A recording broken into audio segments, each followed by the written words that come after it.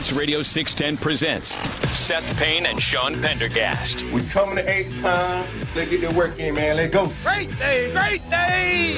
Oh, give me some juice, baby. Hey, what's happening, everybody? Happy Wednesday to all of you. Nice to be with you. Appreciate you getting up with us. It's a good day. It's a good day today. It's a good day. How you feeling, buddy? I feel good. I was talking to Brandy. I was rewatching the Bills game early this morning because I hadn't gotten to see all of it. Mm-hmm. I had missed Justin Reed and his smacking of Shakir there on that one play. Yeah. I missed Justin Reed somewhat. But we were talking about how, like, the difference in feeling between the Bills fan base having lost a game in the playoffs and the Texans fan base having lost a game in the playoffs. And I'm guessing Western New York right now is basically shut down like they just had another snowpocalypse. Emotionally, they had an emotional snowpocalypse because they've been ejected from the playoffs 3 times by the Chiefs. The Texans, it's completely different. There's just such a feeling of optimism within maybe a 24 to 48 hour period. It's fun. I'm going to enjoy this. I'm going to enjoy the ability, without guilt or shame, to be okay with not just getting ejected from the playoffs, but like thrown out of the bar into the gutter. Summarily tossed into a dumpster, like an old school comedy. Yes. Yeah, like out through the saloon doors, out into my horse's ass. They do that thing where they grab the left hand on the scruff of the neck and the right hand on the belt, and they toss you out like a sack of potatoes. Yeah. Oh my God, that's funny. They throw my hat after me. Well, because this will be the last year we can do this, in all likelihood, right? This will be the last year that we can, still on the Wednesday following a really just an abysmal playoff loss, that we can feel good. I like the expectations will have changed this time next year. You know, if you get tossed, and I'm not saying you got to win the Super Bowl next year. It would be amazing if they did, but I do feel like now we're in an area with this team where we were with previous iterations of the Texans, where losing in the divisional round will not feel good enough next year. You know what? I guess, and this is another part of it, the reason Brandy and I were having the conversation was because as I was wrapping up rewatching the Bills game, I was thinking about the matchup between the Ravens and the Chiefs, and just really how completely soul-sucking that Ravens defense is. I mean, man, I'm having a hard time seeing the Chiefs beat the Ravens. I really am. And maybe I've got recency bias and all that, and I was just damaged emotionally by the Ravens, but I still I'm going to be really surprised if the Chiefs pull that one out. Spread's only 1.5 last I checked. I know. And that's with the Ravens at home. I mean, so they're saying the Chiefs are a better team. The Chiefs, who down the stretch in those last 3 games, scored 1 touchdown and 13 field goals. They were not a great offense. And everything they did in that game versus the Bills really was predicated on the Bills linebackers just being completely decimated. I was going to give credit to Romo. I felt like Romo called a pretty clean game. I never enjoy when there's any kind of penalty situation or review situation because he needs to let the official talk. But yes. the one thing I'll take him to task for was in a 3-play sequence in the fourth quarter, he said, "Well, you know, the Bills linebackers are banged up, and if you don't have linebackers you cover, you got to blitz." 2 plays later, "This is why you don't blitz the Chiefs." I'm like, well. Yeah, come on, man. Do you think he forgot he had said that 2 plays ago? Or do you No, I think honestly he was. Yeah, I think he meant it more like you're damned if you do, damned if you don't. He just didn't have time to say it. Yeah. I think with Tony sometimes, how would I phrase this? It depends on what kind of frame of mind he's in. For the game. Okay. I know what you're saying. There's sometimes he's in a frame of mind in which maybe it's almost it's almost like inebriation, so to speak, almost where you're just free flowing and everything. Almost sure. That. Yeah. Sure. Actually, and then there's other times when he's dialed in. Yeah. Actually, I'm looking now. Spread's up to 3.5. So it started at 2.5, went down to 1.5, and now it's at 3.5. Which that's a big 3 is a big threshold. Like 3.5, it's more than a field goal game now. So, well, the other thing too about the Chiefs versus the Ravens that I'm curious about is that the Chiefs didn't have Willie Gay, their linebacker, who's typically their spy in that game. So, first 3 quarters, Josh Allen was, the first half especially, but the first 3 quarters, Josh Allen was running the ball pretty effectively, and the Chiefs didn't have their guy that they would use as a spy typically. So, I like Willie Gay is a big key for this game this week with his neck injury that he sustained.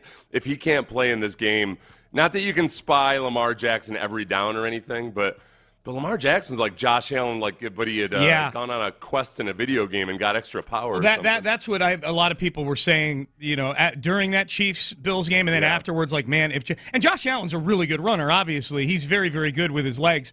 But that was the big takeaway, was like, man, if Josh Allen is doing this to the Chiefs, what's Lamar Jackson going to do next week to the Chiefs? And the Chiefs are a good defense. Both those defenses are just very sound. Mm-hmm. The one, this is another flub Tony had. I was angry at him because I had to go fact check him. At one point in the game, he said, both these defenses are amongst the best in the league at taking the ball away. And I'm like, I'm pretty sure that's exactly false with the Chiefs. And, the Chiefs are 27th in takeaways. Okay. So Tony's just spewing things sometimes. Yeah, whereas the Ravens are first or second in the league in takeaways in the regular season. Yeah. So, as much as I feel like I'm saying this every week lately. I got to figure something out for next season. You can talk about takeaways. You can talk about turnovers in any given football game. It's always a big deal. But there's a pretty big disparity between these two defenses. One is just way more opportunistic than the other. The Ravens are way more opportunistic than the Chiefs. I'm excited for these games. It should be fun. You were you bringing up Buffalo, and I got thinking about this because, as you mentioned, like the city's probably shut down out of despair. Yeah. The fact that it's not just that they lost because a field goal kicker misses a 44-yard field goal, wide right of all things, as Jim Nantz pointed out. But the fact that they got so lucky with that Hardeman play down near the goal line that would have put the game away, right? Like the Chiefs are ready to go in and go up 2 scores, and they forced the fumble on Hardeman. That was, it was a fumble by a fraction of a second, right before. It really was like if his hip had been, if he was wearing like thicker undershorts under his football pants. Right, if he's wearing old school Eric Dickerson hip pads, he's down. He's down. Yeah. And instead it rolls out of the end zone and they get the ball. And that had to be where, if I was a Bills fan, I'm like, it's turning. Now they're the cursed one. We're not the cursed ones anymore. We got the lucky play in this game. You know where I also felt like that was when in the first quarter, Josh Allen threw that lateral, and they were wondering whether it was a lateral or a forward pass or not. And the Chiefs didn't challenge. Right. And immediately, I was surprised. I was surprised Jim Nantz didn't bring up the Frank Wycheck lateral versus the Bills in the AFC divisional round, because that was a big, obviously. Yeah. That was one that went against the Bills. Music City Miracle. Music City Miracle. I couldn't remember what it was called. Yep. But man, what a tease for Bills fans. The luck is finally turning. The gods are on our side. Wide right. Brutal. And then poor Tyler Bass, the kicker. Yeah. I read in an article this morning, Sean, that Tyler Bass, here it is right here, despite his heartfelt message, he must have written something on Instagram about, sorry, I screwed everybody. Bass received hate on his social media following the loss. Wow. You don't forcing him to delete his accounts. Forced him to? He didn't lose his farm to a tornado. He didn't have to force it. It didn't force him to delete his accounts. It's messed up that people would go after him like that, but he didn't have to delete his accounts. That's funny. He Forcing him. Forced to delete his app. You could just set his phone down. My God. Right. Delete the app.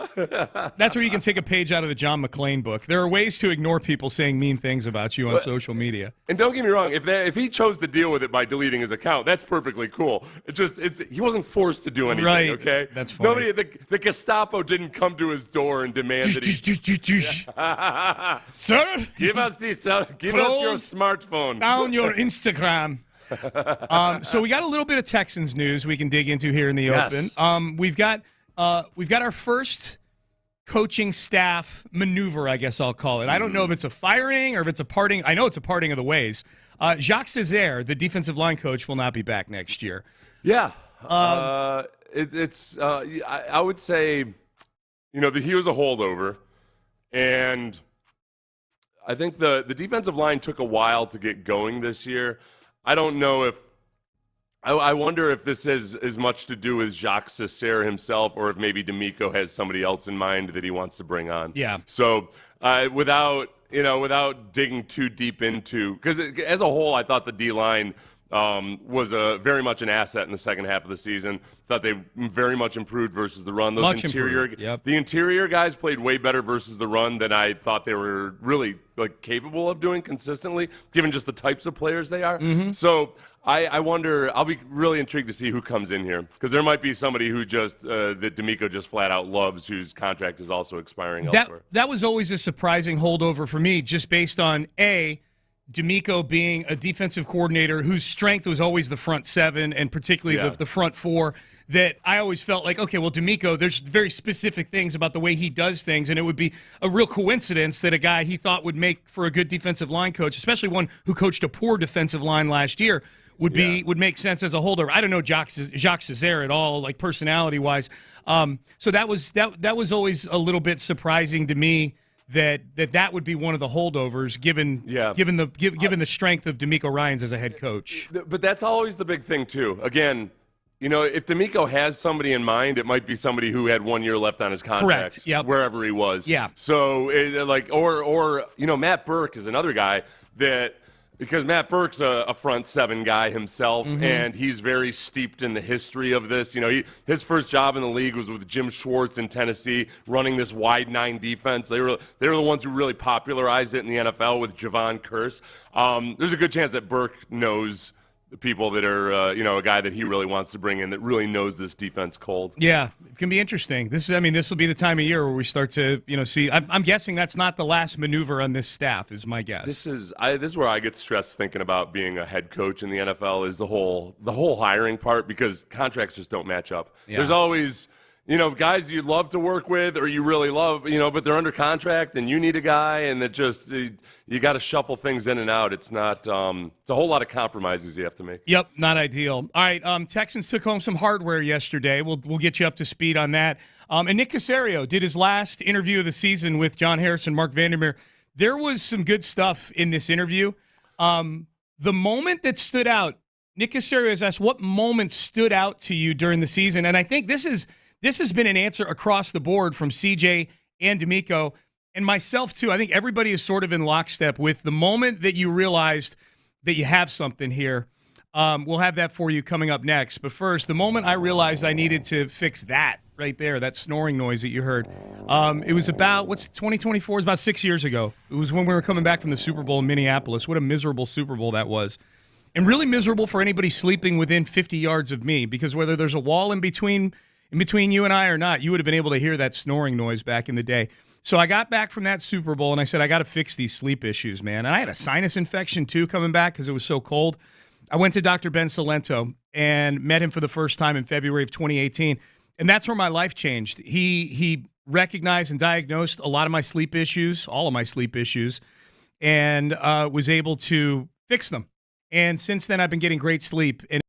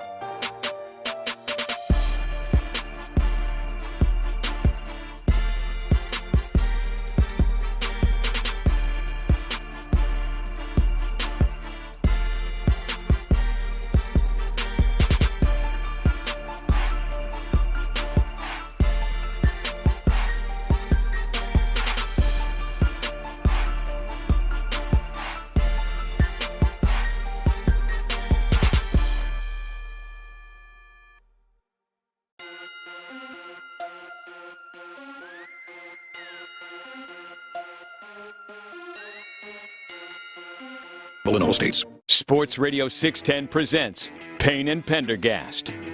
Payne and Pendergast with you on a Wednesday. Quick text message, because I realize that not all of you listen every day, all 4 hours. Why? You need to. I don't know. It's silly. What announcement did you guys make at 9:55 yesterday? Funny you should ask. Thanks to the good folks with Yingling Flight and the Low T Center, we are going to the Super Bowl. We're going to Radio Row. We're going to be on Radio Row in Vegas at the Super Bowl the week of February the 5th through the 9th. So we are back, baby. Back. I wonder if I should go start hitting the Low T Center before we go to Vegas, so I can power through. That because what time will that be? Our time Pacific.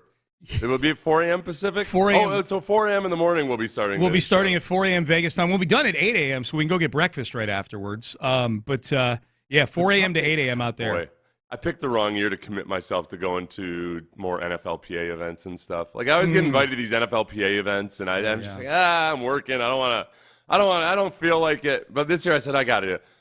People are dying. I got to go see some of these guys, and that's nothing scandalous. Anybody, just people die. I'm 50. Yeah. I'm almost 50. Right. Yeah. But I'm probably going to be going to bed at 6. All right. Do I go nocturnal? Let's do that. I'll go nocturnal. So you're going to sleep during the day, and you're going to... I'll sleep from 9 a.m. till 3 p.m., and then I'll get after That'll it, work. I'm more worried about the show. week we get back then. Of you converting back to normal from nocturnal. I told you, yeah. Okay, that might not be a good idea. I had to reschedule my cardiologist appointment. It was scheduled for like the Tuesday after we got back. I'm like, that's not going to be an accurate representation of I don't think where they'll get am. proper Yeah. readings that Tuesday after you get back. No. Yeah. Pro Football Writers Association names C.J. Stroud Offensive Rookie of the Year and Will Anderson Defensive Rookie of the Year.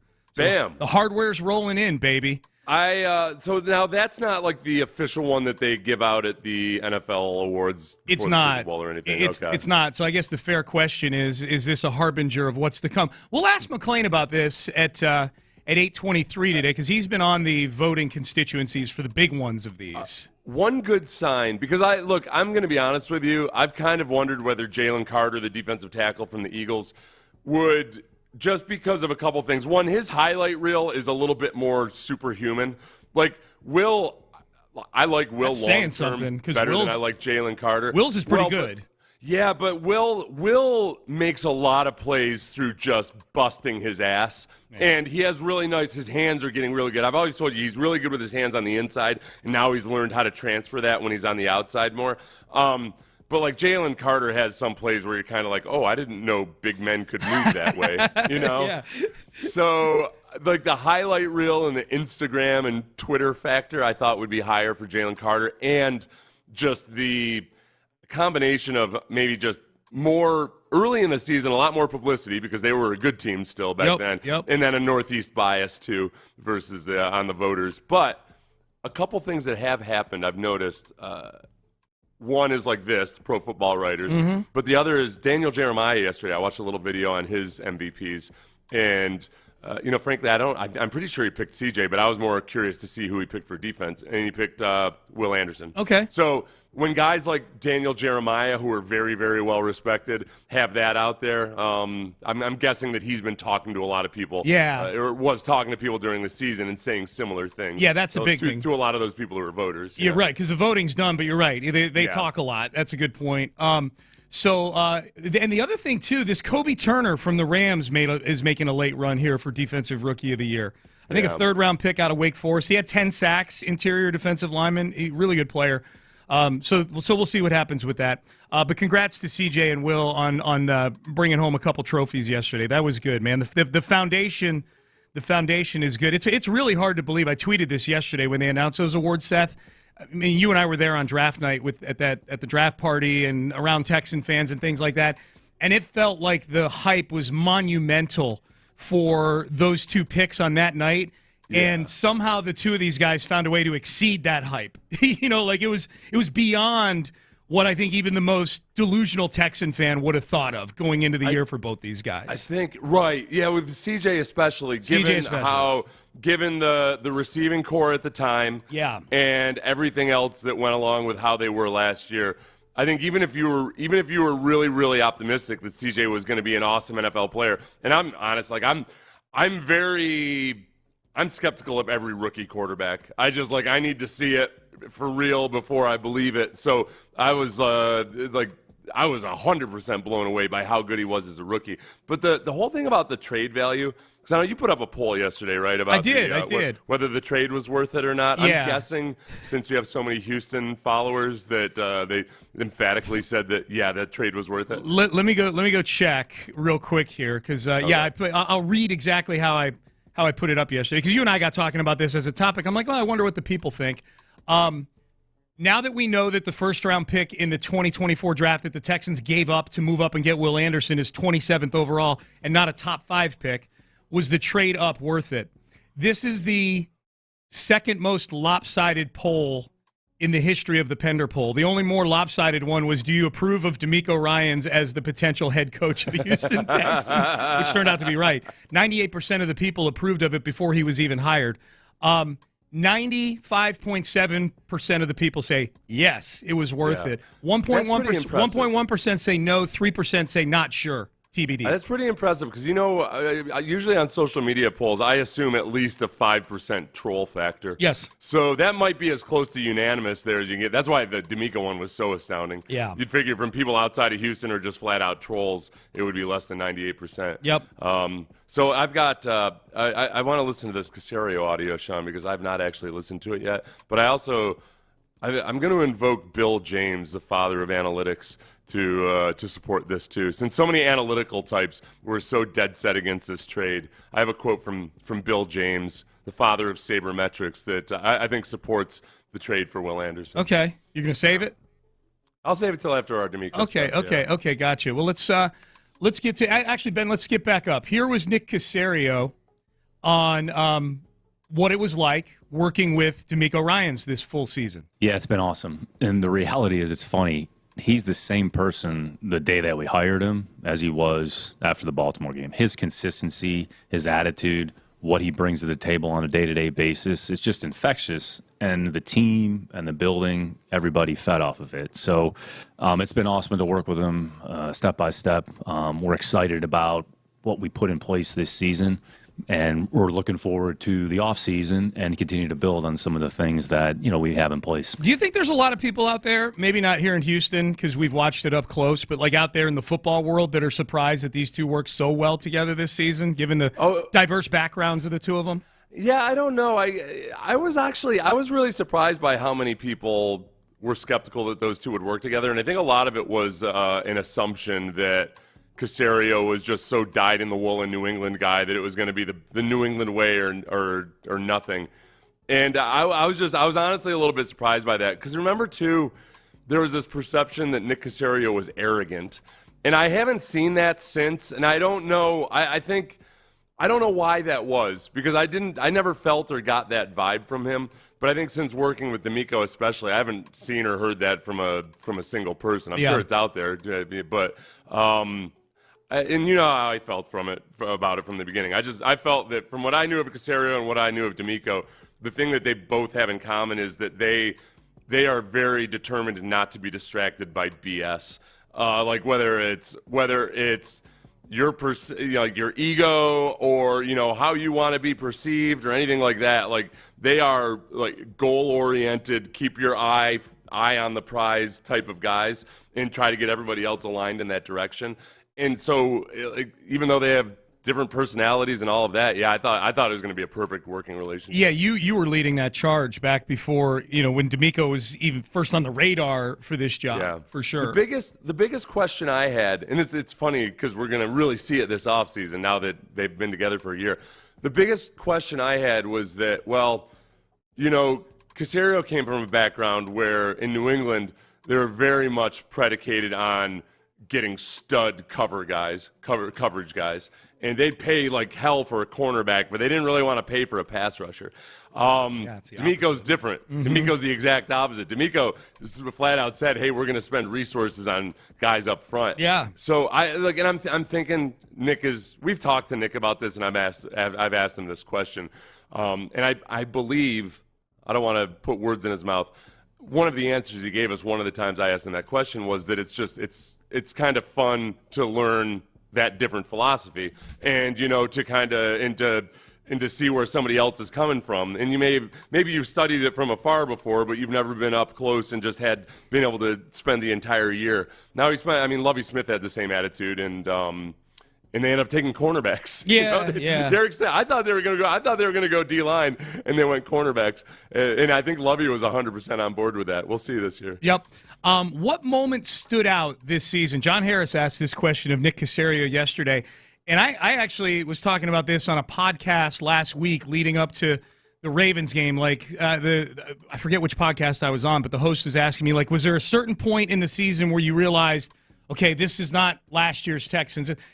Everybody seems to have had the same answer to this thing. Here was Nick's answer. I think the Pittsburgh game, was certainly a good team victory because we got contributions from a number of different people in a number of different phases, and that against a good team. Yep. They were a good football team. We're talking about two good edge players, good offensive skill players, and we played well. We played with the right mindset. We played with the right mentality, and we did some things, I would say, in all three phases where when you look at that game, you say, all right, that looks like a pretty good football team. I think the road win in Cincinnati, was certainly, a big win on the road against, one of the best teams in the AFC. And we played well in critical situations and critical moments. So there were just at different points, you're able to see kind of the evolution of the team take place. Kind of hit a little rut there with the Jets game and kind of right around there. But at the end of the year, we ended up winning, 3 of the last 4 of the last 5 before the Baltimore games. So I think there was, I would say, glimpses at different points, and then as we got going there midway through the year, and especially after the Cincinnati game, all right, we might have a shot here to put ourselves in a position, but anything comes down to individual execution in each game, and we kind of took a week-to-week approach, and, at the end of the year, we were playing pretty good football and put ourselves in a position where we have a chance to play January football. Here was my take on it, Seth. The Steeler game in Week 4 was the first time for me. I'm like, okay, well, we might have a real team here. They beat them 30-6. They beat them soundly in that game, and that was where I felt like, okay, we might have a team here. The Tampa Bay game was where I felt like, okay, we might have an elite quarterback here. We have one of those guys where you can't leave too much time on the clock, and that's one of the biggest weapons you can have in a league where 85% of the games come down to the last 5 minutes. You got that guy, I think that's where it was really cool to kind of hear some of the comments from opposing players and anonymous quotes from coaches or scouts over the first few games, including the first 2 losses, where in a way that it meant more when those teams would compliment CJ for the way he was playing because it wasn't based on athleticism. When a rookie quarterback comes in and he can hurt you by running or making a circus throw or something, then you're never quite sure exactly how that's going to age or travel. But what they were talking about was very much like the pure quarterbacking stuff. I should say pure passing stuff, more so than anything that was sensational athletically. That's where I started to get excited. Because then, because that flies right in the face of all the S2 stuff and whatever other questions there were about that. Yep, absolutely. The other thing, too, my Bill James thing. Yeah, I just wrote Bill James down in big letters on this sheet right here. I couldn't get this out of my head. I was trying to remember where I had heard this one quote, which was, just because you can't measure it doesn't mean it's not real. And that was actually a Jeff Luno quote in Moneyball. And it was in a section of Moneyball. That's what I tell not Moneyball, not Moneyball, Astros Ball. I tell my wife that all the time.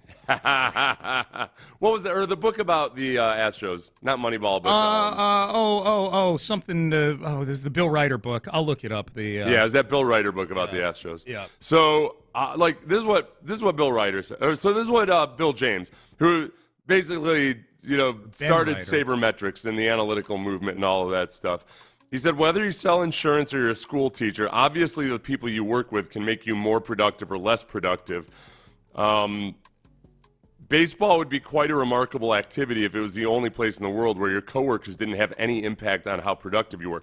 He said this in response to basically a lot of analytics people who would say, well, you can't measure team chemistry, so why bother even worrying about it? Yeah. And Bill James, the father of sabermetrics, would say, listen, there's just some things that you can't, just because you can't measure it doesn't mean it's not a factor. That's right. And the dangerous thing is that, okay, you can take that philosophy and do a whole lot of damage. Because then you can use it as carte blanche to be like, well, don't give me your measurements. I'm going based off of something that doesn't matter at all. That defines the Easterby era here in a way. Right, yeah. Let's just spend on culture and esoteric things, Yeah, all these things. And that's why when you talk about chemistry, people are cynical and skeptical of it, as am I, because the vast majority of time it's BS. Yeah. And people don't actually know what they're talking about or what they're looking for. So what I've really been blown away with this year is, man, I'm watching those postseason pressers by D'Amico, CJ, and Will Anderson, and they're saying all these things that honestly you don't hear a lot of coaches or players talk about. I'm like, Will Anderson's 22 years old, and he's talking about how important it is that everybody really go out of their way to show care and concern to all the workers in the building, not just their teammates. Like, he's 22. C.J. Stroud talking about like almost philosophically about things in a way that most 22-year-olds don't think about things. And then D'Amico and like how his driving force, and you see this, it's not bogus. His driving force is helping guys, helping players become better players. Yeah. It doesn't ever feel like it's about, it doesn't feel like it's about his ego or anything. And honestly, there's a lot of really successful coaches where it is all about their ego. Sure. Okay, Sean Payton's an awesome coach, but I don't think he's driven by the same things D'Amico is. 100% no, yes. So the culture in this instance, I think, is real, and they know what they're talking about. The reason I get really excited about that is if I think about teams that are perennially competitive, two of the teams that stick out are the Steelers and the Ravens over the past couple decades, really. And I think, honestly, if you establish it the right way, it comes as much from the players, if not more, than the coach himself. And a lot of it goes through the types of guys that you're getting in there. But once you establish that culture, as long as you keep bringing in similar guys, it stays. It perpetuates. These Ravens defenses have been through at least 6 different defensive coordinators have just been continually awesome. And a lot of it starts with those guys back from the year 2000. Yeah. It's crazy. Yeah, it's really, really cool. And the two guys setting that tone are 22 years old, as you point out. It's really cool. Ben Ryder, not Bill Ryder. That was my mistake. Astro Ball, the new way to win it all. Astro Ball. Yep, that's what it is. All right, let's get to headlines in the next segment. Boy, we got a lot to get to. Billy Wagner got screwed again. We've got some Texans news that we'll get to, a little NFL coaching news as well. Headlines are next. Kirk Homes, if you are building a custom home, choosing a builder is probably the most vital thing, right? But you're thinking but what about the plans and the designs? Aha! That's why Kirk Homes is so awesome. They have their own in-house design center, so you're working with their designers, their engineers, but telling them your dreams, and they listen to you. They're not going to try to sell you on what they think your dreams should be. They listen to you because they've been doing this for 3 generations. They love doing business this way because they genuinely end up building you the home of your dreams, and they have a whole lot of happy customers. Check it out online at kirkhomes.com, spelled K-U-R-K, because at Kirk Homes, it's all about you. The Astros are back in business.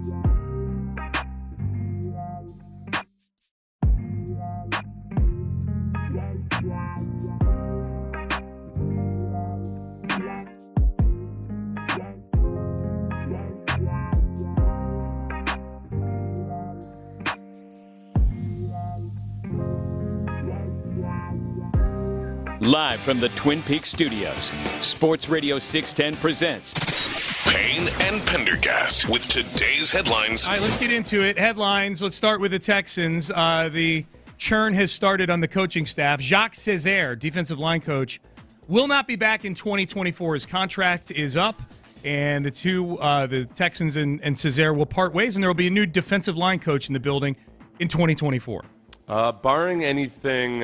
Barring anything scandalous or anything, which I have no reason to anticipate, this could have been as simple as, okay, D'Amico didn't feel like he was working well with everybody, or they didn't see eye to eye, whatever it might be. They just weren't a great match. Or it also could be that there's somebody else out there that he's liked for a while who doesn't have a contract, and maybe they bring him in. So, the assistant defensive line coach who I'm blanking on. Rod Wright. Yeah. Maybe D'Amico's just been impressed with him and feels like it's his time to get a turn. Yep. Although I will dig. I'll try to find something scandalous. Yes. If I can't find one, I'll make it up. Investigative Payne is my favorite Payne. Yeah, go get the dirt. That's my least favorite type of pain. Yeah.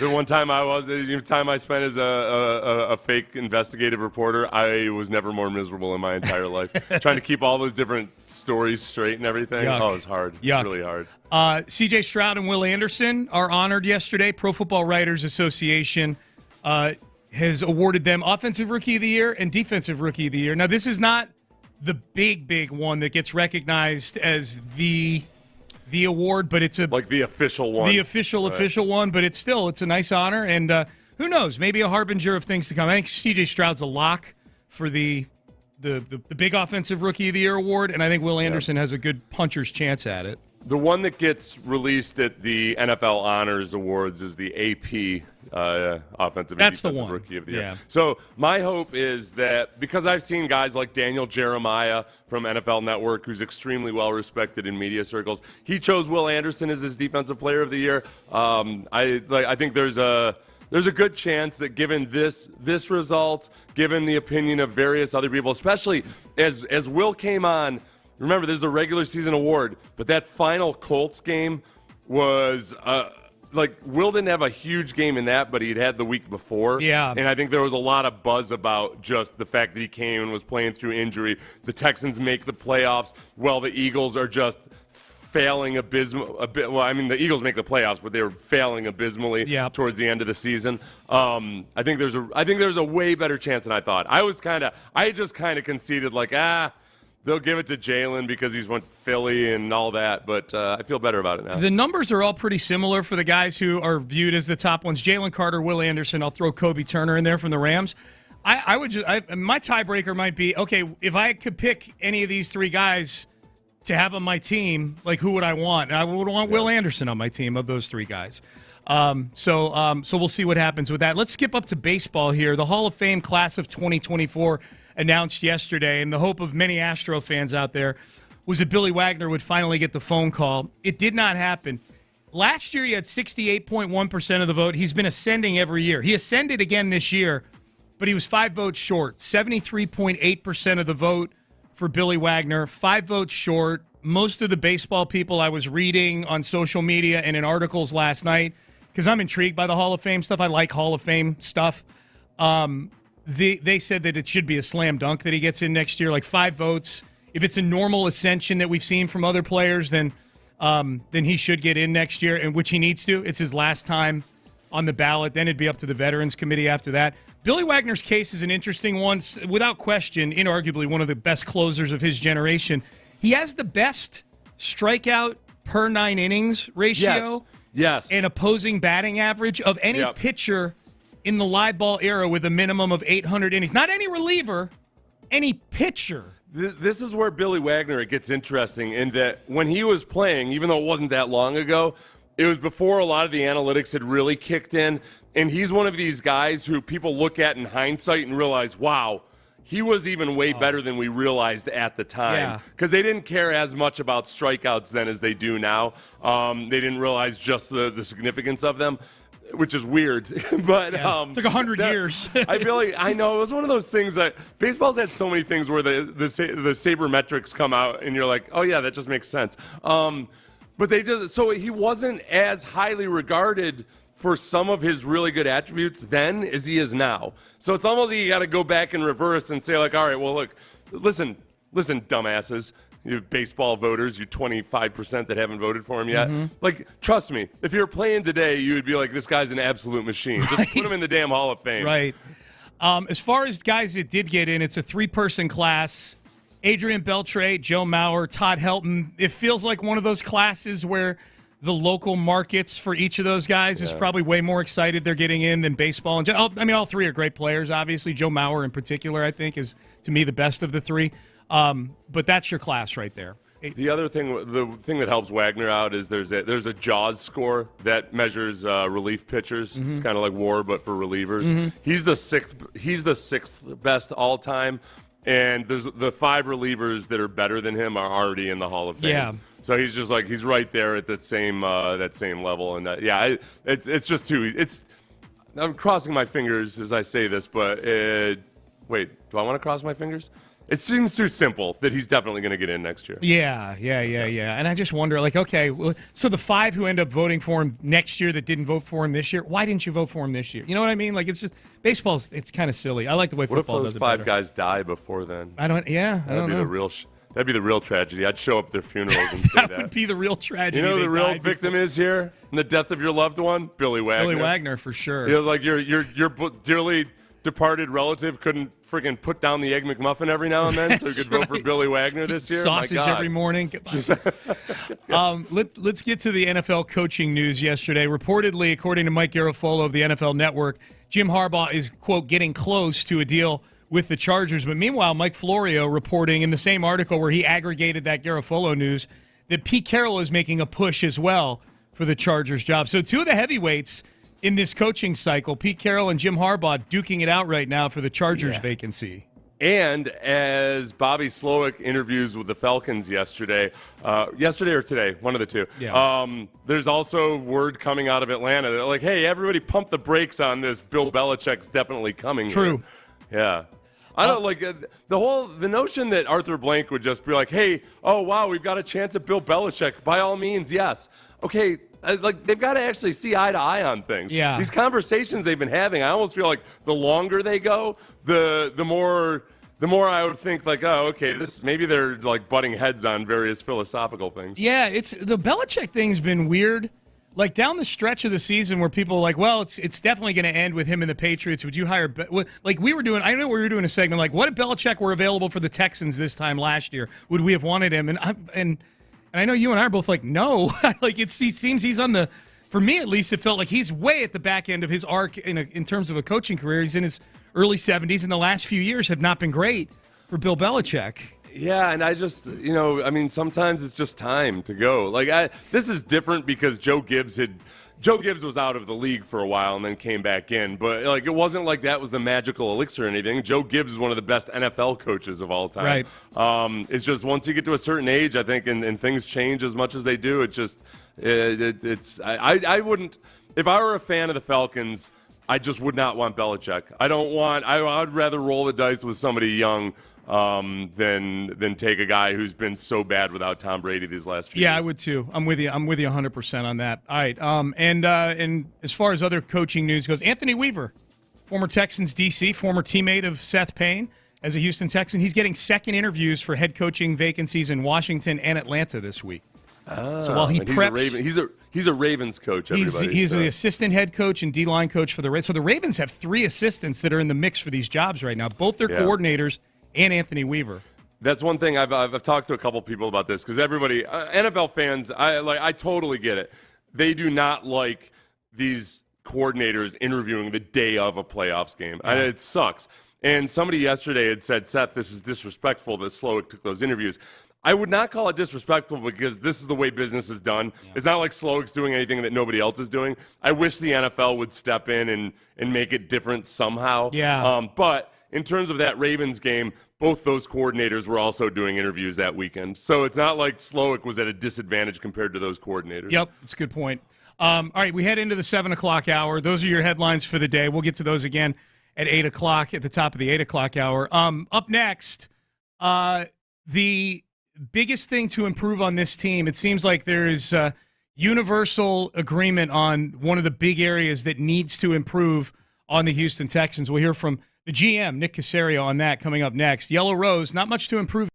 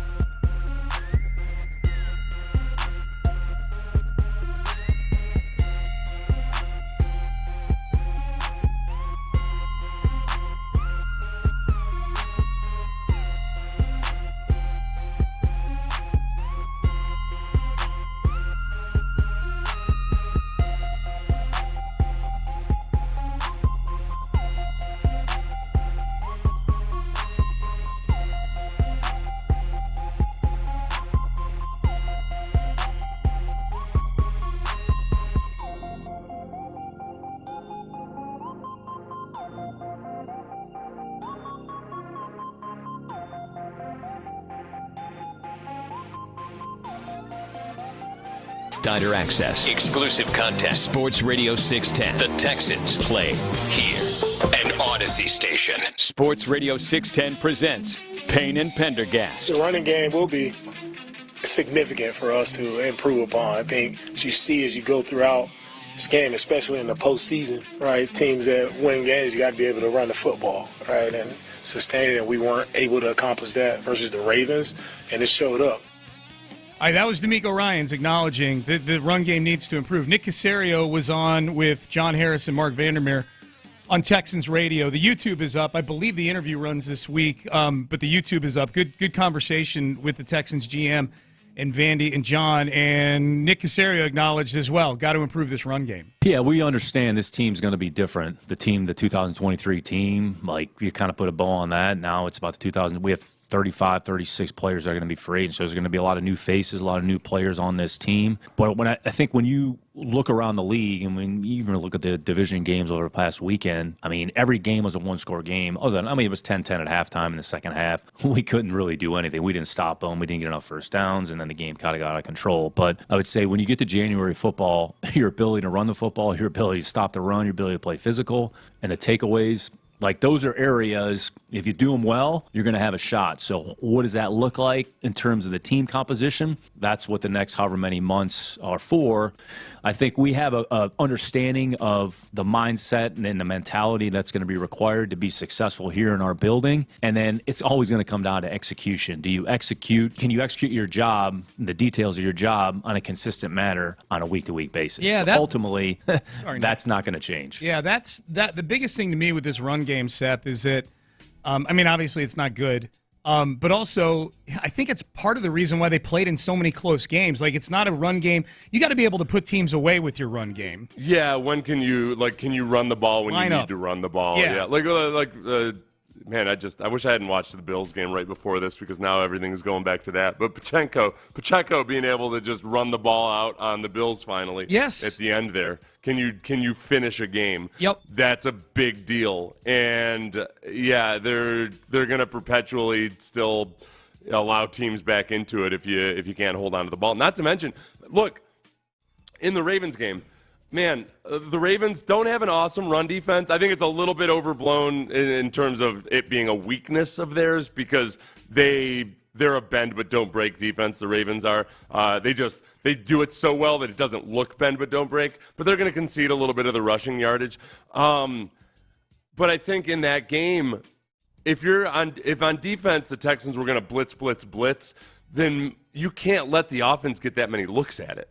If you're just, after a while, they start to get a beat on exactly what you're doing, and they have a plan for it, as they did. If you could sustain some drives, even if it's not electric or anything, but just sustain some drives and keep the defense off the field, you still have a little bit of that ambush effect on the offense, and they couldn't do it, obviously. 38 yards rushing. Yeah, it was bad, and that's the thing. Like, you're right back to square one where you were at the beginning of the year, which is you just can't run the football. To me, the way they ran the ball at times down the stretch, running it poorly, it makes those games like where Devin Singletary was getting 120 yards or 150 yards more of an aberration than any sort of indication. Like, oh yeah, they were starting to get it as the year went on, that sort of thing. Like even bad teams are able to run the football at times during the season.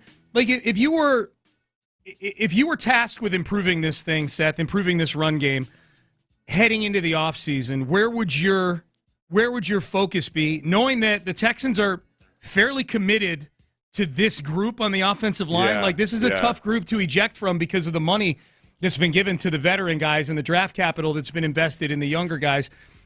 And you've got a running back room that you could just hit a red button and explode and start over if you wanted to. I think that there are a couple things. One, Slowick talked about, look, they've got an offensive line coach who'd never really been in this scheme before. And it was a process getting him up to speed, Chris Strausser. And that begs the question, all right, well, how come he was your offensive line coach if it was going to take a while to get up to speed?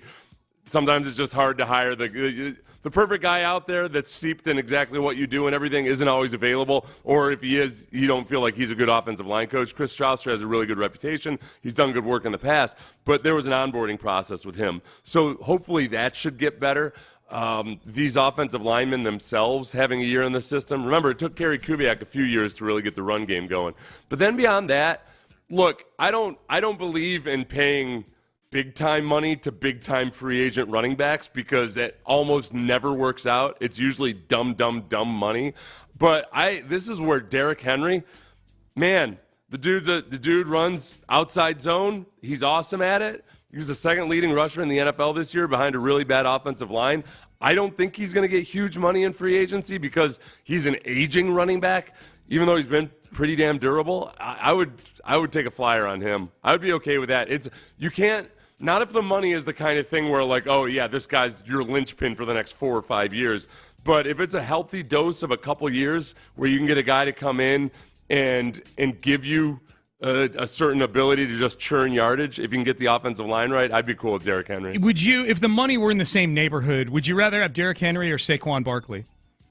If the money were in the same neighborhood, I think I'd rather have Derrick Henry. Really? Yeah. Let me look at did Saquon stay healthy this entire season? I think he did. Yeah. I mean, the Giants were so off the grid this year. The thing I don't like about Saquon in general is that it's again, if we're talking about like, hey, can you guarantee me that you're going to get 3 yards? He's not that guy. Now his ability as a pass catcher goes a long way too. That's why I ask. That's the differentiator for me. Yeah, I don't know. I guess part of it is I'm kind of burned on them not using Singletary more as a pass catcher this year. Yeah. That like I felt like Singletary for the first 2/3 of the season just was A, not being used enough as a runner, and then B, really wasn't being used as much as he could have as a receiver. Saquon played 14 games this year. Yeah, he's playing. It's been a few years since he missed a big chunk of time. It was that 2 years ago he just wasn't quite himself. Despite he put up 1,300 yards, but he had like that stretch where he was banged up and injured in the middle of the season, and towards the end where the Giants just weren't any good. Mm-hmm. And so one of the weird stories this last offseason was like people were just ignoring the fact that the Giants kind of sucked in the second half of last year. Yeah. And that like somehow because they had a good overall record, they were going to be an awesome team this year. Different. Well, and when they had a good record last year, they did make the playoffs. They finished 9-7-1, I want to say. Yeah. Something like that. But even when they were getting out to a good start, it was a lot of fluky things, stuff, they had a late I remember a game against the Titans, they had a late comeback and they went for 2 and they got it and that kind of stuff. It was, what it was? It was having that surprise performance in the playoffs, I think, that skewed people. Yeah. They thought like, oh wow, look, they're in the playoffs and oh wow. Okay. And they won a game. Yeah, they beat Vikings. Kirk Cousins, which was just as fluky of a team. 2 teams that won a bunch of close games going against each other. I know for 100% certain this will be my least popular take about wanting Derrick Henry over Saquon Barkley, but I don't give a damn. Give me a full-grown man, damn it. This team needs more full-grown men, like big pipe-carrying ass kickers that you would want. That's just like that's my. You know what? For anybody they sign on offense anymore right now, until this team shows physicality, I want guys, the classic test of like, who do you want with you in a bar fight? Yeah. I want Derrick Henry. I want Nico Collins. I want CJ because I feel like he might actually be able to,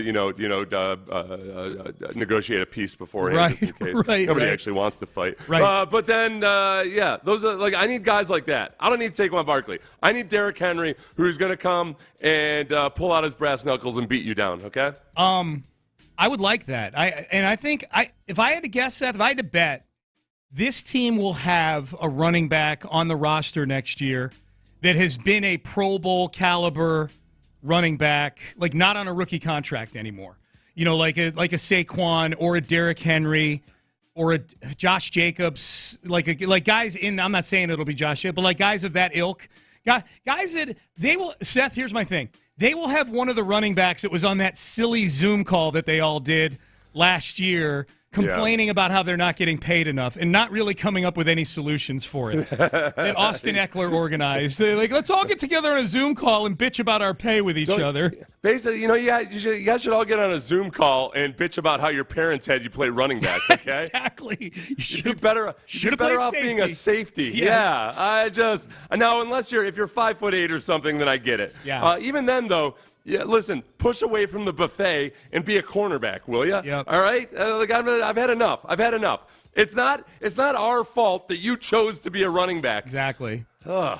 I tweeted yesterday. I'm sorry you're only making $11 million a year. Yeah. Oh, my God. I just how can I sleep at night? Oh. They're doing okay. I tweeted yesterday, I retweeted a graphic about Saquon. There was a graphic from PFF for Saquon that had what could Saquon Barkley's next team be? And the Texans were one of like 4 teams that were listed, and I just retweeted, said I'd do it, and with no context, like no, I'd do it for $7 million, but I just put I'd do it just to see how people would react. Yeah, I think it was split right down the middle. I think there's a lot of people out there. There's a lot of people out there that I think got tired of watching Devin as good as Devin Singletary. I think we got the best version of Devin Singletary behind that offensive line that you could possibly get. So what I'm about to say is not shade at Devin Singletary, but I think people got tired of watching Dameon Pierce kind of struggle his way through this offense and Devin Singletary be your bell cow. You know what, man? The whole thing about Saquon Barkley with me is he is what everybody thought Jadeveon Clowney was, which is like, all right, man, he's some big flashy plays in college, but not really in the NFL. Whereas with Jadeveon, I always felt like, man, he doesn't have the reputation in the NFL that he should. He's actually plays his ass off when he's out there, and he's chasing dudes down 30 yards downfield. This perception is not fair. Whereas with Saquon Barkley, it's like the scouting report on him in college is borne out in the NFL where, yeah, he has some huge plays, but I also can't trust him always to just churn out yardage when I need him to churn out yardage. But there's a bling appeal to him, and I'm not fooled by the bling. I need barroom brawlers. I need somebody who will have my back when I talk smack as I am wont to do. Okay? I need someone to fight my fights for me. So go take care of these Ravens fans that are still coming after me. Damn Barroom brawlers, that's the theme. That's the theme. Oh, speaking of Clowney, text message. Dalton Schultz, this is true. Dalton Schultz got his ass kicked by Clowney on a few reps. Did you guys see those? Yes. Hey, it wasn't a good audition for Schultz trying to get. Man. Look, there's a handful of tight ends in the NFL who are good blockers. Dalton Schultz is not one of them. Mm-mm. I saw people saying he doesn't want to block, and they cited those plays as examples. I was like, I'm pretty sure he wanted to block Jadeveon. It wasn't happening. It's kind of like you wanting to date a supermodel, all right? It's just it's not happening. Okay, not you, Sean. Of course you could if you wanted to. Oh, yeah, I'm sure. You're right. married to one. Yeah. But if, like any random person criticizing Schultz for not being able to block Jadeveon Clowney, that's it. Sometimes the bear eats you. That's right. That's a good way to put it. Text message, do you have any hope for Kenyon Green? What's the Kenyon Green factor heading into the offseason here? Is he just is he found money at this point if he pans out, Seth? Are you planning on Kenyon Green? Should Kenyon Green be part of any plans for this team? That's the question. Can you move forward just confident that Kenyon Green's going to be your guard? And I say no. I do think that when it comes to allocation of resources, you've got a lot of money and draft picks allocated to your offensive line right now. Now, like, just because you've spent bad money on something doesn't mean that you should never spend money on it again. But there are other areas of weakness on your team. So there's a certain part of this offensive line where you just got to say, all right, you know what?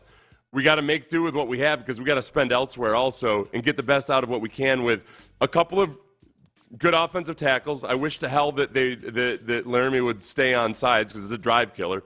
You might as well be letting up sacks with each one of those false starts. Especially, you know why that is, Sean? Because especially when it's like a false start on 3rd and 5. You go from 3rd and 5 to 3rd and 10. Like, oh, my God. Okay, I don't want to get off on a rant. You've got a lot of money spent on your tackles. You've got a good, hefty contract on a right guard who's good enough. That's 3 good offensive linemen. You can make do with 2 passable offensive linemen. So you were playing with your 4th option at center for the better part of this season.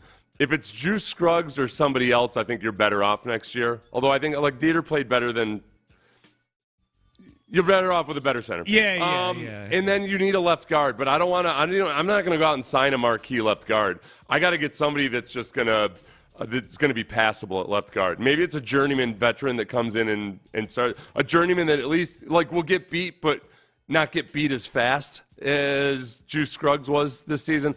Patterson, I think, is a potential guy, and then there's Kenyon Green. So I'd say journeyman veteran, Patterson, Kenyon Green, one of those guys wins. They were stumping for a big left guard signing on the drive yesterday. Yeah, I know. I was on with them. Yeah. They ran that by you? Yeah, they did. Yeah. I know, Clint made a really good point, which is like, look, your captain, one of the captains of your team and your best offensive lineman is not a guy that's particularly gritty in the run game. Yep. So, like, Laramie Tunsil's not going to be that guy that establishes it. It's got to be somebody else. Yeah, maybe if they got some ass-kicking, scary, had to go to reform school type of left guard, like a Jumbo Elliott type of attitude. He was a tackle, but Jumbo Elliott was – I think he was once arrested. Wasn't he arrested when he was just kicking out a police car window once? I don't know Jumbo Elliott's police record. I'm not sure. I've got a Jumbo Elliott story. I do. So okay. Jumbo, there was a coach, Pete Mangurian, who was a coach at Cornell for a while, but he had also been in the NFL for a long time, and he was kind of like an old school hard ass. There were a lot of people that did not like him who he coached, and there was one time at the Giants camp, Jumbo Elliott was holding out. He was holding out.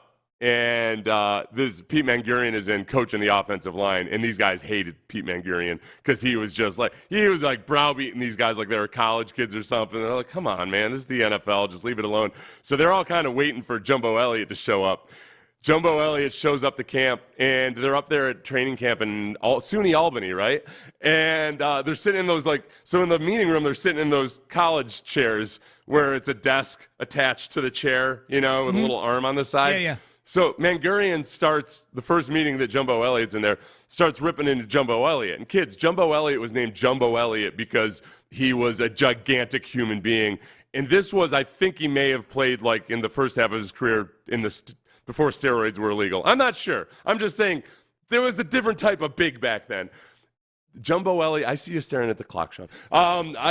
Jumbo Elliott stands up, starts walking to the front of the room with his desk still attached to his body because his legs are too big. So he's walking up like some kind of cyborg, dragging this chair along with his left leg, and with his right arm grabs Mangurian by the lapels with one hand and lifts him up onto the chalkboard.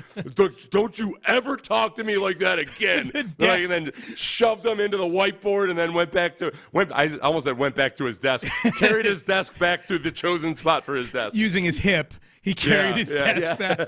That's hilarious. All right, Payne and Pendergast. So they need somebody like that. Yes, we need a desk-carrying, hip-carrying, coach-grabbing monster.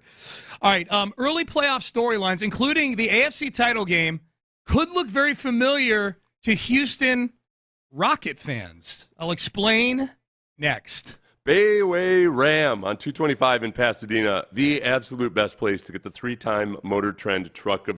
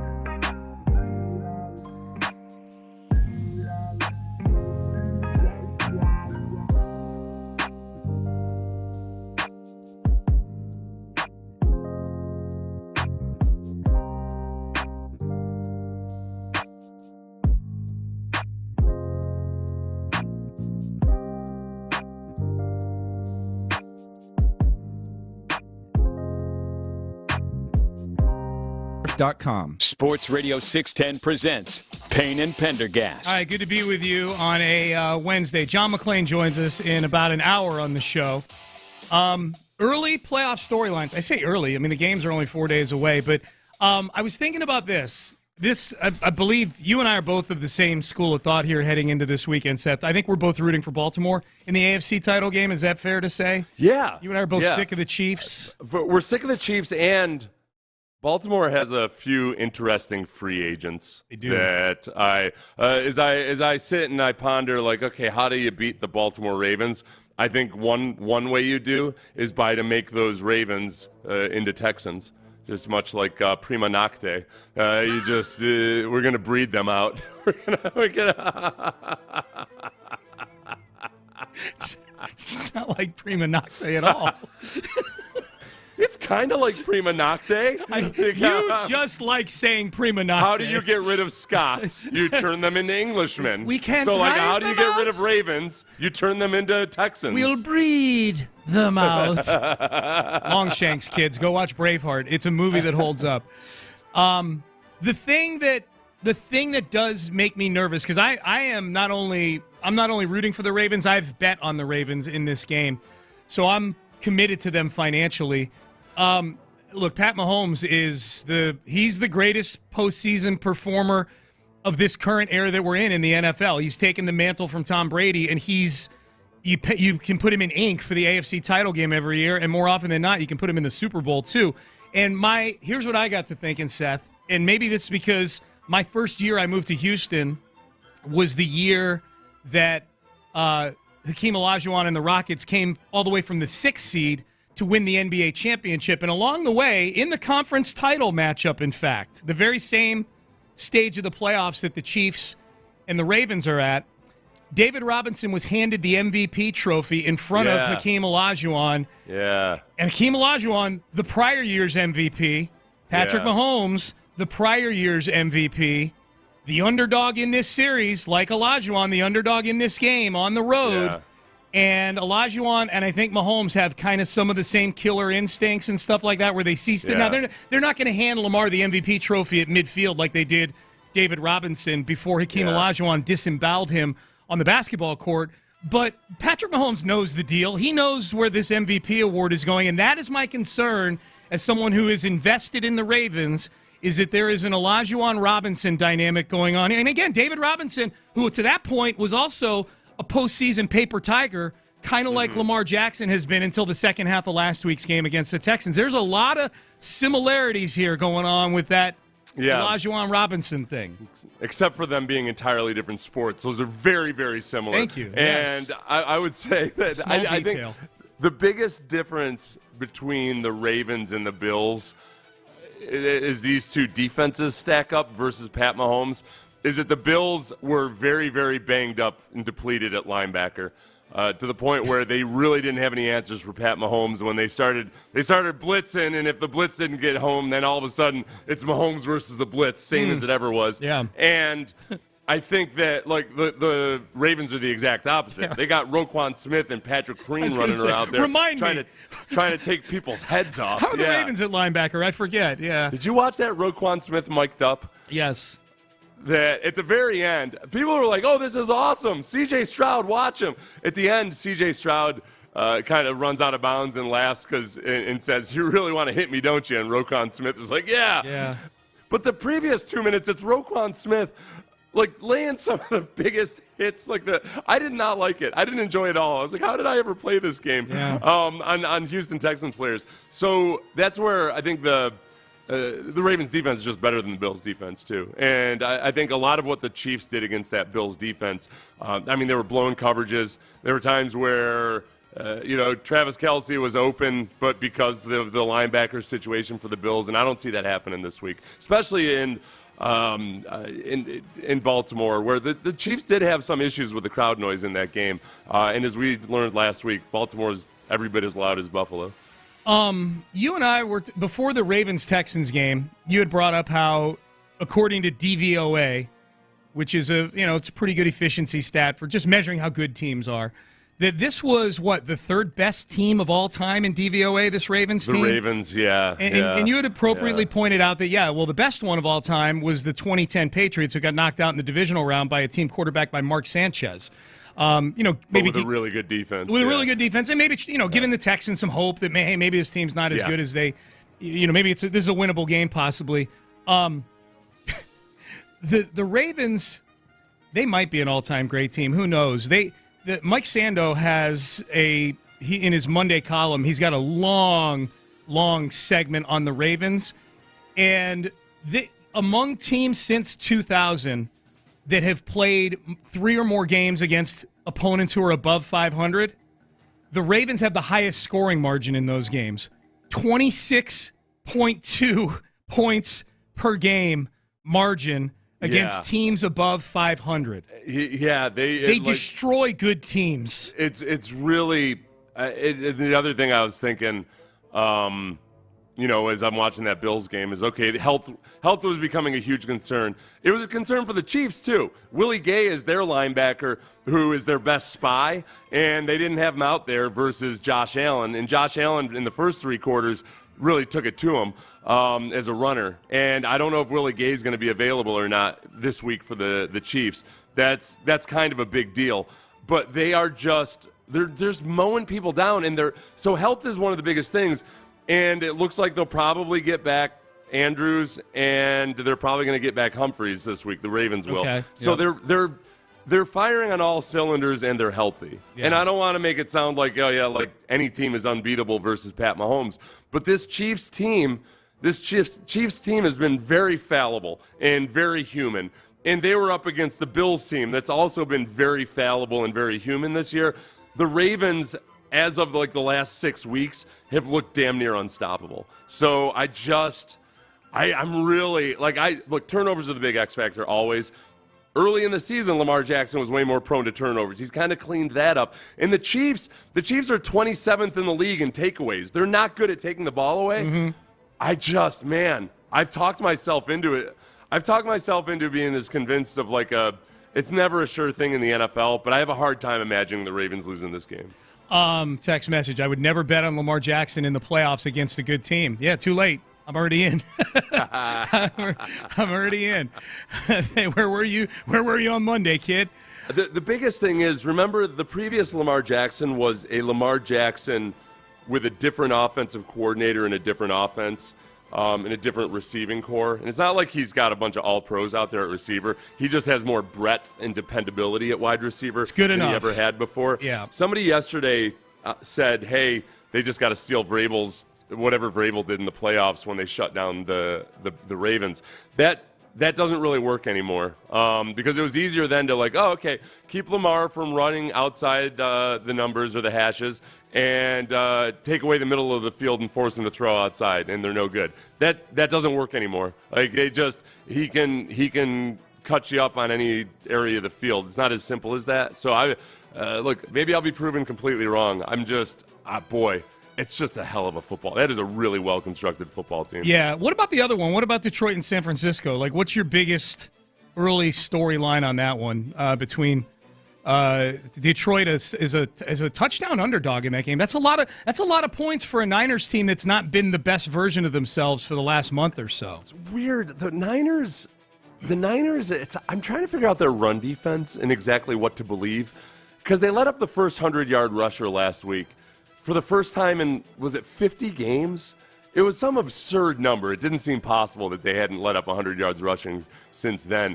And yet, I think a lot of that has to do more with them having leads in games and their ability to take time off the clock and play possession and all of that stuff. So I really don't believe in their run defense.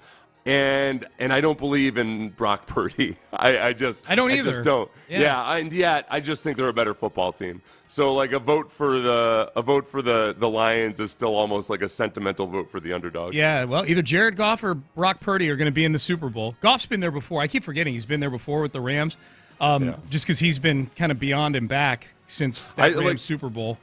Okay, if we did the old flipperoo between Jared Goff and Brock Purdy, put Brock Purdy in Detroit and you put Jared Goff in San Francisco, who do you like better? Jared Goff's a better quarterback than Brock Purdy, in my opinion. Jared Goff in San Francisco, And yet, I feel like because Brock Purdy has all those guys and all those weapons, depending on Deebo Samuel, I mean that's the big X factor in that game is Deebo Samuel's health. Dude, watching the Lions, like the one thing when I watch the Lions, I'm going, thank God the Jags didn't take Aiden Hutchinson. Like the Jaguar, Aiden Hutchinson could be in this division for the next 10 years. Boy, you talk about going for traits over production. Yeah. Because you remember Trayvon Walker, it was curious because he was absurdly athletic and yet didn't produce a lot despite playing on an awesome defense in college. And Aiden Hutchinson produced like crazy, but he had short arms. Oh God, no! You can't take the guy with short arms. Now I do hate short arms on offensive linemen because I see like that kid from the Titans. I guess he played well this year, but every time I see at least twice a game where he gets destroyed specifically because of his short arms. Yeah. I'm like, and I look at, because I was a defensive lineman, I was good with my hands. Yeah. That's how I managed to make it being as slow as I was. I was very good with my hands. So I see a guy like that, and it's like, I see a blocking dummy. I'm like, oh, I'm just going to be able to grab that guy and treat him like my little kid brother and just hold him away from me. And I'm going to embarrass him and make fun of the fact that he went to Northwestern. Nerd. Yeah. And I don't know. They seem to like him there in Tennessee with their crappy-ass running game. I just remember he didn't look all that great against the Texans. I know that. God. No, Collins destroyed him. And did it because his arms were too short. Bingo. Yeah. He was pulling moves and humps and stuff that you typically can't do on guards, but it was because Skoronski couldn't get his little elfin arms into Collins. Deion Sanders was on RG3's podcast and had two interesting things to say. One, do we really believe this is the price list going on with NIL? And he also laid out why he thought Nick Saban is no longer coaching in college. We'll get to that. Some headlines, the 8 at 8 at the top of the hour as well. John McClain at 8:25. Stay there. But first, I want to tell you about soda weight loss. John McClain can tell you about it, too. He's dropped a bunch of weight on soda weight loss. But for me, my journey...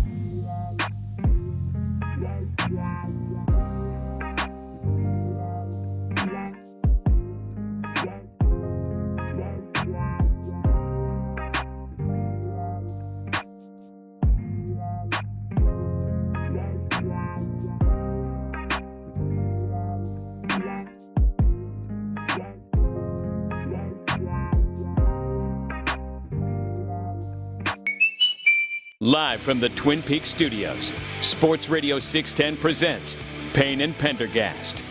All right, good to be with you. We'll do our 8 at 8 at the top of the hour. 8 stories. A lot of stuff to get to today. I said just before we came back, I can't stop saying this, that damn Dak Prescott. Here we go. Had you picked up on that this year? No. Oh, no. Oh, it was awful. It was at the beginning of the year, I noticed that. I was like, oh, that's different. Is he saying, here we go? And he was every single time. I got to think Cowboys fans. That was his cadence, like coming up to the line? Here we go. Yeah. It drives you insane. Once you hear it and you hear it over and over again, it drives you insane. How about all the Cowboys? That's why they sucked at the end. How about all the Cowboy family members going to social media the last few days?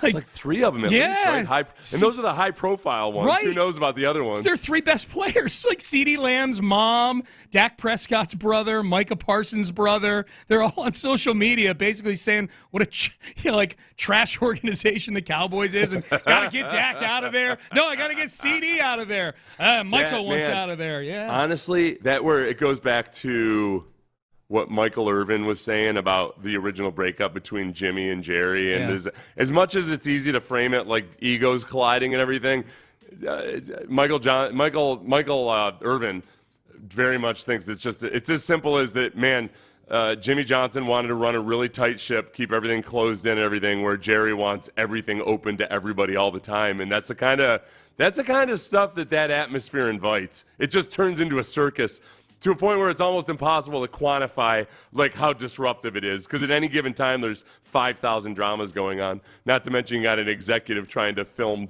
cheerleaders while they're getting changed. There's that too. Yeah. There's that. Deion Sanders, former Cowboy himself, he's now the head coach at Colorado. He was on RG3's podcast earlier this week. All right, Seth, are we buying that this is the price structure in NIL, or is this Deion just spitballing? Take a listen. This is RG3 and Deion Sanders kind of just riffing on NIL in general. It's something. It's a lot of movement, but it's a price tag on everything nowadays. It ain't just the kid, man. It ain't just, man, the DB jumped in the portal. They need to just jump in the portal with what they cost. It's just make it easy. Hey, 100,000 here, 50,000 here, 500,000 here. 50. Oh, my gosh. 50 get your walk on these days. Yeah. They paying like that, Coach Brown? No. I ain't never seen nothing like it, man. God bless their soul. That's unbelievable. I'm happy for the young man. All right, so $50K for a walk-on, according to Deion Sanders. Yeah, I wonder, and he threw that out there. Now, Deion's a master. Well, you know what? I don't think he'd throw that number out there if it wasn't true, because then that sets expectations for guys that, might want to go to Colorado. So, like he doesn't want a bunch of guys showing up and saying, Coach, where's my $50,000? You said, So, I'm guessing that's the going rate. That's the headline. That was the headline. $50K for a walk-on. That was the headline all week. Well, you know what it's done? It's turned boosters into kind of like they get to play fantasy football, but for real. It's like you get to it's fantasy football, except it's not a fantasy. And also, likewise, it's almost like you get to be a fantasy NFL owner. Like instead of owning various specific players, you get to own a team. So you're like a membership committee that gets to actively build the roster of your favorite team. Yeah. Now that I'm thinking about it, I got to get on the horn with the guys at Cornell. I don't know if what kind of super team can we buy? That'd be amazing.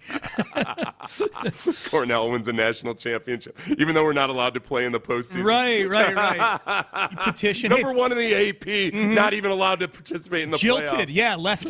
left out. Yeah. CJ, did you know that? What's that? Ivy League football team, you can't go to the I did know that. playoffs. Yeah. Stupid. Yeah, what is that? I don't know. It's because it's supposed to be about academics, but meanwhile, every other sport gets to compete for their national champion. Right. And like sports where you have to be gone like during the week and everything. I'm aware. They get to compete. My daughter was one of them. My daughter spent plenty of time traveling across the country to go run for her it's really dumb. Ivy League school. Dumb. Yeah. C.J. Stroud donated to the Ohio State Collective this week. It was organized by Cardale Jones, former quarterback. C.J. Stroud, it looks like he's the first athlete to plunk some money down in there. He's a platinum donor to, quote, the foundation is what they call it.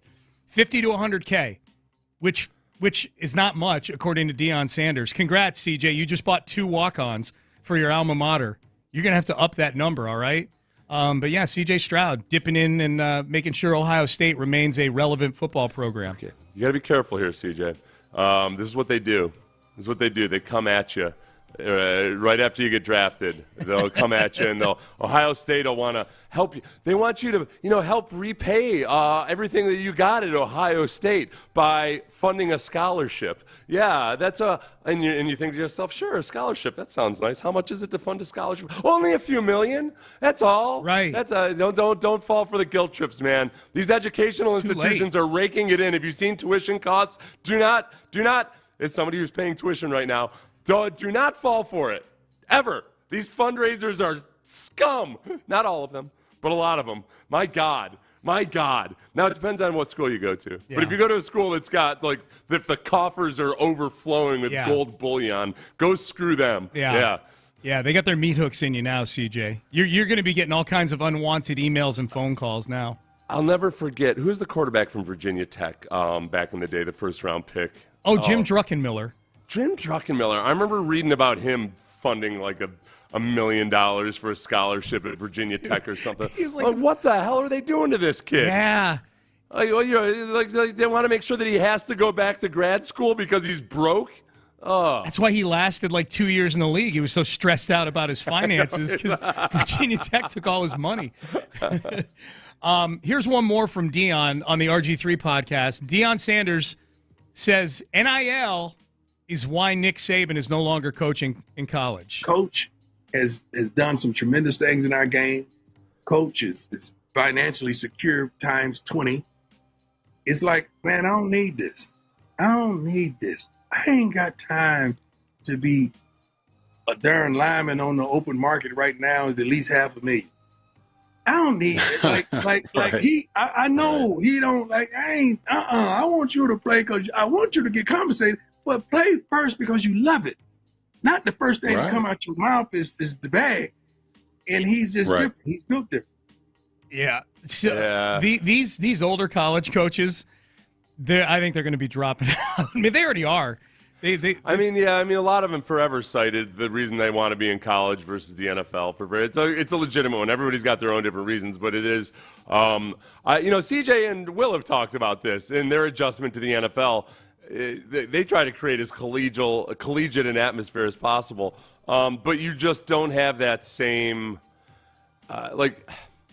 Look, a lot of the NCAA and a lot of the stuff about football is bogus propaganda as far as it being amateurism, and it has been for a long time, except it's easy to also buy into when you're a part of it. So, you buy into that cult-like belief in amateur college football, and it's fun. And you really do. You're playing for your school colors and everything. You really believe in it. So you don't get that in the NFL. No. And for Saban, I think especially probably he's seen with the transfer portal and everything else. He adjusted to it well. He did astoundingly well, being cool about guys leaving in the transfer portal and everything, because he knew that's what he had to do. But it probably grated at him on the inside. Oh yeah, absolutely, yes, 100%. I clicked on my first mock draft yesterday, Seth. As you know, tiny little sign of progress during the season is that I don't think you and I discussed mock drafts. I didn't even click on really more than one or two, and more out of curiosity than anything else, not out of hardcore analysis. But now we're in the off season, and I don't know that we're gonna go all in on the mocks like we did last year. We did one or two a day last year because the Texans were picking 2nd and 12th. Prior to draft night, and they needed a quarterback, and there was a lot of conjecture about what they would do. But I did click on one yesterday. Texans have the 23rd pick. They own Cleveland's pick in the first round. If you had to just go position for the Texans, and I'll tell you who they picked in a second, But like, if you had to go by need, what would you say? What would you list as the top one or two things you would want the Texans to be targeting in the draft? Okay. I'd love another off-ball linebacker. I'm not sure if that's a number, a first-round pick or not. Yeah. I just made a statement earlier that I don't think you need to spend more resources on offensive linemen, but I want one. Yeah. So I'm gonna have to figure that out over the next few weeks, exactly how I power rank this. And then running back is another one. Now, hey, you're at that magical area where you're picking late in the first round. You're not spending a Saquon Barkley pick. You have your quarterback already, and the best and most cost-effective way to get a genuine stud running back is either late in the first round or the best is to get a Arian Foster, but in lieu of that, undrafted, yes, yeah, that's the best. I'm okay with taking a running back in the back third of the first round if you already have your quarterback, which the Texans do. So I'd say running back is one of them. Defensive tackle, Jerzon Newton of Illinois. I've watched a couple of Illinois games this year. Good player. I wasn't really focused in on him. I was watching because I was focused in on the point spread of the game.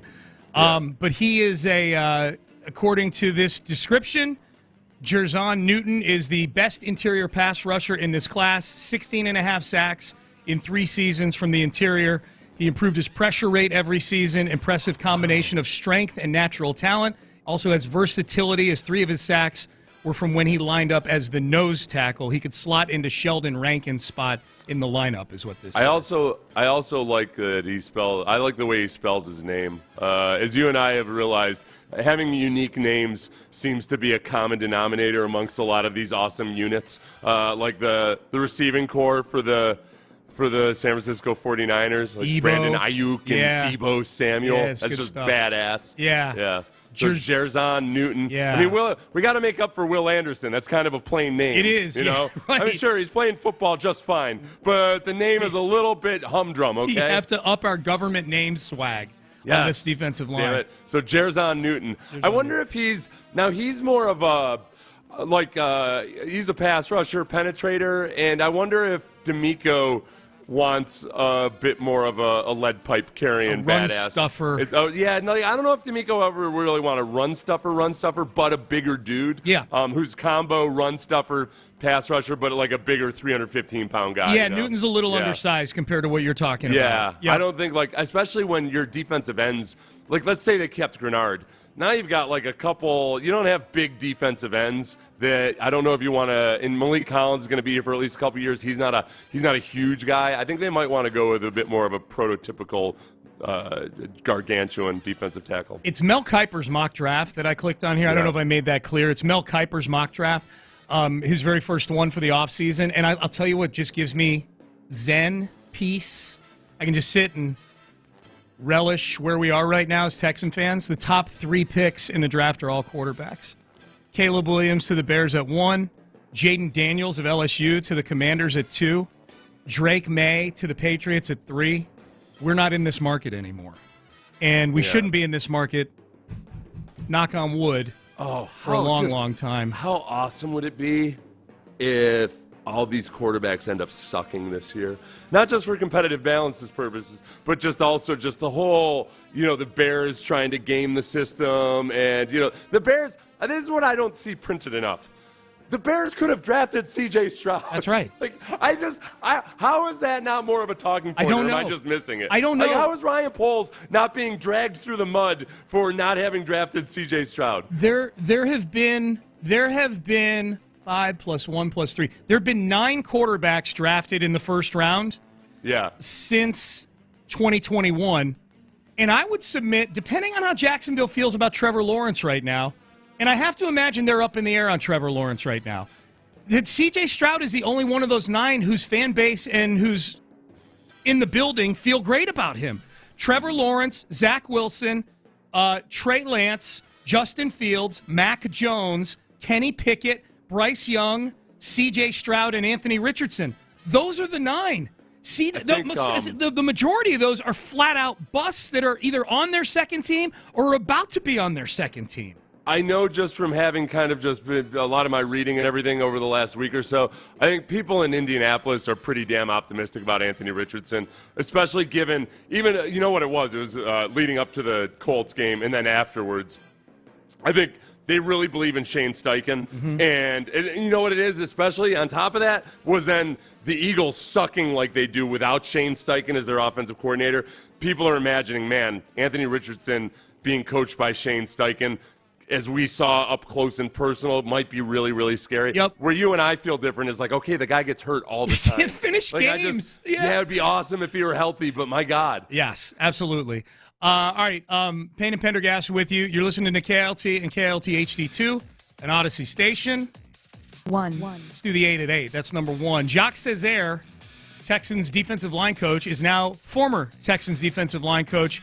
He will not be back in 2024. The Texans will have a new D-line coach. I don't know that this is a coaching staff that's going to see a ton of change, but I'm guessing this probably isn't the last one, Seth, for the offseason. Well, whenever you come in and you inherit some staff, you know, and I think there used to be a lot of conspiracy theories that the McNairs were making them do that and all that. I don't know how true that is anymore, just because, I mean, since Cal took over, they have had no qualms about paying millions upon millions of dead money to former head coaches. So the assistant coaches, even though that adds up, I don't think that's a driving force, especially when, I think they really wanted D'Amico to get this job. Yes. It's just that sometimes when a head coach comes in, every guy that you might want to hire isn't available because he's under contract somewhere else. So I'll be curious to see if there's there might be a quick hire here. Yeah. There might be a guy out there that D'Amico likes and he's already arranged something with. Yeah, it certainly doesn't feel like a parting of the ways based on the performance of that position group, because I thought the defensive line was one of the better position groups on this team. Certainly one of the more improved position groups year over year on this team. So yeah. And like I said, there's just sometimes there's guys that guys already have a relationship with and they're more simpatico with. And the other option too is Rod Wright, the assistant defensive line coach, getting promoted. Yeah. Yep. 2. Honors for a couple of Houston Texans, C.J. Stroud and Will Anderson. They were named the Pro Football Writers Association Offensive and Defensive Rookies of the Year, respectively. This is, just to be clear, this is not the big recognized Rookie of the Year awards. Those are the AP awards. Those will be handed out at the NFL Honors Ceremony in Las Vegas during Super Bowl week. But I would say, certainly for Stroud, this is a harbinger of what we're going to see a week from tomorrow. I think it's Thursday of that week. And then Will Anderson. I think Stroud's a lock, and I think Will has a good sporting chance at winning the AP one. That's my feeling. So with Will Anderson, and I think you did a great job putting a poll out to ask people whether they feel like now that having watched Will Anderson for a year, is he worth the assets that Nick traded to get him? Yep. And overwhelmingly, people are very positive on that. I think a lot of the analytics types would still tell you it was too much to spend, and this is what I would say to them. I think that this is one of those rare instances where something that you cannot quantify or put a number on, but team chemistry is really, really going to matter over time. And usually it's all bunk and garbage when people talk about chemistry because they don't know how to build it and they don't know what it is. The same way that I kind of was trying to tell people, no, listen, D'Amico is different. He's just different. You got to trust me. He's different. That's how I feel about Will Anderson now. When I talk to people from other cities, or like I go on and do radio hits, I'm like, listen, guys, you just got to understand, this kid's just different. And like CJ's just different in a way. And I am cynical and skeptical typically when it comes to stuff like this. These guys are just different. They operate differently. And Will Anderson, like everything that they said about him in Alabama, everything that D'Amico said about him, it's all true. The kid's just different. And I think he's got an enthusiasm that's infectious. And as long as he's one of the best players on your team, guys are going to step in line with the way he operates. So, I am 100% on board with the assets they gave up for Will Anderson. Yeah, that's you hit the biggest thing, which is that he's got to be good at football, too. And these guys are both great football players. And so it makes it very easy to have them be the culture setters for your team. 3. Baseball Hall of Fame class of 2024 announced yesterday. Any Astro fan optimistic that this might finally be the chance for Billy Wagner to get over the hump? Did not happen yesterday. He is 5 votes short of induction, despite the fact that he has the best strikeout per 9 inning rate and best opposing batting average of any pitcher in the live ball era with a minimum of 800 innings pitched. There's literally not a person who's touched a baseball and thrown it as a pitcher in the sport in the live ball era who has struck out more people per 9 innings and allowed a lower batting average than Billy Wagner. And it's one of these things, it's really interesting. It happens more and more now in the Baseball Hall of Fame discussions. He's one of these guys that if analytics had been around when he was playing or had been as prominent as they are now, he would have been way more lauded and respected. People are almost, some of these baseball writers, remember, some of them are old and crotchety and stuck in the mud, and not as many as it used to be, but some of them aren't necessarily paying attention anymore. They're having to go back and realize, oh, wow, that's like the strikeout rate is absurd, and I can't believe it wasn't a bigger deal back when he was pitching. There are 8 relievers in the Hall of Fame. That one metric, JAWS, that measures relievers, only 5 of those guys are ahead of Billy Wagner.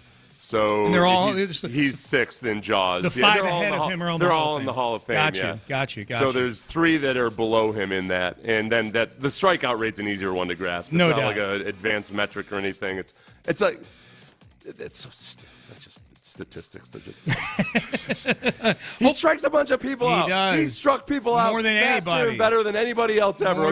Is that enough for you, baseball writers? More than Do we have to turn this into a damn mathematics competition? Evidently we do. God. Evidently we do. 4. All right, let's get to coaching news. This is Mike Garafolo from the NFL Network yesterday afternoon talking about Jim Harbaugh and I think the job that he's most associated with, the Los Angeles Chargers head coaching vacancy. This feels like we're now in the zone where something could happen between the Chargers and Jim Harbaugh in the near future. My understanding is that it is an extremely strong offer that they have made to him financially. They're now in the point where they're going to discuss staffing when it comes to general manager and obviously the coaching staff who's going to work alongside Harbaugh as well. So this feels like advancing to the point where if everybody's comfortable with a lot of the principal factors at play, that this team could move on Jim Harbaugh and try to get him under contract here in the near future. That feels like where we are. That feels like Harbaugh is not just toying with the NFL to try to get Michigan to agree to something to jump back to college. Judy, this has felt like Harbaugh has his eyes locked on the NFL, and this could be the move in the near future to Los Angeles, back to California, where he's coached before, where he's played before, where he'd be comfortable. Okay. Can I say something here? Might not be the most popular thing. Sure, yes. The first part will be. I'm going to air all my grievances. This is kind of like I should have done it at the end of 2023. Yeah. All right, just as I'm sick of Dak Prescott and his "here we go" cadence. Right. I'm sick of that. Look, no surprise here. I'm sick of John and Jim Harbaugh. Just because of everything that happened during the season with Jim Harbaugh, I've seen enough. I don't even care about the whole sign stealing. I'm sick of him. John Harbaugh, I generally like, except I did not have to see all the love fest for John and Jim during the game and all of that. I feel like as they get older, they look more and more like identical twins. Mm-hmm.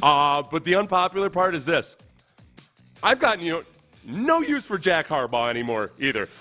Who's got it better than us? Nobody. Oh. You can take your Harbaugh family motto and shove it up your identical-looking keisters. I'm tired of it. Jack's I'm the done dad. with it. He's done with it. Yeah, no more Harbaughs in my life. He's the dad who looks like an age progression software Jim Harbaugh. They all look. He looks. I know. He looks exactly like Jim. Jim and the old man look exactly alike. Yeah, because I think Jack's got a little bit more of the crazy in him.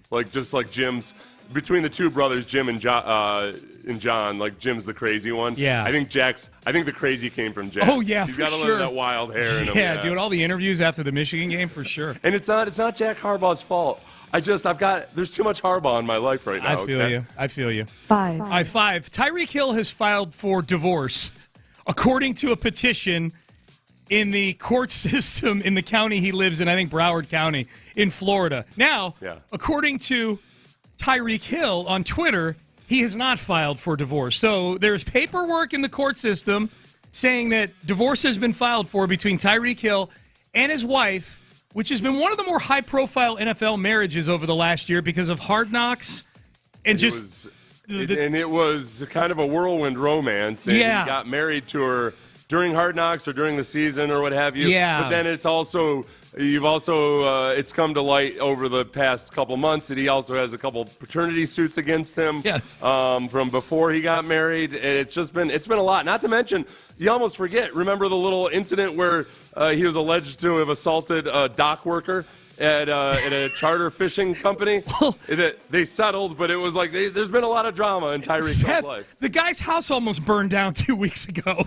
There's that, and that's too. Like that's the lesser story of any. Yeah, because like one of the kids is playing with a lighter in bed or something like that, and the house almost burns to the ground. Tyreek Hill's got a lot going on, man. Like that's a lot. I mean, they told that kid he's not allowed to smoke in bed. You know, I don't know what you do anymore. Oh you know? My God.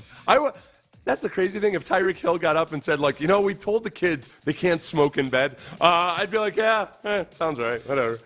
By the way, his wife, at least currently wife, soon to be ex-wife, is Kenny Vaccaro's sister.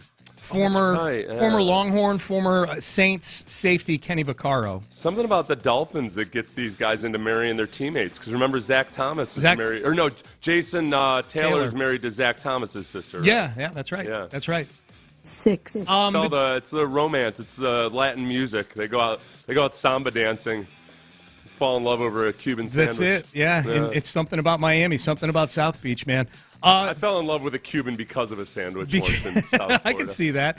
It was just a pastrami sandwich, but it was But she was Cuban and she was amazing. Yeah. Cuban sandwich sounds like something on Urban Dictionary. Let's move along. Divisional round of the playoffs was the most watched ever since 1988, averaging over 40 million viewers, both TV and digital. So business is good in the NFL, man. Over the Bills Chiefs game on Sunday, late window, Seth, 5:30 kickoff here. 50 million viewers for a divisional round playoff game. Wow. It was a good game, too. It was a good game, I'm watching too. That fourth quarter. Yeah. The thing was scoreless, and I'm like, this is the most exciting. When did they score? Did they score in the fourth quarter? No, I think they may have. It was like the last 14 minutes or something of the game. There was no scoring. Yeah, it was no scoring. Literally no scoring. And I'm watching. I'm like, there hasn't been a score yet. This is the most exciting scoreless quarter I've ever seen in my entire life. Dude. It's absurd. Yeah, it was crazy. You had fumbles through the end zone and missed field goals. And those two quarterbacks just inherently, like even when those two quarterbacks are quarterbacking offenses that are failing, there's something fun to watch about them. You know, they move around a lot. They run the ball. Mahomes is a really good guy at buying time and scrambling. So, yeah, it was a lot of people watching it this weekend. They for scored sure. the Rashee Rice score was right at the beginning, like first play of the fourth quarter. There you go. Okay, I knew it was 14-something with no points scored in that game. 7. Cam Newton was on Good Morning Football, and I wonder when Cam Newton is going to stop intimating that he could possibly come back and play football. He was asked if he would come back and play football. He said there's only one team that he would come back and play for. Well, I can't go back, but you can. Oh. First off, let's just put it like this. Can you not do that real quick? Can you just give us the top 3 teams that you want to go to? Come on, bro. It's not even 3. It's just really 1. Ooh. Me having, a family now, it's always been about family. And I don't see myself leaving Atlanta. Ooh. So if it's not Atlanta, I don't want to do it. Bill Belichick reunited, and it feels so good. They did. I almost that feels like Jerry Rice in Seattle, Cam Newton in New England. Just feels like something I'm always going to have to be reminded of. Yeah. It's one of those weird one-offs that you just. It's not that like I need in my mind for there to be a romantic ending or something where he only ever played for whichever team. I just it's weird, and it was a big thing. Yeah. It was a big thing for a while. Yeah. There's a lot of former players who've gone into the podcast game, gone into the content generation game, and most of them are not very good. I think most of them are. And I think a lot of the sponsors for them realize, like, oh, yeah, we'll give this guy a podcast. And then they realize, like, oh, this isn't very good content. I like Cam Newton. I watch Cam Newton. Cam Newton, there's something striking about Cam Newton. His delivery, I think he's smart.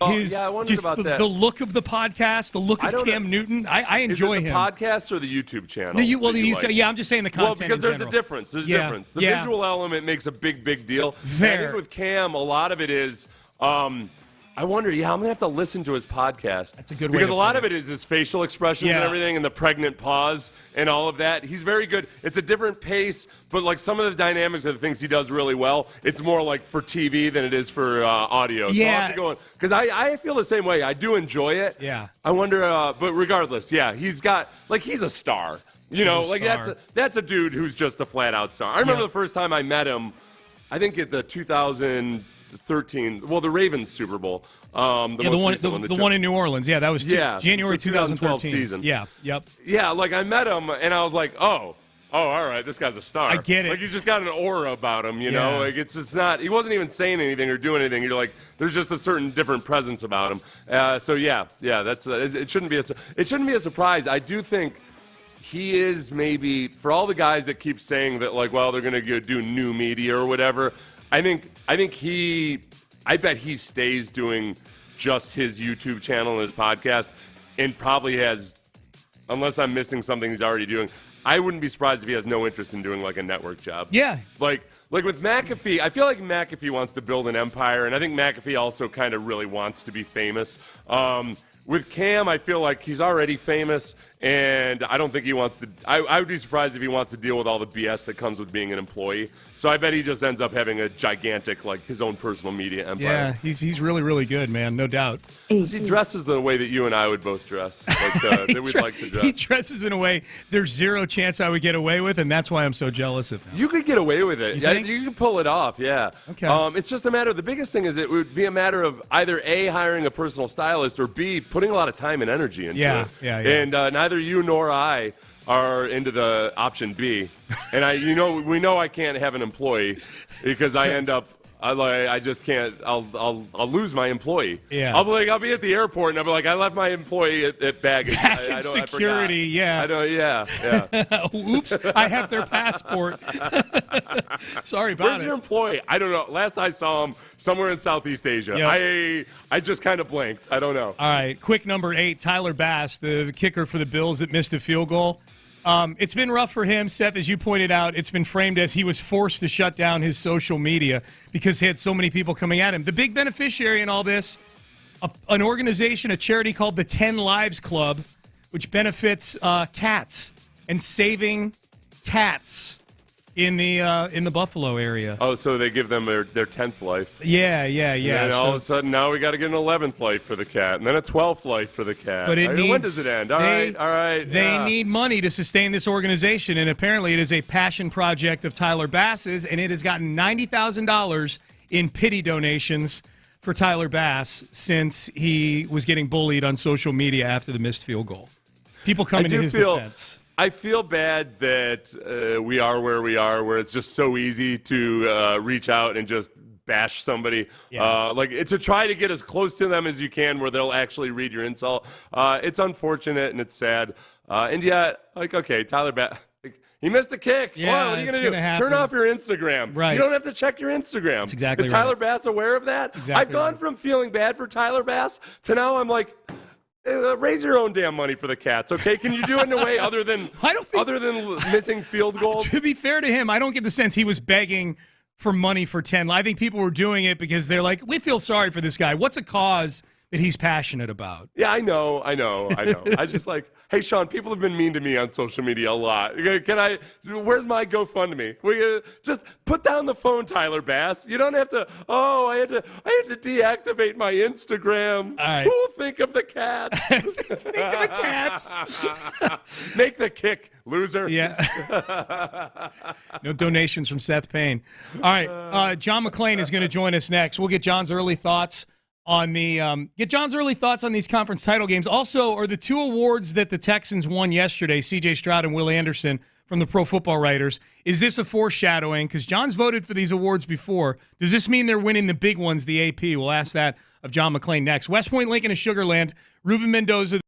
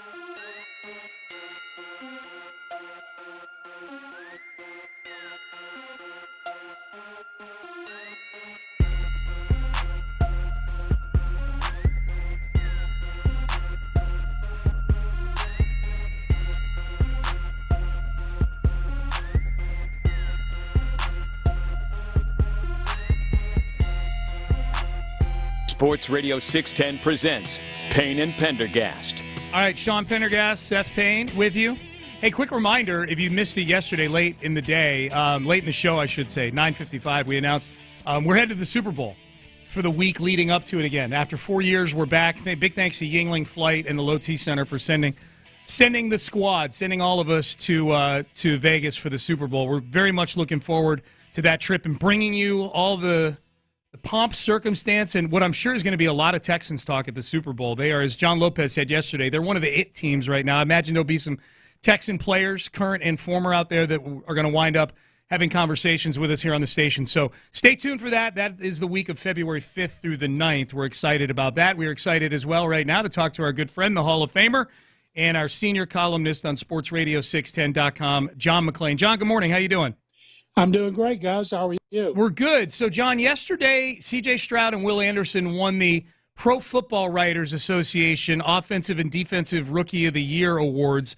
In your mind, you've voted for these awards before. Is this a harbinger of things to come with the ones that really matter to people, the AP award? It will be on it definitely will be on Stroud. I didn't see any projections that Anderson won it, and I think that getting hurt at the end of the season hurt him. And so I'm not sure who's going to win it. If it's not Anderson, I don't want it to be Jalen Carter, because he's like the Eagles defense and the Eagles team. He didn't play well down the stretch, and you can look at all his stats game by game. I did a column on that week before last, looking at both of them. And at that point, I thought Anderson, they had that nationally televised game against the Colts, and he wasn't able to put on the kind of show he put on against the Titans, I think. And it'd be great. As I tweeted, we know the writers are the smartest guys in the room. And we'll see, because on the AP panel, they have writers, broadcasters, former players, coaches, and front office executives who are in the media. So it'd be great if they could make it a sweep for the second year in a row. That'd be great.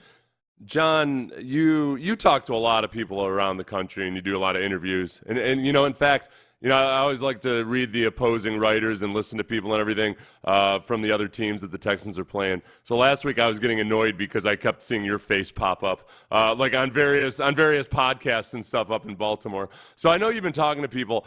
Is this the interest in C.J. Stroud? Is this kind of like what it was like with J.J. Watt originally? That, like, when J.J. in his second year, it seemed like every time the Texans played somebody, the opposing fan base and the media were just kind of enamored of J.J. and wanted to know all about him. Is it at that level with C.J. Stroud? Well, remember, J.J. had 20.5 sacks his second year, so he just exploded. And it started in the playoffs against Cincinnati.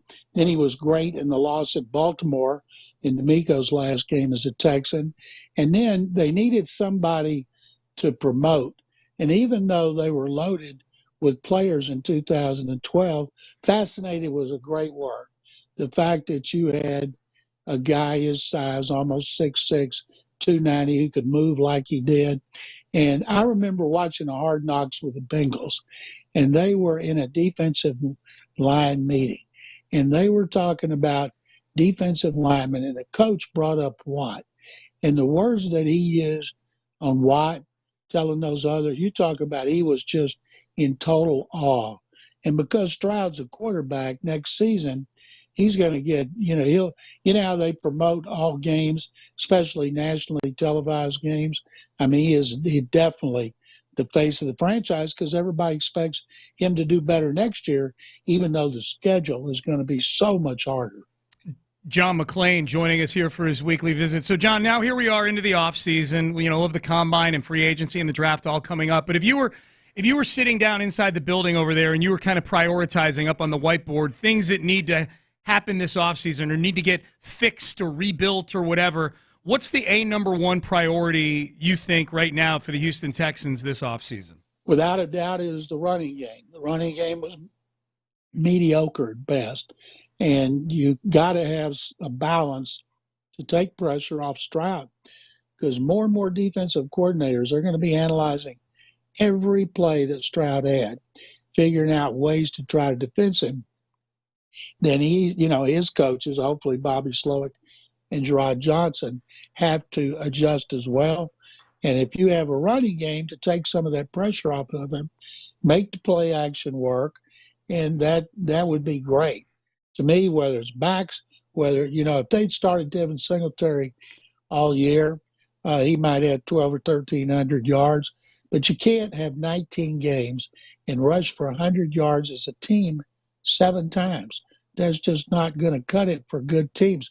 You don't have to lead the league like Baltimore, but whatever happens, they have to run the ball better.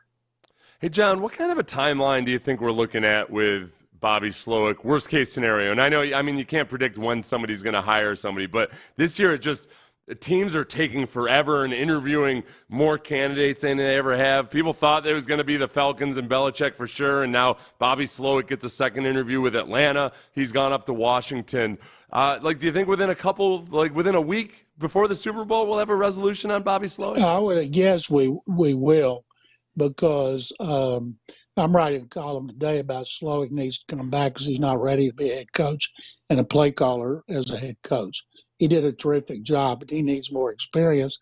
And Gerard Johnson stays here. Like if he goes, say he was offered a job by New Orleans, you're going in there with Derek Carr, where the coach could be fired after next season, and Dennis Allen. But he would get to call the plays. If he went to Cleveland, he wouldn't get to call plays and establish himself where he stays here one more year. In all likelihood, Slowick could be gone, and Gerard get promoted to play caller. And working with Stroud is a whole lot better than working with the quarterbacks that he would have with other teams. But Tennessee was the one that I thought, as a Texan fan, you should be concerned about, because they saw him twice. And because Rand Carthon, going into his second year as GM, worked with him for 6 years. Now, he may have known Bobby needs another year as a coordinator. But once that one was not done, even though Bobby started his career under Mike Shanahan in Washington, Washington to me wants to not somebody bigger. There's somebody with more pizzazz, because it is Washington. I'm surprised Washington hasn't been all over Bill Belichick, considering his background in Annapolis and how much he loves the military and history. And I think Atlanta's interviewed 14 people. One team had interviewed 14 head coaching candidates. But I'm guessing this time next week, the dominoes will almost all have fallen. Yeah, they're running out of spots. Like if you're Bobby Slowick and you want one of these jobs, there's only 5 left. And this market is more flush with big names, like sizzly names like you're talking about, John. John, of Jim Harbaugh, Bill Belichick, and Pete Carroll, how many do you think wind up getting head coaching jobs this cycle? I think Harbaugh will go to the Chargers. And Pete Carroll, they say he's been calling around trying to get interviews, but hasn't been able to do it. And I'm guessing if he hadn't interviewed already, that he's not going to be interviewed. And as far as Belichick, he's just been it's been Atlanta, and they've talked twice, and that's him interviewing Arthur Blank, and a lot of that is control. Same thing with Pete Carroll. He had total control. I'm guessing if you're Atlanta, you don't want Belichick having control of the offense as far as personnel, because the personnel at New England dropped off considerably once Nick Caserio left. So it could be that, but I think if they don't get a job this year, they're not going to get one at their age next year. John, the conference championship games this weekend. Tell me if I'm just too close to the situation and I'm just too emotionally scarred by the Baltimore Ravens. But I'm surprised that they're only right now 3-point favorites over the Chiefs playing at home, given what we've seen from them, not just against the Texans, but against a bunch of playoff teams down the stretch where they just thoroughly dominated multiple good teams over the past month and a half or so. They beat 8 teams that finished with winning records by at least 14 points. No team's ever done that. So they've been dominant in having the NFL's best record. They got great balance. They're going to be, I don't know if Fitzpatrick will be back, but Andrews is, so they're only missing one starter. Fitzpatrick can't come back. Other than that, they're in good shape physically. So it's hard to imagine, even though you can never count out Patrick Mahomes, it's hard to imagine a team that's just dominated double-digit win teams and teams with winning records. It's just losing at home. And I think Baltimore has the most balanced, the most physical. Mike McDonald, the defensive coordinator, he's supposed to get a couple of interviews. You'd think, based on what we saw and what we've seen from him the last 2 seasons, that he would be getting more. And I haven't had a chance to read his story. He said one of the reasons he doesn't know self-promotion. Well, I don't know what that means. Other assistant coaches get a lot of pub, but it's not because they're out there asking for interviews. You know, they have to do them once a week. But, man, I can't imagine Baltimore losing. John, what do you got going on the website this week? I've got a column up on Stroud and Anderson. I'm working on one today about Bobby Slowick and Rod Johnson should come back to the Texans because they'd be in better shape here than somewhere else, and why. And then I'm going to do one on Friday about they have to target the running game before anything else. All right. Guys, thank you very much as always. John, thank you. And in between, I'll do a podcast with you, the Utopia Football Podcast on Thursday. Appreciate you, John. Thank you very much. Look forward to it. Yep, same. All right, good stuff. John McClain, the Hall of Famer, joining us here on Sports Radio 610. All right, up next, got a text here. The text, I'm sure you guys saw the 2024 schedule, going to be hard to make the playoffs. The Texans did put out a graphic showing who their opponents are going to be next year. We knew who the opponents were going to be. I thought there was another part of this graphic that I thought was very interesting that doesn't have anything to do with the opponents. I'll tell you what it is next. But first, soda weight loss. We just got done talking to John McClain. He dropped a bunch of weight on soda weight loss. We're on the show. Hughley dropped a bunch of weight on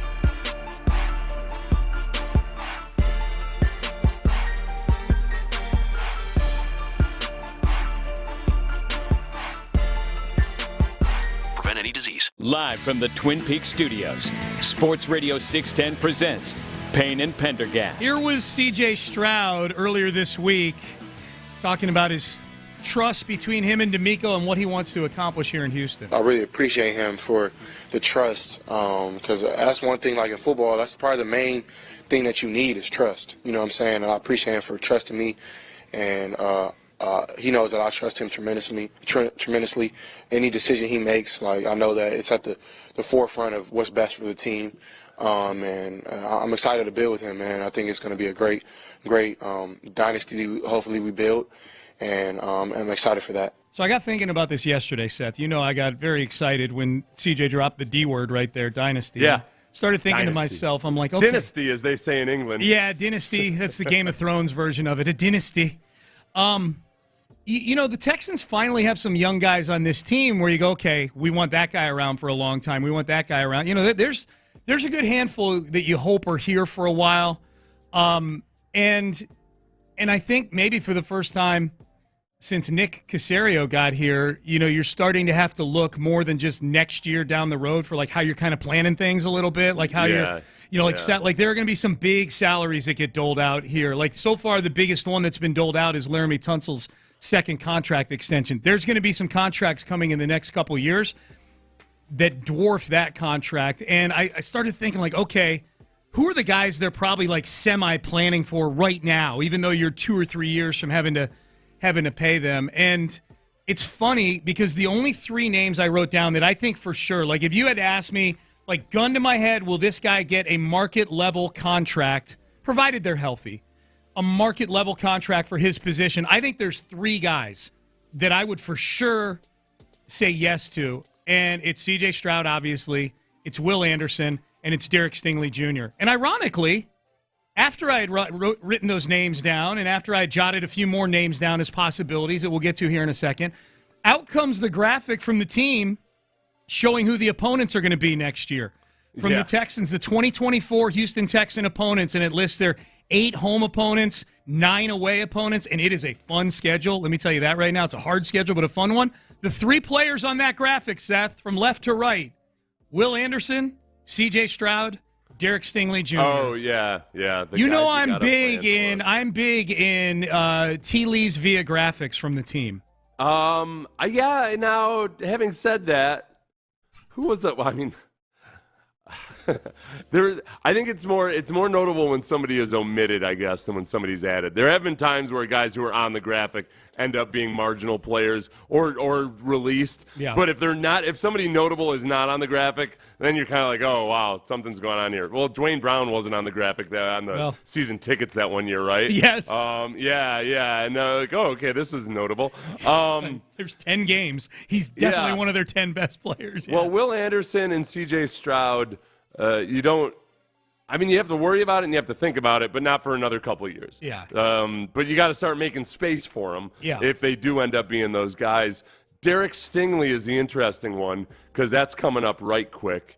And he's in his 3rd year. He's eligible for an extension after next season. Right. So it's and with him, I think as it has always been, it's about health. And if he stays healthy for an entire season, then all of a sudden.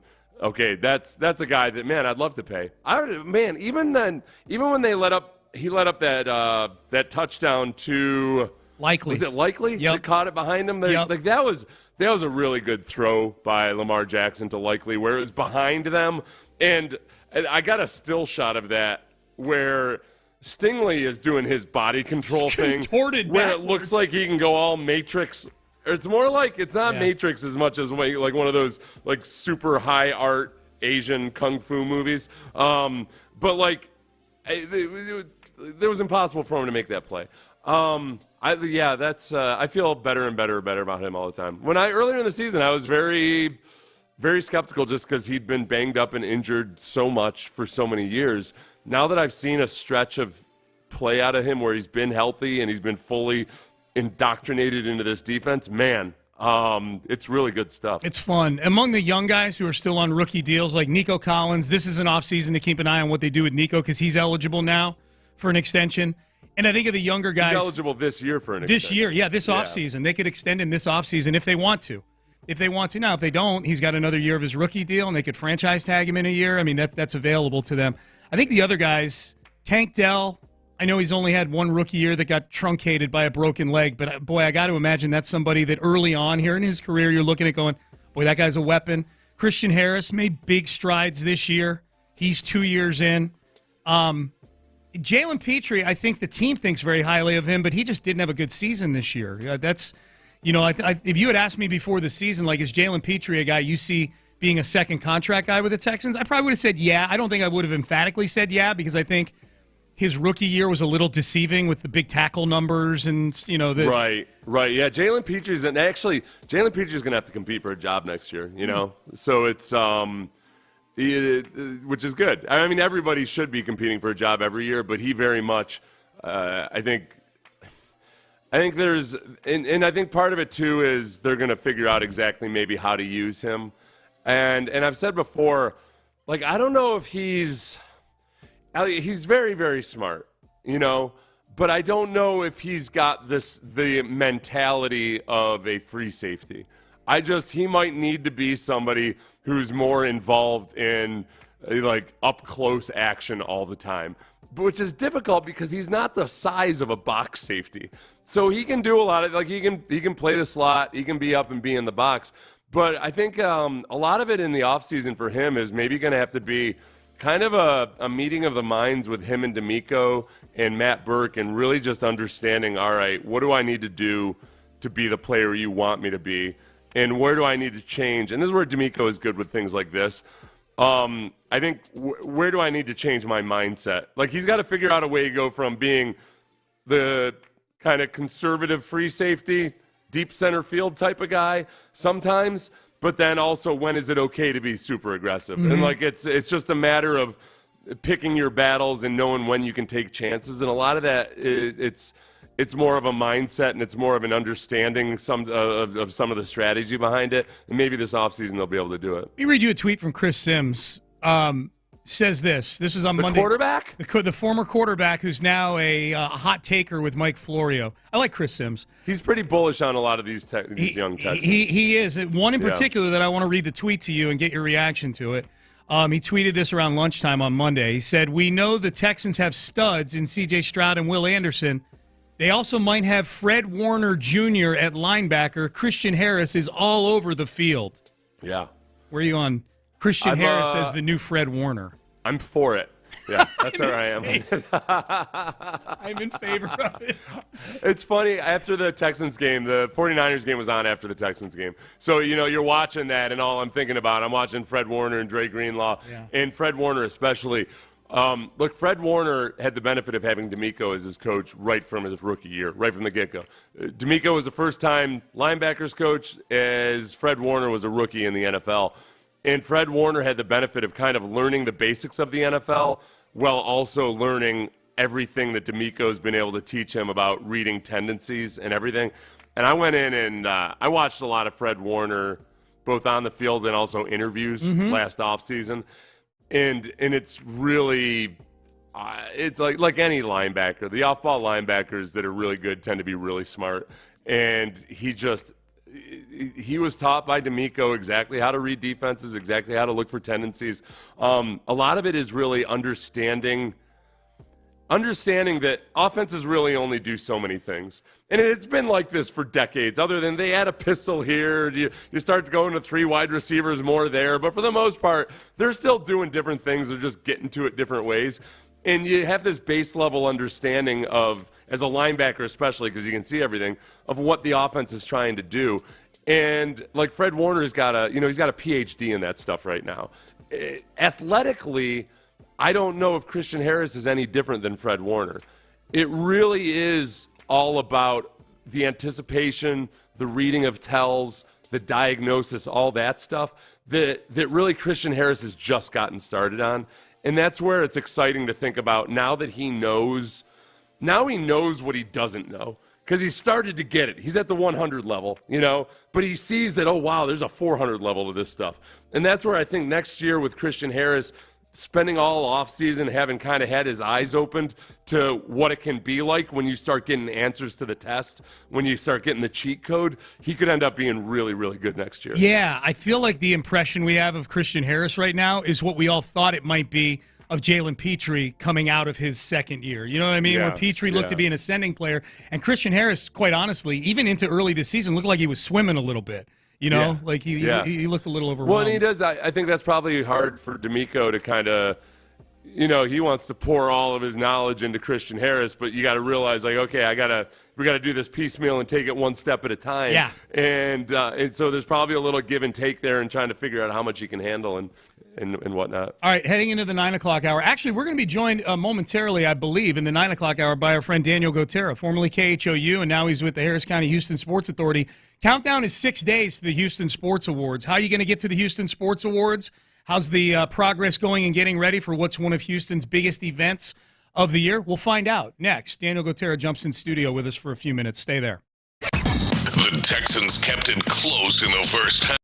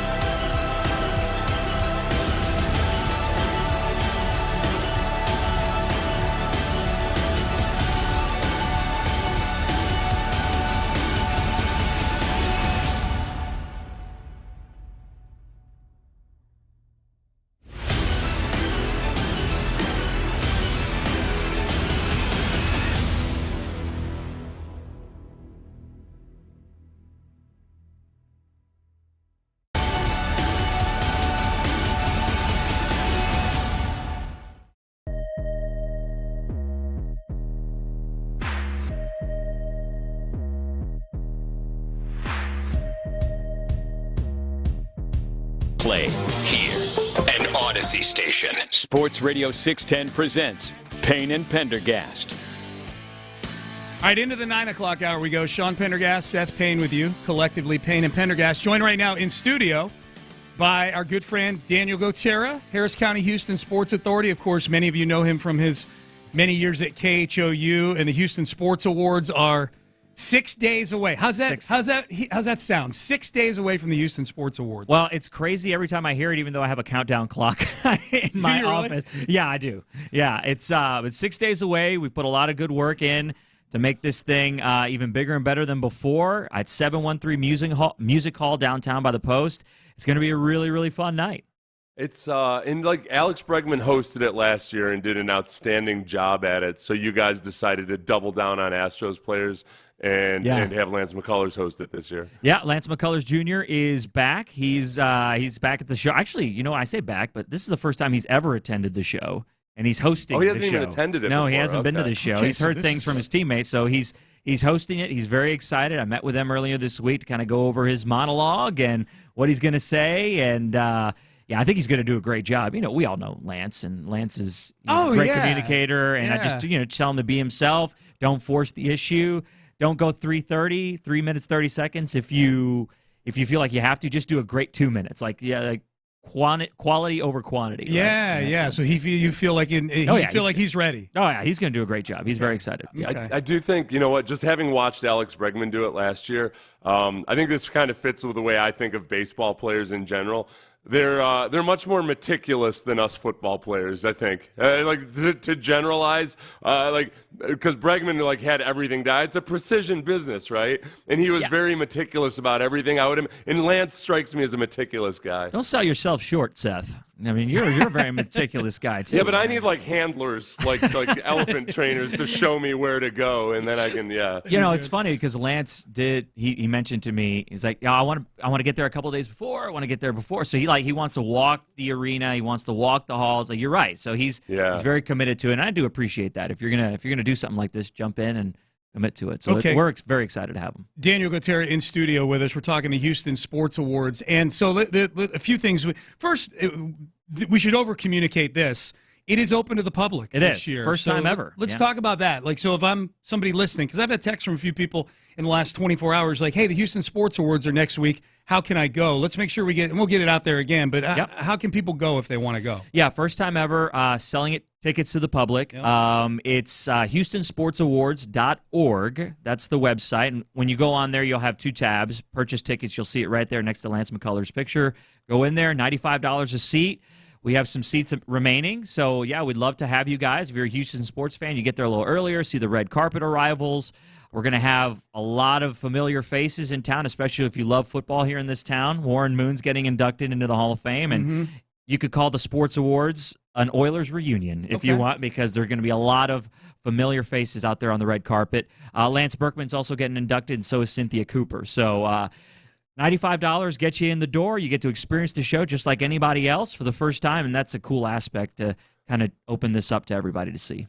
That'll be fun too, because those three are all going to give great speeches. For sure. Really interesting. The other part that I always like too, Daniel, is it's fun to see all the high school nominees and those kids all of a sudden find themselves in the same room as a lot of these guys, and these Hall of Fame inductees and everything. It's a big moment for a 17-year-old kid to all of a sudden be sitting at the same awards event as a lot of these athletes. Yeah, for sure. And so part of our show is the high school categories. They're going to be given out during the pre-show, but a lot of them have already communicated with me and asking me questions and the reach and the appeal of this sports show. It's not just about the pro teams, it's about the sporting community as a whole, and I think we've done that to a certain extent this year. As far as the pro teams go, because those are going to be the most recognizable names to people, I do think one of the cool things about this season as opposed to past season, all three of our big pro team, and I should throw the Dynamo in there too, because I know there's Dynamo and Dash nominees as well, so let's include everybody in all this. Yep. Yeah, absolutely. So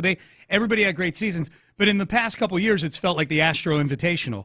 Deservedly so, because they've been by far the best team here in town, but that to me is just a fan makes it kind of fun. Like there is a little bit more mystery, it feels like, to some of these awards this year. Oh, absolutely. Yeah, all the teams, all the pro teams are represented in our Athlete of the Year category. Yep. We have C.J. Stroud, Kyle Tucker, Hector Herrera, Jane Campbell, and Jalen Green. Mm-hmm. Those are the nominees for our big award of the year. And you're right. I think it was cool to incorporate all these other teams because, yeah, rightfully so, the Astros, They did great, and they did great last year, but look what the Texans are doing now, and look what the Dynamo did. So we've got all these other teams on the rise after a couple of low seasons. Let's call it low seasons, but it's good to have that kind of excitement. Okay, for you personally, like you transitioned from covering sports here in town for many, many years. Yes. And now you're in your new role, which I know you love the new role, Yeah, but is there part of you watching this Texans team this year? Like, where's this been the last few years? years? Come on. I had to sit through the Lovie Smith years man. And all that. So, I'm really happy for them because, you guys obviously know all the people over there. It's been very hard for them to kind of just gain traction, kind of get their footing back, and to have this kind of success now. I'm just so in a big way. Yeah. It's not just like a 8-9 season or 9-8. Just you made the playoffs, you won a playoff game, your future is set, your foundation is there.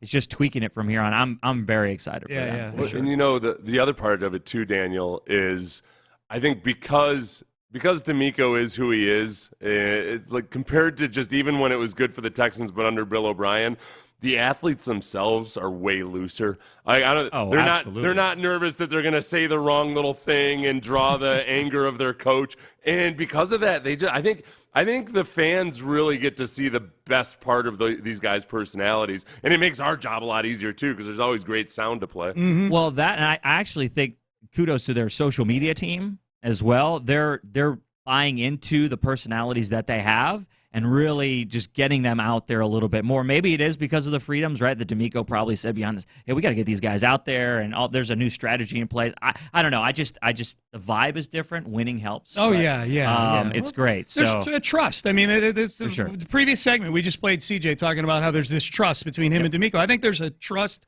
with D'Amico Ryans and the players that, we can trot him out there to go say things and speak for the team and be the face of the team. It's a mature group. Yeah, I love the soundbite. I think it was Will Anderson that said, he was crying afterwards, and then CJ came up to say, "We're good." Yeah. We're good. Hey, they're a nice yin and yang, those two. They are, yeah. Will's a little bit more intense. CJ's he's intense in his own way, but we're excited about the Sports Awards show for sure. Daniel Gotera joining us here, Harris County Houston Sports Authority. The Houston Sports Awards are on Tuesday night at 713 Music Hall. We'll let you know again how you can get to the awards, but we should also mention there's a big charitable component to the Houston Sports Awards that people are familiar with, the Golden Ticket. I know longtime fans of the award show are very aware of it, but for those who are not, this is a really cool opportunity to potentially win fandom for all the teams here in town. Yeah, you'd be the most popular guy in any room you walk into. Yeah. So it's a 1 in 500 chance. It's a raffle, basically, the Golden Ticket. If you purchase a Golden Ticket, there's 500 of them. You get entered in a raffle to win season tickets for every pro team in town. The Texans, the Rockets, the Astros, the Dynamo, the Dash, U of H football, SaberCats football, Texas Bowl, and the rodeo. Wow. $100. And the rodeo. And the rodeo. Like all the rodeo. And the rodeo, yes. Wow. Yeah. It's $100. And so I say that to people, and like you said, a lot of people aren't familiar with it, and it's like, wait, it's $100. I know $100 is still commitment, but I mean, look at the reward that you get on the back end. So we still have some of those available. We're selling out of those, and that's why I'm coming on here to talk about it. So get your hands on those. And again, the beneficiary of that is the charitable component? That's right. The Sports Authority Foundation, which benefits all of our initiatives with sports in the community here in the city. Good stuff. Yeah. Good stuff. So again, we're excited to have you guys out there. Yeah, too. we can't wait. We're very much looking forward to it. My wife gets to go this year too. She's very excited about that. She's always been very jealous that I've gotten to go and she hasn't. I'm glad you're rectifying that situation. Yeah, I mean, I got to make this one work, Daniel. This is marriage number 2. That's good. So again, if people do want to go, and I know there's people out there that want to go to this, and the venue's great. 713 Music Hall. It's going to be a lot of fun. Is an outstanding venue. Tell them one more time how they can get there. HoustonSportsAwards.org is the website, and when you go there, you could purchase tickets. You find information on how to get to the venue. You'll be able to purchase the Golden Ticket on there as well. So HoustonSportsAwards.org. All the information that you need on the show for next Tuesday night is going to be there. We'd love to see you out there because we've got some surprises up our sleeve, and it's going to be cool. Nice. So when so it's like with Warren Moon coming in, because Warren lives in Seattle now, right? Yes. Does he? So like your first time organizing all this stuff and everything, and you've got these people flying in from around. Are you having to deal with teams? Does Warren have like a whole team of people that you're dealing with? Yeah, he does have a team, and we're dealing with multiple aspects. You know, Seth, I'm an expert now on budgets and Excel spreadsheets. Yeah. And P&Ls. and car services. Oh, yeah. Because you all got people that coming stuff, in, you got to dude. get them from the airport to everything and all that. Correct. Hotel arrangements, flight scheduling. And so, some of his teammates don't live here. A lot of them do. A lot of them are still based in Houston. But, guys like a Jamie Williams, former tight end, or a Mike Rozier, a Heisman Trophy winner.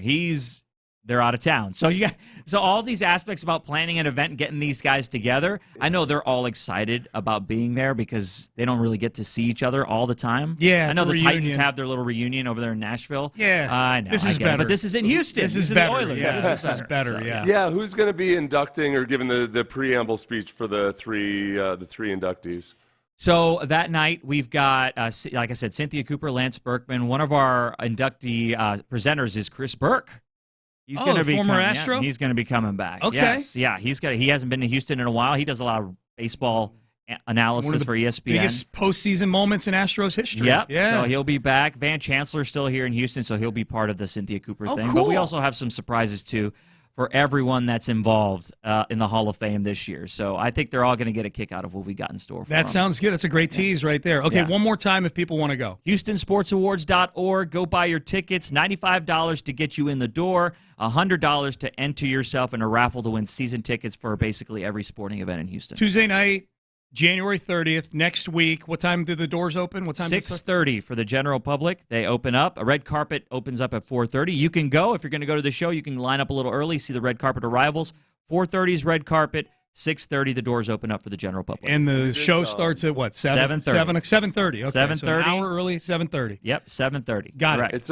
It is a really cool environment just too because you see a lot of the diehard Houston sports fans that you see the same people I see that are always at Texans games and Astros games and Rockets games. Like they're there in the crowd and they see these guys in a different element than they do when they're at the games, and it's really cool to see just the response of the fans and being able to see guys in that element.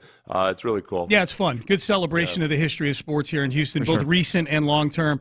Daniel Gotera, Harris County Houston Sports Authority, of course, joining us here in studio. Daniel, we appreciate it, man. Gentlemen, thank you so much. Appreciate you guys. See you on Tuesday. Yes, that's See right. you on Tuesday next Thanks, week. Daniel. All right, good stuff. Daniel Gotera joining us. All right, we roll on. Speaking of Will Anderson, spreading love and positivity everywhere, what was the approval rate among Texan fans? I put it out there yesterday of the Will Anderson trade. Now that we know what the draft pick looks like, the first-round pick, that is. I know there were other picks that's going to the Cardinals. What was the approval rate? We will tell you next. But first, Men's Tea Clinic I got to tell you about right now.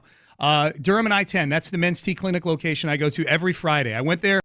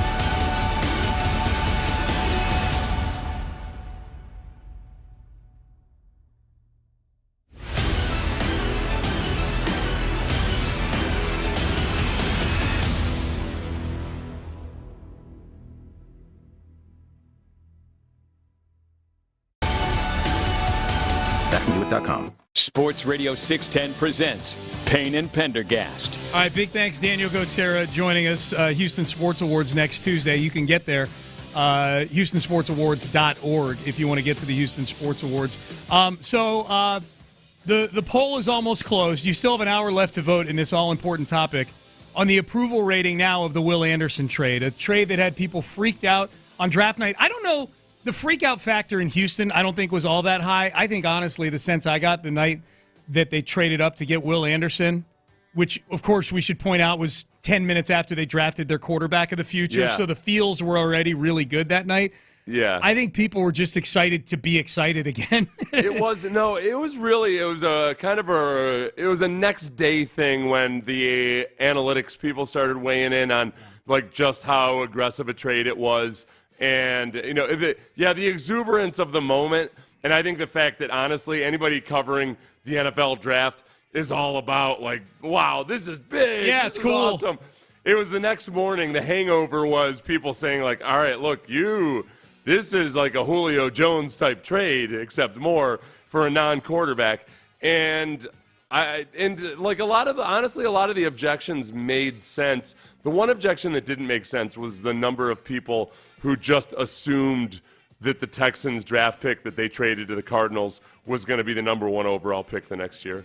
Because it's really hard to predict who the worst team in football is going to be. Now, it's also really hard to predict that a team's going to win as many games as the Texans did. But that's the part of it that really, the fact that this is is a late round pick or a last third of the first round pick, I think makes people feel that much better about it. Absolutely. And I think, too, and by the way, 95.6% of the people who voted in this poll that I put up approve of the Will Anderson trade. Not a big, that's actually, I'm a little surprised it's that lopsided. I'm not surprised that's the landslide winner. 95.6%, Seth, as you pointed out in these polls, it may as well be unanimity. There's usually a 10% troll factor. Yeah. Like people that are just voting either to be difficult or because they're not from Houston or whatever. Yeah, 96% is pretty damn good.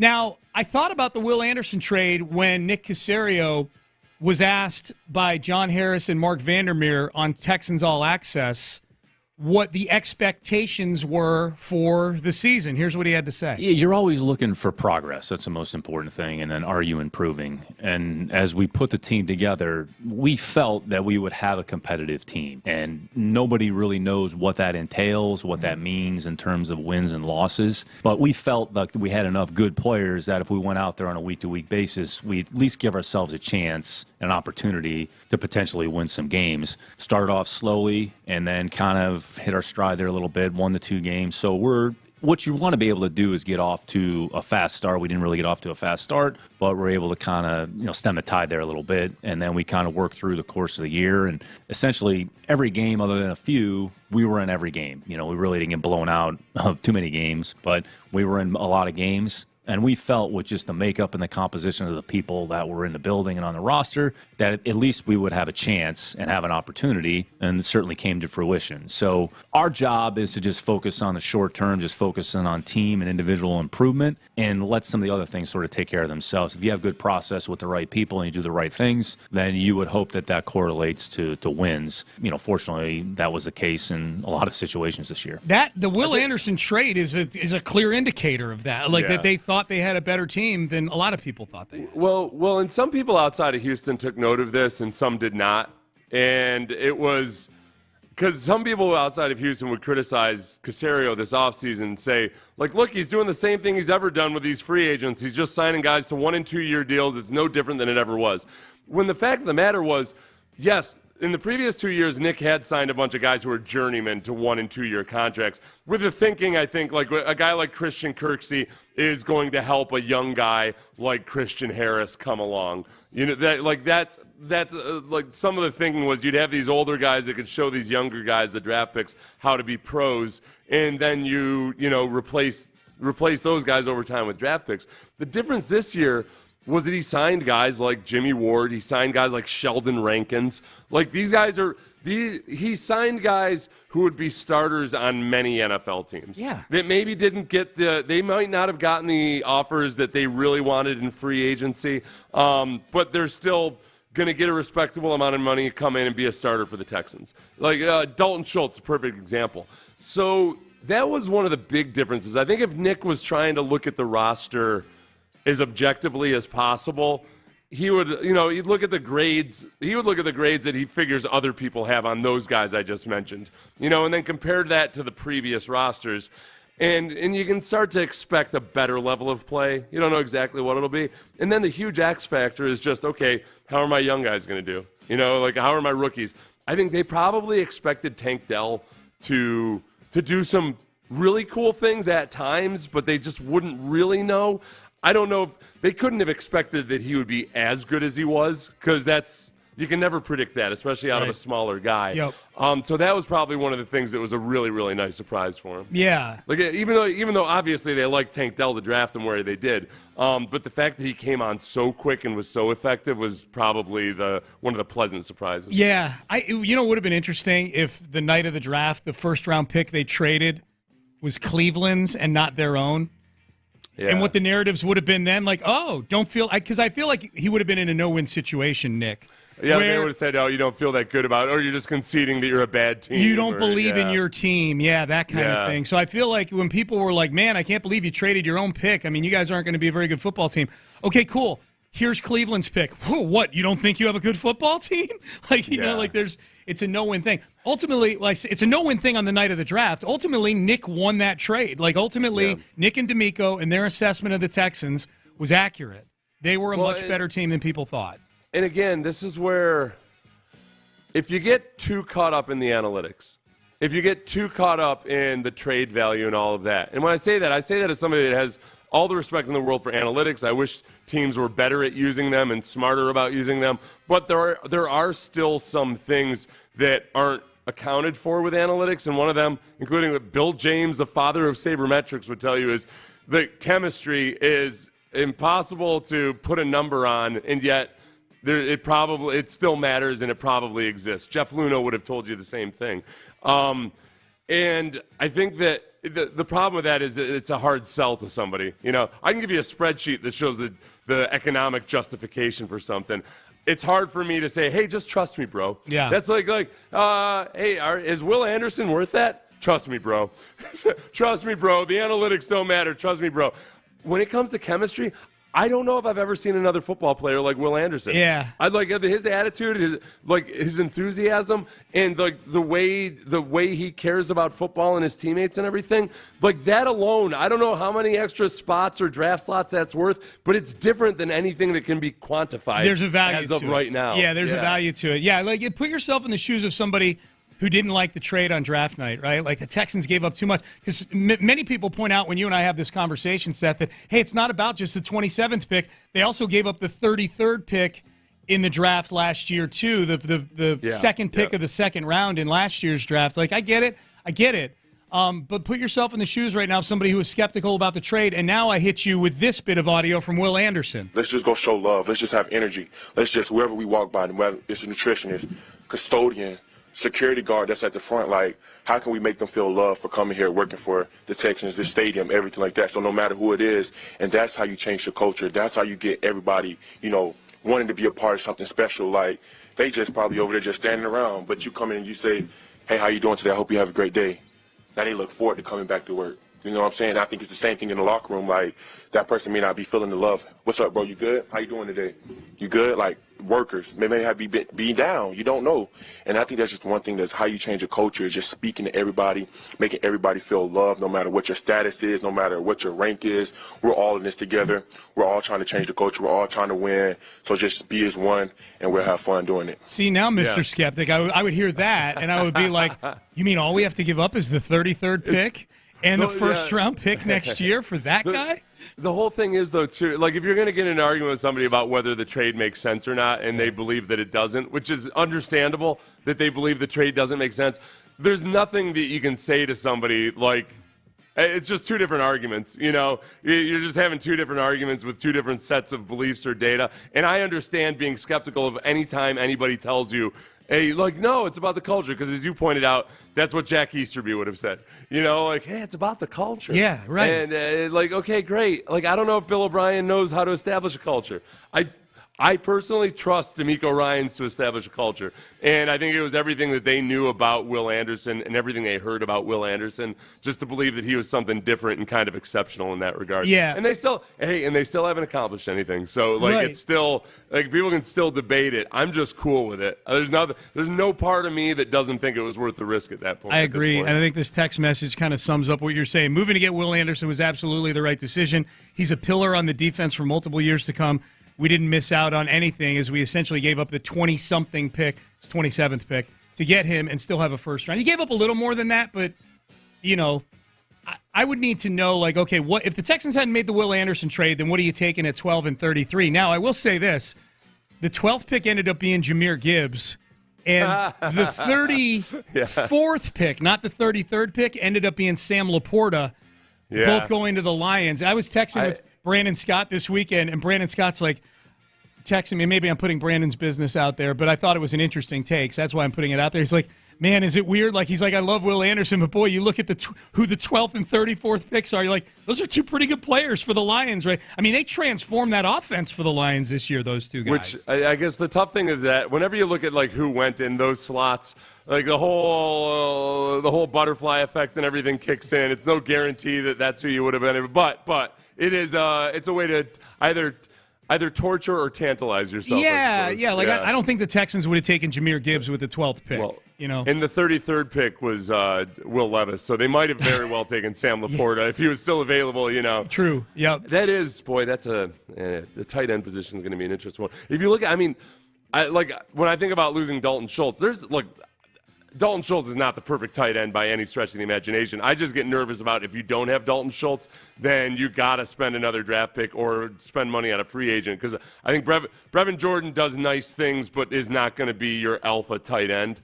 But, man, like, Sam Laporta is right there. Sam Laporta. Well, all the young Michael Mayer was a few picks later. He did some things for the Raiders.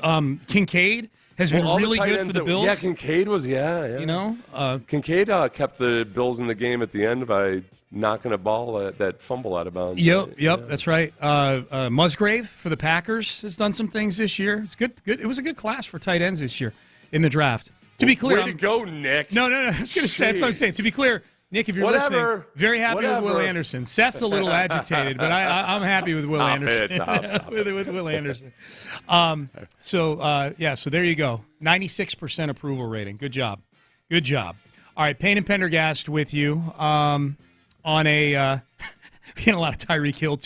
I didn't get to the text page because we had a Daniel Gotera in earlier. Tyreek Hill is a scumbag. That's a text. Tyreek Hill's just getting divorced. He didn't, to our knowledge, do anything wrong this time. He's done some things in the past, obviously, but like this, He did. He got married this fall, and then since he's gotten married, we've learned of at least, 2 paternity suits? Yeah, possibly 3. He also, he allegedly assaulted a dock worker at a charter boat company last offseason, but settled with him. Right. No, you make a good case. Yeah. Tyreek Hill is the real-life version of Ricky Jarrett from Ballers. God, I never finished out Ballers, the show. I never watched Ballers other than like an episode or two. The first couple seasons were good, and it's for those who don't know, it stars Dwayne "The Rock" Johnson. His production company made the show. It's a little like Jerry Maguire, kind of meets sensationalized. Or like trying to be a crossover. It's kind of a sports show, but also it's Jerry Maguire meets Playmakers. Remember the old Playmakers show on ESPN? Yeah. Except with Ballers, they were allowed to use the actual team Correct. logos, weren't they? Yeah, which was surprising because it's kind of some. It's very salacious. Good word, salacious. Thank you. Wow. Yeah. No, the first 2 seasons were good until in the 3rd season, The Rock's character was trying to bring an expansion team to Vegas, and then it got kind of boring after that. Yeah. You know what Brandy and I have stumbled into doing, Sean, since I go to bed so early, is since there's so many good miniseries out there anymore, whenever we have a long movie we want to watch, I basically just turn it into a miniseries, and I've loved it. Because you end up, and especially like we're watching The Good Shepherd right now, which is kind of like a slow-moving but very tense but deep movie. And it's cool because we've been watching it a half-hour chunk at a time, and it's like your own little mini-series. Oh, that's cool. Yeah. That's a good recommendation. What's it called, The Good Shepherd? The Good Shepherd. Okay. It's like a 2006 movie about the origins, a fictionalized account of the origins of the CIA. Okay. It's kind of loosely based on history, but not really. And but it's really good. Very it makes you realize that you'll never want to be a spy for the CIA or Russia, for that matter. Yeah. Okay. Nor Cuba. I'd be a Cuba horrible- either. I'd be a I have terrible yet to spy. find a country involved in this movie that I want to be a spy for. Okay? Yeah, no, I'm too friendly to be a spy. I think I would. I wouldn't be a good spy. Might make you a really good spy. Actually, Maybe. No, Yeah. you're probably too loose-lipped. though, Cozy up. Yeah. Yeah, you get shot. Yeah. I would. All right. Let's do a mini pettycast here. Let's a pettycast. A pettycast. Yeah, I want to do. I've been sitting on this for a while. A pettycast where Seth and I take pleasure in the pain of other teams and players and people outside of the city of Houston. Let's do a Pettycast Junction. Pettycast Junction. We're going to do one. We're going to head up I-45 North for a little mini pettycast coming up next. But first, West Point, Lincoln. Forget about going up I-45.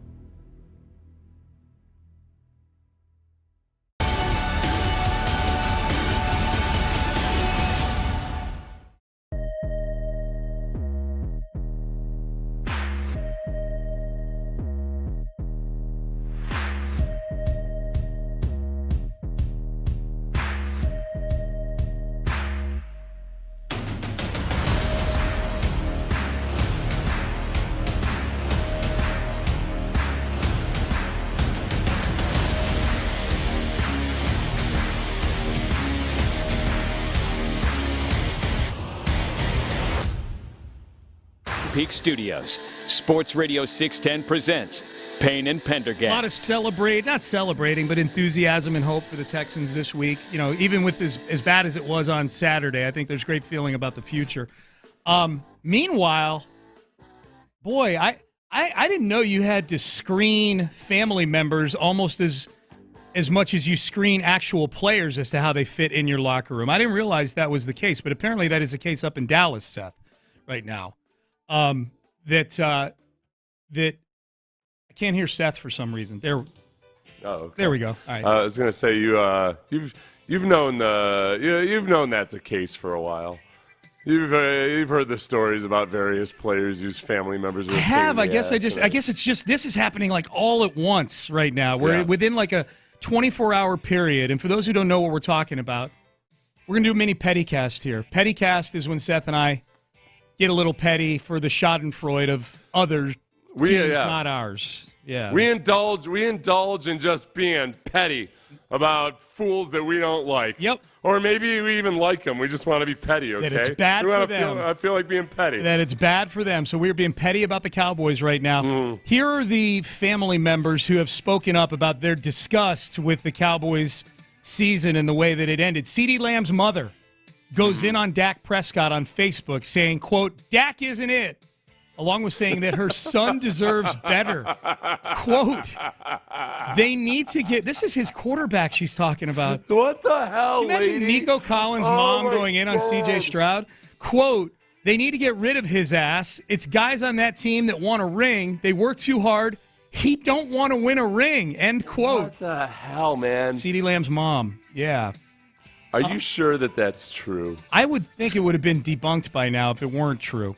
You want me to keep going? Because I only asked because the tweet you had brought up, it was from JPA Football, which is one of the worst accounts on earth. Yeah. Okay. No, I double checked. It's out there. It was on First Take this morning. Oh my God, that's as bad as I've ever seen. Yeah, that's really Dak bad. Ain't And it. Like CeeDee Lamb's he's got to work with that guy. Yeah. That's his coworker. Right. Oh my gosh. Tad Prescott, brother of Dak Prescott. So you think CeeDee Lamb's got problems? Dak's got, and Tad Prescott has been an issue before for Dak. He put this out there. Tad Prescott did. "Cowboy fans, why continue to DM me? Trust me, if I could get at Dak," tags him on it, "to leave Dallas, I would. I too want him out of Dallas. The city and organization have been great to he and our family, but done with the drama and the so-called fans, but he loves this team and wants to bring it rings." So he's more going after the fan base and people criticizing Dak than he is the Cowboys organization. He doesn't pull. Yeah, I guess it doesn't feel as personal. Well, because CeeDee Lamb's mom was specifically going after Dak Prescott, like just flat out going after Dak Prescott. Yep. Yeah, this feels more like this. If anything, Tad Prescott is voicing his own opinion, and that it, in some ways, paints Dak in a good light because basically saying like he's too loyal to leave. He loves it here. Yeah. It's still bad. Like he should still shut the hell up. None of these people should be talking. None of these people should be. And some of you may be saying, well, it's just two. What's the big deal? Well, let's keep it moving. Micah Parsons, also a very talented Dallas football player. He's got a brother named Terrence Parsons Jr., who's mad at Cowboys Nation for criticizing his brother, had a social media take saying Micah's critics are, quote, clueless and, quote, y'all going to miss him when he's gone, end quote. Now, we should, and he said more here that I'll get to, we should point out that Micah Parsons is feeding into this dynamic a little bit. You were the first one that pointed this out to me, Seth, is that when there had been rumors of Dan Quinn taking over in Seattle, Dan Quinn, the Cowboys DC, becoming the head coach for the Seattle Seahawks, replacing Pete Carroll, didn't Micah Parsons make some intimations that he could head up to Seattle with Dan Quinn? Yeah, he said he might take me with him. Take me with him. Yeah, that's what it was. Yeah. That's what it was. In the middle of a playoff run? Right. We're going to run? Yeah. A playoff attempt, whatever. So there's at the very least some dirt underneath Micah Parsons' fingernails here. His hands aren't totally clean.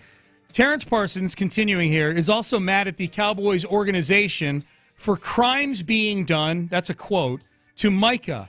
Oh, and just for kicks, let's add that he blames Dak Prescott and the coaches for all of it. saying the QB and defensive coordinator Dan Quinn should, quote, pack their bags, while calling for head coach Mike McCarthy to be replaced by Jim Hardbaugh or Mike Vabrell. So that's that is Micah Parsons' brother. Now Micah Parsons did put out a statement after his brother put out all these tweets saying any comments made by Terrence Parsons Jr. are his and his alone. This feels like a disclaimer from a radio station. The opinions of Seth Payne are those of Seth Payne alone and do not represent KILTAM. Well, yeah, Tom Brady's had to do this with his own dad, remember? That's right. Tom Brady's dad was like spouting off on radio, like called into a radio station spouting off about Belichick once. Yeah. It's not, I mean, that's after Brady had been in the league for like 15 years. Yep. These guys have these guys are all relatively young and have families that are still somewhat new to it. There's never an excuse for it. They're messing with they're messing with somebody that probably helps them out financially at least a little bit, messing with their damn livelihood. Like, what the hell are you doing? Yeah, man. Do you I wonder, man, maybe we ask Nick this next time he comes on. Like, I wonder, because these guys scout everything, especially the better the player, the more you're digging into it because of the investment. Yeah. It's one thing for it to be a 7th-round pick, and he's got a brother that spouts off. You're like, all right, you're cut. We don't need this drama from you. But, I mean, CeeDee Lamb is one of the best receivers in football. You know, Dak Prescott's a quarterback. Yeah, they definitely, look, they want to see how somebody's family is, you know? Yeah.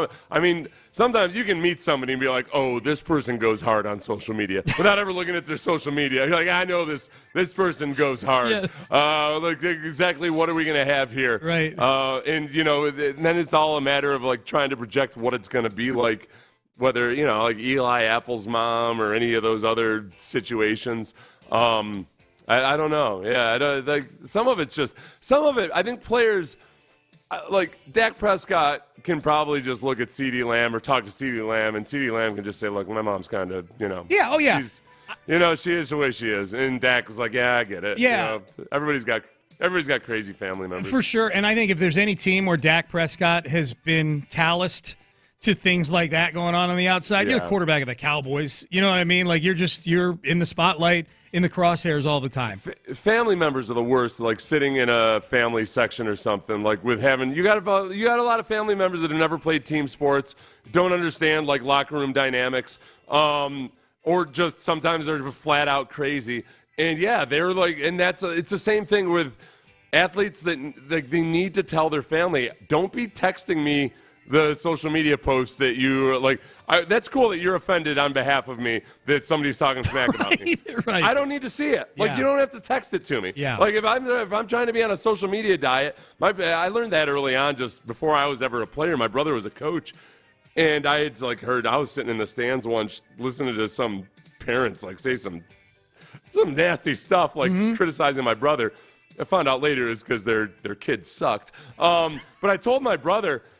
I was like, God, I don't know. Hey, Dan, I don't know if I should tell you this or whatever. He's like, yeah, never tell me any of that. I don't need to know. I don't need to know what people in the stands are saying or anything. Like, I flat out don't need to know. Like, the athletes need to be that way too, but they also got to put a cap on their family. You know what? Okay, CeeDee Lamb's going to have to threaten to cut his mother off if she pulls that again. I'd be like, listen, Mom, no. That's it. You can't be messing with my livelihood this way. The only evidence we have of CeeDee Lamb with somebody who he seemingly cares for putting his foot down was, remember on draft night, his phone rang, like one of his two phones rang, and looked to be his girlfriend, picked it up and looked at it, grabbed it out of her hand and said, give me that.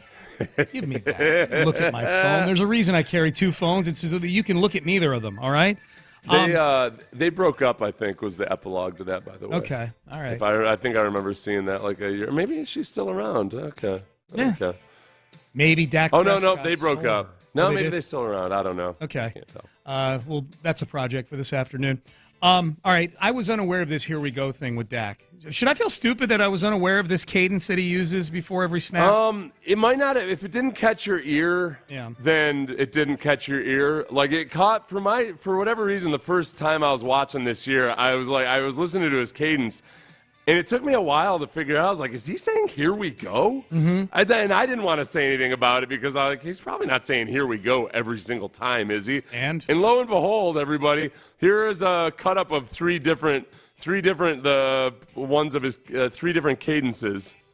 Yeah, here we go. Yeah, here we go. Yeah, here we go. Wait, take. Yeah. He did before every, yeah, here we go. Yeah, here we go.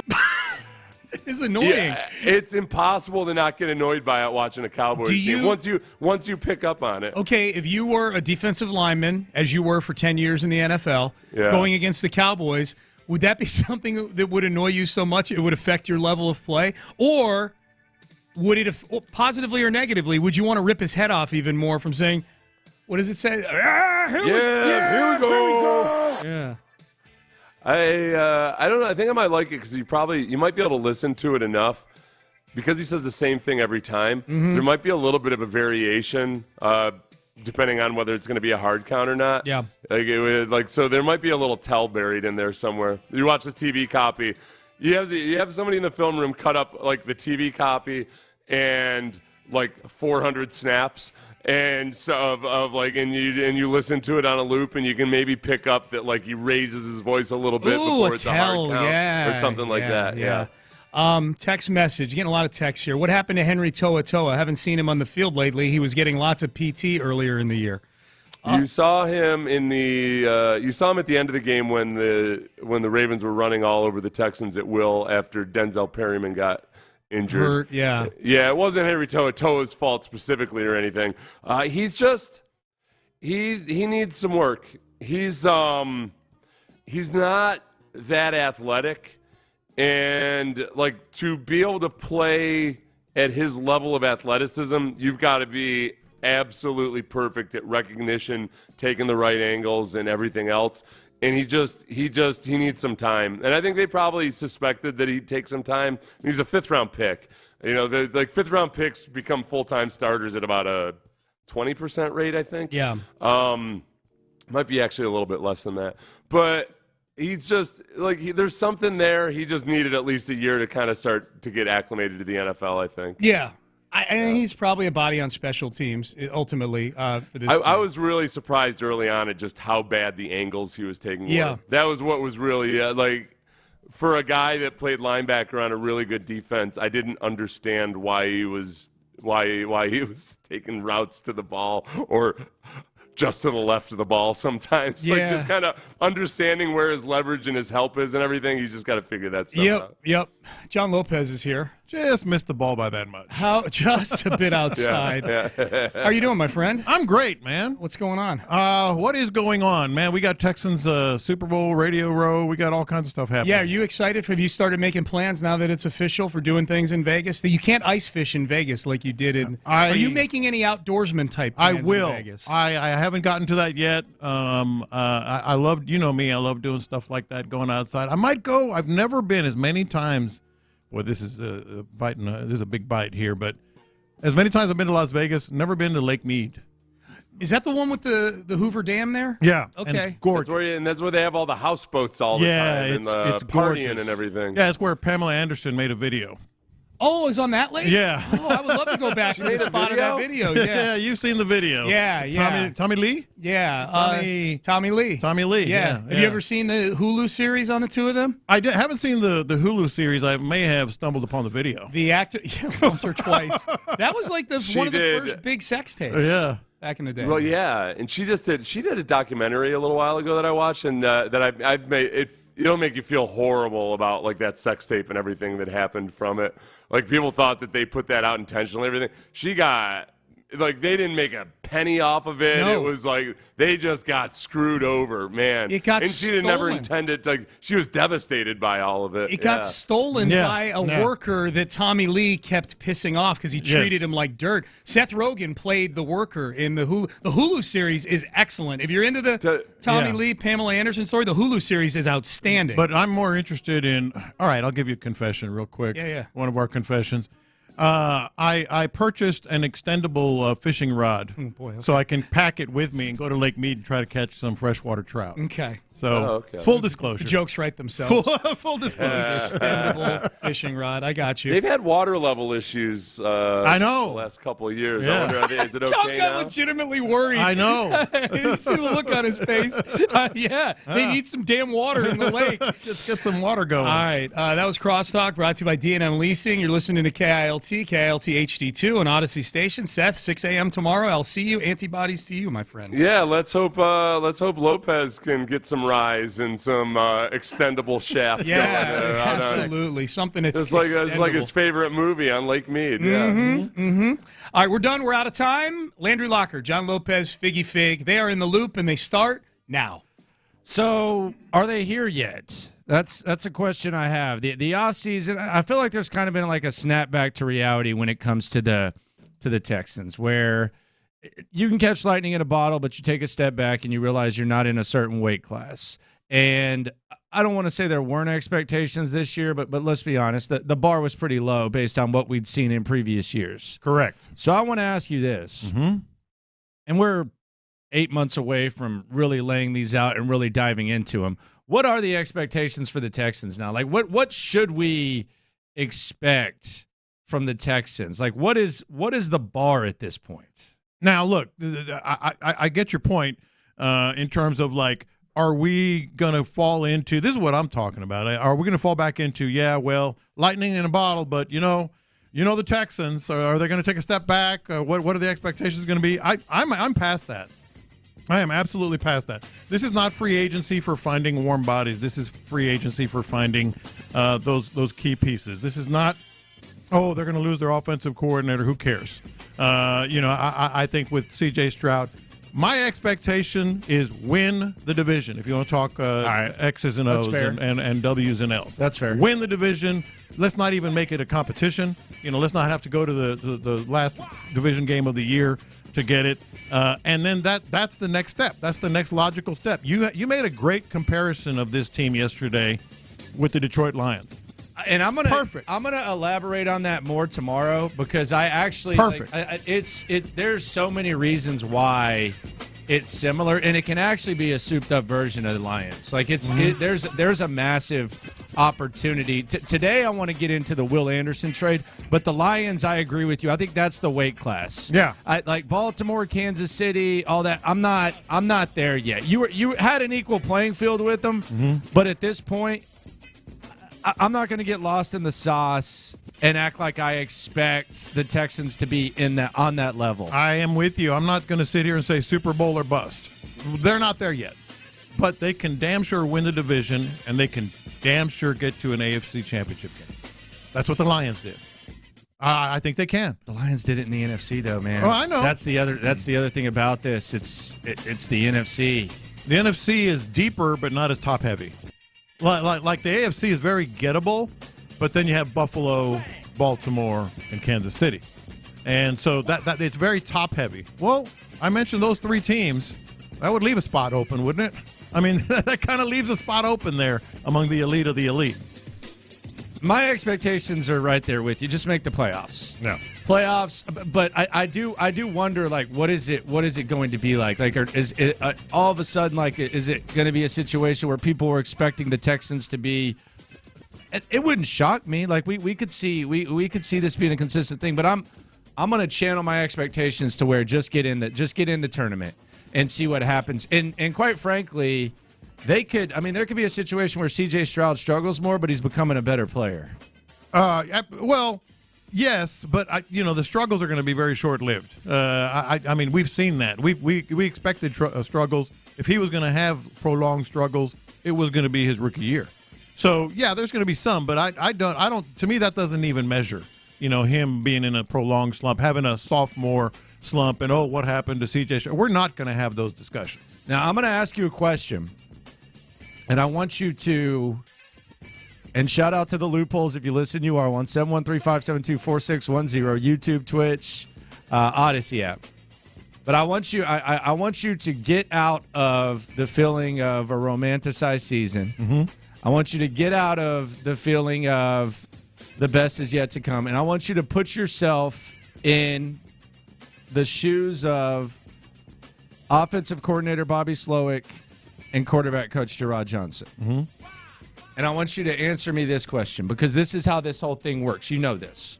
When you're making a big decision, like to leave somewhere, outside of the clear increase in salary or increase in opportunity, we've laid out the reasons why you would not want to leave the Texans. And John McClain, I thought, took it too far yesterday, saying both of them should just stay in Houston and not even, considering. I thought that was a little bit weird. Mm-hmm. But we've talked about why you would want to stay and why there's reason for excitement, cap space, C.J. Stroud, Will Anderson, D'Amico, all that crap. Yeah. Why would you want to leave? Like, if you're making your cons list, because even in the best situations, there's a cons list. If you're Bobby Slowick, you're Gerard Johnson. We've talked about why you would want to stay. Why would you want to leave this situation? What would be the negatives for this situation? For the Texans situation, I don't even know if that would register in terms of why I would want to leave. Like, I would rather do this. I would rather it be different here for this reason. But I'm going to try. I'm going to try to give you one reason. And I hesitate to say this because everything is going so well and they get together, they get along so well. But there are a lot of voices in the offensive room. A lot of voices, a lot of opinions in the offensive room. There's Bill Lazor, who's a veteran. Who? He's big. He's who? Isn't he the who? Who? I forget what his title is. Oh, okay. Who? Bill Lazor. No. Oh, okay. I'm being serious. We're going Bill Lazor. Okay. I'm being 100% serious on the offensive side of the ball. But that's everywhere. But wait a minute. Let me finish. There's the offense coordinator and there's the quarterback coach. In most organizations, I know who Bill Lazor is. I just don't. I mean, you said his name like we were talking about Bill Walsh or something. But the other one is Shane Day, and I drew a blank, but I looked it up. Shane Day has been around a long time. We're just going to read the staff? No. Let me explain it. Most organizations, you have the offensive coordinator and the quarterback's coach. Yeah. And those are the guys that kind of put it all together. Here, you have a couple of older, veteran, senior offensive assistants. Shanahan has that, though. No, but these Shanahan has like 50 coaches. No, he has a lot of coaches, but these are guys that have been coordinators before. Bill Lazor and Shane Day. Yeah. So I'm reaching. I said it from the very start. I'm reaching, but you got 4 coordinator type minds, pulling and offering their opinions. Yeah. If I had to say one thing, it's like, you know what? If I go over there, it's mine. Yeah. If I go over there, it's me. And we're grasping for straws here. So I get that. I look at that as a positive. For me, the negative, like if I'm Bobby Slowick and I'm looking at this situation and I'm saying, this is on my cons list. Not even like this is a deal breaker, but this is on my cons list. Because you're going to have a long-ass list of positives if you're Bobby Slowick when it comes to this situation. My con, it's the more things change, the more they stay the same. I'm listening to Clint Stoerner. I'm listening to Seth yesterday talk about this. Man, you're kind of stuck with this offensive line. Like you're kind of stuck with this offensive line, and the guys who actually watch the tape and the guys who are like really just getting in the sticks and breaking this down, like they insist that was one of the most pathetic offensive line performances that they've ever watched. To the point where you're jumping off sides, you're getting your butt whooped, and you have this heavy investment in Laramie Tunsil. You have this heavy investment in Titus Howard. We don't know what the hell Titus Howard is. The negative for me right now with the Texans is you're kind of stuck with this offensive line. And I don't know if it's like a mindset. It just seems it's kind of a weird situation. Like, I don't know. Like,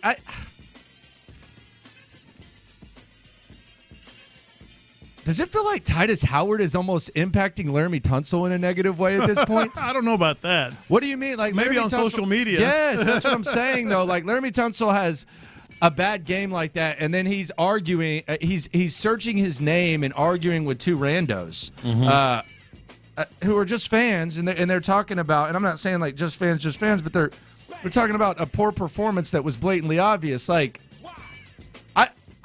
this offensive line should be a strength, but if you watch that Baltimore game or you listen to people who watch it closer than we do, The offensive line prevented the Texans from getting where they want to get. They did. And it's not going anywhere. Mm-hmm. Like, you can move on from virtually anything. You can't move on from this offensive line. I would love for it to become a strength. It's possible. It's not the most far-fetched thing, but we're trying to talk about the cons. And I think the biggest con right now is you invested all this in this offensive line, and I don't know that this offensive line is going to be a really, really good offensive line anytime soon. Boy, that's a really good one. Just because you got to have Titus Howard and you got to have Laramie Tunsil, and you don't know about the interior line, but you got a first-round pick in there. You know what's crazy? You got a second-round pick in there. They're going to play. You know what's crazy? What's that? As good as Laramie Tunsil is as a pass blocker and all that, and I don't dispute that, I actually feel almost better about the interior than I do the tackles. I think that's and the absolutely tackles fair. are two of the highest paid. Yeah. No, you got juice. Shaq Mason has not. He was good all year. He wasn't necessarily a standout, but he was never bad. And then at the center position, you've proved that you've got centers that can do the job. That's a really good one. Let me elaborate on my point. And again, just to be clear, because we're not like, oh, you guys are hating on everything. No, I'm trying to figure out what is on Bobby Slowick's cons list. All right, outside of the obvious, like an increased opportunity. What is on Bobby Slowick's cons list? Let me elaborate on that. Bobby Slowick is 36 years old. Gerard Johnson is 36 years old. They both are coaches' kids and adored their fathers, who were very successful coaches. All right, so they have this respect. They kind of defer. They always talk. Listen to other opinions, older coaches' opinions. Well, Shane Day is 50, and Bill Lazor has been a coordinator in Chicago, elsewhere, and he's 51. I think, like, if you're 36 years old, you're going to kind of, show a lot of respect to those guys and maybe do things because they say so that you wouldn't do by yourself. That would be my forced only con. If I go to Washington and I'm Bobby Slowick, that's my baby. If I become an offensive coordinator, name the team, Cleveland, let's say, for Gerard Johnson, that's my baby. Even though Stefanski, I know, is an offensive guy, but they say he's been willing to let go of the reins of the offense. That would be the one. You got older guys that are real strong voices. You can have your own. Landry Locker, John Lopez, Figgy Fig with you here on Houston Sports Leader, Sports Radio 610. You're stuck with the O-line. You're stuck with the offensive line. Cole Brew on the YouTube. He's probably had about 20 today, I think, because he said, and it's only 10 a.m. He says Landry yesterday said, "Don't draft O-line. The line is set." Landry, today you're stuck with this O-line. Yes, you're stuck with this O-line. You're set there because you're paying Titus Howard top 5 right tackle money. Laramie Tunsil's the highest paid offensive lineman of all time. You used a first-round pick on Kenyon Green. You used a second-round pick on Juice Scruggs.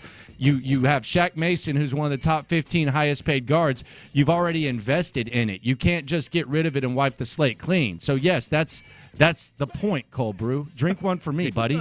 They're actually stuck. Yes, they're really stuck. They're stuck. Mm-hmm. Like, drink one for me. Do I feel good about it? Like, if I could get a time machine and go back in time and not give Titus Howard an extension, would I hop in that time machine? You bet your ass I would.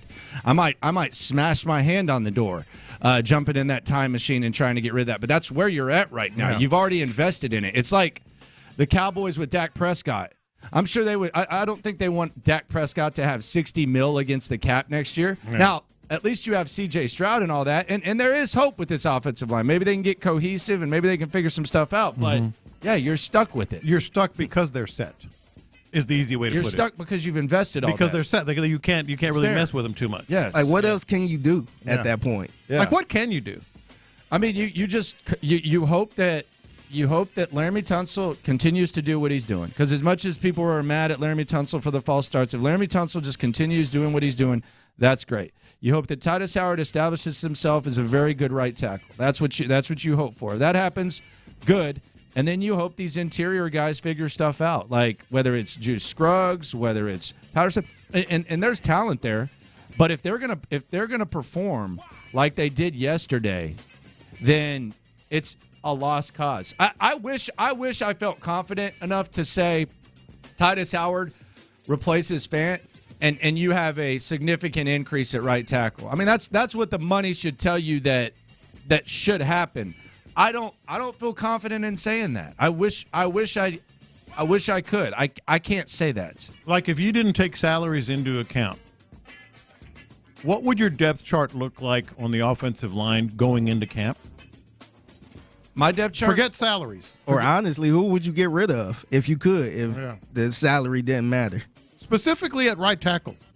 Don't take salaries into account. I'll let Titus start at right tackle. We'll see what he's got. I mean, and we'll see how it goes. I don't know. I don't know about his mindset. I would look into upgrading. If money didn't matter, I would see if I could upgrade. I question his mindset. Mm-hmm. I really do. Like, if you're searching your name on Twitter and arguing while you're hurt, to the point where, like, I question the mindset. I really, really do. I get it. I don't think he'd be first on the depth chart going into camp if you didn't take salary into account. I'd go with But Fant. I mean, Fant's a free agent, though. I know, but I'm saying I'd be looking to upgrade it, man. I mean, keep in mind, Charlie Heck replaced Fant at one point in the season. Yeah. And Fant was in over Howard so that Howard could go stink at guard. Yeah. That, I mean, look, man, like, of all the things, like, this is the thing that I think that when we take a step back and we look at this team and we start saying, okay, we're going to go to the big game in Las Vegas, thanks to our friends at Yuengling and the Low T Center. We're going to go there. How do the Texans get here? The offensive line should be the least of my concerns right now. You know what I mean? Like, that was. It seems like for the last couple of years we've been saying, okay, this offensive line is going to be good. This offensive line is going to be good. Like, look at what our concerns were at the start of the year. Like, seriously, like, this puts it kind of in perspective. It might actually be encouraging depending on how you look at it. We feel good about the quarterback. We feel awesome about the head coach, the quarterback-head coach duo. We feel good. Nico Collins, we were wondering about him. He might not be like a, quote, number one Justin Jefferson. We feel good about him. We feel pretty good about Tank Dell, although we still think that they could improve in that area. Derek Stingley, we feel like, is a cornerback one at this point. Christian Harris, that magic pixie dust that we wanted DeMeco Ryans to sprinkle on him, that appears to be there. Will Anderson, I mean, there's a lot of room for improvement. We feel pretty good about Will Anderson. We'll get into the one-year evaluation of that trade. And the offensive line, we feel the same damn way. Yeah. Much as things change, the more they stay the same. Mo money, same problems. Even the running game, if you think about it, it took Singletary being practically magical for them to have success running the ball behind this offensive line, because Damian Pierce was just getting stonewalled, and then they went to Devin Singletary. How many times did you see him dance around in the background avoiding first contact? Like, he was one of the NFL's best at yards after contact. Ultimately for running backs. So even he had to be like magical running the ball to find success running the ball against this offensive line. So it's a big issue. It's a big issue. Huge issue. Yeah. Huge issue. Huge concern. And right now it is the con. Coming up, DeMeco Ryans. He's got to watch his old team try to get to the Super Bowl. How do you think that makes him feel? And John Lopez, he has his ideal Super Bowl matchups ranked 1 to 4. That's next. I do. Low T Center. I also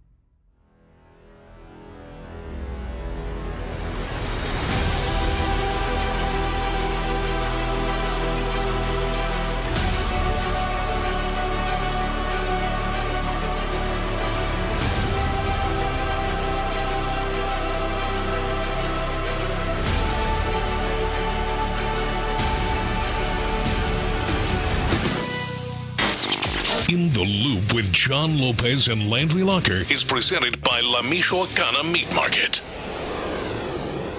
Figgy, let's hit him big time.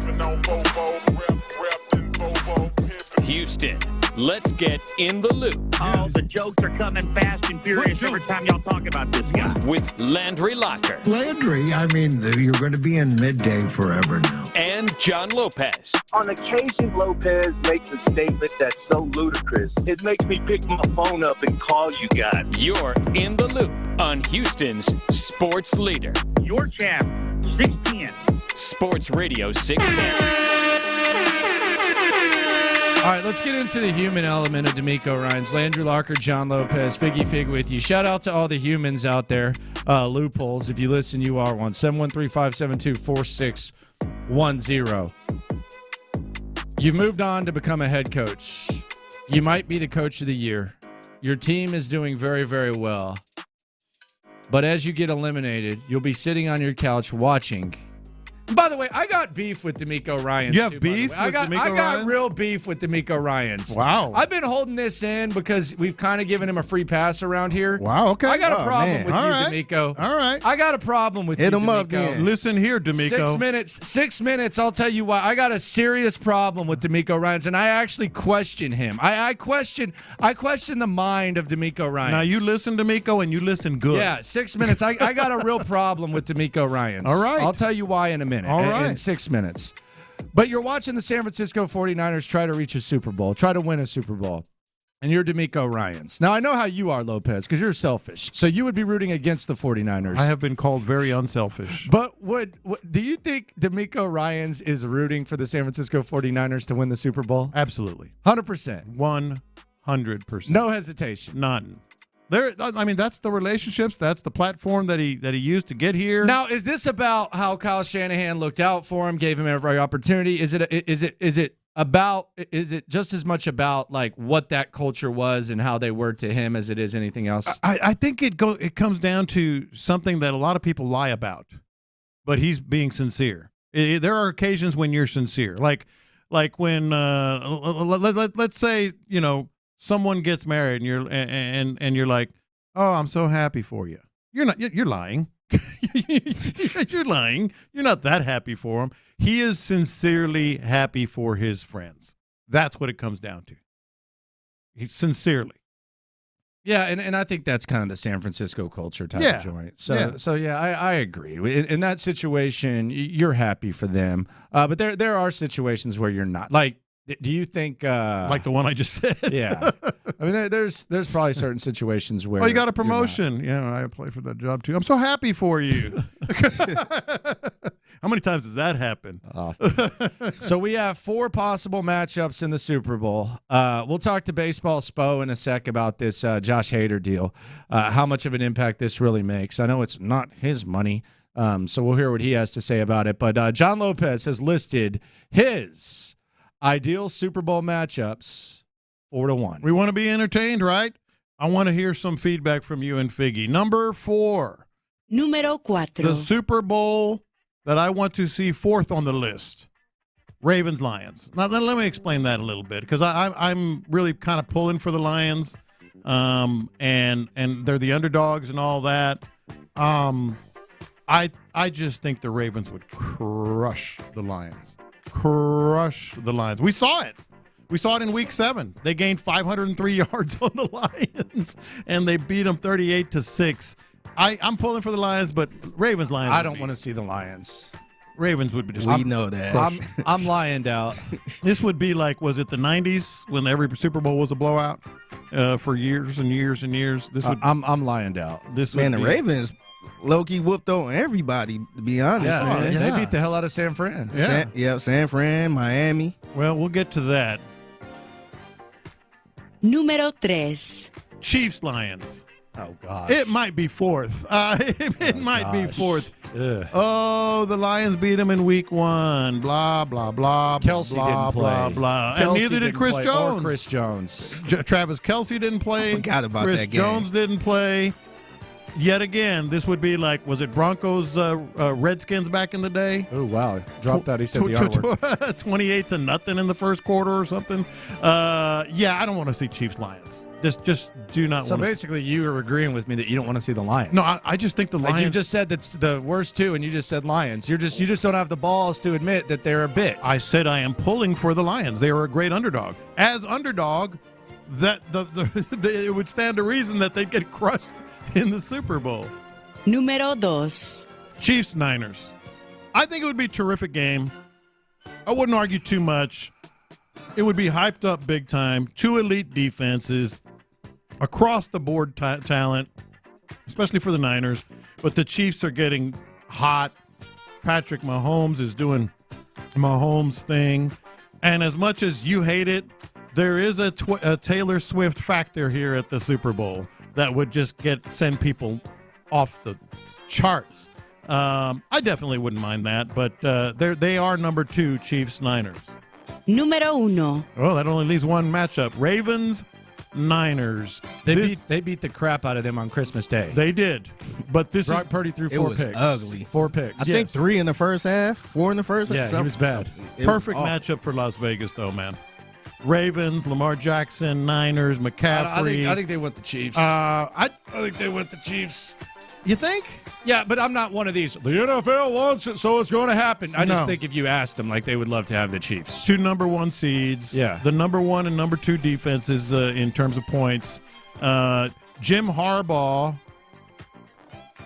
lost to his brother and the Ravens as a 49ers coach. Jim Harbaugh might be getting back in the Super Bowl back in the day. Give me Ravens, Niners, and there is that revenge factor. Yeah, from the Christmas game. I'm looking at it from localized POV because I could see it. Like whatever. I actually think the Lions could give the Chiefs a game, but I'm looking at this from a perspective of we're going to be out there for the big game, thanks to Yingling, thanks to the Low T Center. Media night's on Monday night, so I'm looking at it from like when you go to media night and all the players are there. Like who can I go talk to and get like the best stuff from, like from a local lens? I want to talk to a Minahu with the Chiefs. Oh yeah, he's going to run his mouth. Oh yeah, that's for sure. And then I want to talk to Trent Williams and some of these 49ers guys, like Kubiak's sons. They're just going to be sitting by themselves. No one's talking to them. Oh yeah, Clint. Yeah, they'll be chilling. Yeah. Go up there and just BS with them. Yeah. Trent Williams. There would be a lot of view action. There would be a lot of discussion about D'Amico and Slowick too. It doesn't get better than Trent Williams, man. Like it doesn't get better than him. That is the identity of that squad. That's it. Like a left tackle, as far as like a left tackle that just sets the tone and like the whole culture. Trent Williams, man. He's what you want. Plays hurt, fights. Target on my back. He's what you want Laramie Tunsil to be. Well, that's not realistic, but I mean, and Laramie cost 2 firsts and a second. What was Trent Williams, like a second and fifth or something, third and fifth? Something? It was cheap as hell. Yeah, it was cheap. Yeah. I remember McClain kept saying, "No, he's hurt all the time." Yeah, and McClain basically put him on his deathbed. Was it? Do I have this wrong? Was Trent Williams the guy that had a bench press issue at the combine? No. Race card that, please. No, I'm just confused. Who was it? It was a guy from Oklahoma. Yeah. Orlando Brown. Yeah, that's who it was. Yeah. Orlando Brown. That's who it was. Yeah. I just had a question. Yeah. I just had a simple question. Okay. They all look alike. No, I didn't say that. Okay. I didn't say that. So why do you hate They D'Amico? got a third. They got Trent Williams for a third and fifth, man. Yeah. That's crazy, man. That's got to be the best trade in recent history. Right up there with we always talk. Like we talk about all this. They got Trent Williams for a third and a fifth, and they've gotten 5 years of like all pro culture, like and culture, all pro. everything. Yeah, like it doesn't matter who your quarterback is. It doesn't matter who. Like man, yeah. I mean, run And blocking. they went through some quarterbacks too. Yeah, and he's so long view too. He's so long view. He's a big son of a gun. So I got an issue with D'Amico Ryans. Why do you hate D'Amico? I don't hate D'Amico Ryans, but I hate what he's doing, and I'm questioning D'Amico Ryans, and I would be a hypocrite for not acknowledging this. Okay. Because I've talked about how stupid this is before. I wouldn't trade D'Amico for any coach in the NFL. As soon as they acquired D'Amico, I said whatever he wants to do in the draft, I'm okay with. I support D'Amico. Yeah. I'm pro D'Amico, man. Big time pro D'Amico. He's about to have a baby, and they're not going to know what the sex is until they have it. Thank you. That's a joke, D'Amico. Thank you, D'Amico. That is embarrassing, D'Amico. That's worse than the worst clock management ever. D'Amico Ryans is going to have a baby, and he is not going to know what it is until it's being had. That is awful. That is a legend. That is awful. That is a legend right there. He goes down a notch in my book. He's a 9.9 now. He was a 10. He's a 9.9. He's a 10 plus. That's the way it should be. It's the surprise. This is awful, D'Amico. No. This is awful. All three of my kids, I didn't want to know. I didn't want to know what they were, and it just made it so much better. In that moment, you're like, it's a boy. It's a girl. Whatever. It's the only way to go. It's terrible. And plus, this is embarrassing. Plus, here's the other thing. You don't have to mess with that stupid gender reveal nonsense. Well, you don't have to do that anyway. That's stupid. Nobody does that. Everybody does that. No, I'm saying you don't have to do that. That's for weasels. Yes, exactly. Yeah, I didn't do that. It's a gender reveal. How are we going to do it? Let's hit a baseball. Get the hell out of here. Just find out. Just find out Let's in the bust moment. this balloon. Every guy who has that, although I've seen some cool ones. I like the wrestling one where they have a wrestling match in pink and blue. No. That's cool. But every guy who agrees to a gender reveal, you need to pop a balloon first that's pink that shows what you are because you have no balls. So before you reveal it, pop the pink balloon and show that you have no balls. No, D'Amico is doing it the Pathetic. right way. By the way, there is something. Having parties. I'm going to have a granddaughter in like a matter of about a week or so. Oh, way to make it about you. No, I'm way saying to make it about you. It's not John. about me. Why they ain't hide their Why gender? didn't they hide the identity? Well, that was their decision. I didn't like it. I want to be surprised. So stupid. But I'm not the parents. Dude, it's not a lottery ticket. It is a lottery ticket. Off. No, It is a lottery ticket. It is. You prepare. Yeah. So what if this is awful. What if my granddaughter? So now the kids are gonna, what am I gonna have? A brother or sister? Oh well, it's kind of a surprise. Behind we gotta get a bunch of girl clothes now. Between legs. That's the fun part. Between legs number one is Would you like game show. legs number 1, legs number 2, or legs number 3? Golly, man. D'Amico, you disappoint me, man. I love it. You disappoint me, D'Amico. Disappointed. Coming up next, Jim Crane. He spent the most money he's ever spent on a free agent. How impactful is this move? And is Adam Spillane going to join the outrage over the Baseball Hall of Fame votes? Lopez is pretty fired up. Oh.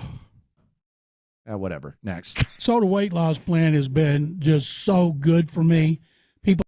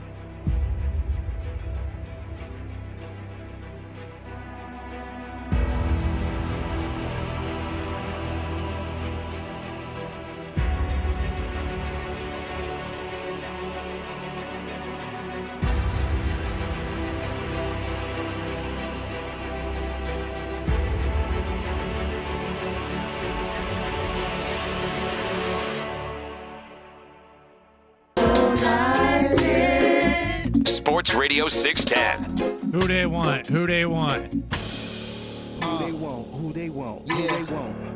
Who they want? Who they want? Baseball Spo. Baseball Spo. Baseball. So Jim Crane, man, biggest free agent signing of his time. How impactful is the Josh Hader move for the Houston Astros? Put it in perspective with us. Adam Spillane with us every Wednesday at this time. He is in the top 1% of the top players when it comes to basically relievers and pitchers, really, for that matter. He's elite. Like, those are the types of guys that you splurge on, the guys that are elite. And so that's what they went out and did. It's a position of strength for them, but at the same time, like, it's good to have. It's good to be able to shorten a game like that. So it's a really good move. I don't think it's a move. I guess every move like this comes with risk, but he's been remarkably healthy over the course of his career. So I think that mitigates some of the risk that comes with the signing. There have been times, I think 2022, the control kind of was off and on, but that's going to happen sometimes. But I think it's a great move. I think it helps him a lot in 2024 and in the 4 years that will come after. How does it play out, though, at the back end of the bullpen? You got some negotiating to do, some talking, some calming. Yeah, I think that's one of those things we'll have to wait and see how it shakes out. I don't know. The big thing is going to be, and as we get to spring training in a couple of weeks, the big thing will be, well, who has the ninth? And Joe Espada has said a couple times that they want to anoint a ninth inning guy before spring training, I guess before the season starts. I don't think that you necessarily need to do that. I'm big on guys having roles and having set roles, but they've got three guys. All three are going to close at some point. Like, that's just how it's going to be. You can't pitch everybody every day.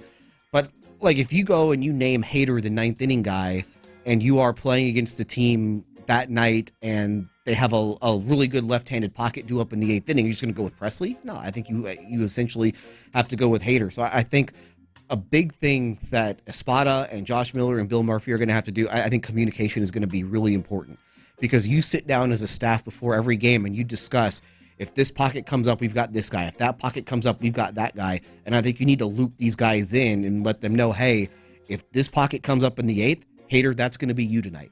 If this pocket comes up in the eighth, Presley, that's going to be you. So I think pocket talk. Three guys. Oh, okay. So how about these three guys? What are you doing here? Well, I'm trying to. What is going on? I'm sitting here like, what is this? I'm trying to sound smart. Is this what you nerds talk about? Yes. Y'all say pocket? Yes, I'm trying to sound so smart. So you're sitting in the press box with Chandler Rome, and you say, hey, what pocket's coming up in the eighth? Yeah. You haven't heard this? I've used this phrasing many times. The pocket? No, Yeah. like, who's due up in the eighth? Who's due up in the ninth? They got two lefties doing. I can't keep up with you people. I can't keep up with you baseball guys. Trying to sound smart. That's all it is. Well, you don't have to try so hard, Spo, because you're making me. You're Ryan confusing the hell out of me. Can't be happy. He can't be happy. I don't know. He can't. I'm not going to try and get. I'm not going to try and get into Ryan Presley's head. I am. He can't be happy. Presley is. I think at this point of his career, he's gotten his money. I don't think he's got another big contract in him. But he wants to close. I think he also wants to win games. So does that mean he's not going to get his music anymore? Are they going to do that in the eighth? He'd get in the eighth inning. They gave Octavio. You can't play the music in the eighth. Why can't you? Come on, man. That's a closer thing. Rafael Montero has music in the eighth inning. Yeah, but he doesn't have like the whole production. He'll have to change the song. You ain't turning out the lights. I miss in the Johnny eighth. Cash already. Why can't you? I mean, that's too much. But I disagree. Music is reserved for the closer. You're trying to get the crowd involved. Like a whole It's production reserved like for the that. Yeah, closer. you can't do that in the eighth. We got PA announcers yelling defense at Rockets games. I mean, but that's different with a closer. I disagree. I think that they will do all the Johnny Cash stuff. They did it whenever he would come in the eighth inning in the postseason. Yeah, but he was closing. It was like one. It was like 2 outs. He's coming in. He's the last don't know guy. that for a fact. They could have brought in somebody after. Parsing everything. Adam Spillane here on In the Loop, Sports Radio 610, talking about Jim Crane's biggest move. So Lopez is in his feelings, and a lot of guys are in their feelings because Billy Wagner didn't get in to the Hall of Fame. Few people who voted for him last year didn't vote for him this year. It's his ninth opportunity. Well, he had a bad year. It's his ninth opportunity, and he comes up 5 votes short. Are you fired up about this? Like, do you want to join the John Lopez outrage group, or are you okay with it? I don't care anymore. I used to care about that stuff. It doesn't matter to me anymore. It doesn't matter to me by and large. But so can I ask you because what did you say? I said by and large, but I said yesterday. You didn't let me finish. Billy Wagner mattered to me. That was one of my confessions. Like I was like, this is, an outrage if they don't vote for him. And this is not about so much like Billy Wagner is a Hall of Famer. Like Billy Wagner is a Hall of Famer. You put his numbers next to Mariano Rivera, who's a no-brainer. They're almost identical, and in some cases, Billy Wagner's are better. And I know you were mentioning in the break, well, what about the postseason? The Hall of Fame is about body of work. It's about your body of work. That includes postseason. I'm not going to say it's nothing, but there are guys that barely sniff the postseason that are in the Hall of Fame. This is about the writers who vote. Pompous, arrogant, self-important, quote, keepers of the game that don't know what their role is. Their role is to celebrate the game. The Hall of Fame is a museum celebrating the best of the best. And if you talk about any category, let's talk about closers. Billy Wagner is one of the best in the game. Yeah, I just don't care anymore.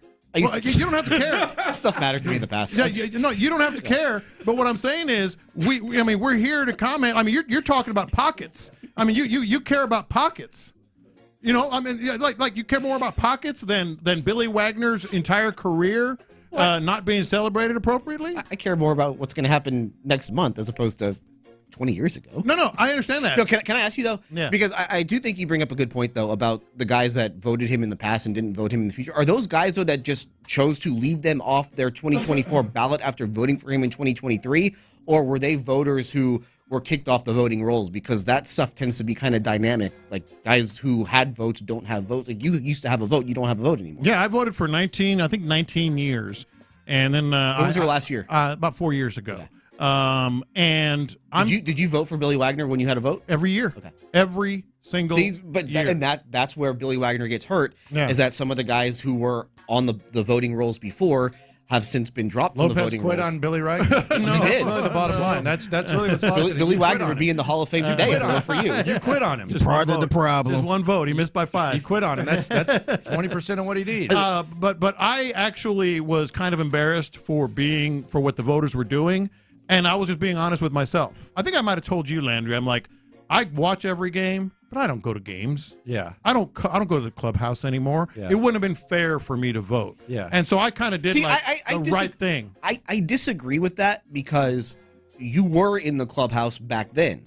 So Yes. like a lot of the guys who are getting taken off the voting rolls are guys that were covering the game when the guys who are currently being voted in were playing in the game. So that's the one thing that I kind of disagree with how they've handled the voting in recent years is that No, I chose to be off though. Oh, okay. Yeah, because I was but a lot of guys are being but you probably should have stayed on. Yeah. Because like you covered the sport when Gary Sheffield was in the league. You Sure. covered the sport when Billy Wagner was Pretty playing much for the everybody in this Astros. class. Yeah, so Yeah. that I think is where they've kind of made the mistake of taking some guys off the voting rolls a little too soon for that very reason. I just think these guys. But he's going to get in. Like he's 5 votes It's short. his last year. He's going to get in. I will stake a good amount. Right. No, Breaking news. I hope you're right.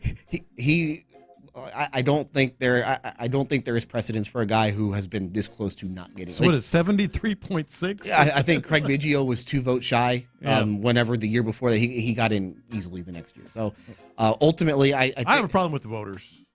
They're just Those are your people, bro. Not anymore. I quit them. Those are your folks. I left them.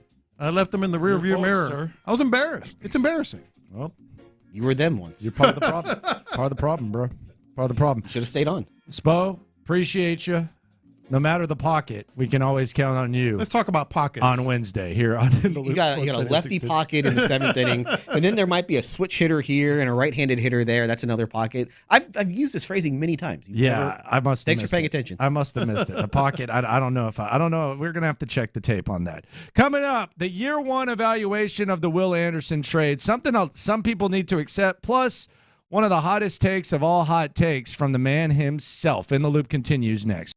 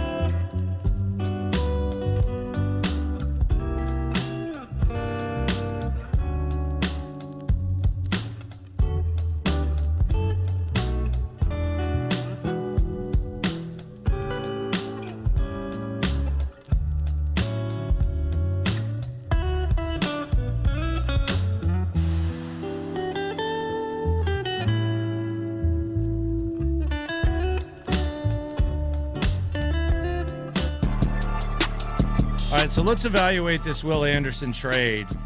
1 year in, it was a controversial trade to say the least. I do think there's some factors that need to be taken into account when we talk about this. Will Anderson, by the way, set the franchise record for sacks in a rookie season. He's up for Defensive Player of the Year.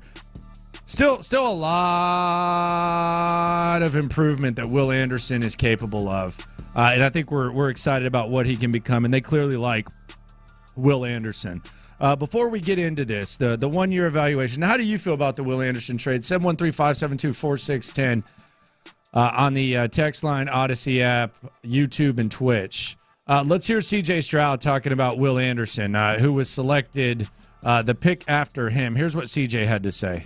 His mentality, not only does it match up with his talent, but it probably upsees his talent. Will to win, you know what I'm saying, the grit that he brings to a locker room, and his talent is great, don't get me wrong. But at the same time, like, if you can match that with what he has, man, it's a force to be reckoned with. All right, so the trade. Let's look at the trade, and we'll hear a real hot take from Will Anderson. He might get his trees poisoned here pretty quick with what he had to say. We'll hear that in a sec. But the trade itself, when it happened, there was a lot of excitement. There was a discussion over whether or not the Texans were going to take a quarterback.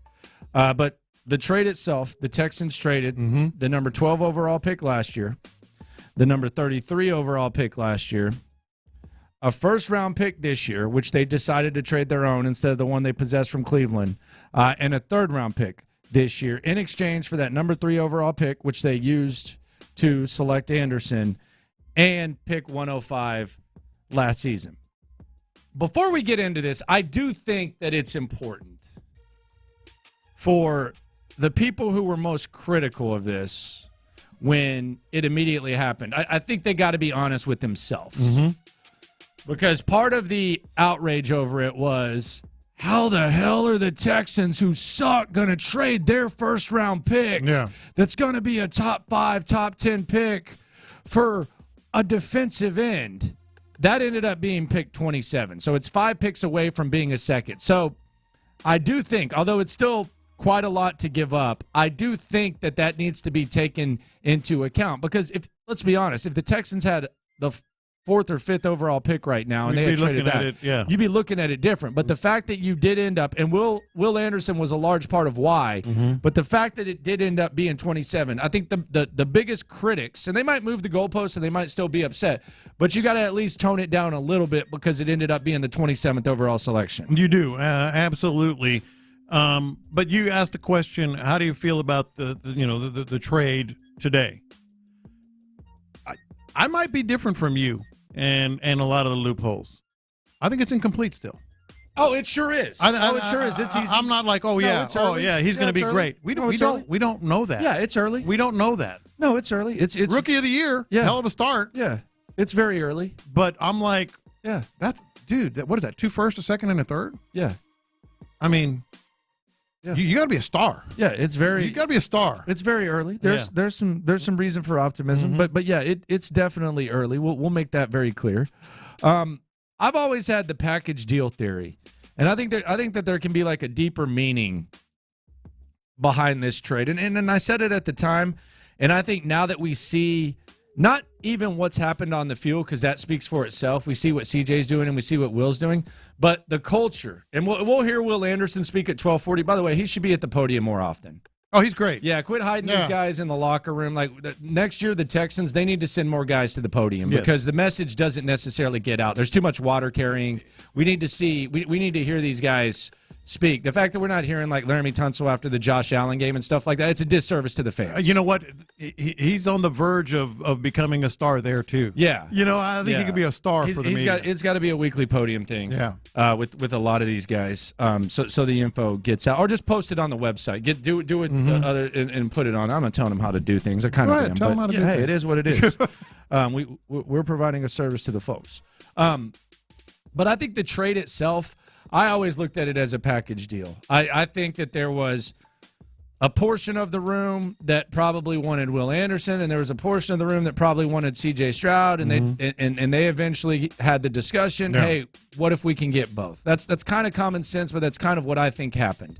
And in order to get both, you had to select C.J. Stroud number 2, and then you had to make the trade for Will Anderson, or else the Stroud trade would have been way more expensive. It would have cost a lot more to trade up to 3.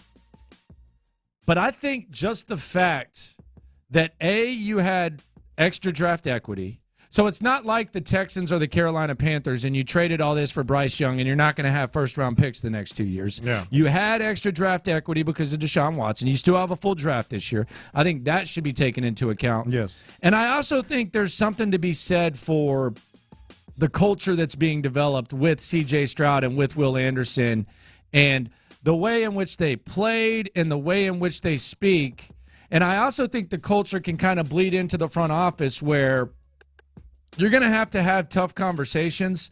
But let's say Nick Caserio wanted this, D'Amico Ryans wanted that, and you start off with one of those guys getting their way. Let's say like player A liked Will Anderson, or front office guy A liked Will Anderson, and front office guy B liked C.J. Stroud. Like, if you go one way or the other, like, let's say you take Will Anderson and then C.J. Stroud does this, I don't know how you come back from that. Yeah. So you end up coming together. You get the best of both worlds. You develop a culture. So I think that is kind of like a deeper meaning to this move that I think goes beyond the measurements. And I think it's from a measurement perspective, the fact that it is the 27th overall pick and it wasn't a top 5 pick or anything like that. I think right now, so far, so good. I think they look pretty good on this Will Anderson trade. I think there's another measurement, another aspect of this that is good, that has nothing to do necessarily with Will Anderson directly, and that is you took a big swing, and it looks like it's going to work.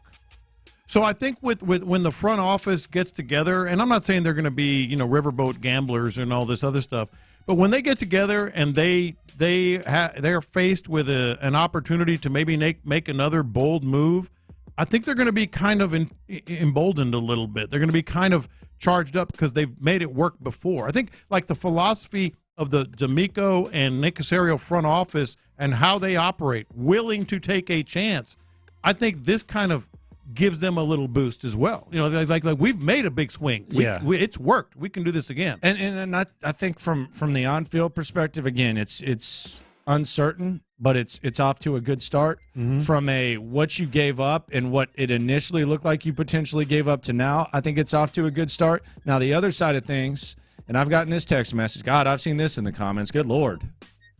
You still do have a lot of needs, so, some people will look at it as, could have used those picks. Damn, the Lions got Jahmyr Gibbs and Sam Laporta with that same-ish draft compensation, and you would have had another pick too. So I get that, but I also look at it, and I'll talk more in depth about this tomorrow when I talk about the Texans perhaps being a souped-up version of the Lions.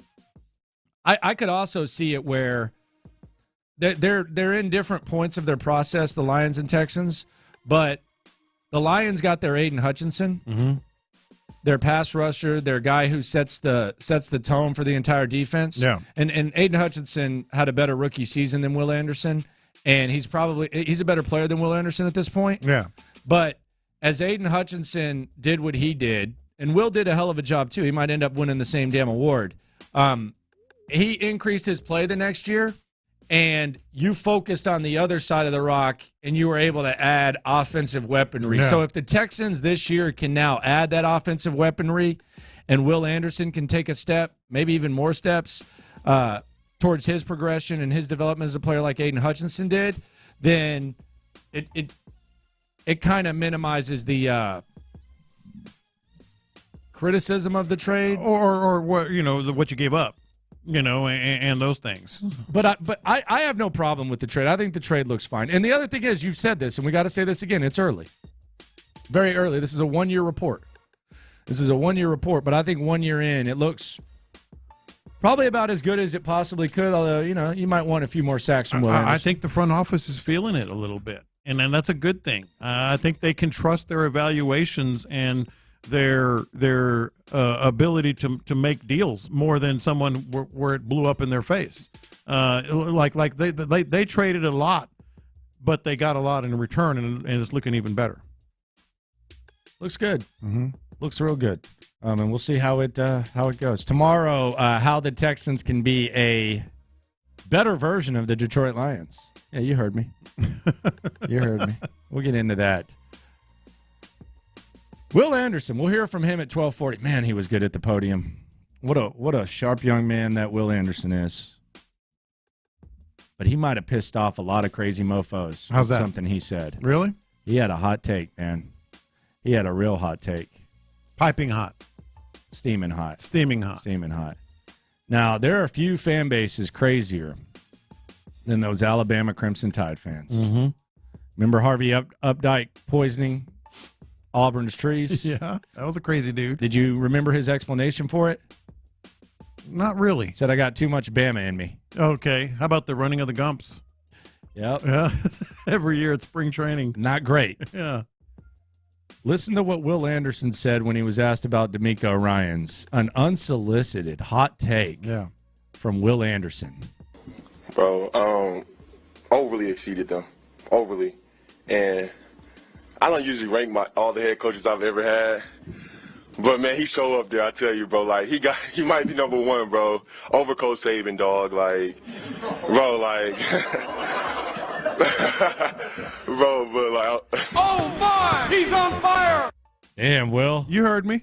Damn, Will. He's already me. putting D'Amico ahead of Saban, man. You heard me. What about that? Yeah, I said what I said. You know what I think Will Anderson should do next year? Change the number.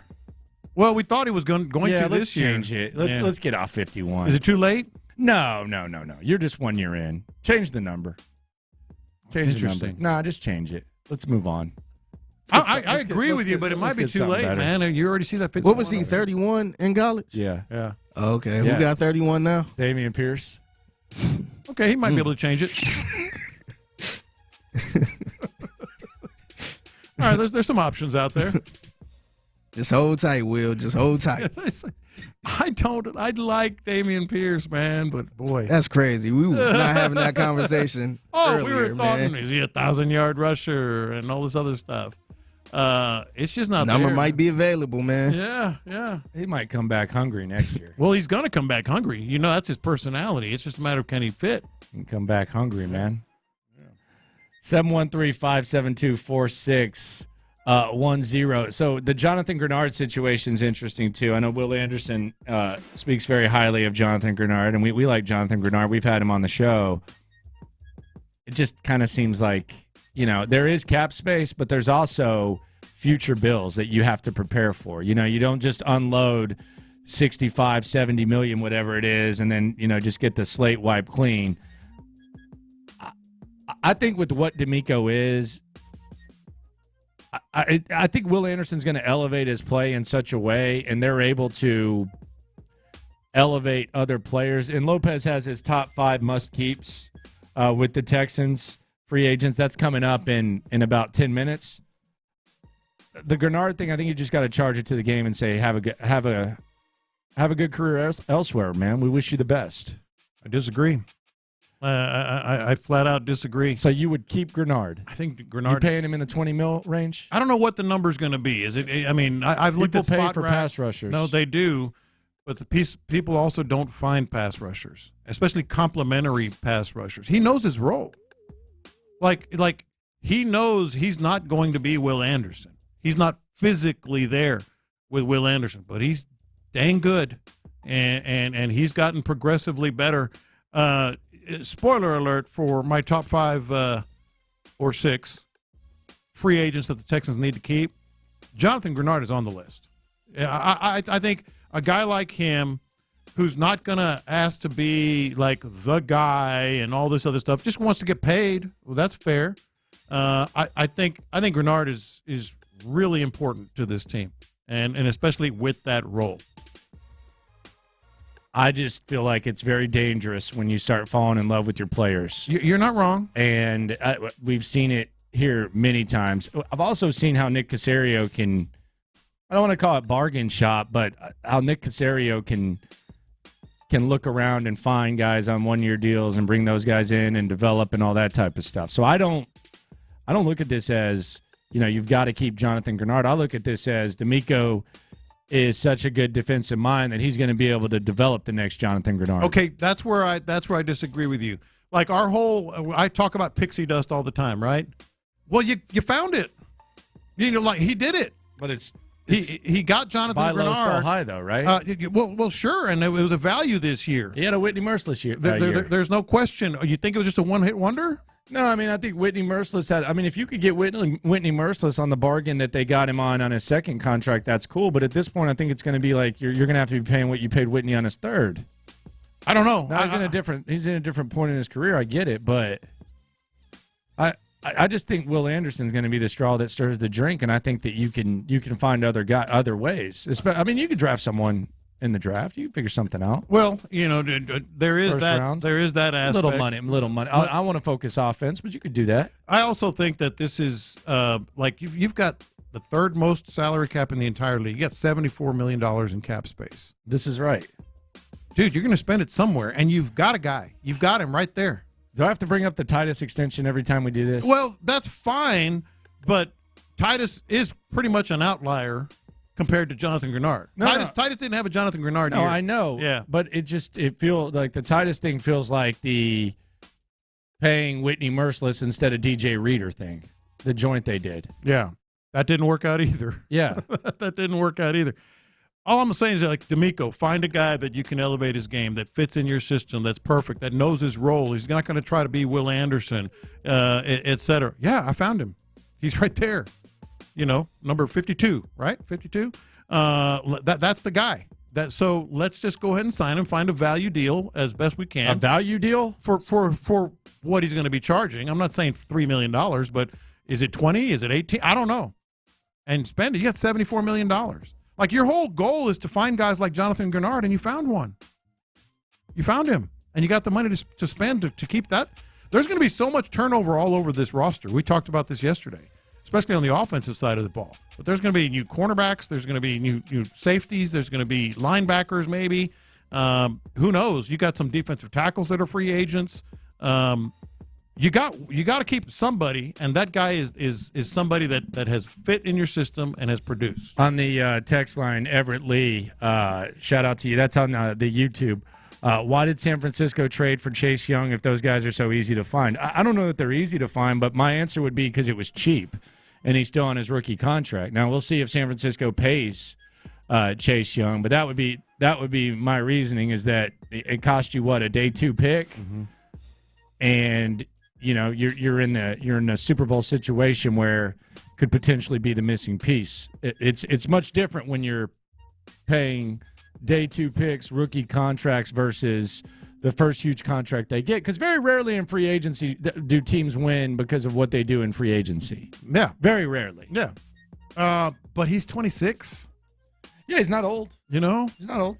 And I'm not going to cry in my beer if they don't sign him. I'm just saying, this is your whole goal, is to find guys like that. Is crying your beer where you're at the bar and you're just sad? Yeah, is that what we're broke talking up with about? your girl and you're just like, oh, why didn't she love me?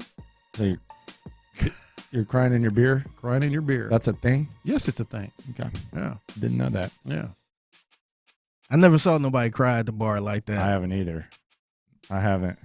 Well, y'all need to look more. People go to bars because they're depressed. What? I mean, I don't know if they're literally crying, but they might be sobbing a little bit. Just trying to mask the pain? Yeah. Okay. Self-induced self-medication. Medication, yeah. Coming up, John Lopez's 5 must-keeps. We already know one of them. We'll get the other 4 next. All right, Low T Center.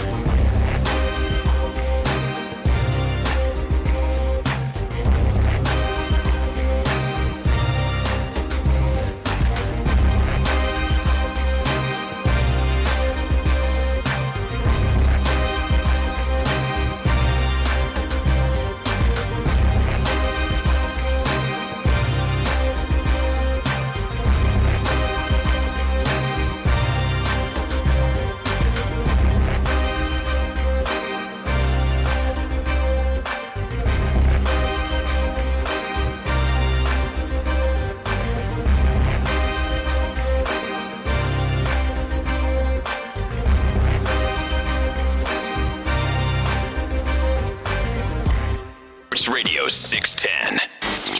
In the Loop with John Lopez and Landry Locker is presented by La Michoacana Meat Market.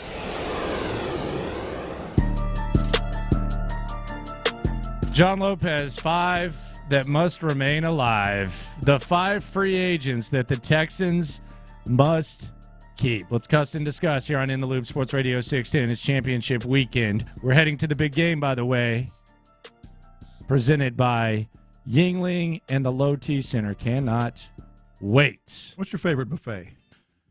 My favorite buffet? Yeah. I'm not a big Golden Corral guy, but it kind of fits with this. The Chinese buffet off the Katy Freeway. Kim Song is good. And what's the Mediterranean spot? Why Damasi's? Oh, Damasi's is good. Damasi's. That's a good buffet. Damasi's goes in. Yeah. So let's look at this like a buffet. You got a plate, right? What? You got a there's a So buffet. it's like a buffet. A buffet line. Okay. Because what are there, 20-something free agents the Texans are going to have? Yeah, more than that. Yeah, more than that. I think 26. There's a lot. Yeah, there's a lot of them. You can only put 5. So you're going buffet. It's a buffet. Okay. You can only pick 5 things. It's a huge buffet. Okay. There's salads. Can you There's quit sneezing on entrees. stuff, There's slime ball? I'm not sneezing on anything. You're just sneezing on the damn. That's why they have sneeze guards. You can only put 5 things on your plate. Maybe 6 if you want to pack it in there, put something on top, like put mashed potatoes on top. You can't get 2 plates? No, man. 1 plate. 1 plate. You got a buffet. What kind of buffet is this? So it's a 1-plate buffet. buffet here. you can go back. Lord. You can go back next year, but you got 1 plate. Put 5 items on that plate. Maybe 6 if you want to pile it on. Damn, man. Yeah. What's wrong with that? I mean, why don't you just say that I'm ordering a plate with 3 sides? That's what you're saying. This ain't a buffet. $25 for 1 plate? $25 for 3 sides? It's an expensive game, man. All right. It's a good buffet. 5 things at $25. All right, so I'm walking through the buffet line. And you know all the guys that are on this free agent list. I'm going through the free agent buffet. Okay. First big heaping spoonful is going to be Dalton Schultz. Okay. Got to have him back. All right. Got to have him back. Probably about 2 years, 22. Yeah, something 3 like years, that. 33. You got to pile some Dalton Schultz on there, and you look. You can't miss on Jonathan Grenard. You know you've had it before. It's legit. It's consistent. Oh, you're going big money. So you got another. You get out the tongs and you get a big old gob of Jonathan Grenard. Put that on your plate. Pause. But yeah. Okay. Slide down your tray. You got your plate on there. Okay, so you're taking Dalton Schultz. You're falling in love with this team. I am falling in love with this team. You're not churning the roster. You're falling in love. No. There are certain guys you're that satisfied. We need to sign everybody back. No, He's only satisfied. 5. Run it back. Only 5. run this team back. Oh, look, they got some Devin Singletary. Okay. They got some Devin Singletary. You're going to get 2 more running backs, at least. Yeah. If Dameon Pierce goes, for sure.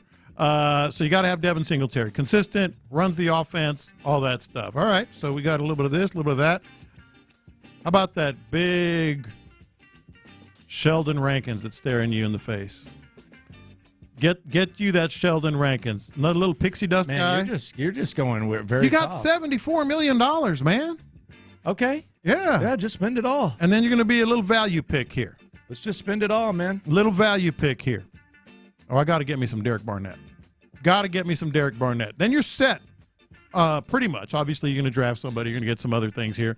So you got Dalton Schultz, Jonathan Grenard, Devin Singletary, Sheldon Rankins, Derek Barnett. Those are my 5. And maybe if you can pile it on top, or maybe have a dessert tray, a dessert dish, Cameron Johnston. I would take Cameron Johnston at this point more so than Kaimi Fairbairn. I think what he brings, I call him the weapon. I would take them both. No, I would prefer, but you only got 5, maybe 6. I would prefer both, but I would what he brings as a punter, and we've seen it over and over and over again, and we've seen what life is like without Cameron Johnston. You got it. The value is so much more than. I know kicks are big, but there are a lot of kickers that you could maybe get, that are good kickers. Yeah. So there you go. Dalton Schultz, John Grenard, Devin Singletary, Sheldon Rankins, Derek Barnett, and a little side dish of Cameron Johnston. Okay. What are your 5? There's a bunch of good names that I left off there now. I'm going with Blake Cashman, Cam Johnston, Kaimi Fairbairn. Man, you are at Golden I'm really Corral. not that hungry, man. You are at Golden Corral. I'm really not that hungry. I'm gonna go with Schultz can get in there. No Steven Nelson? No, Schultz can get in there. Schultz, Cashman, Cam Johnson, Kaimi Fairbairn, and then Derek Barnett. Yeah. And then I'm going shopping in free agency. Like I feel like you're just falling in love with guys, and you're not looking at the big picture. I am looking at the big picture. You're not looking at the big picture. Like, let me put it this way. The mindset that you just had, it doesn't get you to playing on Sunday, in my opinion. And the example I'll use is the Detroit Lions. Like, there seems to be a strong consensus that the Texans got to bring back Devin Singletary. Man, we got to get him back, man. He just had a career year. Despite the fact that, he was basically a committee guy for a couple of years, and Buffalo wanted to upgrade, and he just had a career year. We've got to bring back Devin Singletary, man. That's a must. I don't mind bringing back Devin Singletary as a complimentary guy. I also don't mind moving on from him. And the example I'll use is the Detroit Lions. 2022, Jamal Williams had over 1,000 yards. He had 17 touchdowns for the Lions. Mm-hmm. Lions didn't look at that as, man, this is a real priority. We got to bring back Jamal Williams. Look at this guy. 1,000-yard career year, 17 touchdowns. They signed David Montgomery. They were fine with that. Meat on the bone, David Montgomery, and they still drafted Jahmyr Gibbs. So I'm not in a hurry there. Jonathan Grenard, love you, man, but that's a lot of money, especially considering that Will Anderson's going to take that next step. What about a guy like a Derek Barnett, who's also going to be going into his second contract? He's going to be cheaper than Jonathan Grenard. He's going to be pretty motivated, and you can still bring in some other bodies and focus on that interior. I'm going with Derek Barnett instead of Jonathan Grenard. I'm saving some of that money, and I'm going to go find guys on the outside that we can bring in that might have a little bit of fire under them. I'm doing this. You mentioned Devin Singletary. Dude, I'm signing him, and it's not going to be that expensive. His market value is it's not going to be high. Is 3 years, $13 million. I'm signing him to be the second running back. Okay, good. At least you're doing that. At least you're doing that. At least you're doing that. And he knows the system, and he's a veteran, and he's able, to. Yeah. Derek Barnett is in that same that's boat. Fine. All right, if we're doing that, that's cool. I'm not completely dismissing the Devin Singletary thing. I'm just saying that. Let's not fall too in love with Devin. Yeah, the only thing I'd be scared about is they gonna look at Singletary as like the guy. That's the guy. No, God, no.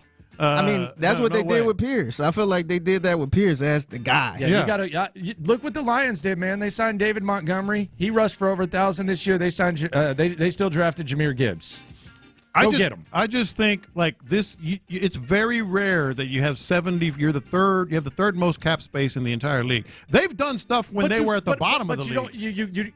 It carries over. Of course it does. It carries over. Yeah, but I'm saying you're in a situation where all these players like Dalton Schultz, his market value is 3 years, $34 million. And I don't even know. Outrageous. I don't even know that's going to be it. I'm saying that's not outrageous. Like, even if it is. There's a lot of teams with tight ends. Like last year, the market. Like I thought his market value was about that last year, and he ended up signing a 1 year, $9 million deal. There you go. I don't think any of these guys should prevent you. Jonathan Grenard's the only one that might prevent you from investing heavily in the other one. But if you sign Dalton Schultz, you sign Singletary or whatever, that should not stop you from being open to investing elite assets, a.k.a.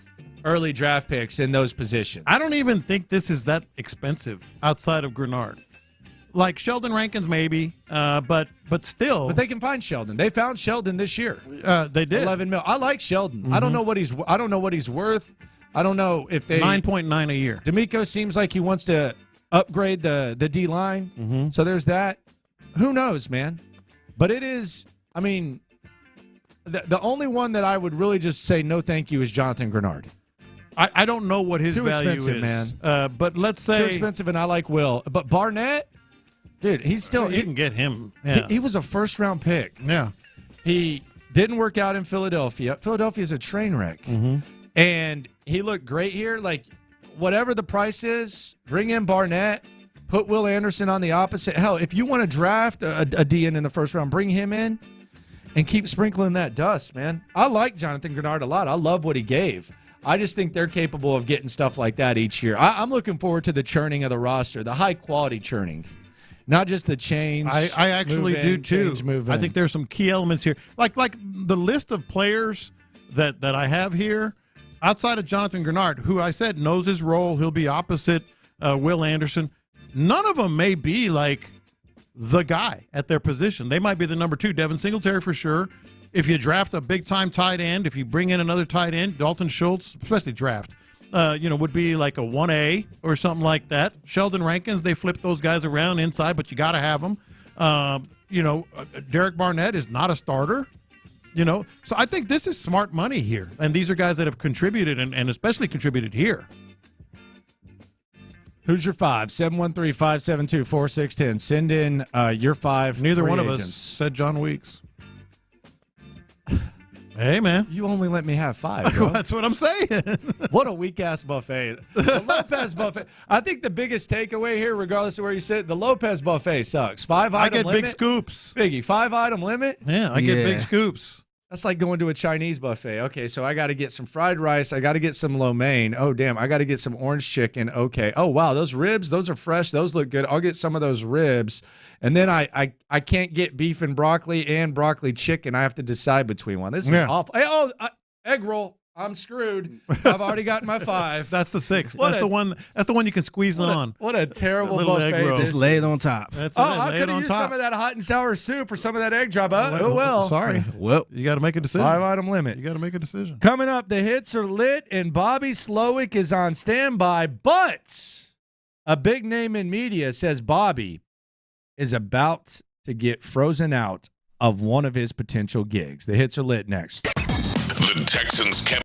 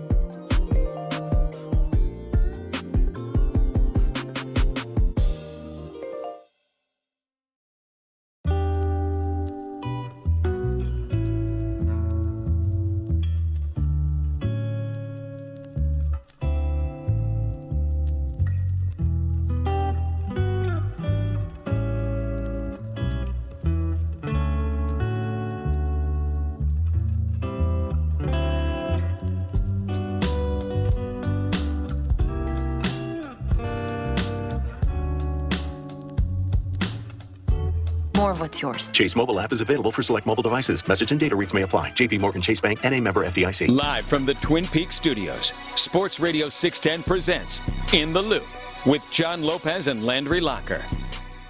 The hits are lit, and Bobby might not be it.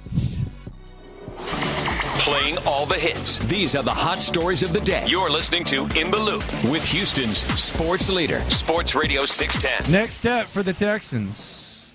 Could Bobby Slowick be staying in town? Talk about that in a sec. But here's C.J. Stroud talking about taking that next step.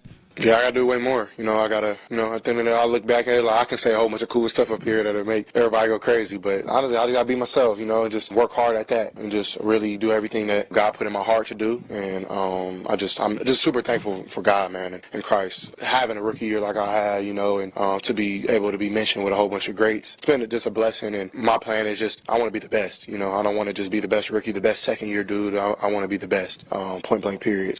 All right, there you go. That's pretty bold. Yeah, and we'll see what it's like for old C.J. Stroud. Now, is he going to have a new OC? That's the question. Bobby Slowick, he interviewed yesterday in person. He was in D.C. Bobby Slowick was in D.C. He interviewed with the Washington Commanders. Can't keep up with their name. Yeah, I think that's their name. Yeah, have they had a name change yet? That's it. No, they're still they're Commanders. I keep getting ready to call them the Commodores. They look like the Commodores. They'd be better off if they were the should have stuck with the football team. I like the football team. It's tight. Yeah. I actually like that gear too, man. Oh, yeah. It's tight. Washington football team. Yeah, I like that. I don't know why they screwed that up. WFT. So, Bobby interviewed in Washington. He also is going to interview in Atlanta. However, now news is coming down that Jim Harbaugh is going to have his second interview in Atlanta, and this is on the aftermath of the report that the Chargers are interested in Harbaugh and Harbaugh's interested in the Chargers. So you got to think one of those gigs, Atlanta or Los Angeles, goes to Jim Harbaugh. Yeah. They've also interviewed Bill Belichick twice. So Bobby Slowick seems like a big-time underdog for the Atlanta gig. Would you agree? Absolutely. Okay, so we can perhaps chalk that off the list. Now, Washington, he has some familiarity with that squad, but Boomer Esiason, WFAN, he says he thinks Ben Johnson, the Lions OC, is going to be the guy that they decide on. So that would chalk another one off the list for old Bobby. It's possible old Bobby right back with us. And that suitcase that you packed for him yesterday to kick his butt out of town, you might have to unpack that suitcase, and old Big Cap Bobby might be back. I'm almost ready to double down on that in a different way, but I'll get to that later. What do you mean? Do tell. I think the Texans want to keep Bobby Slowick, obviously. Yeah.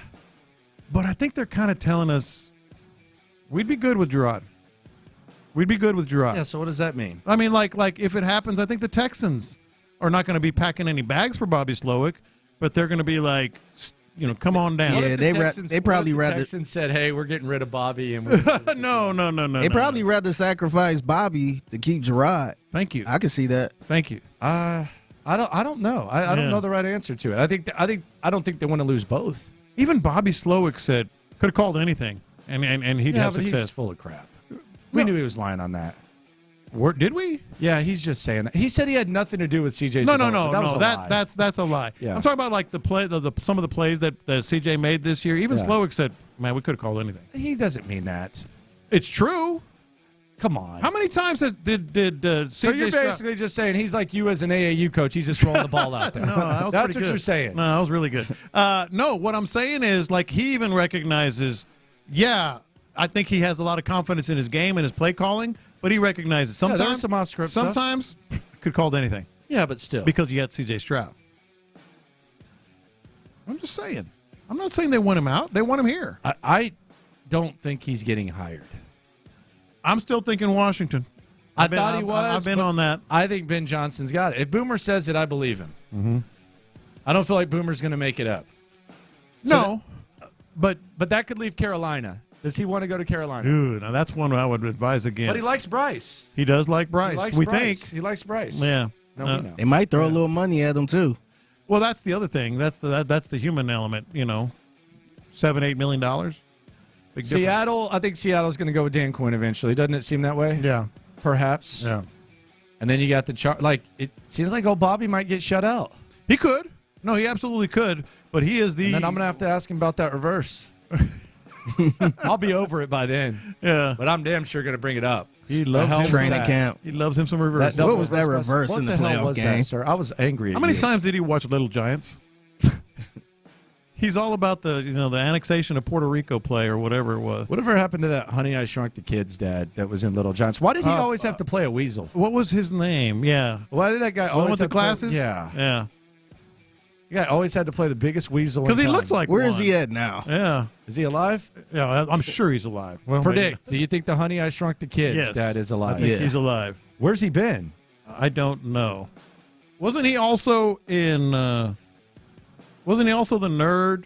His name's Rick Moranis. Rick Moranis. Yeah, he was the nerd in. He's a nerd in everything. Do you think it sucks to be the nerd in everything? No, it's pretty profitable. Well, what about if you're like the fat, ugly person in everything? You ever think those people like feel sad? Yeah, he's alive. He's wait. Man, he's 70? Yeah, he's 70. Holy. He's got two God kids. almighty. He's 70? Dude, he hadn't been in a movie since 2006. Really? Well, he made a lot of money. Ghostbusters is the one I was thinking of. He was the nerd in Ghostbusters, too.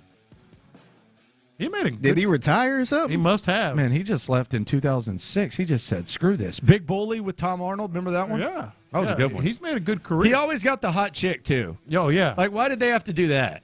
Can we make it a little bit realistic? Well, nerds get hot chicks. Could he have had like a porn collection at home and spent a lot He of like, time in hey, the if bedroom I'm or something? if I'm a play nerdy guy, you got to give me a hot mom or something. Honey, man. We Shrunk Ourselves, then Rudolph the Red-Nosed Reindeer, then Brother Bear 1 and 2, and then Shrunk in the end. Man, how much money has he made being a nerd?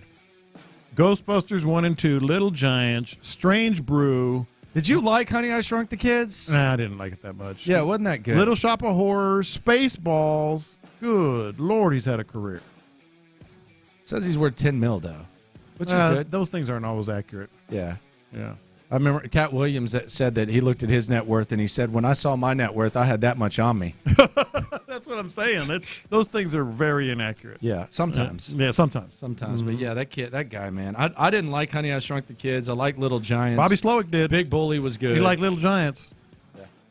Got fancy. He loves those reverses. They need to get him someone who he can run good reverses with if he is back. Championship weekend upon us. Deebo Samuel, we should get a little bit of an idea about his status. The injury reports start to come out today. San Francisco hosting the Lions. Chiefs versus the Ravens. Ravens a 3-point favorite in that one. And in other news, John Lopez not happy. No. Billy Wagner not in the Hall of Fame. He misses it by 5 votes. Lopez, McClain, all them upset. This was the conversation between John Lopez and Adam Spillane earlier today. John Lopez pouring out his heart. You're darn right. To the man known as Baseball Spo. Let's hear Baseball Spo. I think he has some insight for Lopez after this pouring of the heart. Billy Wagner mattered to me. That was one of my confessions. Like I was like, this is an outrage if they don't vote for him. And this is not about so much like Billy Wagner is a Hall of Famer. Like Billy Wagner is a Hall of Famer. You put his numbers next to Mariano Rivera, who's a no-brainer. They're almost identical, and in some cases, Billy Wagner's are better. And I know you were mentioning in the break, well, what about the postseason? The Hall of Fame is about body of work. It's about your body of work. That includes postseason. I'm not going to say it's nothing, but there are guys that barely sniff the postseason that are in the Hall of Fame. This is about the writers who vote. Pompous, arrogant, self-important, quote, keepers of the game that don't know what their role is. Their role is to celebrate the game. The Hall of Fame is a museum celebrating the best of the best. And if you talk about any category, let's talk about closers. Billy Wagner is one of the best in the game. Yeah, I just don't care anymore. Yeah, I don't care. But he poured your heart out to him, and he just basically looked at you and said, "Shut up." But this is how did you feel in that moment? I felt good. I let it out what it needed to be But happening. then he did not. He just basically thought you were a chump. I don't care. No, he didn't. He said he doesn't care. By the way, he cares about like the most innocuous stats ever. and how many, Yeah, I just don't care. how many sliders he faced in his previous at bat, and pockets, whatever that is, with the relievers. Spo's my hero today. But he's like, yeah, I don't care. Well, you should. Yeah, I just don't care anymore. Because this is the history of the game, and it's frankly like these Hall of Fame voters. And again, I'll just say it. I was one for 19 years. It's almost like they feel like they're. It's almost like they're your people. Not anymore. They're definitely your people. Not though. anymore. But you're saying this, but they're your people. No, they're not. You're part of them. I'm very different. You're from part them. of them. I'm not that. I don't think I'm a These keeper are of the your game. guys. No, you're 100% wrong. By the way, I heard that Dale Robertson went to NRG the other day and just asked one question and left. That's a baller right there. Like, I don't know That's what. big time. I guess the Chronicle's so thin that they asked Dale to like go there for a second or whatever. Yeah. And he just went there, asked Slowick a question, and left or something. I like that, actually. I think that's badass. Yeah, that's your people. No, Dale's my people. But those baseball writers that have their heads up in the clouds, Yeah. and their noses up in the clouds, are not my people. I don't know what they're thinking. Tell me what. Like, let's have a little therapy here, John. Okay. So, what is like the thing that makes you saddest about your family? Like your family right now. What's your saddest thing right now? We're trying to be vulnerable here and in the loop. Like, what makes you the saddest about your family? Saddest about my family? Yeah, bro. Like, give me something. I can't think of anything. Just give me something. What's sad? We're in a good spot. Knock on wood. What makes you Everybody's sad? happy. What makes you Everybody's sad? healthy. What makes you the saddest? Nothing. Just give me something. I can't think of anything. Like anything. It's awesome. Who do you worry Again, about the most? Like, who do you worry about the most in your family? They're all kicking ass. Just give me one though that you like. I'm little. Let me ask you something, John. How you been holding up since the passing of Gibson? Oh, not great. Every day I see him, and I think of him and all that, but that's about all. I give him. I still talk to Gibson just about every day, if I'm in my office or leaving the house. I always tell him the same thing I used to tell him all the time. Who's a good boy? Hold down the fort, Gib. Hold down the fort, Gib. That's about all.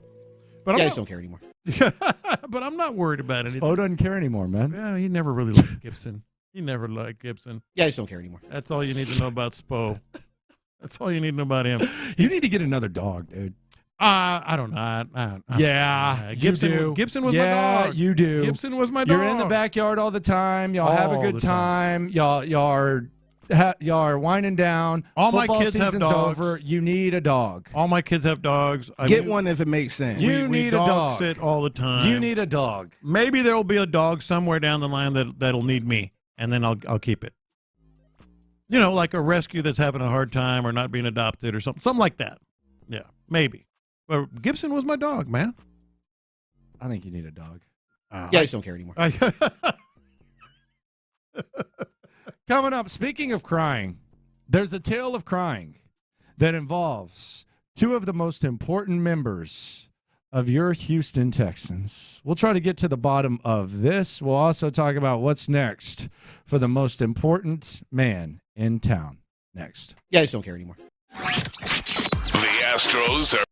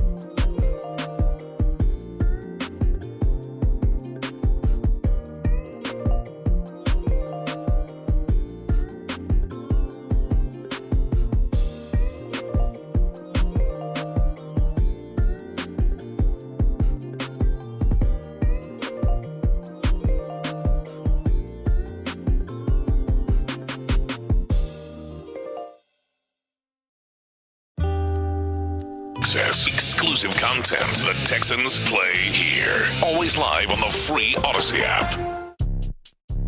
When's the last time you cried, John? When's the last time you cried? Okay, this one I should be able to remember. Last time I cried, probably when Natalie was born, my granddaughter. Okay, there you go. So it was a happy cry. Yeah, happy Not cry. a sad cry. Happy Okay. cry, yeah. There was some crying apparently on Saturday involving the Houston Texans. This was Will Anderson, who we'll hear from at 12:40. This dude needs to be able to talk a little bit more.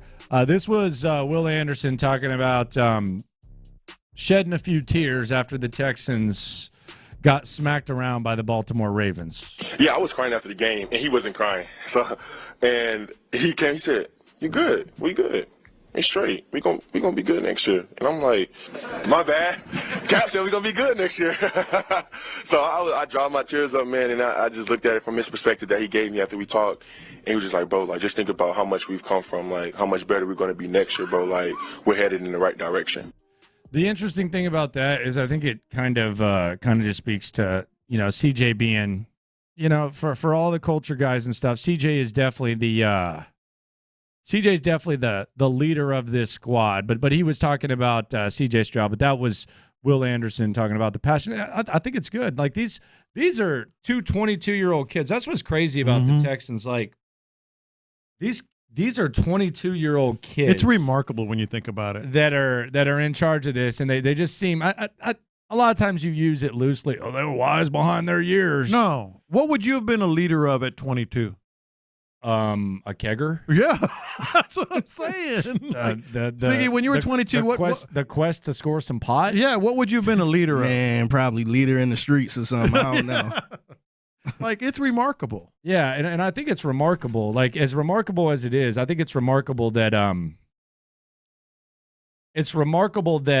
C.J. Stroud is the same age as Will Anderson, and C.J. Stroud is the one telling him, chill out, man. Yeah. Hey, put your head up. Here was C.J. Stroud being asked about the crying.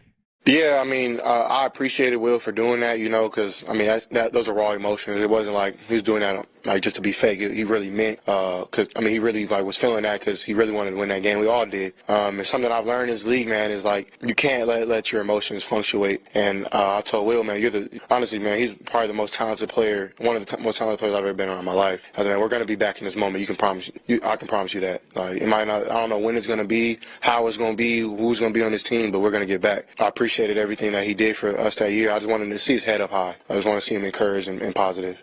I think the thing about this is, first of all, I think Will Anderson's gonna mature at an extreme level to where, in a short time, it could be next year, Will Anderson, it's going to be contagious where C.J. Stroud rubs off on Will Anderson, and he has the wherewithal to be able to tell someone to, hey, keep your head up. Like, I think these are valuable lessons that C.J. Stroud is teaching. I also think it kind of goes back to something that we talked about that was the most impressive thing for me when it came to C.J. Stroud at Ohio State was the fact that we've actually had kind of a glimpse of how far ahead of the average 20-ish-year-old that C.J. Stroud is going back to his days at Ohio State when he and Will Anderson both lost to the Baltimore Ravens this past week. Will Anderson was crying. C.J. Stroud was telling him to keep his head up. And you talk about maturation, but it almost seems like C.J. Stroud has been this way since the beginning, because I go back to Alabama. When Alabama lost to Georgia and they had their season ended in the national championship, when Nick Saban retired, this was one of the clips that was going around to show like the greatness of Nick Saban. This was Will Anderson and Bryce Young at the podium, and this is Nick Saban standing up for the young man after they lost to Georgia. Just what happened? Thanks for your time. We'll let you head back to your locker room. I'd like to say something. Can I say something? Absolutely. These two guys that are sitting up here, they're not defined by one game. These guys played great for us all year. They're great competitors. They were great leaders on this team, and we would not be here without them. Both of them take responsibility for the loss, but both of them contributed in a lot of ways in a positive way to giving us a chance to win and a chance to be here to have an opportunity to win. So I just want to thank them for that and let everybody know how proud I am of these two guys. Thank you, Coach. There you go. And Will saying thank you, Coach. That's great. It's necessary. Nick Saban's not the first one who's had to do that for a young man in that situation where their season ends, and that was a heartbreaking loss. The very next year, C.J. Stroud lost to that Georgia team. His season ended. His head coach, by the way, made some questionable decisions at the end of that game as C.J. Stroud put on the performance of his life. This just kind of speaks to what C.J. Stroud is. And this is the second time we've had this discussion. This is Ryan Day up there trying to explain himself. And unlike a situation, which is normal, where the coach has to speak for the kid, this is your quarterback, C.J. Stroud, the kid speaking for the coach. Game plans are only good by the guys who can put it on the field. I'll be his guy. It's a great game plan. I mean, without the right plays, you can't make plays. So, I mean, we all have jobs, and Coach Day did a hell of a job. Coach Wilson did a hell of a job. Coach Key did a hell of a job. Coach Dennis, Coach Fitch, Coach Alfred, Coach Fry. So many moving pieces. And even the defensive coaches did a hell of a job. I mean, we really were dialed in on what we were going to do. I feel like we did that. And Coach Day called a hell of a game. Our game plan was superb. That was one of the most fun games I've ever played in my life. That probably was the most fun game I've ever played in my life. And it just sucks that it has to come down like that. But, I mean, God's plan is something that you don't really understand in the moment. It's something that you really won't understand maybe ever, but he thinks greater than us, he knows greater than us, and he does greater than us. So, I mean, that was his plan for that to happen, and they fought too. A hell of a team, great team. Coach Smart did a hell of a job. But I think we should have won the game, of course. I definitely think we should have won the game. So we just got to lick our wounds and keep going. But Coach Day did a hell of a job, man. His leadership, and even though people would talk and do this and do that, and he just keeps showing up. And when you see a man like that, that's a true man in the arena. We owned up our mistakes, and we just kept fighting. We kept swinging like our culture is. And, I mean, I wouldn't want to play with anybody else. Coach Day, hell of a coach. Look at that. Like that is it's actually kind of crazy. He was 20. Yeah, that's insane. Yeah. Right there. And that's why people, talk about he's special. Yeah. That is special. Like, that's unique. Yeah, that doesn't happen. You don't see players grabbing the mics from college coaches. I saw Chris Sims, Mac Brown have to grab the mic for him. Yeah. That to me, and then you see it with the Will Anderson thing. That's where it kind of tumbles down. And I think Will Anderson eventually gets there. But it's not realistic to expect 21, 22-year-olds to already be like C.J. Stroud, to where you're telling one of your peers. Will Anderson's older than him, by the way, by a few months. Yeah. Hey, get your head up, man. And here's the other part of this that really should be encouraging for Texans fans. Like, he was still a rookie and everything's so new, especially at the beginning of the year. He's going to walk into that building this offseason, and 10-year veterans are going to have that feeling that Will Stroud is older than them and certainly more mature than them, and the guy that they want to lean on. Like, it's going to emanate down, all the way through the organization. It already is. It definitely is. We got some news involving the Houston Texans coming up very shortly. But first, let's hear C.J. Stroud talking about that offseason mindset. From good to great, right?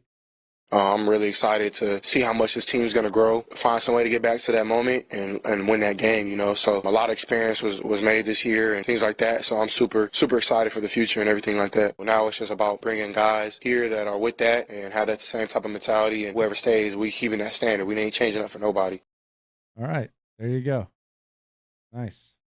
By the way, Gerard Johnson. Yeah. He got another interview. We've been talking about this one for a while. This was easy to kind of see. Well, I said yesterday he had 2, but I would expect maybe 2 more. Yeah, Philadelphia. Yeah. With the Philadelphia Eagles, Gerard Johnson interviewed. And he worked with Nick Sirianni in Indianapolis. He knows Jalen Hurts. I guess an offense set up to succeed. This right here probably the most appealing for me if we're looking at, Cleveland. Cleveland versus Philly is interesting. I mean, Philly's got like weird cultural issues. They got a lot of free agents. They just lost their veteran center, Jason Kelsey, who we'll hear from when the internet goes nuts. But yeah, obviously he would be. I think he would be really good, and I think it'd be a smart choice. He's benefiting so much from the year that he's had with C.J. Stroud. Philadelphia, though, in a weird way, I don't know how long the string is there. Like, they are wildly successful, but they crashed and burned. It was chaos. So I don't know if Cleveland might be a better job with Deshaun and everything for him, because Stefanski's not going anywhere anytime soon, but Sirianni might. Okay. I mean, is that wrong? I just don't think Deshaun's gonna. No, that's the big wild card. Yeah, I don't think Deshaun is. I don't think he's about it. I would not wish working with Deshaun Watson with the de facto helicopter dad, doing podcasts and in the ear and stuff. I just wouldn't wish that for anyone. Yeah, but I mean, and I said this yesterday as well. If it works, I wouldn't wish it for anyone who has options. Right, but look at the options. New Orleans, No, thank you. I mean, Philadelphia seems on the surface it would be the more attractive job, but it's Philadelphia, and Sirianni, I don't know how long he's going to last if they flop again. So if they flop again, he's gone. Yeah, that's 1 year. Yeah, and I don't think they would get rid of Stefanski. I don't. That's what I'm saying. But I don't know. I don't know that he's like. I mean, he's not like Mike Tomlin. They're not like. No, but look what he did with those other quarterbacks. They might get an extension, to be honest. Yeah. I don't know, man. I mean, he's definitely a popular guy. We'll see what happens. I mean, I know you're ready for Bobby to go, but I am not ready for Bobby to go. You want Bobby out of town. I do not. I'm starting to get a sense that old Bobby might not have another choice. Yeah, no.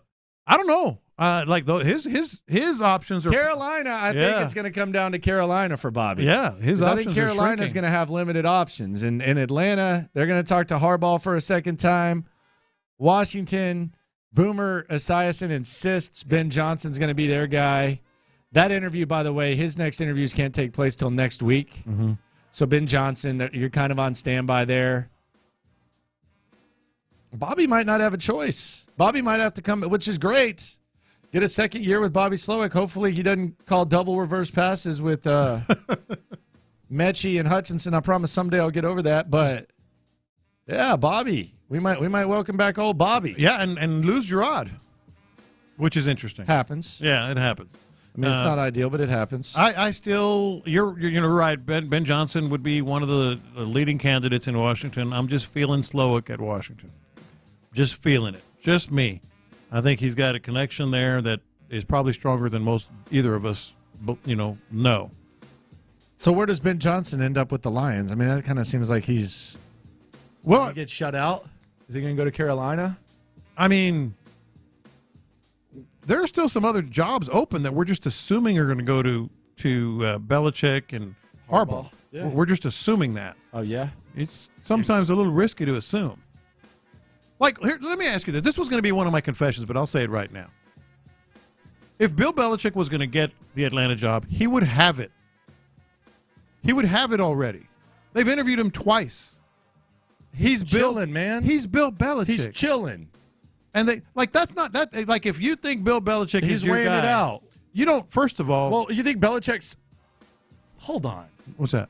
You think Bill Belichick's sitting there looking at his phone every time it vibrates, hoping it's Atlanta? No, that's what I'm saying. I think that they may not hire him. Like if he might not want them to, but if he wants them to hire him, they're going to hire him. I don't know about that. He would have been hired by now. Maybe He's making them wait. I don't think so. Come on. It's Bill Belichick. Exactly. Like you interview him twice. So you're telling me Bill Belichick's sitting there at home. Hey, did the Falcons call? No. Hey, did I get a call from Atlanta? That's not what I'm saying at all. Is that an Atlanta area code? That's not what I'm saying at all. That's not even close to what I'm saying. What I'm saying is you've interviewed him twice. You're presumed to want him. Why hasn't he been hired? Because he probably weighing his options. They're on stand. They're waiting for him. He's not waiting for them. Yeah. Yeah.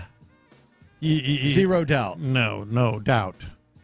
If D'Amico were off the table and the Texans were in this coaching search right now, who would you be saying they should hire?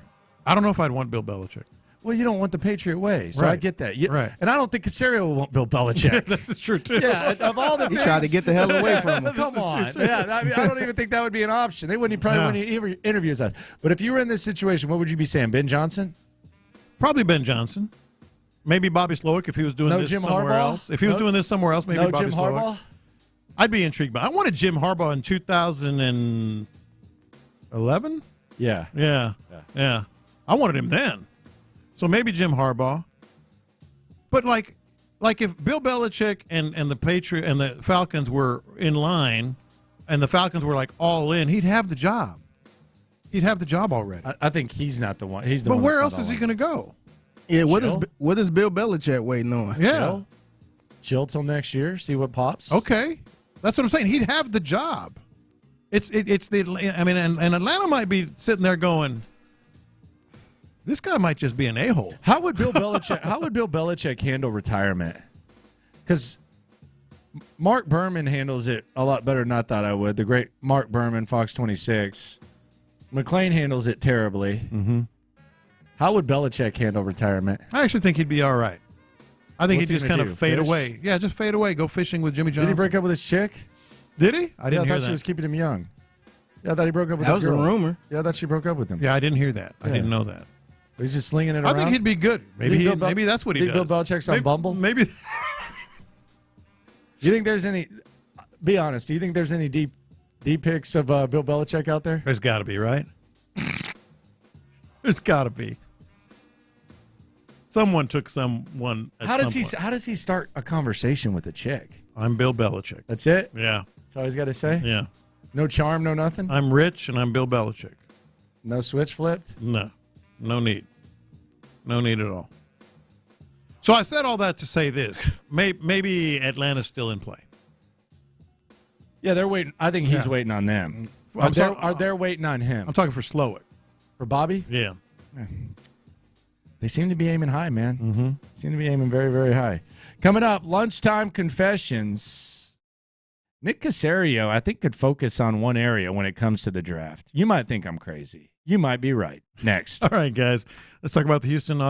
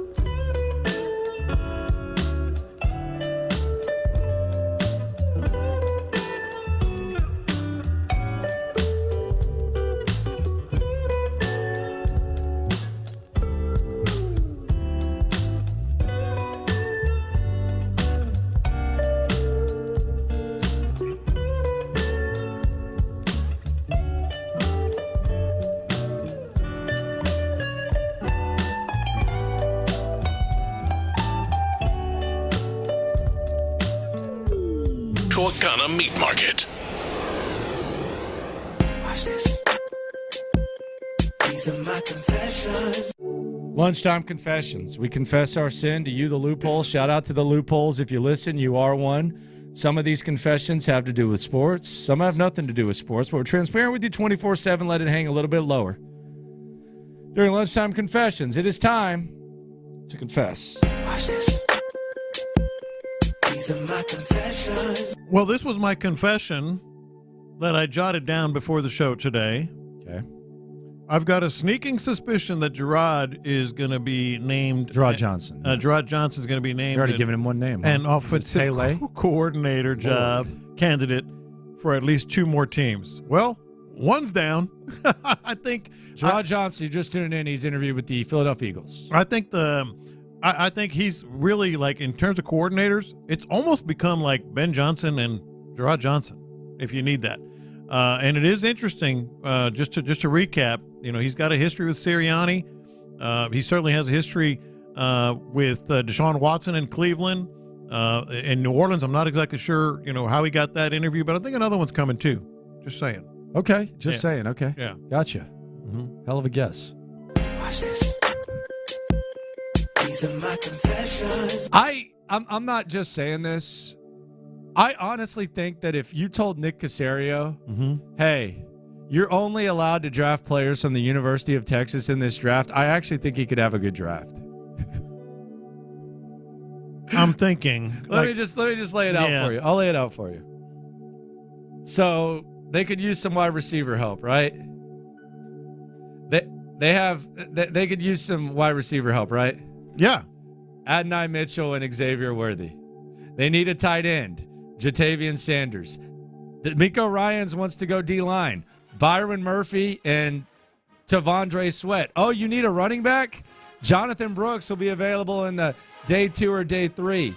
Jalen Ford at linebacker. Oh, you want to bring someone in that can do everything and maybe even be a better slot receiver than John Mechie and return kicks and line up in the backfield? Jordan Whittington. I'm telling you, man. I feel like Nick Caserio could just focus on Austin and improve the football team. And I haven't been able to say that for a while. They went through damn near 2 decades without a first-round pick. Now that's where we're at right now. Before you get your jokes in, I'm just look at the rankings. Like, you're telling me if they got Adonai Mitchell, Tavondre Sweat, and then they got Jatavian Sanders and Jonathan Brooks, you wouldn't be like, good draft? Nick, keep Austin weird. Get your weird ass out there. Yeah, I'm sure going to be at that pro day, I can assure you. I want to see your mock draft. No, that's not my mock draft. I'm just saying, like, when you look at the needs that they could use, like, it's kind of crazy. It's kind of weird. I know they like the SEC. You might have to look in Austin, Nick. Yeah. It's kind of wild. Get your season tickets yet? I did not. Those are expensive as hell. Get a new hoodie? SEC jump, man. You got that Big 12 championship shirt? Do that away. Watch this. These are my confessions. See, someone says, don't forget about Ford in the late rounds. Thank you. Yeah. Rest my case. Sarkeesian. Case for us to ask or him. You know how I am when we get to the Super Bowl. We have a lot of downtime during the day sometimes. After the show, after we do all the other stuff, it's gonna be a blast going to Radio Row as a station. But I like to kind of go do stuff. Yeah. Like, I climbed Camelback Mountain, hiked, I should say. I didn't climb, it's not like it was Everest, but damn sure didn't do that. I hiked Camelback Mountain. What an exaggeration. I corrected myself. Hiked. I went ice fishing. Walked.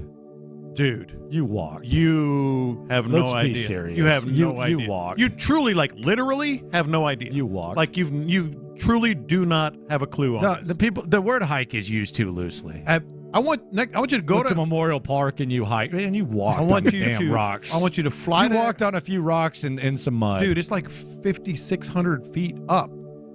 Like, I want you to get on a plane, go to Arizona, and hike Camelback Mountain, and then get back to me. Yeah, okay. And in Minnesota, I went ice fishing.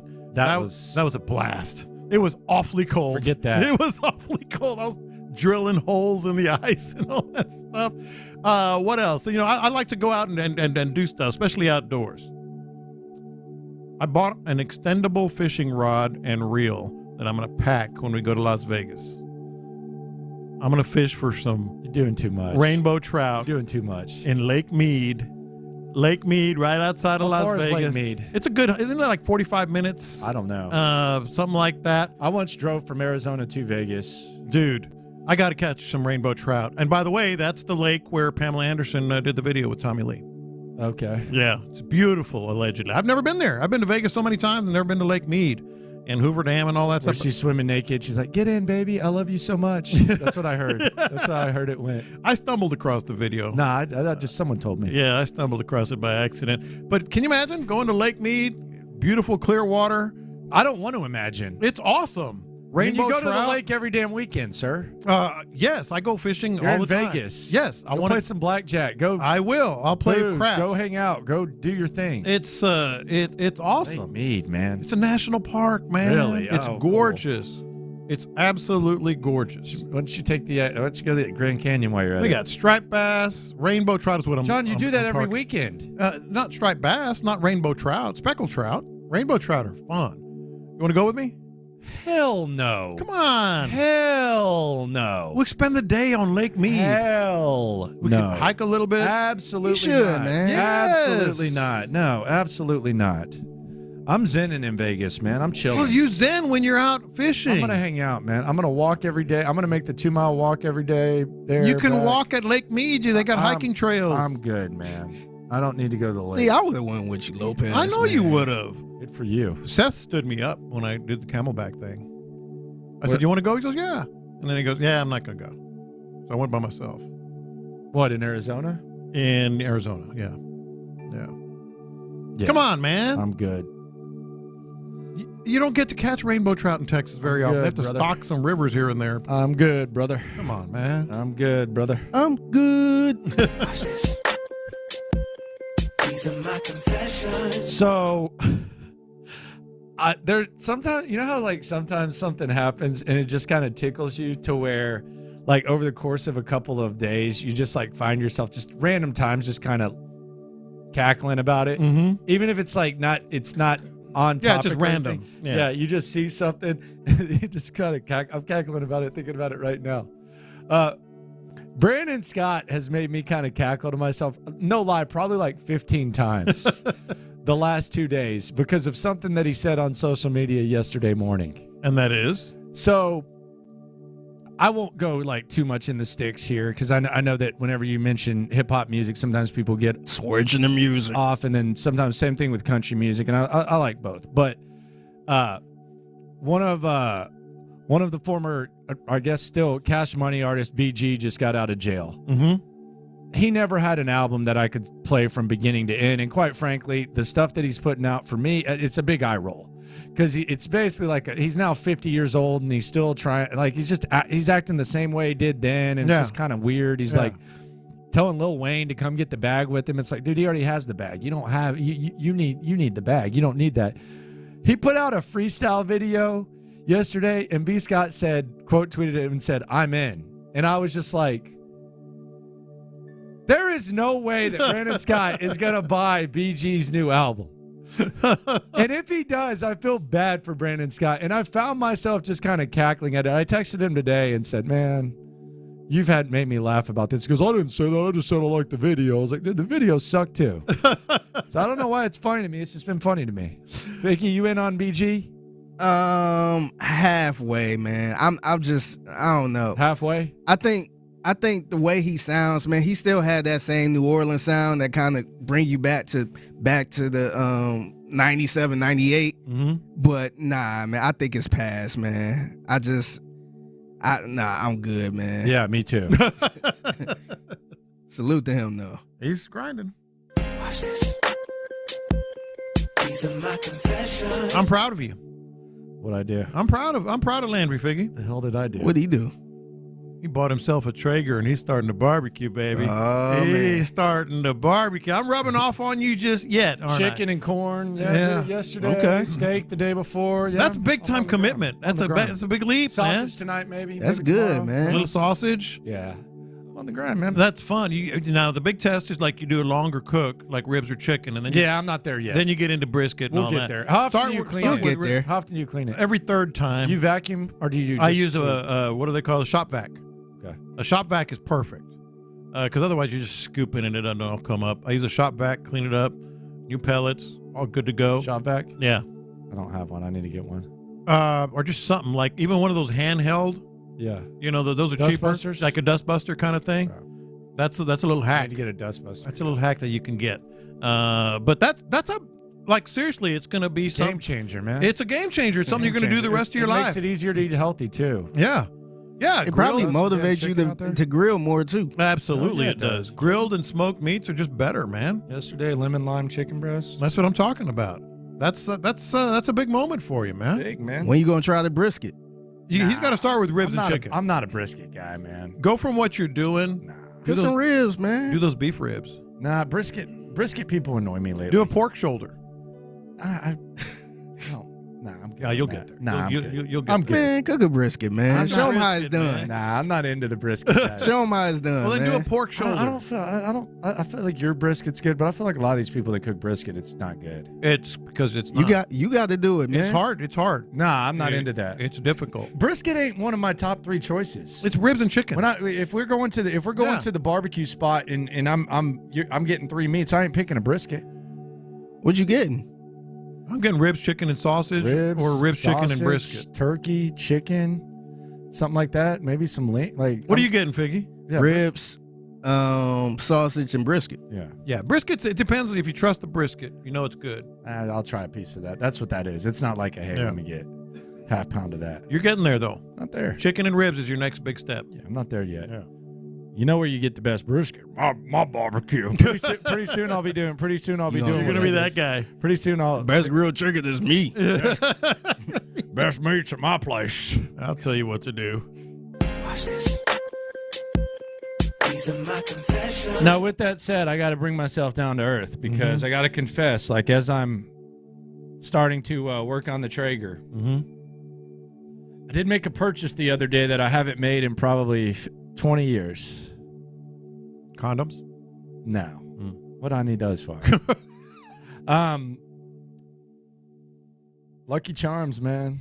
Oh, they're good. What's wrong with that? I just didn't. I don't know. Like, it's not like I got like some baby food, but just going through the cereal line, I was like, you know what? Those Lucky Charms look good, man. Those hit, man. That is a dessert right there. That's better. That's like the best dessert there is. Lucky marshmallows, Charms. Man. And how do they get all those colors? Is your baby eating Cheerios yet?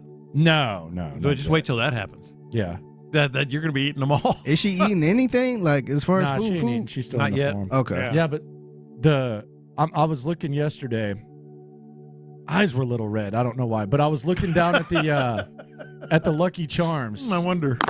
And I was just like, man, how do they make these marshmallows? It's like 20 colors of Lord. Lucky Charms. He was having one of those conversations. Man. Nah, for real though. Hey, dude, did you ever wonder how they make these? How do they make these marshmallows? Have you ever actually looked in Lucky Charms and seen how many different colored marshmallows there are? Like it's not like they have like 2 or 3. You're not helping your cause. No, I'm just saying like there are a lot. How many different marshmallows do you think there are in Lucky Charms? There's got to be like 15, 20. Yeah. Dude. How do they do that?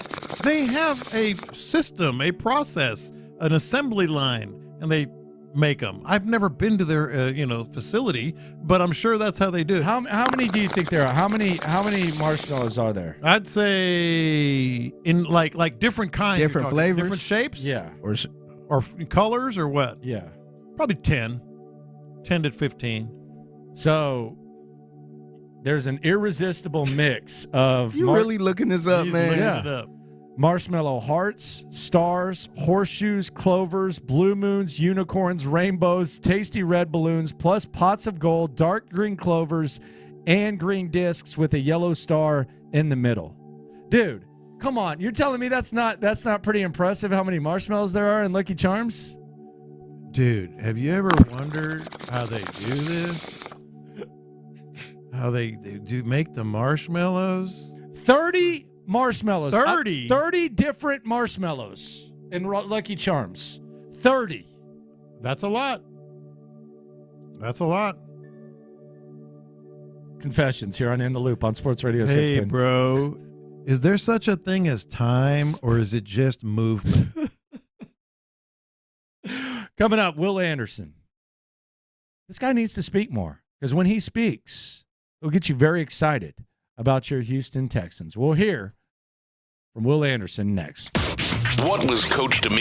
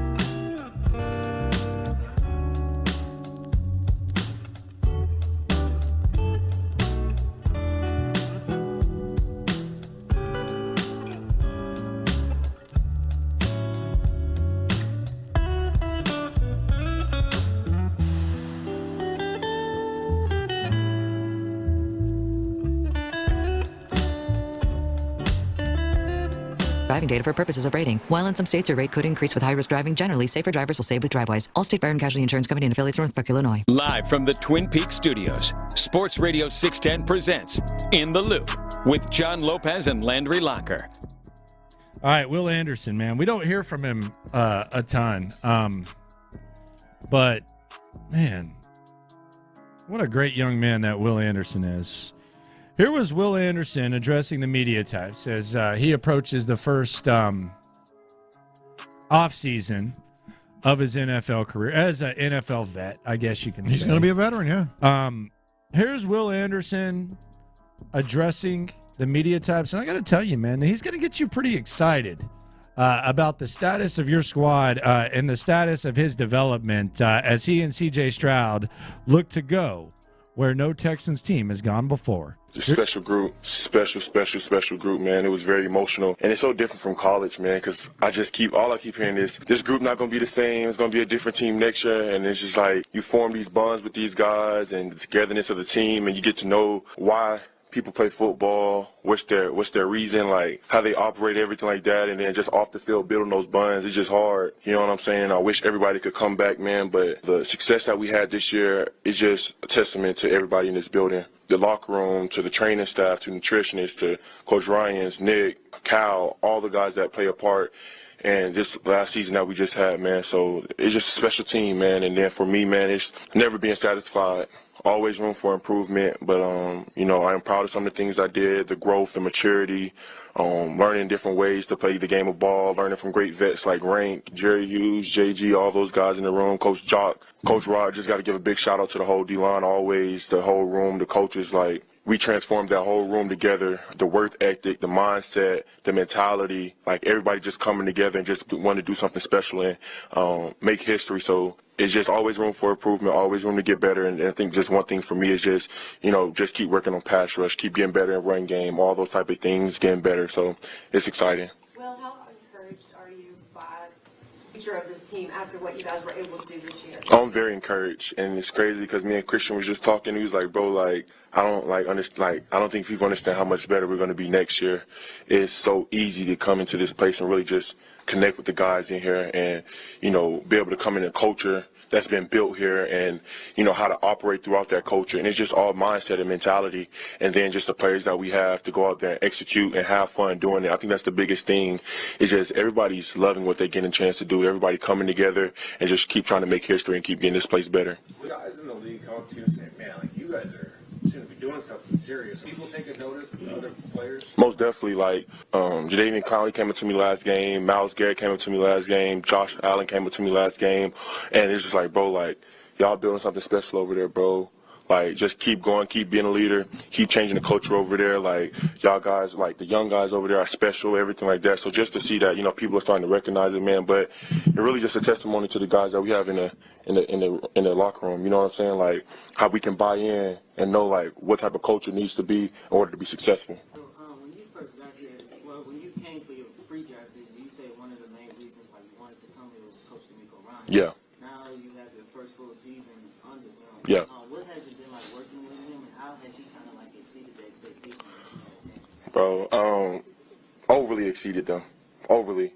And I don't usually rank all the head coaches I've ever had. But, man, he show up there, I tell you, bro. Like, he might be number one, bro. Over Coach Saban, dog. Like, bro, like. Bro, but, like. But no, man, he's just a great dude. He's a really great dude, and I tell people all the time, he say, how Coach Ryan? I said, bro, honestly, bro, like, I view him as a coach, but I also view him as a player. Like, I view him still as, like, he's just a captain on the team sometimes because that's the way he approaches us. Like, he approaches us like he still is playing the game, and I think that's why it's so easy for all of us to, like, comprehend and understand, like, how he operates and what he wants to get done because he commands that type of, excellence and expectation and standard through everybody throughout the whole organization. And I mean, when you have a head, and he's like he can coach you. You know what I'm saying? Like, he knows, like, he's been in the league. He knows, and he knows how to coach. And that's the thing, another thing that I respect about him, man. Like, the way he cares about his players, the way he loves his players. He wants it so bad. And he just gives all that love and energy into his players. And I know it just makes us want to keep playing for him. Yeah. Those are just the little things, man. And I think, people get wrapped up, finna go on a little rant right quick. Players and get wrapped up in wanting approval And I don't think it's wanting approval. I think it's just wanting love, wanting to be shown the same love as everybody. And I think that's one of the biggest things that I know as us rookies talk about is, bro, like, it's not approval. It's not. It's just love. Let's just go show love. Let's just have energy. Let's just, wherever we walk by, whether it's a nutritionist, custodian, security guard that's at the front, like, how can we make them feel love for coming here, working for the Texans, the stadium, everything like that? So no matter who it is, and that's how you change the culture. That's how you get everybody, wanting to be a part of something special. Like, they just probably over there just standing around, but you come in and you say, hey, how you doing today? I hope you have a great day. Now they look forward to coming back to work. You know what I'm saying? I think it's the same thing in the locker room. Like, that person may not be feeling the love. What's up, bro? You good? How you doing today? You good? Like, workers may have be down. You don't know. And I think that's just one thing. That's how you change a culture, is just speaking to everybody, making everybody feel loved, no matter what your status is, no matter what your rank is. We're all in this together. We're all trying to change the culture. We're all trying to win. So just be as one, and we'll have fun doing it. Thank y'all. I appreciate y'all. It's Will Anderson. Okay. All right. I don't know how good how much better he's gonna get, I should say. I mean, I hope he better get better. He needs to get better. I think he's one of those guys that's going to come in and make a big jump. It's hard to imagine him not. Yeah. No, he's definitely one of the candidates for that. But what I was gonna say is, I don't know how much better he's gonna get, but man, he's valuable to this club, and what they like we know CJ and all that, but he is really valuable. Because he's so young and he's already a leader like CJ. One of those culture guys. Maybe not to the extent. Tangible culture. Yes, 100%. Tangible culture. By the way, he is like the fourth or fifth guy to mention Dylan Thompson. So what's going on? I mean, I don't know. I mean, look, POSs can latch on to we are good aware. people. Yeah, we are aware. A lot of times POSs will latch. They're the ones that latch on to the most success. And I'm not saying Dylan Thompson necessarily is, but of all the... Like, there's already been one coach that's moving on from the staff. Yeah. Cesare, the linebackers coach. The contract not renewed. D-line coach, too. If I had to bet on another that wouldn't be here, it would be him. Right? Who? Dylan Thompson. I think he's going to be here. But if I don't. See, okay, when CJ praises you, Tank praises you, Will Anderson praises you, that's 3. Someone else did too. Yeah, I think he's good. I don't. I think he's going to have to evaluate. Now, I know that he's Easterby's right-hand man, and he was brought in because of Easterby, but I don't know. I don't know if he's going to be here or not. Yeah, I don't think he is. Yeah, I could see it going either way. Who knows? Mm-hmm. Maybe they know he's not, so that's why they're praising him, because they know that he's on his way out, and they want to. But like POSs can have good people. Like Nick Casario was friends with Jack Easterby. Mm-hmm. Separate. Still is, probably. Yeah, he said it as recently as last offseason. A year ago. Yeah, last offseason. Yeah. Yeah. It was a long time ago. But I don't think he is. But that said, it's important that those guys have his back and have mentioned him. But if they don't see the value in him coming back. Well, what if there's value? Hey, bro. The players like him. Then maybe, if there's any issues out there that they feel kind of outweigh what the players want. Yeah. So who do you think would be most upset if Dylan Thompson left? I think they'd all be upset, but they would live. And it's not like Slowick leaving or Drod leaving, where like, dang, I think they would be able to move on. They could you can find a guy to come in there. Yeah, they would be able to move on. Yeah, yeah. So those would be the most upset. Okay. Yeah. Maybe he's gone. I don't know. He did go visit Tank in the hospital too. That's nice. Mm-hmm. CJ, well, that's kind of his job. CJ Faith, all that. Yeah. Yeah. Yeah. I mean, it's not like extra. No, it's not extra. It's kind of what he does. Teamwork guy. Teamwork, prayer, all that stuff. So we're going to be on Radio Row, the big game, presented by Yingling Flight and Low T Center. John Lopez is the only guy who can make Vegas not fun. He wants to go fake hiking and fishing. No, not real hiking in Vegas and real fishing. How about that? I'm impressed, man. You got to do stuff like that. Good for you, man. I'm going to gamble my ass off. Yeah, no, I'm not even. But I'm going to take a day and go enjoy some soak in the Vegas nature, vibes man. Outdoors, vitamin D. Good for you. Water. Good job. Exercise. Awesome, man. Yes, that's great. You're just going to be in it. Dude, don't act like fishing is exercise. No, but you got to. I was going to hike. Okay, thank you. Depends on what kind of fishing. There is fishing that's definitely exercise. Okay. Have you ever wade fished in waist deep water for 3 miles? Yes, I have. You've wade fished in waist deep water for 3 miles. Of course I haven't. Why would you ask that question? That's exercise. Okay. That's exercise. All right. Some is not, admittedly. Yeah, I'm aware. I'm very aware. You can go hiking. That's great, man.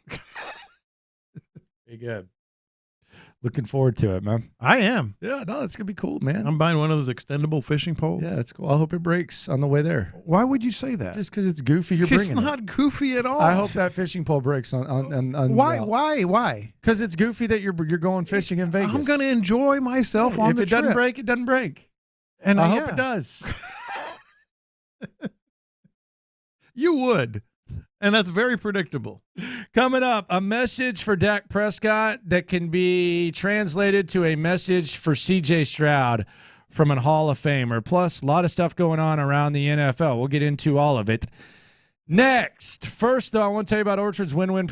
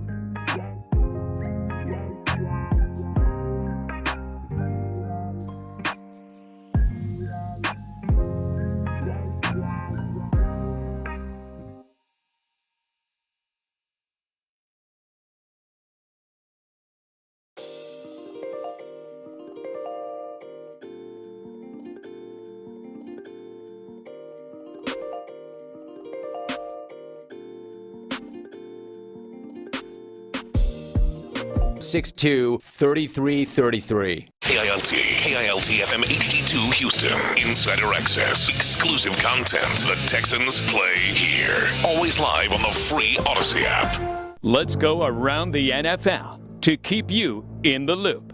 This is Houston's sports leader, Sports Radio 610. All right, let's go around the league. C.J. Stroud. He's got a chip on his shoulder, man. Where'd that come from? Where'd that line come from? Chip on shoulder. You have any idea? No idea. That's one that's got me. What does that mean? If you had to guess. Chip on shoulder. Figgy? Where did that come from? Yeah, where'd that come from? I have no idea. What do you think? I'm thinking. I don't know. I'd have to Google that. All right, I'm ready for it. You ready? Oh, you got it? Yeah, I got it. What is it? The origin of the phrase chip on shoulder refers to a practice scene in America during the 19th century in which boys spoiling for a fight would place an actual chip of wood on their shoulders before walking around belligerently daring others to knock the chip off. We need to find a new That's phrase. kind of silly. Yeah, we need to find a new phrase here. I'm with you on that one. That's a reach. Put a chip on my shoulder. I dare you. Take this off. I dare you to knock it off. All right. Can we make a deal that we'll never say chip on shoulder again? Well, I can't promise you that. It's so common. That's bad. How did that stick around? I don't know. How did that stick around, but I can't go to Blockbuster Video? Good God. Got a chip on his shoulder. Here's C.J. Stroud talking about his what? Desire to succeed. I wouldn't necessarily name myself as a guy with a chip on his shoulder. I just think I'm me, you know? Like, I don't really try to, I used to be in the business of proving people wrong and people pleasing and stuff. Man, that stuff is exhausting and it don't make no sense. So, really gonna be just preparing for what we got going on here. There's some things that we need to get fixed, of course, but it's time for that. Right now, it's all about getting better, making yourself better as a person, as a player, you know, and that's something that I definitely am excited to get into. Really, what kind of jerk do you have to be to go around With a like piece a of hard wood on with your a piece of shoulder. wood on your shoulder saying, I dare you to knock it off? Yeah, total jerk. Like, that's a bully. And how do you keep it balanced? Like, it's You like kinda- you Kind of moving your shoulder, Could you balancing put a it? piece of wood on your shoulder? I don't know if I could. Put my phone? There you go. Try to put this beer I on dare your you head. to knock the I'm phone not going off. to put the beer Try on to my put the shoulder. beer on your head. I'm not going to put the and beer see on if my you can head. hold it for I'm going to 2 have minutes. to pass on that one. I'm going to have to pass Why? on that. Because I'm not going to be It's just a Bud sitting Light. here with a Bud Light on my head. Just try it. You do it. Give it a try. It was my idea. Try to jack my ideas. Come on, do it once. I am not going to put a Bud Light on my head. Chug this warm beer. I am not going to chug a warm beer. Good gravy. Troy Aikman, former Cowboys quarterback, current broadcaster, called 2 Texans games in the last few weeks. 2 win-or-go-home games. 2 in the last several years. Yeah. I think those might be the only 2 ever. It might be, yeah. If I'm not mistaken. Yeah, only 2 I don't know ever. about ever, but Yeah, long ever. time. Yeah.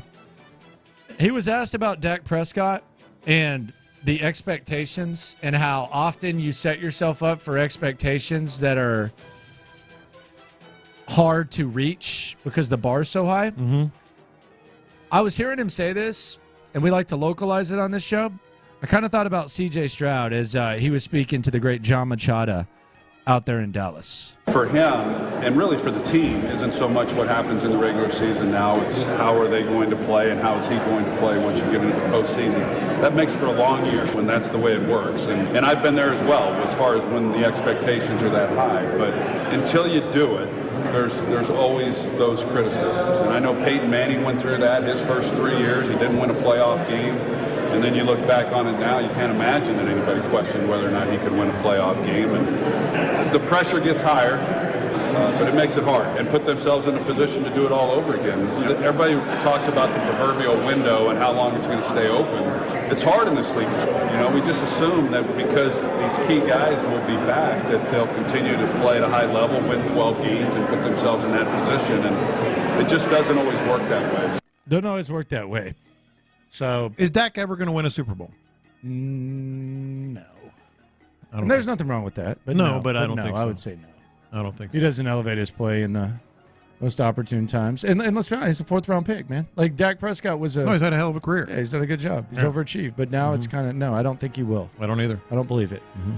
Texans opponents going around the NFL here on In the Loop on Sports Radio 610. 2024 opponents. You want to go on the road or you want to focus on home first? Let's go on the road. All right, so these are potential. I don't think there's ever been a list of better road trip opportunities in Texans history, and I don't. It's a think good that's schedule. hyperbole. Period. I mean, it's a tough schedule for sure, but they'll be fine. But listen to these opportunities for road trips, man. You ready for this? Yeah. At Dallas. Okay. McClain wants that on Thanksgiving for some reason. Why? They did it a long time ago, and it was an epic game, and it's Houston, Dallas. Why not? I'd be cool with that. I wouldn't request it, but it'd be a good event. Okay. Yeah. I'm down with that too. Yeah. Houston, Dallas on Thanksgiving. That'd be cool. Okay. Yeah. All right, fellas. Or you want the Lions? The who? They don't go to Detroit. Yeah, I know. I'm just saying that was the last time they played. No. At Green Bay. Yes, sir. That's going to be a good, what do they call them, traveling Texans trip. Yeah. Yeah. Minnesota. Yeah. No, thank you. Yeah. At Kansas City. Yes, sir. At Jets. We've taken that trip. Yes. Very fun. Mm-hmm. Hopefully it's early in the year. Hopefully it's not Weather raining. can suck. Yeah. And then at the Patriots. Yeah. I hate that stadium. Yeah, I ain't going to that. I ain't never going in that stadium. Hey, for real, that stadium. Fair warning, the stadium's nice. It's Yeah. really badass. Yeah. But getting there is one of the biggest jokes that you will ever see. I kept telling y'all before the trip, I was like, dude, this is the worst. If like you want getting to Foxborough is the worst thing you can do in the NFL. Let me help you out here. I'm gonna help you out here. There's one road. If you want to prepare, if you want to prepare for what it's like to go to the New England game and then decide if you want to go to it. Yeah. During rush hour, I want you to get off on the access road before Westheimer and just drive down that access road, and that will prepare you for about 15 miles of getting to Foxborough Stadium. Drive down it for 15 miles. Yes. That is what it is. It's the worst. It's a disgrace. There's no parking. Like, it's awful. No, usually when people complain, I'm like, all right, dude. All right, Vandy, I'm sorry you were at the 30 instead of the 50. Yeah. But, like, the drive to Foxborough Stadium is embarrassing. Yes. McClain, I'm sorry that you had to eat, some chicken tenders in the press box instead of filet mignon. Yeah. No, it's the worst. So the power ranking would be Green Bay probably first. Dude, that New England is hell. It's the worst. I can't say that enough times. Now, the Celtics/Bruins is the best thing in the world. That is the best thing in the world. You can Uber to that in 10 minutes. Man, and you're downtown in Boston. You're in the mix. It's nice. Go see our guys at that Italian place. It's so nice. Yeah. But, man, it's literally two roads with no U-turn in the middle. There's basically, like, Palace Inns all the way up it. Yeah. And then there's, like, parking. People were paying $50 to walk 2 miles. Try $80 to walk 2 miles. Yeah. Yeah. So if you want to go check out the Texans versus Patriots, have at it. I'm just telling you, you're gonna be very, very, very, very discouraged. Take the train if you're going. And even that take the train is going to be. But even that's not an hour and a half. Yeah. Even that's not consistent. What's the power ranking here? I think Green Bay. If you've never been, you got to go. Now that's a little difficult to get to, but it's a lot easier. Like from Milwaukee or Chicago or like, whatever. Are we trying to get sentimental or are we just trying to go to It's just a cool experience. Like, we're not doing the best stadium? Well, Green Bay's up there with stadiums, too. But, yeah, just cool. Isn't it kind of a dump? No. The stadium's nice? They've done good work on it. Don't they got those metal seats? They've done a lot of work on it. Don't they have old school bleachers? In some areas. But it's a cool stadium, though. Okay. So I would say Packers 1. Cowboys? Chiefs 2. Packers 1, Chiefs 2. Okay. And then probably Cowboys. Yeah, Cowboys it's a nice spot, man. They got the best concession stands and all that. Mm-hmm. You just got to go up 45. So which would you rather go to, Minnesota or New England? Minnesota. No, for sure. December on Christmas Day. I don't think you guys understand. We're not complainers. We're not like I know it's an eye roll when media types and stuff. No, we were going as fans. Yeah. Like we were going, like Army, we were covering the Army Navy game. We were going as fans. We weren't going to do anything, no interviews. Yeah. Just I'm telling you, it sucks getting to. It's literally just 2 lanes. It is awful. Yeah. It is awful. Mm-hmm. So you were warned. Beware. Home opponents. Baltimore Ravens. All right. Revenge. Oh, that's right. That's going to be the big storyline. Revenge. Will Bobby Slowick score his first touchdown against the Baltimore Ravens? Assuming that Bobby's still here. Buffalo. Jeez. Thank you very much. May I have another? You go from Baltimore to Buffalo? Miami. Well, that's not getting a lot better. Chicago. Whatever. Detroit. Damn. And then the division games. Yeah. Yeah, it's a tough schedule, man. Yeah. I like it, though. Yeah, I mean, I like it, too. It'd be fun. I like it a lot. It'd be fun. Texans gonna be a good ball club. You never know in the NFL, but it's a really, really, really tough schedule. Falcons are putting in slips for a second in-person interview with Ben Johnson and Lions defensive coordinator Aaron Glenn. As we know, the Lions play this week, so these interviews cannot take place until next week. In other news, Jim Harbaugh, he's going to talk to the Falcons for a second time. They've already talked to Belichick a second time. Now they're going to talk to Jim Harbaugh a second time.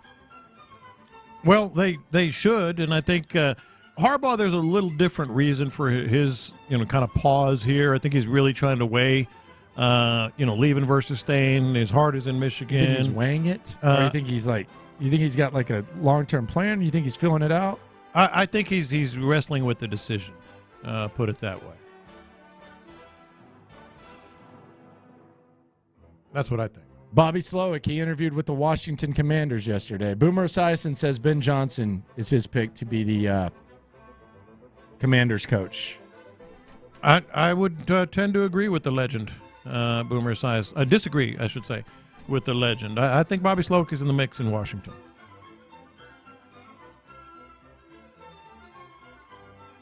I would be surprised, but who knows? Steelers are expected to meet with Cliff Kingsbury for their OC position. The Eagles already did. Philly also talked to Gerard Johnson, the Texans quarterback coach. You know what I like about the Steelers and Cliff Kingsbury is I don't know how good Kingsbury is going to be. I'm assuming okay. I just like that Mike Tomlin is going outside of his comfort zone. Because this is the most non-Mike Tomlin hire ever. If they do, in fact, hire Cliff Kingsbury. I like when he's trying something new because this is a new NFL, especially offensively. He's seen it from a defensive perspective. I don't know if Cliff Kingsbury is going to be good, but I like that he's going to take a swing here, with a new style of offense. And then he's going to say, run the damn ball. Run the damn ball. So who does Cliff Kingsbury have to work with? You mean in personnel or? Are they going to ask Cliff Kingsbury, all right, man, you worked with Mahomes at Texas Tech. We liked your work. Did a good job with Kyler Murray. Liked your work. Caleb Williams and you. Johnny Manziel. I know you weren't calling plays. You did your thing. Johnny Football at Texas A&M legend. Now get the most out of Kenny Pickett. Kenny Pickett. They got to be trying to look for a new quarterback too, right? Like that. They're not bringing in Cliff Kingsbury to ask him to make Kenny Pickett like a viable option, his right? His whole offense is a mobile, kind of elusive quarterback, right? Gosh. Yeah. That's his They're thing. going to draft a QB, right? Russell Wilson in Pittsburgh or the Raiders, I think you could do worse. Like a one-year stopgap where Denver eats most of the money. Like you could do, like it's as much as we like to have fun with Russell Wilson, we like to kick him in the nuts a little bit. Well, he's built like what Kingsbury has worked with. His game is built around it. He's built like it. Because he's short? No, because I said mobile quarterbacks. Guys that move around a little bit and are elusive. Justin Fields. Oh, you could do worse, right? Yeah, you could do worse. Who's going to trade for Justin Fields? Pittsburgh. Yeah. Damn. Pittsburgh or Atlanta. He'd be lucky, man. Yeah. Be lucky to go there. I don't know about Fields though. He's okay. I don't know. I mean, maybe this offense. But I kicked the tires thing. Yeah, maybe this offense would do the trick. You know what we never talk about? What's that? And I'm not saying that you should. We've talked about, and we heard Troy Aikman talking about Dak Prescott earlier. They don't even talk about the fact that Trey Lance is there. Oh yeah. How much is that dude falling off? Yeah. Like Trey Lance is there. But it's not. What a debacle that was. Yeah, it's not like a hey. Yeah. By the way, we got options. Yeah. No. Trey. It's not even mentioned. No, Trey Lance. And they ain't mentioned because 49ers get loved up on Brock Purdy. No, but I'm saying That's it's not even swept like under it's the not even rug. like Like let's as a see what he's got. possibility, Let's yeah. see what he's got. Yeah. Like if you're upset at your quarterback, like, hey, let's see what Trey Lance has got. It's not even No, It's not exactly. even talked about. No. He's not even in the league. So the Raiders, the Chargers got rid of Tom Telesco as their GM. The Raiders are bringing him in. I actually thought he did a good job building a roster with the Chargers. I just thought he hired a dopey coach, I should say, a dopey coach, and waited too long to get rid of him. Yeah, I don't know what to make of the Raiders, but I do like this hire. I mean, you could do a heck of a lot worse. I mean, he just has recent experience and built a pretty decent roster. So He just goes right in the division. Yeah. Be like if you got tired of Nick Caserio, and then boom. Yep. Titans. Or whatever. Nick Caserio, GM, Tennessee Titans. Will Anderson. Named to the 2024 Pro Bowl games, whatever they call that thing now. What is a replacement? Yeah. We're replacing Max Crosby. Yeah. How about that? What's Max got going? I guess injury. Right? Oh, yeah, he was hurt. He Got that surgery, I think. Kept playing hurt. Oh, yeah, he had the thumbs up pick. Mhm. Hospital bed. It's creative. So Will Anderson's going to play some dodgeball? Laramie Tunsil said he's just going to be chilling on the sidelines. Is Will Anderson going to be? He better be. What are all the games? I don't know. Is Will Anderson going to be playing some dodgeball? I'm trying to decide what he would be best at. I want to go to Side Arcade because the old school arcades. I think they should have like a bar where it's like old recess games. Yeah. Tetherball, hopscotch, kickball, all that. The old recess game. Do kids still play at recess? Yes, absolutely. That happens? Yeah. What are they playing? Various things. I don't know about tetherball. Remember tetherball? What do kids play these days? Hopscotch is still. I'm sure hopscotch. Probably passing joints. The kids these days Fighting and cussing each other out. Did you do tetherball? I used to like tetherball. I liked it all right. I mean, it was too easy for me, man. Okay. It was easy. I mean, tether was easy. Okay. You get that one spin, and then you just have to jump up and tip it like the one time. Yeah. Yeah. You're a tetherball pro? Yeah. What's that one where you throw it up and it goes out of one of four holes or something like that? Foursquare? No. This is new age. I didn't have this on my recess, but I see it. Mm-hmm. I've seen it like where they have like it goes up like a basketball goal, kind of. Not high, but it has like it's like plastic and there's it comes four out. holes. There's Yeah. four holes Yeah. there. What is that? I have no idea. I've seen it. What's and the object there? I don't know. I have no idea what. Seems like a luck game. Yeah, like I guess it's kind of like you got to get under the. I don't know. Wall ball. Wall ball was fun. Dodgeball, tetherball. I did hopscotch when I was little. Smear the dude. Smear the who? Dude. Guy who had the ball. You probably loved that game. Hell yeah, That was a good game. Game was fun, man. We used to call it Dino Man. Oh, Dino okay. Man? Yeah. Yeah, okay. Yeah, we called it Smear the Guy. I bet you did. Yeah, we did. Oh, sure you did. Smear the Guy. Yeah, sure you did. It's a tough game, man. That was hard, dude. Mm-hmm. Getting a rhythm there. Foursquare is not easy. Foursquare is a tough game. You got to be good You at it. strike me as a hopscotch or jacks. I did guy. hopscotch when I was little. You probably played jacks. I did jacks. What's wrong with that? It's not surprising. You ever throw tops? Whew. Those were fun. No. Yeah. Basketball, football, and wall ball. We used to put nails on the tip of our 500. tops, 500. and you would kind of try to crack the other top. 500. Baseball sometimes. Kickball every once in a while. Softball. We did softball because nobody had gloves or anything because it was just recess. Yeah, man. It seems like And kickball. Kickball was nice. Yeah. Back there, hit that. Man. Good old days. Coming up, the internet goes nuts. A hot take from one of your Houston Texans and something that'll have you laughing your tail off. Next. One a seat.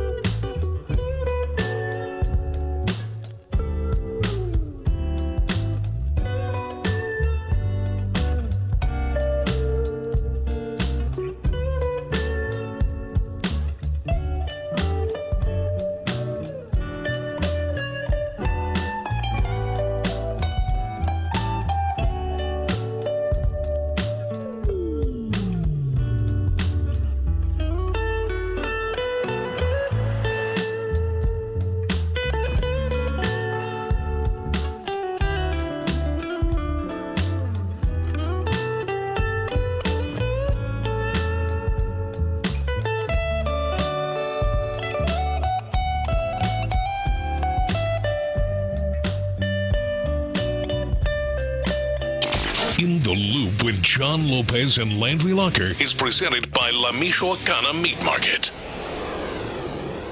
I got the internet going nuts.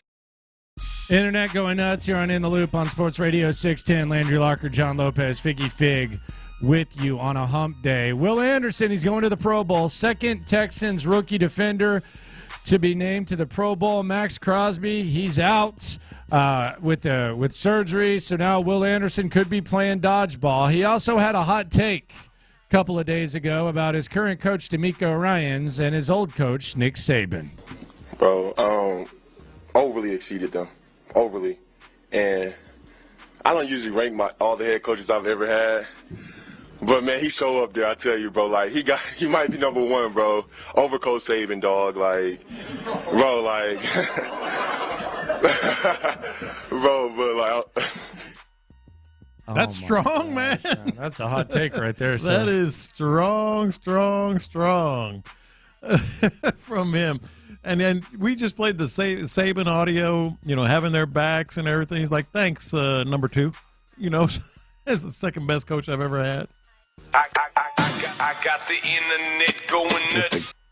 I have only one question when I give you what has the internet going nuts. And that question is how. Do you know what I'm talking about? I don't. Doc Rivers. Yeah, Doc Rivers. How? What do you mean? How? How what? How does he become a head coach again? Not much less for the Milwaukee Bucks. I really don't know. How does this happen? Or at least that quick. And that quick. I think it's hilarious that Adam Silver, according to people very in the know, Adam Silver basically wanted Doc Rivers because he would be more of a yes man than Jeff Van Gundy and wouldn't criticize the play-in tournament, and now he leaves you out to dry. Yeah. But Doc Rivers? What do you mean? They've reached that Doc Rivers level. Actually, I'm kind of curious why they even fired the dude, the coach. Adrian Griffin? Yeah. I don't know. I just think it's funny because it's kind of weird watching how this is talked about on the hot take shows on ESPN. Yes, absolutely. I just feel like the dialogue's a lot different. Like if certain situations I don't know who were they going to hire? They were going to hire Doc Rivers or Nate McMillan or someone else. There's got to be someone else. But Doc Rivers makes sense because you got to get someone who's experienced in this point that can take you to the conference finals and lose. Yeah, but I mean, but you can't have a first-time coach in this situation. So there's only like a handful of guys you can go with. Man, I don't know if I could justify that. Nah, it's goofy. I get it. I get it. It's just I thought it was a kind of a prank. Well, originally I think it was CNN Sports that reported it. Oh, I'll get to something in a second. Go ahead. And people were like, I didn't know there was still CNN Sports or something like that. Yeah, well, Woj, who gets more scoops than anyone, kind of pulled a wasn't this tweeted 10 minutes ago thing, if you know what I'm talking about. Hey, bro. He tweeted today. He says, I got to find it, because it was kind of like, according to sources, he didn't want to give it to CNN Sports. He said the Bucks are finalizing. Here it is. Doc Rivers is finalizing an agreement to become the next head coach of the Milwaukee Bucks. That's fine, right? Yeah. Sources tell ESPN. Okay. Then he says he had to put this line in, and it's very reminiscent of something we're familiar here. The Bucks are getting the coach they targeted the past 24 hours. In other words, he didn't acknowledge that CNN Sports reported that he was already hired. Why is Woj doesn't have to do this crap? They're getting the coach they targeted the past 24 hours. Just get kind of high on this stuff. Golly. Just kind of get high on it, man. Yeah. I got the internet going nuts. So the internet was going nuts the other day with Jason Kelce shirtless in the suite with Taylor Swift. He was giving kids a chance to meet Taylor Swift. There have been some funny stories about Jason Kelce and his wife. I guess when they first met, they met on Bumble. And when she went and met up with him, he was like pass out drunk, like blackout drunk at the bar, just making a fool of himself. I like his wife a lot, by the way. She's funny. But here was Jason Kelce talking about his first time meeting Taylor Swift and the beer chugging and the shirtlessness and all that type of stuff when he met his brother's girlfriend. I'm not going to lie. I gave Kylie a heads up. The moment we got into the suite, I said, I'm taking my shirt off and I'm jumping out of that suite. And she said, Jason, don't you dare. I was like, hey, just letting you know what's happening. I'm not asking for permission. I'm doing this. Once a Kelce man's determined, there's no stopping him. And she was already telling me to be on my best behavior because we were meeting Taylor. This is hilarious. I was like, Kylie, when I met you, the first day I met you, I was blacked out drunk and fell asleep at the bar. This is part of the charm. This is part of the Jason Kelce charm. I want to make my best first impression. This is my best chance. My best first impression is the worst impression ever, so I could just build from that point on. Yeah, exactly. That is so good. Like every level of it is just hilarious. Like she told him, be on your best behavior. Sure. Rawr. Kicks off his shirt. He's carrying kids to the suite, jumping onto the icy bleachers. Looks like King Kong hanging off the Empire State Building with his shirt off. I mean, he just retired after 15 years. Oh, I get it. Like, he can't be on his best But it's behavior. Just everything he said is hilarious. Now, you be good. You've never met her before. It's like, I'm not asking you, I'm telling you. This is how it's going. Yes. I mean, what a That's a legend. But you're able to do it. But what an absolute legendary move. That's legendary. You're just making the biggest fool of yourself, just being nuts. Mm-hmm. Now, do you do it again, though? Is that just kind of a one-time thing? Like in Baltimore this week, do you do it again? Is he going to do it again? Do you do it No, again, I don't think or is it it'll just hit. a one-time? Maybe something different. Yeah, because I think there's a fine line between an epic display and then taking it too far. You got to put a knowing twist when on to it. stop. You don't want to be Kevin Hart. Yeah, you got to put. You don't want to be on every damn movie there is. Play the hits. But don't you think? I think he needs to put a little twist on it. No, I think he just needs A to remix. chill. This time he just needs to chill. No, he needs to do a little remix. So do you think his shirt comes off this week? Does this should be a prop bet? That's got to be a prop bet. Does Jason Kelce's shirt come off this week? I'm going to say yes. I'm going to say no. Figgy? I'm going to say no. I'm going to say no. I think he's going to do a little remix of that thing. I think he's gotten it. He's good now. God, that was good. Like everything he said about it.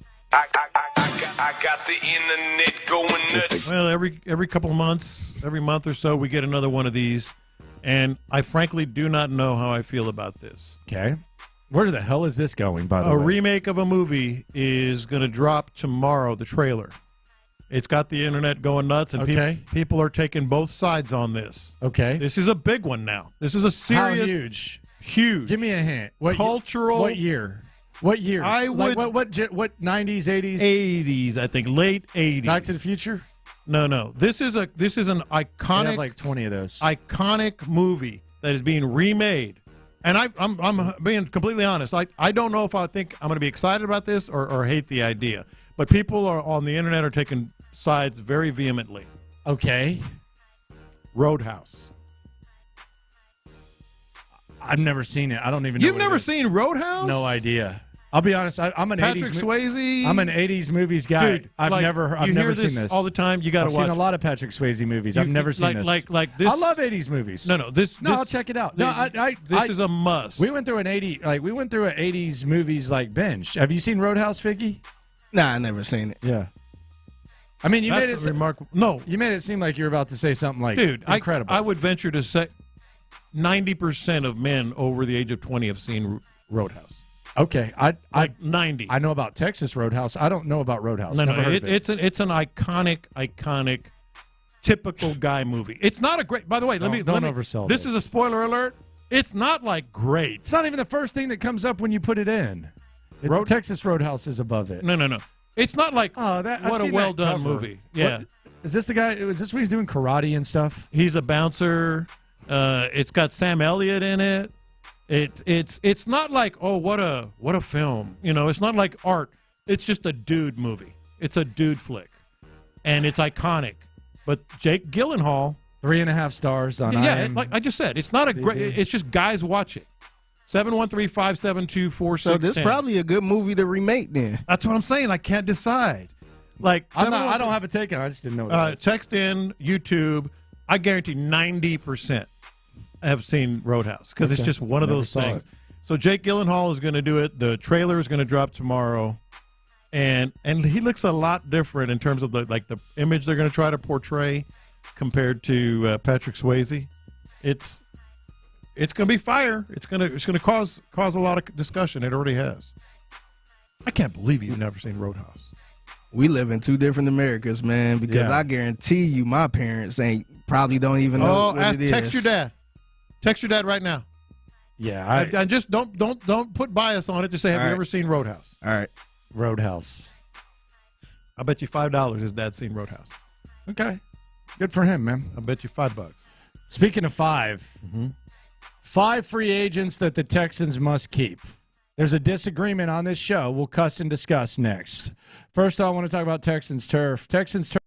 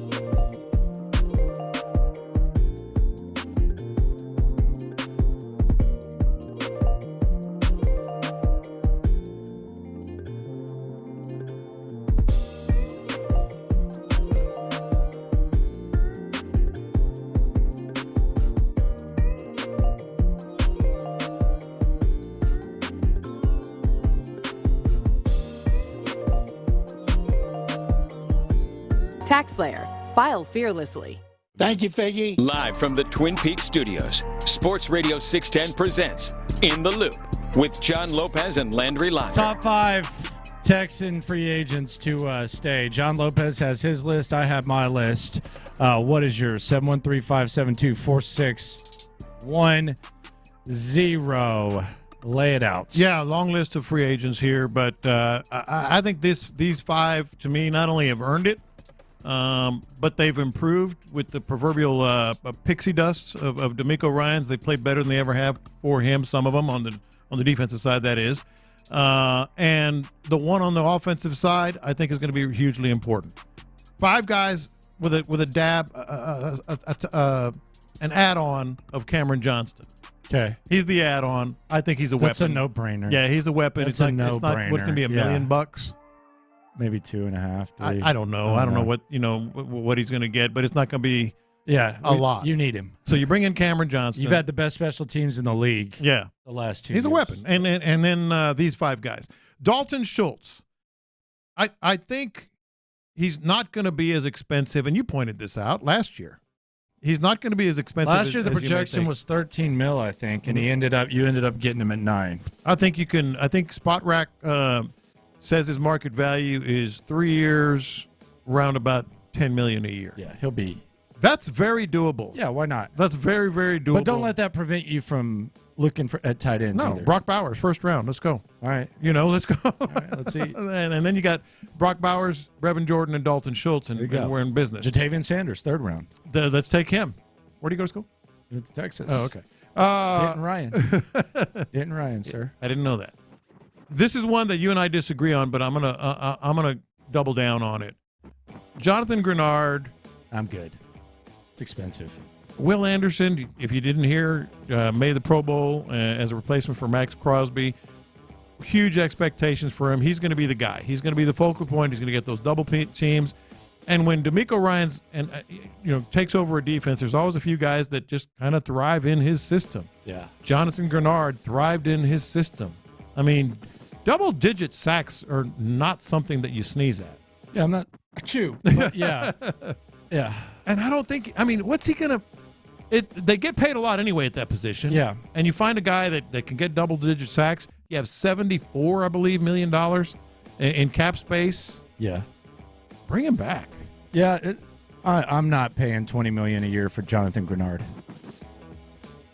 That's a buy low, sell high thing for me. I see your point, but man, when you can get double-digit sacks, and he's opposite Will Anderson. I think Will Anderson elevates his play to where even better, kind of minimizes that. Even better. But I don't know that Grenard elevates his play. And Will Anderson's on a rookie contract. I think we might have seen the best from Grenard. That's debatable, but if you have, then you don't do it. But I think he's going to thrive here. Now, this next one is going to be important that you understand the context here. Devin Singletary absolutely knows how to run in this offense. We saw it in living color, week to week.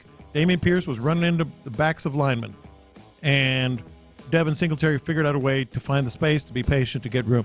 That said, he's not going to be real expensive. I think the market value I saw on him was $4 million, something like that. Mm-hmm. That's cheap. If he's your number 2 back, he's perfect. But what if there's better than Devin Singletary out there? And the example I'll use is the Lions, and we'll get into this tomorrow when I ask if the Texans could be a better version of the Lions. I use Jamal Williams as an example. He looked good in that offense. He had over 1,000 yards. He had 17 touchdowns, most touchdowns in the league. They moved on from him. They brought in David Montgomery. David Montgomery has rushed for 1,000 as well. And then they drafted Jahmyr Gibbs. So as good as Singletary's been, with how deep the running back market is in free agency and with how cheap people are at that position, I just wonder if you could maybe even do better than Devin Singletary. I think you should do exactly that. Make him your number 2, maybe your number 3. Draft a big-time running back. There's going to be some really good ones available, late second, early third, into the third. Make him maybe the guy that can fit this system. And then who says you don't get a free agent either, a David Montgomery type. So I like Devin Singletary, just a veteran, still pretty young. It's not like he's going to go somewhere and break bread. Right. Just keep him here. Might be able to be a 1-year deal even. Sheldon Rankins was a big-time player when he was on the field this year. He's good. And I think... good leader, too. Yeah, and I think he's going to be a guy that that you got to bring back. I wonder what that price goes to. I don't know. I looked up his and I couldn't find it. It was $11 million this year. Does that go up? I don't think he's like it'd be like. I don't think it goes up. Foaming at the mouth. Yeah, I don't think it goes up that much. No, I don't know if it goes down, but I don't think it'll go up that much. And then Derek Barnett. And the reason Derek Barnett is he clearly is a D'Amico guy that thrives in this system. He just didn't work in Philadelphia. Just didn't work. He's a buy low. They got rid of him in Philadelphia. You picked him up.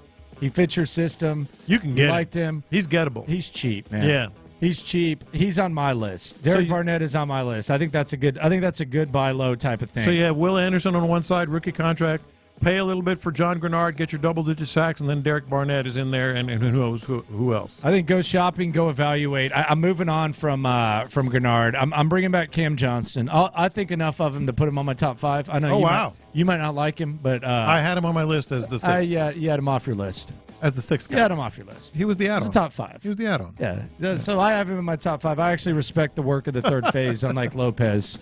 I respect Frank Ross's work. So you're on my list, Cam Johnston. Mm-hmm. Number 2, Kayemi Fairbairn. Still respecting the third phase. Oh, wow. Bring back Kayemi Fairbairn. Again, best special teams in the league the last couple of years. Don't break it up. Derek Barnett, number 3. Hey, buy low. First-round pick 4 years ago. Mm-hmm. Let's eat. Dalton Schultz will be my number 2. Yeah. I like Dalton Schultz. Could be cheap. Still, Jatavian Sanders or Brock Bowers in the first or third round. Multiple tight ends. They like to do it. Let's see that happening. And then Blake Cashman, man. I think Blake Cashman's going to be cheap. Blake Cashman did not anticipate playing as much defense as he did. He's been good on special teams. A little bit of that pixie dust. You can still bring in some linebackers. Let's talk that cashish. So that's my 5. I'm not breaking bread for Grenard. But I don't know what the market's going to be. So who knows? Sometimes the market speaks to these guys. You hate John Weeks? I like John Weeks. He can come back. Well, yeah. So who are you kicking off your list? He's not going anywhere though. Who are you kicking off your list? I'm not kicking someone off for John Weeks. Come on. I'm not doing that. I think he may retire. Okay. Just an observation. They're going to give him a day? He probably deserves a day, if we're being honest. The longest tenured Texan. Yeah. He probably deserves a day. Ring of Honor? No. No, not Ring of Honor. No, you can't do that. Yeah. Ring of our hearts. Got to be a John Weeks something out there. Not a Ring of Honor, but some sort of. Like a John Weeks what? Something. Like what? What could you do? Like at the stadium? No, not like a statue of him bending over. What do you mean a John Weeks You know how many people would have fun with that statue in their selfies? So a John Weeks what? What do you mean? I don't know. I'm trying to think like I don't know, John Weeks Kids Day or something. No, I think they Play should 60. No, I think they should have a game. The John Weeks where you have to deep snap it through a hole.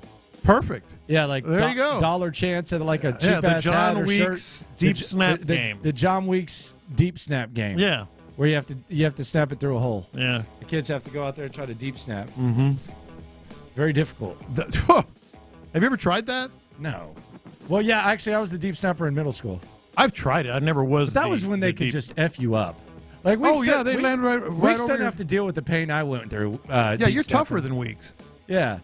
Dude, you had to like they could literally just jump on you. They could give you the you get elbows in the back. You were the target. Yeah, elbows on the back. Yeah, they just knock you down. That was the most vulnerable spot. Now you can't even touch him. Coach be like, take him out. Yeah. Classification. Yeah, take him out. I'm going to go Uncle Rico. If I hadn't had to go through that, I might be in Weeks' place right now. He might have already been replaced. He's soaking in my bathtub. Yeah. That was the number one thing, man. Like, you go at the deep snapper. That was back in the day. I mean, you were a football player. Back in the day, I remember my coach came up to me and he was like, this was Pee Wee. Yeah. Snap the ball? He made you snap the ball? No, I wouldn't. We weren't punting in Pee Wee. I tried to do it. I just didn't do it like regularly. But he was like, around. Here's what I want you to do. I want you to go run at that guy and I want you to just hit him in the ear hole. Oh, yeah. This was a left tackle. Of course. He wasn't even expecting it. Everybody did that. Want me to go hit him in his ear hole? Everybody did that. Dude would be on the damn news right now. They probably try to lock him in jail. No, everybody did that. There was cheap shots everywhere back then. I mean, like you were taught to lead with the crown of your helmet. Hit him first with the top of your head was the coaching that everybody got back then. I do think that the bargain shopping is the way to go with your own free agents, and then just go evaluate and get on the market for some other guys. I keep seeing the name. I see this on the stream, and I see this shit like Chris Jones. How much do you want to spend on that? No, Chris Jones is. I mean, what are we doing? I looked at the list this morning. Like there are guys that you're like, just no. No, I mean, no. Like obviously you would love to have need a that Chris for the Jones. Bears. Yeah, obviously you or would the love, Commanders. You would love to have a Chris Jones, but good. I mean, like, what are you paying $30 million? I got one. Brian Burns, dude. Come on, leave that for the Bears and the Commanders. Yes. and I mean, maybe they like that. I don't know. It's just, I mean, what are we doing here? Like, where's this going? I don't know. Yeah, I'd be happy if it happened, but the text I just saw in the text, like, yeah, I would take Chris Jones or, okay. Aiming high there. Look at this one, what they would call the game. Oh, God. Which one? You know which one. The John Weeks glory hole? Yeah, I mean, I think they should have a deep snap contest where you have to stick it through the hole and you win a free ball cap. Yeah. His legacy. Yeah. Like, we ain't putting Weeks in the Ring of Honor. That's a little much. Yeah. I mean, let's be serious. Mm-hmm. But yeah, the John Weeks glory hole contest. You might have to run that by him. You might have to run that by old John. See if he's good with that game. On the concourse, then you could have like a little the Weeks glory hole. And then you could have like a little cutout of him over a football. He's holding the pizza box in his lap. People would have a lot of fun with those selfies. Hey, let's just do it in the suite, man. Our suite's big enough. Let's get the cutout. Let's get the cutout. And after Weeks he retires, we can pay him to come by and maybe give a couple of lessons and show how he can. Yeah. See how many years beyond retirement he can. Yeah. He can still hike that thing. John Weeks probably really appreciates us talking about him being retired. Okay, and he's like, I'm still here. No, you retired him. I think he can still come back. I said I think he might retire. As long as he can run, he ain't retiring. He made a play in the playoff game. He ain't retiring. That running part might get in the way. Dude, but the thing is they can't line up over you, so it's not like he's having to like bang with all he's got to do is chase, man. Yeah.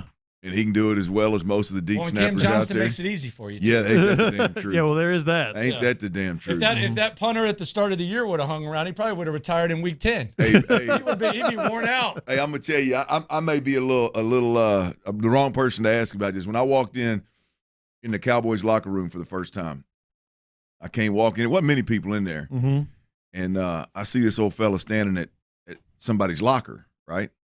And I'm like, who in the hell is that dude? I mean, he was tall, but when I say beer belly, I'm talking about you'd have a hard time finding one down at the local beer joint right now this big. I mean, big, just chest out, big old beer belly, just kind of stumbled around. Ended up being Dale Hellestrate. Dale Hellestrate, number 70. I'm going to tell you, Lock Dog, if Dale Hellestrate, when I saw him, when I laid my eyes on Dale, if Dale could still snap in the league at that point, which he did for a couple more years, if his ass can still snap in the league at that point, John Weeks, Weeks he can play for another 10, 15 years if he wants to. Dale Hellestrate had like low budget endorsements like back then. He was like selling like cookies, like he had a cookie shop and stuff. Helly was one of them dudes that was in, like he was part of Aikman's kind of Jay Novacek and Aikman and like their crew. So he got like stuff that Aikman and them fellas were going to do. Helly said, "I'll do it." You damn right, he would do it. But I ain't kidding y'all, man. I wish I took a picture back in the day. He probably still has to convince people that he played. I'm not exaggerating. There's no question. Really, I played. I'm not exaggerating. I'm trying to think of somebody that we all know that is like a beer belly. I'm huge, like 2 basketballs big kind of deal. Unbelievable, man. Next thing you know, he's out there. He broke Bill Bates' record for the longest tenured Cowboy, I believe. Yeah, you can't be the first organization to put the long snapper in the Hall of Fame. No. I'm not talking about the ring. That's how this came up. We got to do something for him. Like come up with a kids game. Yeah, it can't be that. Yeah, it can't be that. Got to do something. Little deep snapping contest. Box it up, sell it at Academy. Hell yeah. You're listening to KILT AM, KILT HD2. The Drive is live. That's right. The Drive is live as Clint Stoerner's in the building. Tyler Milner back as well. And Clint, here, you've been wanting to do this, and what I do? You can make this announcement now. You get to the announcement you tried to make last week premature. Oh, you can now. It is now. Yes. We're going to Vegas, boys. We're going to Vegas. At least Ron and I are. What? We're going to Vegas. Oh, we are? Hey. What for? Look here. Whoa. Tyler, you ain't going. Tyler, hell, you ain't going. You. In fact, I think you lost enough. You can probably get us a spare room for Saturday night before the Super Bowl. Yeah, I don't really appreciate the way you're starting this edition of The Drive, my friend. I'm sorry. The Drive will be in Vegas on radio on Super Bowl. Is it just the radio? Drive? No, it's everybody. What? I don't like speaking All for other of our people. shows. I don't like speaking for other people. Brandon Scott? Payne and Pendergast will be there. Kick things off at 6 a.m. from Super Bowl Radio Row in Vegas, Monday through Friday. Obviously, in the loop, the fellas, Landry Locker, John Lopez, will take over at 10 o'clock hour. And then these old Drive boys will ease on down from the hotel room after a late night. Should be good. Winning a lot of money. Should be feeling bright-eyed and bushy-tailed. And from Super Bowl Radio Row, the Drive will be live. That's right, baby. I know. I know the first you time in 4 years. First time. Longer than that. Hell, I've been here longer than 4 years, and we didn't go. This is the first time I've been. And we're here. So Clint has just announced that. Tyler, you going? Been itching to announce. Unfortunately, not. Has accidentally announced it. It hurts.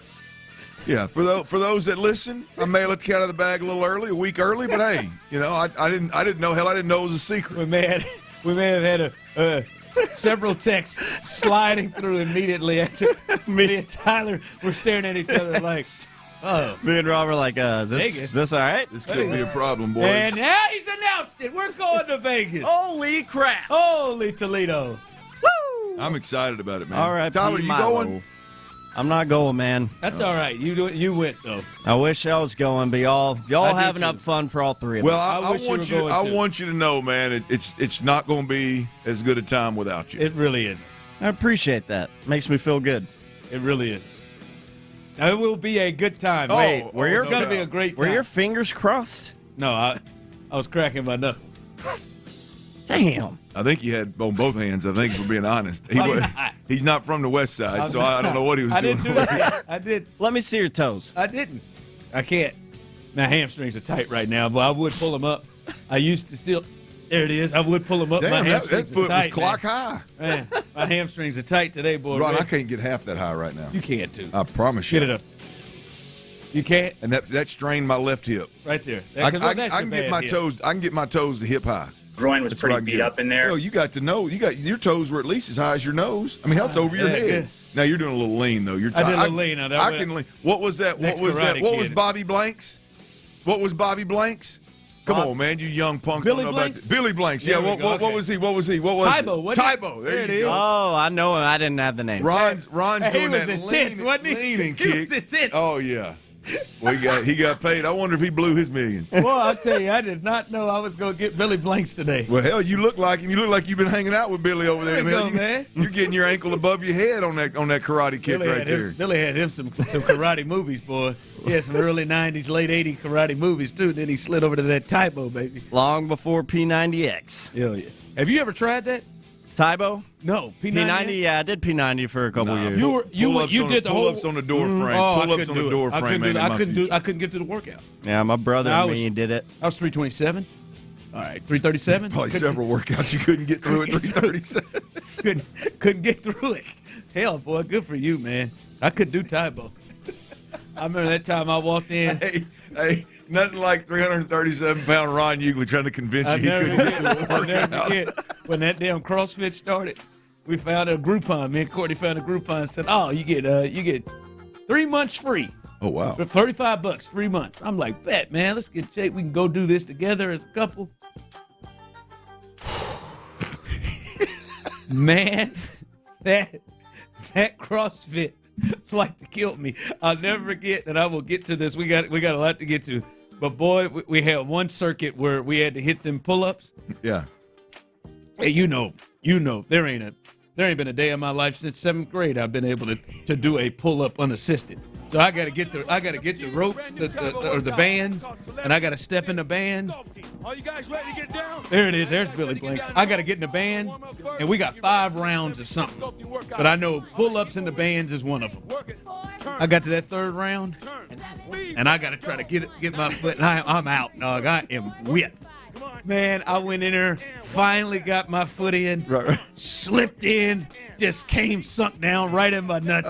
Couldn't get it. And then I had to roll out. And then one of the instructors, she had to try to wheel my big ass out that damn thing. And I was like, oh my God, man! Hey, It felt like it ripped my nuts off. Meanwhile, the old CrossFitters are hanging off the rafters up top. I mean, Man, just make rolling, it real man, good. rolling.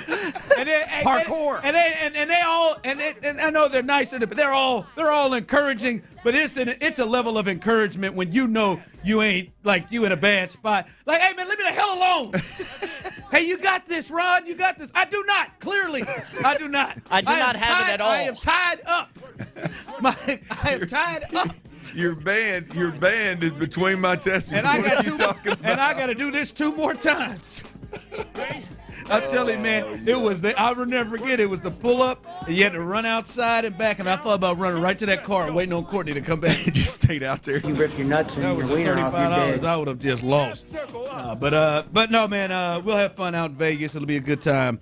Let's get this going because Tyler sent this last night and said, I was listening to Nick Caserio, and this is going to get you football horny, Clint. This one's going to get you football horny, and it is his thoughts about what happened in the game on Saturday and what they need to do moving forward. Let me see if this is something that gets you in that mood, in that space. Here is Nick Caserio on Texans Radio talking about his thoughts from the game and now what that means they need to do looking forward. Yeah, we understand this team's going to be different. The 2023 team, like you kind of put a bow on that. Now it's about we have 35, 36 players that are going to be free agents. So there's going to be a lot of new faces, a lot of new players on this team. But I think when you look around the league and when you even look at the division games over the past weekend, I mean, every game was a one-score game. It was 10-10 at halftime in the second half. We couldn't really do anything. We didn't stop them. We didn't get enough first downs, and then the game kind of got out of control. But I would say when you get to January football, your ability to run the football, your ability to stop the run, your ability to play physical, and the takeaways, like those are areas, if you do them well, you're going to have a shot. So what does that look like in terms of the team composition? That's what the next however many months are for. I think we have a understanding of the mindset and the mentality that's going to be required to be successful here in our building. And then it's always going to come down to execution. Do you execute? Can you execute your job, the details of your job on a consistent manner on a week-to-week basis? So ultimately, that's not going to change.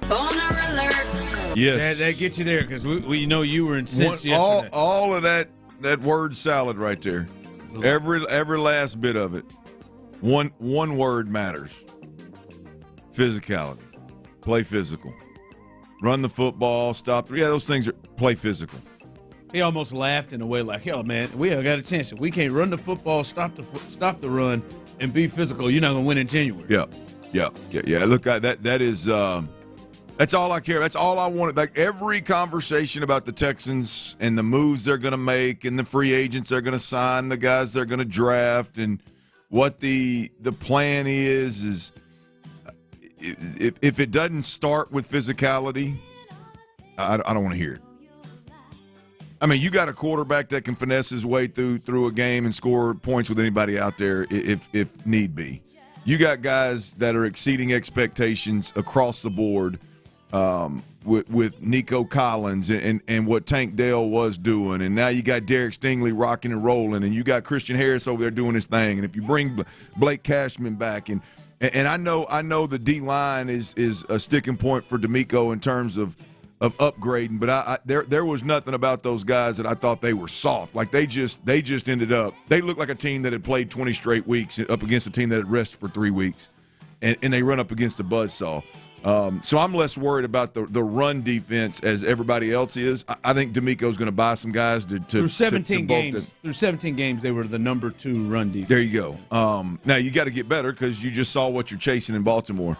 But for me, man, like every conversation, every guy you want to draft, on the offensive side of the football for damn sure. Any guy you want to bring in here, if he's not a physical alpha, bad, like unapologetically just a monster, then I don't want to hear about it. I don't want to do. I just read an article too on the same note right here, right? And I'm not even talking about. I'm going to talk about San Francisco, but I'm not talking about San Francisco because of the similarities in the system. I don't give a damn about the system. That's the other thing. I'm tired of hearing about scheme too. I don't want to hear about the running backs not fitting the scheme. Whatever.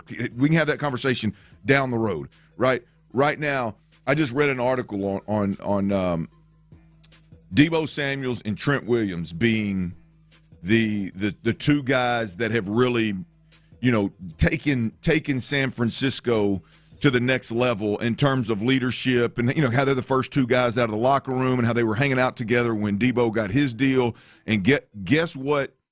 In the introductory of the article, guess what word was emphasized? Physicality. We know when we want to send it. Well, in fact, one of them, I think Shanahan was quoted. Maybe it was Deebo quoted. We know when we want to send a message to the team or to the opponent, we line up and we run the football behind Trent Williams because he's a bad dude, right? I mean, that mentality right there, like you are not in this league today. Given the way that you just can't practice. Like you cannot practice. You cannot ask guys to not take days off. You better go get some dudes that were born tearing things up. You better go get them because that's the only fix, man. Yeah, it's interesting where people take from different things. And I know for you it was like, hey, that physicality, it's good to hear them come out and acknowledge it and talk about it. And it seems like what you're saying is what Nick and D'Amico are going to be looking at this year. I feel like the draft is what you spoke of. Tyler, it was interesting before the show. Tyler heard this, and Tyler said, I got a flaming hot take off of this. This is what it drove to me, a flaming. I don't know if it's as flaming. I don't know if it's as flaming hot take as you think it is. I don't know that it's likely, but I don't know that it's flaming hot take. Yeah, it sounded like to me this was a message Caserio was trying to deliver to somebody in that locker room, that Texans locker room. And I said one name in particular whenever me and Ron were talking about it, and it was Laramie Tunsil. We've talked a lot about Laramie, and I know he's great. Let me preface it with that. I know Laramie Tunsil at his best is a top tackle in the NFL. But we talk about it all the time, Clint. Ron, we talk about the missed practices and these rumors about an injury, and yeah, that's why. And we saw what happened in Baltimore. Laramie Tunsil was ass. Big man played like ass. He couldn't block nobody. And whether it's Laramie or someone else, I think it might be geared towards Laramie. I think this is Caserio saying, all right, we know our recipe now, and a big part of that is physicality, that dog in a lot of these dudes, and maybe some of the guys right now on this roster don't got it. Well, yeah, maybe they don't. And as he said in there, he said he thinks this could be a potential for trading Laramie Tunsil. Is what Tyler said earlier. And I listen. If he could find someone. I don't. Yeah, it would take a lot to happen to try to get somebody to take on the money that he is getting. Now he may have to pay some of it if they want to do that.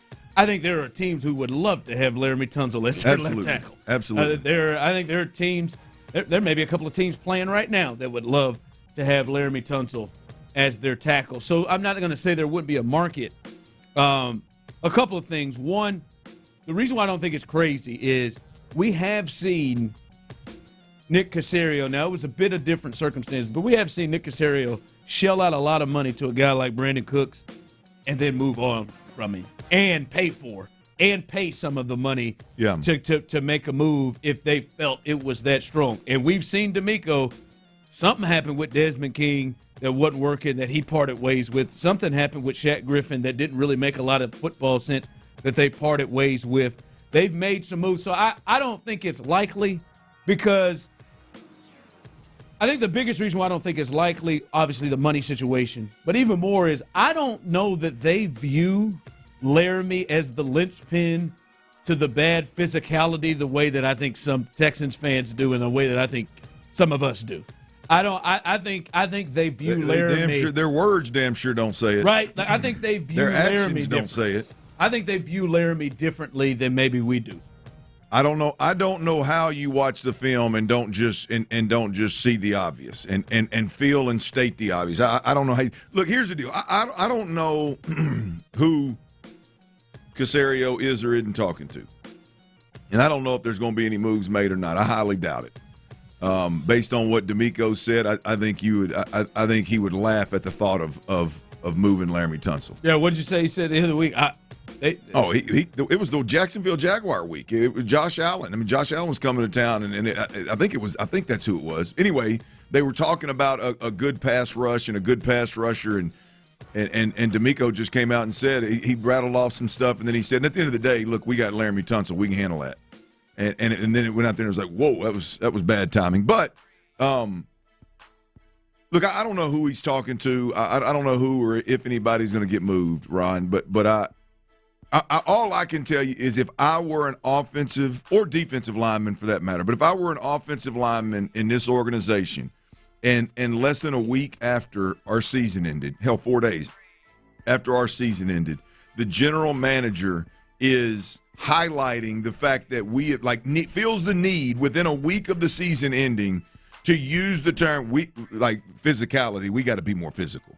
Like I would take that personal. Like, I don't know how you don't take that personal. But then again, you know, when we're running for 30 yards and when we're early on when the run game was as atrocious as it was last year, there didn't seem to be any sense of urgency or any moving the needle of like, hey, to hell with this nicked up injury that I've got or to hell with the rest day. We got to get this thing. There's never been a the Texans in general, just business as usual during the time that they couldn't run, other than changing the running back, which again I believe if you could have left Damian Pierce in there and fed him, and I think you'd have got similar numbers. But nonetheless, other than making that move, like there was nothing that was even of concern. It seemed like for the Texans. Yeah, someone texted in. I've been saying all year Tunsil is soft in the run game and doesn't push anyone around. Listen, as I said, man, it is interesting. The D'Amico talked about physicality, having to improve the run game. So did Nick as well. It is interesting that they would say that, and I honestly believe also in the same time they don't feel like Laramie Tunsil's the lone problem, or the linchpin of the problem. I don't think that. I don't even think he's a perfect player, but I think they love Laramie Tunsil. I don't think that it's even a thought, potentially, to move on from Laramie Tunsil. I'd be surprised if that's the case. But it is weird to say we need to be more physical, and when you watch it, it does jump out. Like he's 3 yards back at times in some of these run fits. All right, we're going to continue rolling through here. All right, what are the expectations? We've seen one of the best rookie quarterback seasons, if not the best rookie quarterback season we've ever seen. Now, what's the expectations for year 2 of C.J. Stroud? We'll start to talk that with our quarterback, Clint Stoerner, coming up next right here on The Drive. But, guys out there, people wondering, people have been asking me for a couple of years, hey, does that sort of weight loss really work? Hell yeah, it does.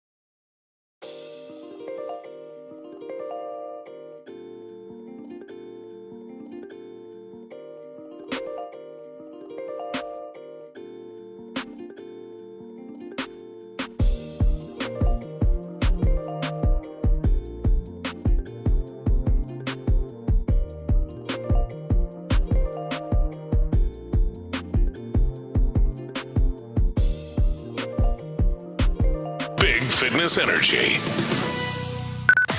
Sports Radio 610 presents The Drive with Stoerner and Hughley.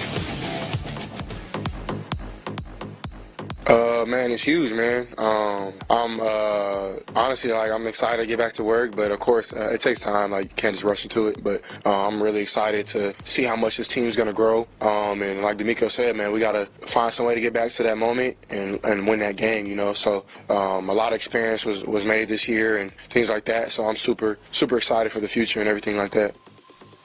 All right, that's C.J. Stroud talking about his excitement for the future. What a great first season it was for him and the Texans.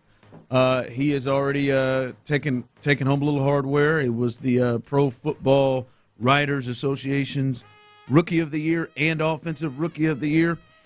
So he is looking into to even taking it even more his sophomore season.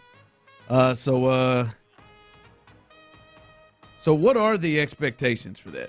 What are the expectations for year two with C.J. Stroud? What he put forth in year one gets everyone excited and now raises the level of what it is that people will have thoughts about him. Now he's got 17 games of tape on him. Teams have seen him. Teams have seen this offense. Maybe have a little bit better understanding of strengths and weaknesses. For you, what is year two's expectations for C.J. Stroud? Wow. I mean, look, the first thought is like where, and I've thought about this a lot lately, like where can C.J. Stroud get better?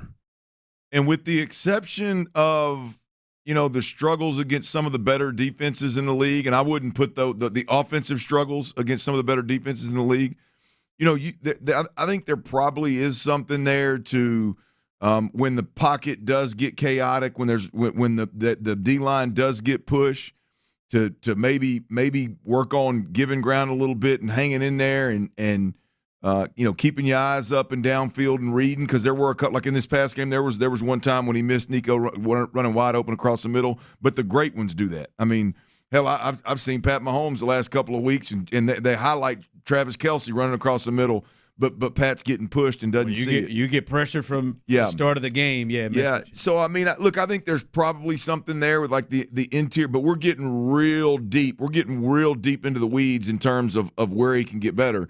This is the first quarterback, I'll be honest, that I've ever watched as a rookie and thought to myself, I don't know that it's going to get any better. Really? Yeah. Well, only because, hopefully, if D'Amico and Nick are as good as we think they are, hopefully they're going to put a run game in place. And you put a run game in place, you don't depend on or rely on C.J. Stroud being a guy that is the only way you move the football, the only way you score points, the only way you produce offensively. And so, because that's a big part of what was so impressive this year, was that he really had no help. There were times where the O-line was beat up. There were times where the wide receivers were all gone. All year there was no run game that threatened anybody whatsoever. And this guy went out there and you ended up winning 11 ball games and getting to the second round of the playoffs. Like that, I don't know that the body of work, the year of work statistically, and I don't know that he can get any better, Ron. I mean, I think there's obviously can be bigger wins. There can be more moments where he puts the team on his back, like in the fourth quarter, to go win a game. But I don't know that statistically, and in terms of how much weight, the load that he had to carry this year, and he did it unbelievably well. I don't know that the guy can impress much more than he did this year, if at all. This one is really hard for me.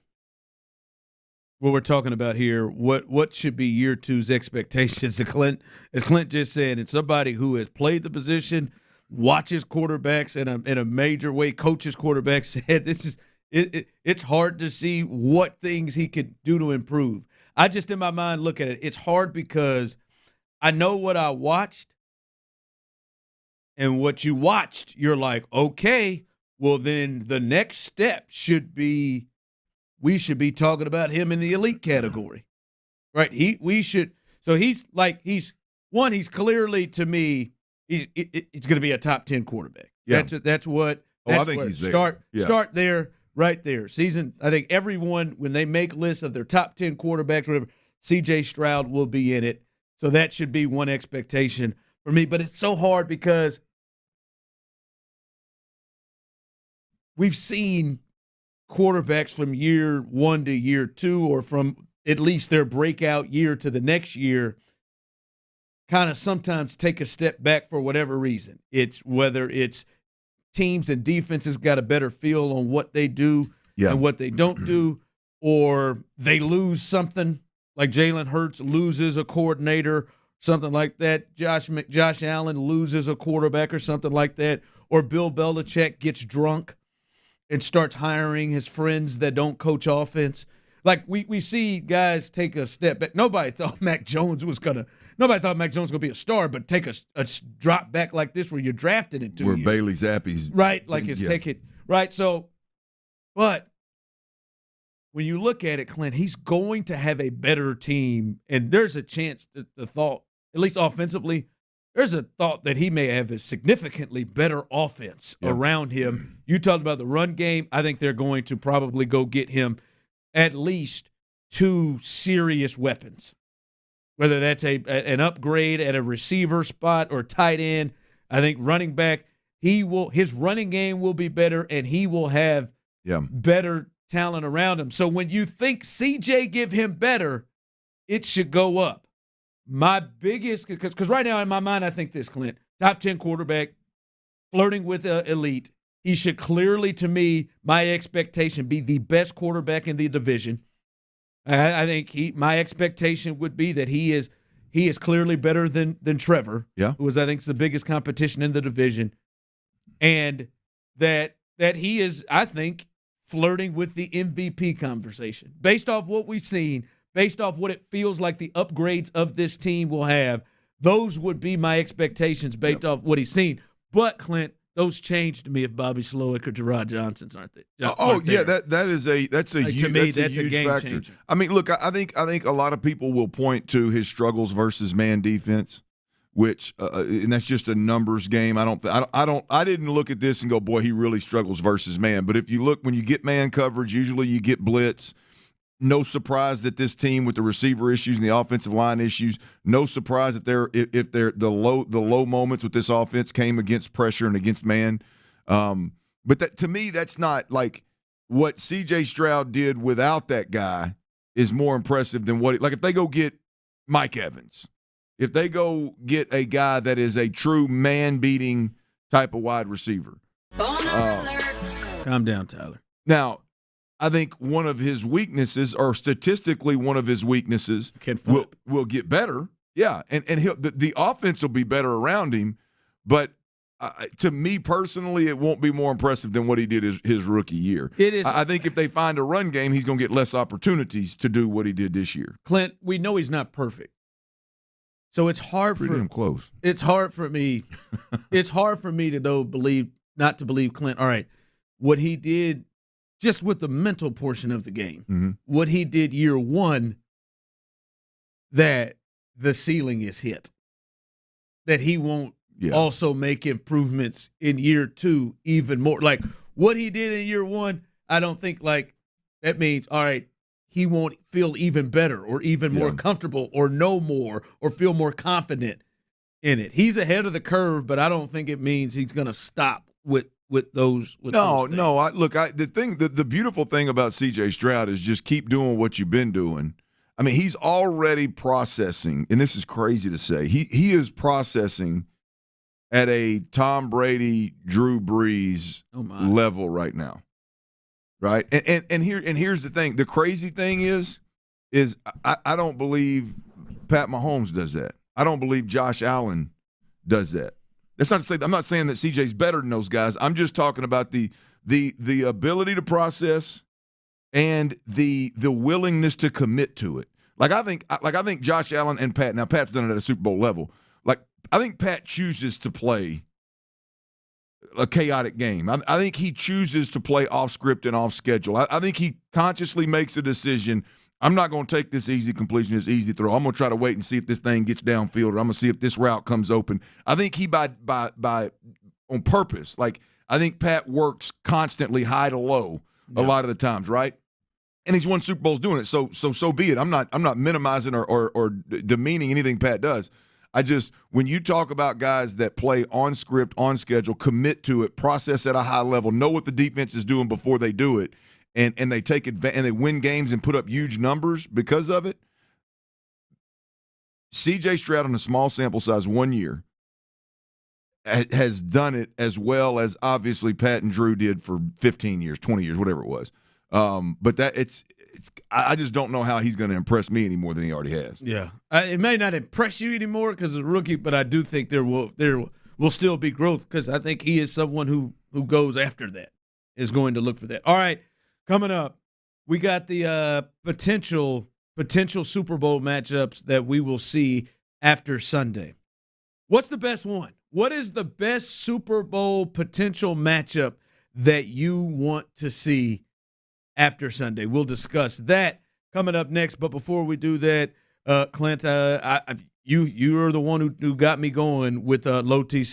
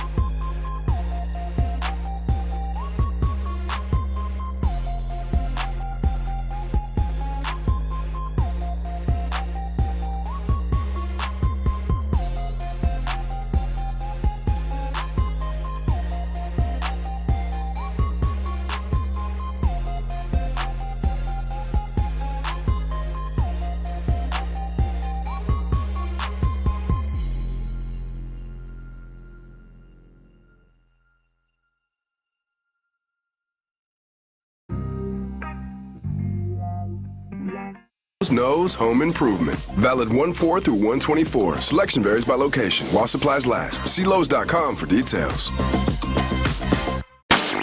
Live from the Twin Peaks studios, Sports Radio 610 presents The Drive with Stoerner and Hughley.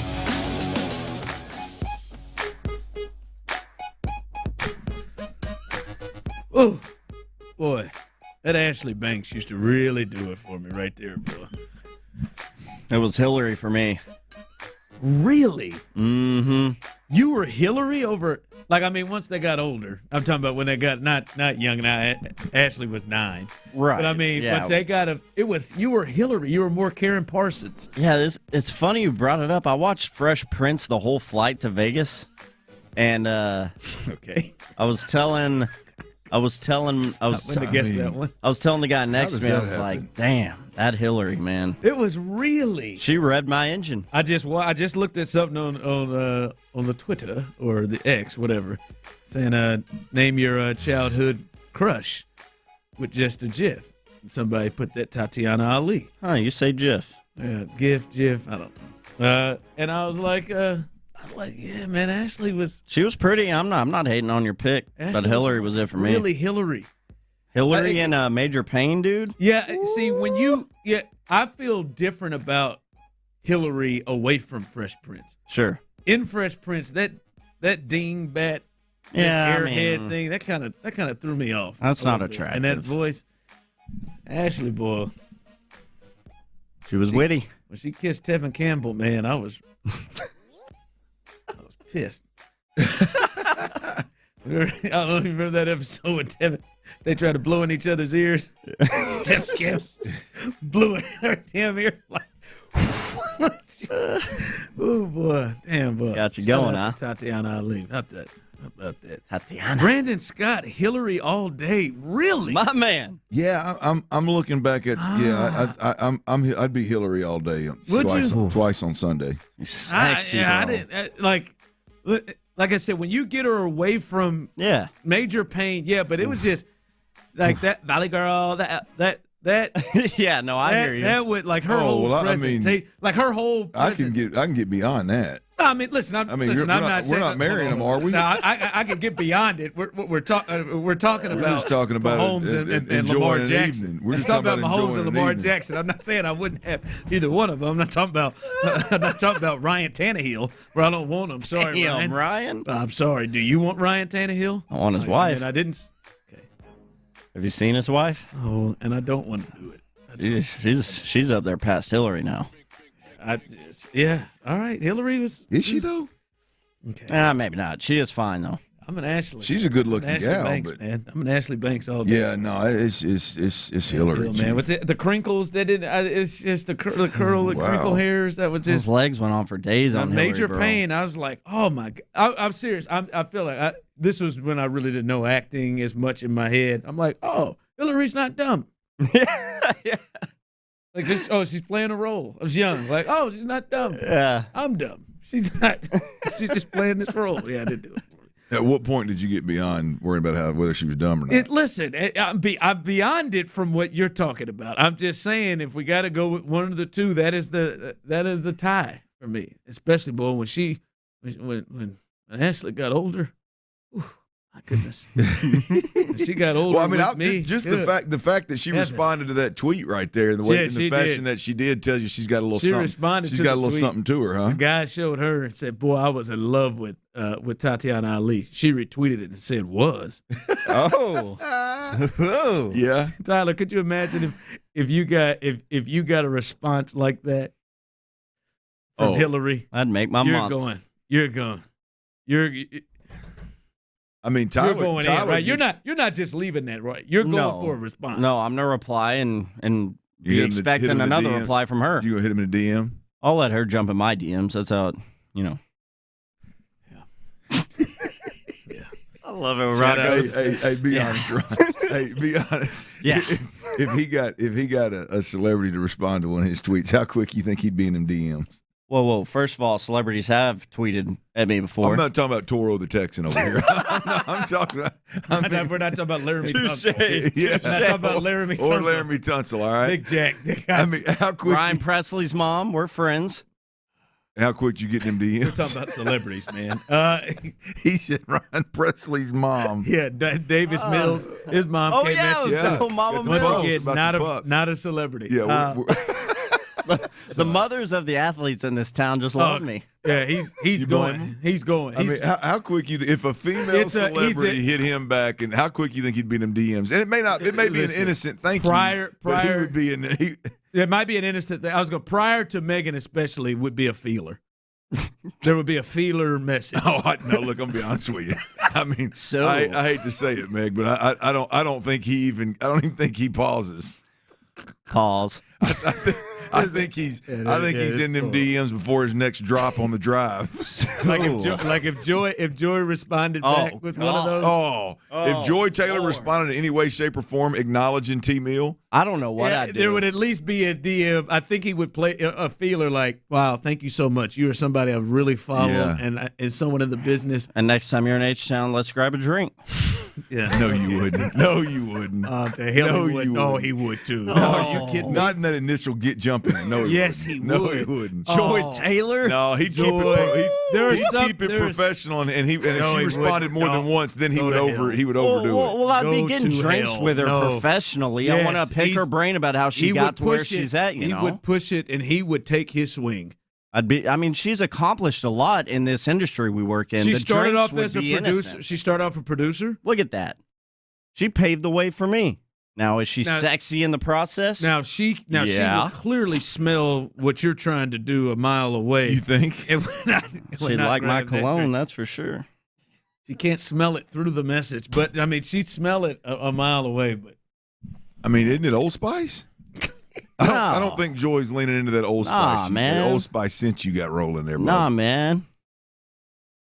It is Old Spice sometimes, though. You do. I wear Old Spice deodorant, but you come something. My cologne is a little better game there, boys. Speaking of celebrities, this is not what I ain't wearing Curve. But speaking of celebrities, hey, you. I hope nobody out there listening. I hope none of our loyal listeners are wearing Curve. I'm gonna tell you right now, Curve.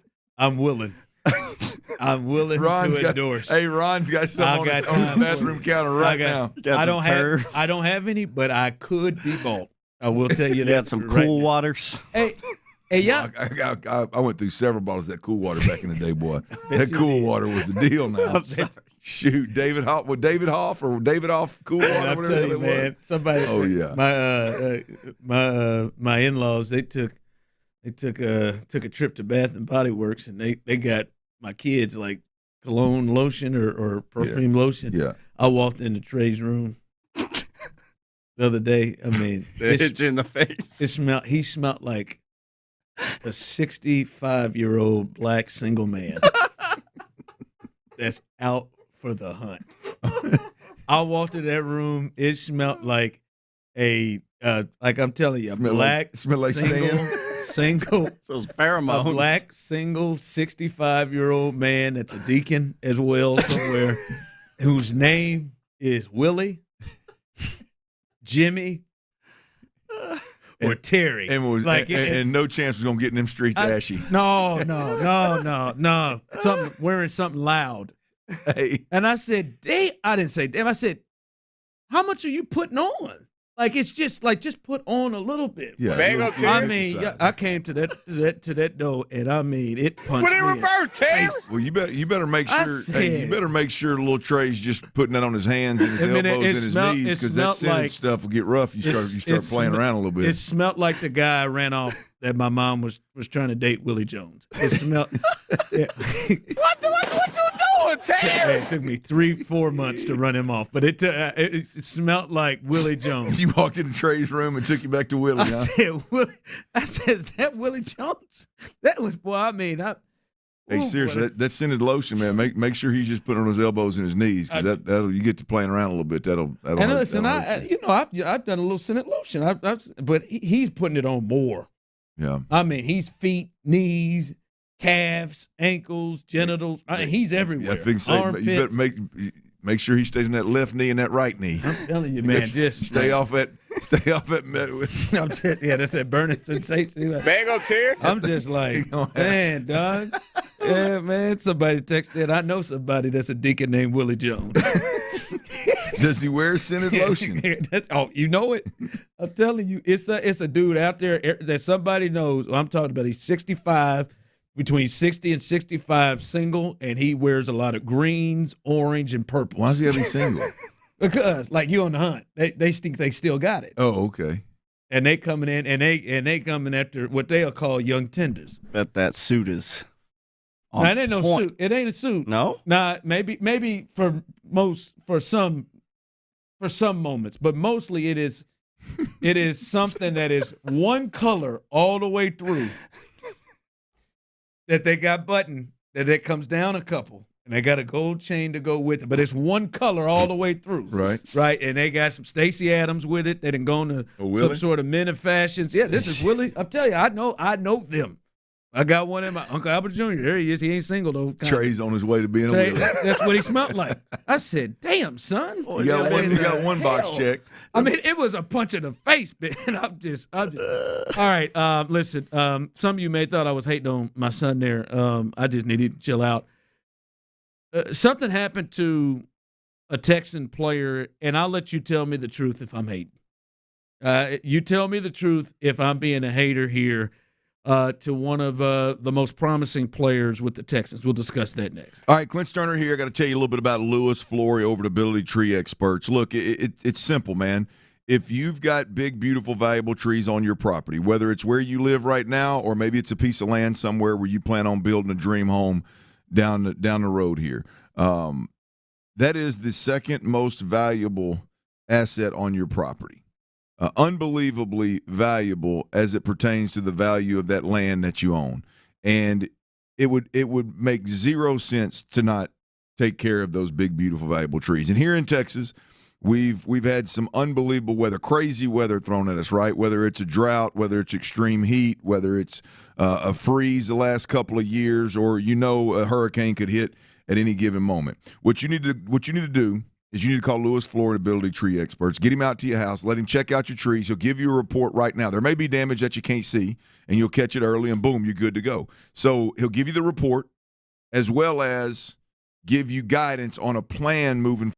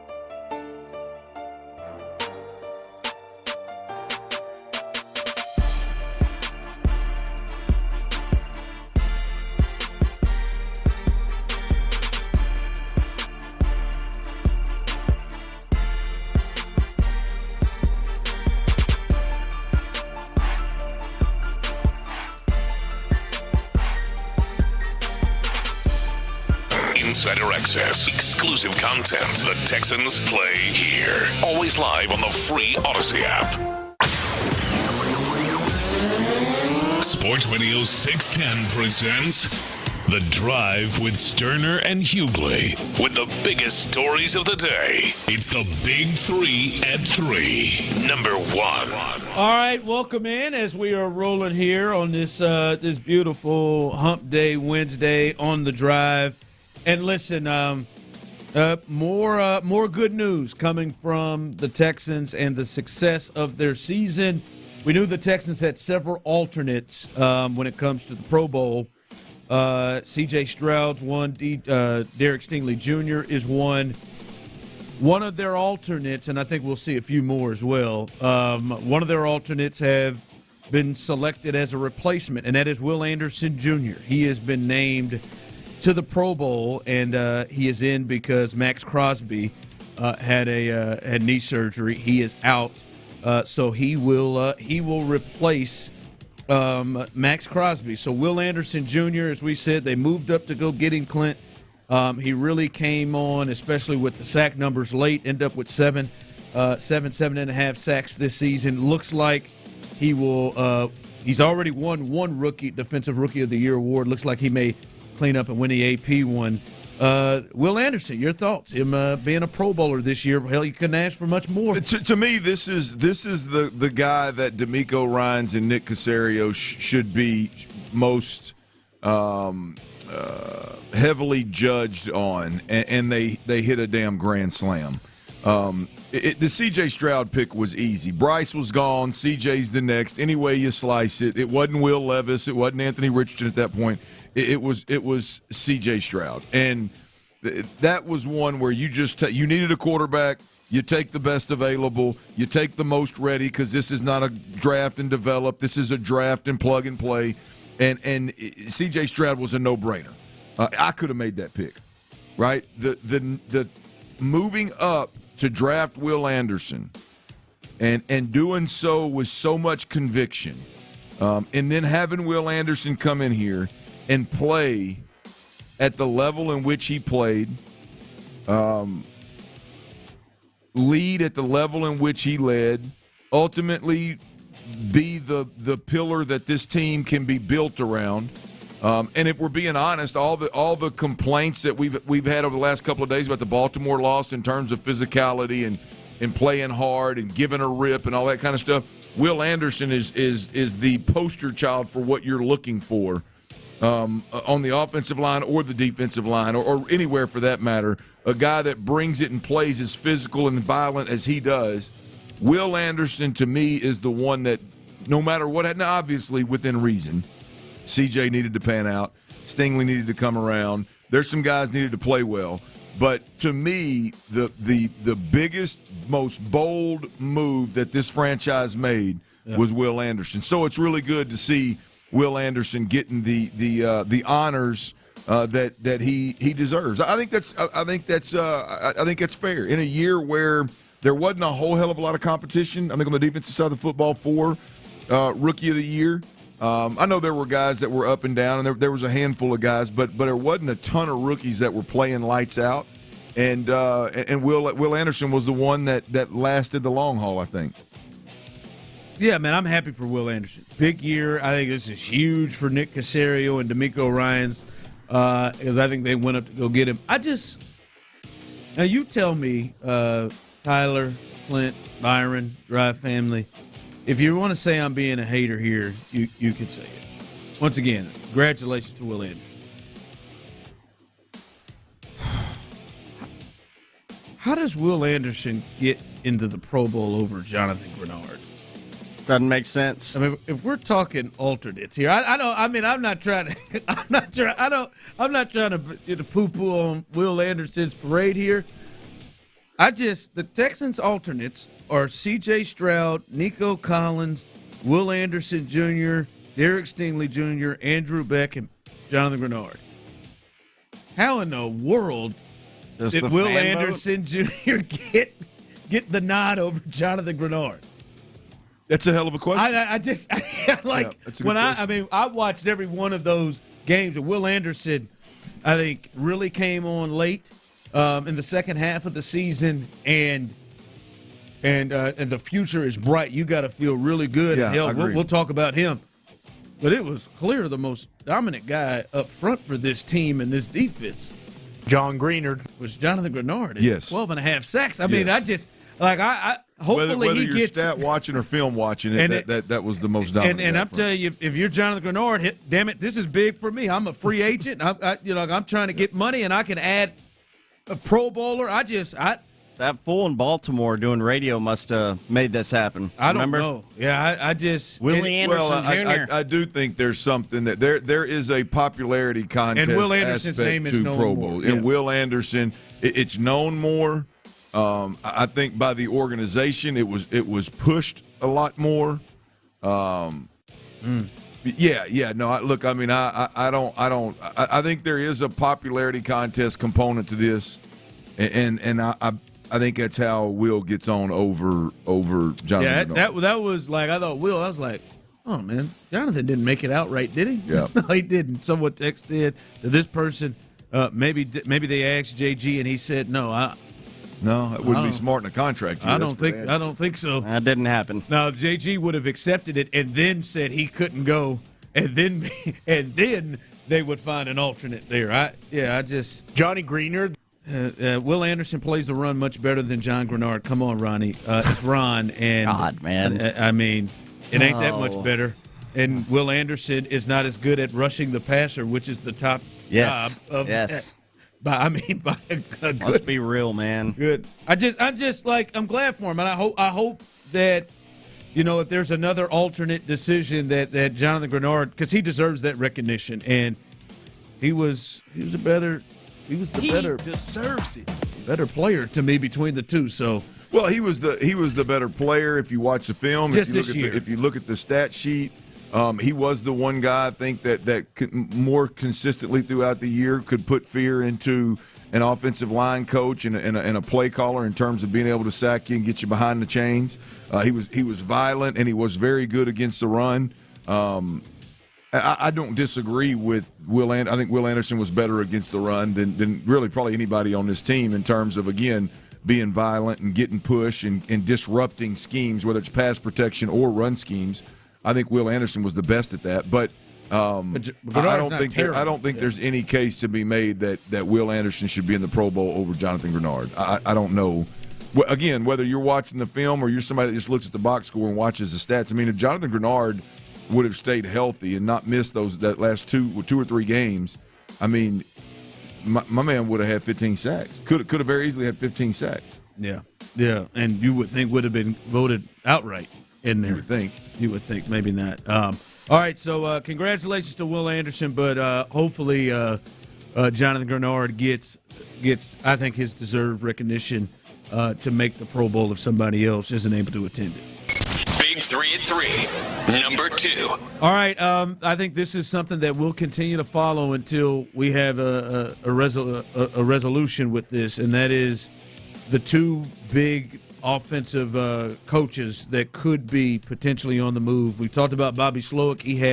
He's had 2 second interviews this week, and then we've talked about Gerard Johnson, who has had an interview every day this week, had an in-person interview with the Saints, had an in-person interview yesterday with the Browns, and then Clint, this one, he is having an in-person interview with the Philadelphia Eagles. He is interviewed for the OC job, and the thing is, he has a history with Nick Sirianni, who is going to continue on as the head coach of the Eagles. They had time together in Indy.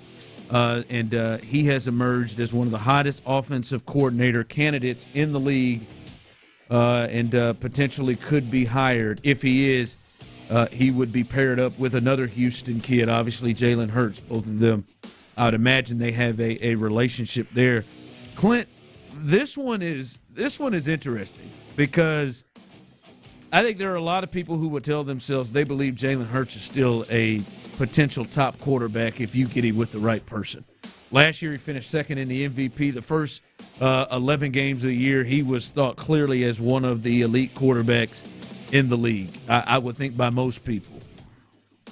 they've got a lot of weapons. Yep. Potential talent over there in Philly. If you were Gerard Johnson, would that be more appealing to you to go to Philly to work with those weapons than it would be potentially to stay in Houston? No, I would. From my perspective, no, I would not. I love Jalen Hurts. I do think they're as talented as you mentioned, but I think Nick Sirianni, any coach that's into firing his entire staff and rebuilding the staff as a last-ditch effort, Well, I think this time he was probably told to fire. Sure. I mean, any way you slice it, that's not good. He's pulling coordinators' jobs mid-season and giving somebody else play calling duties, and he's an offensive-minded head coach, and he's waiting until after the season to blame it on Brian Johnson. Which, look, to each their own. I'm not saying, look, he's in save your ass mode, no doubt about it. But I've also heard a lot about the culture. Or the lack thereof in Philly being an issue this year. I mean, it just fell apart in like a half a year. Yeah. Well. Look, I'll be honest. Like, I heard a podcast the other day. Who's the big D lineman that went from Philly to San Francisco? Is it Eric Armstead? Is it Hargrave? There you go. Armstead was already out there. I mean, he was on record of almost laughing at like how they practice and the lack of physicality and they believe more in sports science in Philly. And he was speaking in hindsight after going to San Francisco and going, damn, that's interesting. Y'all practice like this? You would never think that Philly didn't push physicality. It shocked the heck out of me as well. But apparently that was the issue. And then but we've heard a lot of rumblings recently about the culture. It would, if I were Gerard Johnson, it'd be very difficult for me to leave what is here. And what you know. And what you know is good. And what you know, you've got so much working for you here to go somewhere where a coach is having to do all the firing that he's doing, appears to be on the hot seat, possibly has culture issues, has some of their big Lane Johnson and Jason Kelsey. I mean, you could potentially lose some big pieces in terms of retirement. From the outside looking in, if I were Gerard, I'd stand pat. Yeah, I think it's a tough one because if I were to say, all right, what's the easier path to become a head coach? And this is if Nick Sirianni is going to allow him to call plays the way that Brian Johnson did and the way that Shane Steichen did. Which is the better path to becoming a head coach? Going in and fixing Jalen Hurts and that offense, or staying here with C.J. Stroud, who I think many people will probably believe he's C.J. Stroud's established and he's already been. Yeah. That's the other thought. But the other thought is, and you've talked about this before, is, boy, man, I don't like to leave a coach in DeMeco Ryans who has all of the comfort and job security that anybody could have almost in the league, to go to a Nick Sirianni that, as you said, they are firing every coordinator, and at this point, the last person to get fired is Nick, and then you don't know where you are. And Houston is kind of a home base, so it's a difficult decision. And Gerard knows Sirianni from their Indy days, so he knows. But when a guy's job is on the line, man, especially if you're an offensive-minded head coach, is he really going to take the reins off and let you do your thing? Or is he going to be meddling in what the hell you're doing? I'll be honest with you, Sirianni strikes me as a guy that would be hard to trust. It to me would be, and it would be that would be a tough situation to put your career. Now, clearly, if all things were equal, you'd want to go play with Jalen Hurts in a Super Bowl caliber roster, and if all things were equal, an offense that feels like can get turned around. Hell yeah, right. Absolutely, man. Yeah. So if all things were equal, the thing is, we all know that ain't the way of the NFL. Yeah. I think that you said it earlier. There's something going. There's something happened in Philly that is also weird, and something you're not dealing with here in Houston. So Gerard Johnson, that's the latest as he continues. He's been interviewed every day this week, the latest, the Philadelphia Eagles. Big 3 at 3, number 3. All right, a story we talked about late last night. You can have the second best record in the NBA through 43 games and still get fired in your first season. And that's what happened with Adrian Griffin. Now we do understand, Clint, that Doc Rivers has been hired, and he agrees to become the next head coach of the Milwaukee Bucks.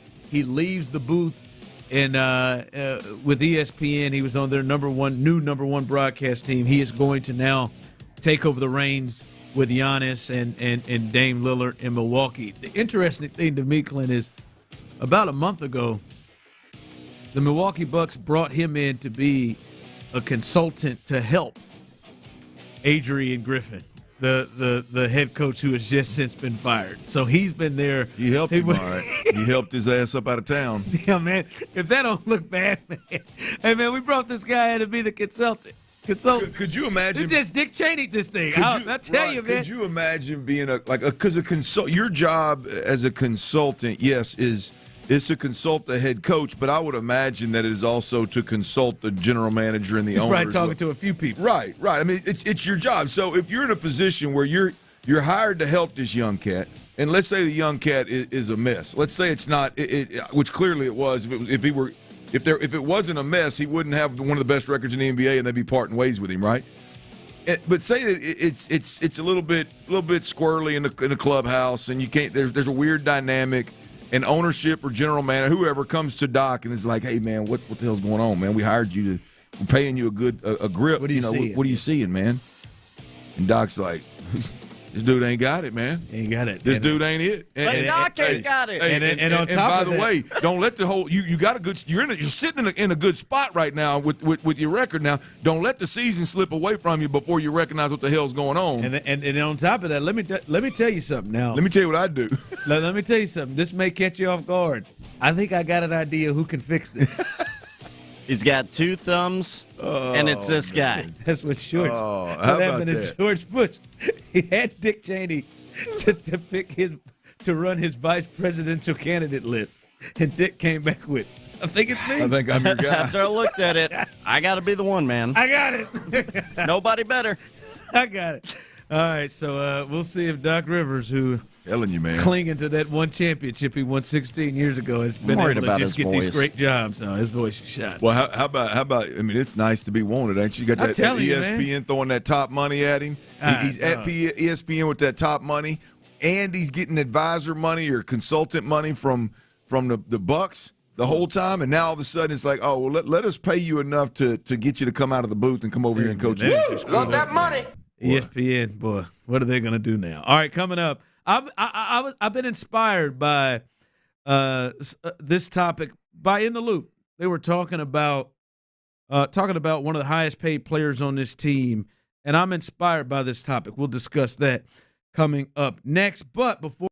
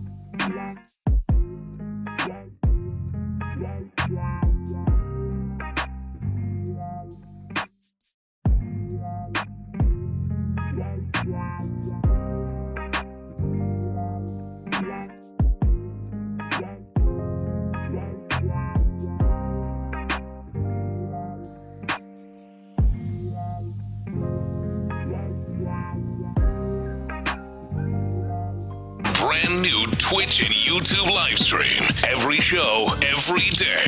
See your favorite 610 hosts like never before on YouTube and Twitch. Houston's sports leader. Sports Radio 610. Sports Radio 610 presents The Drive with Stoerner and Hughley.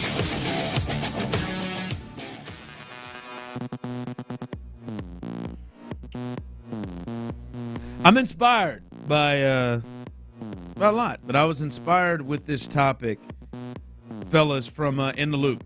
Catch them every day right here on Sports Radio 610 from 10 to 2.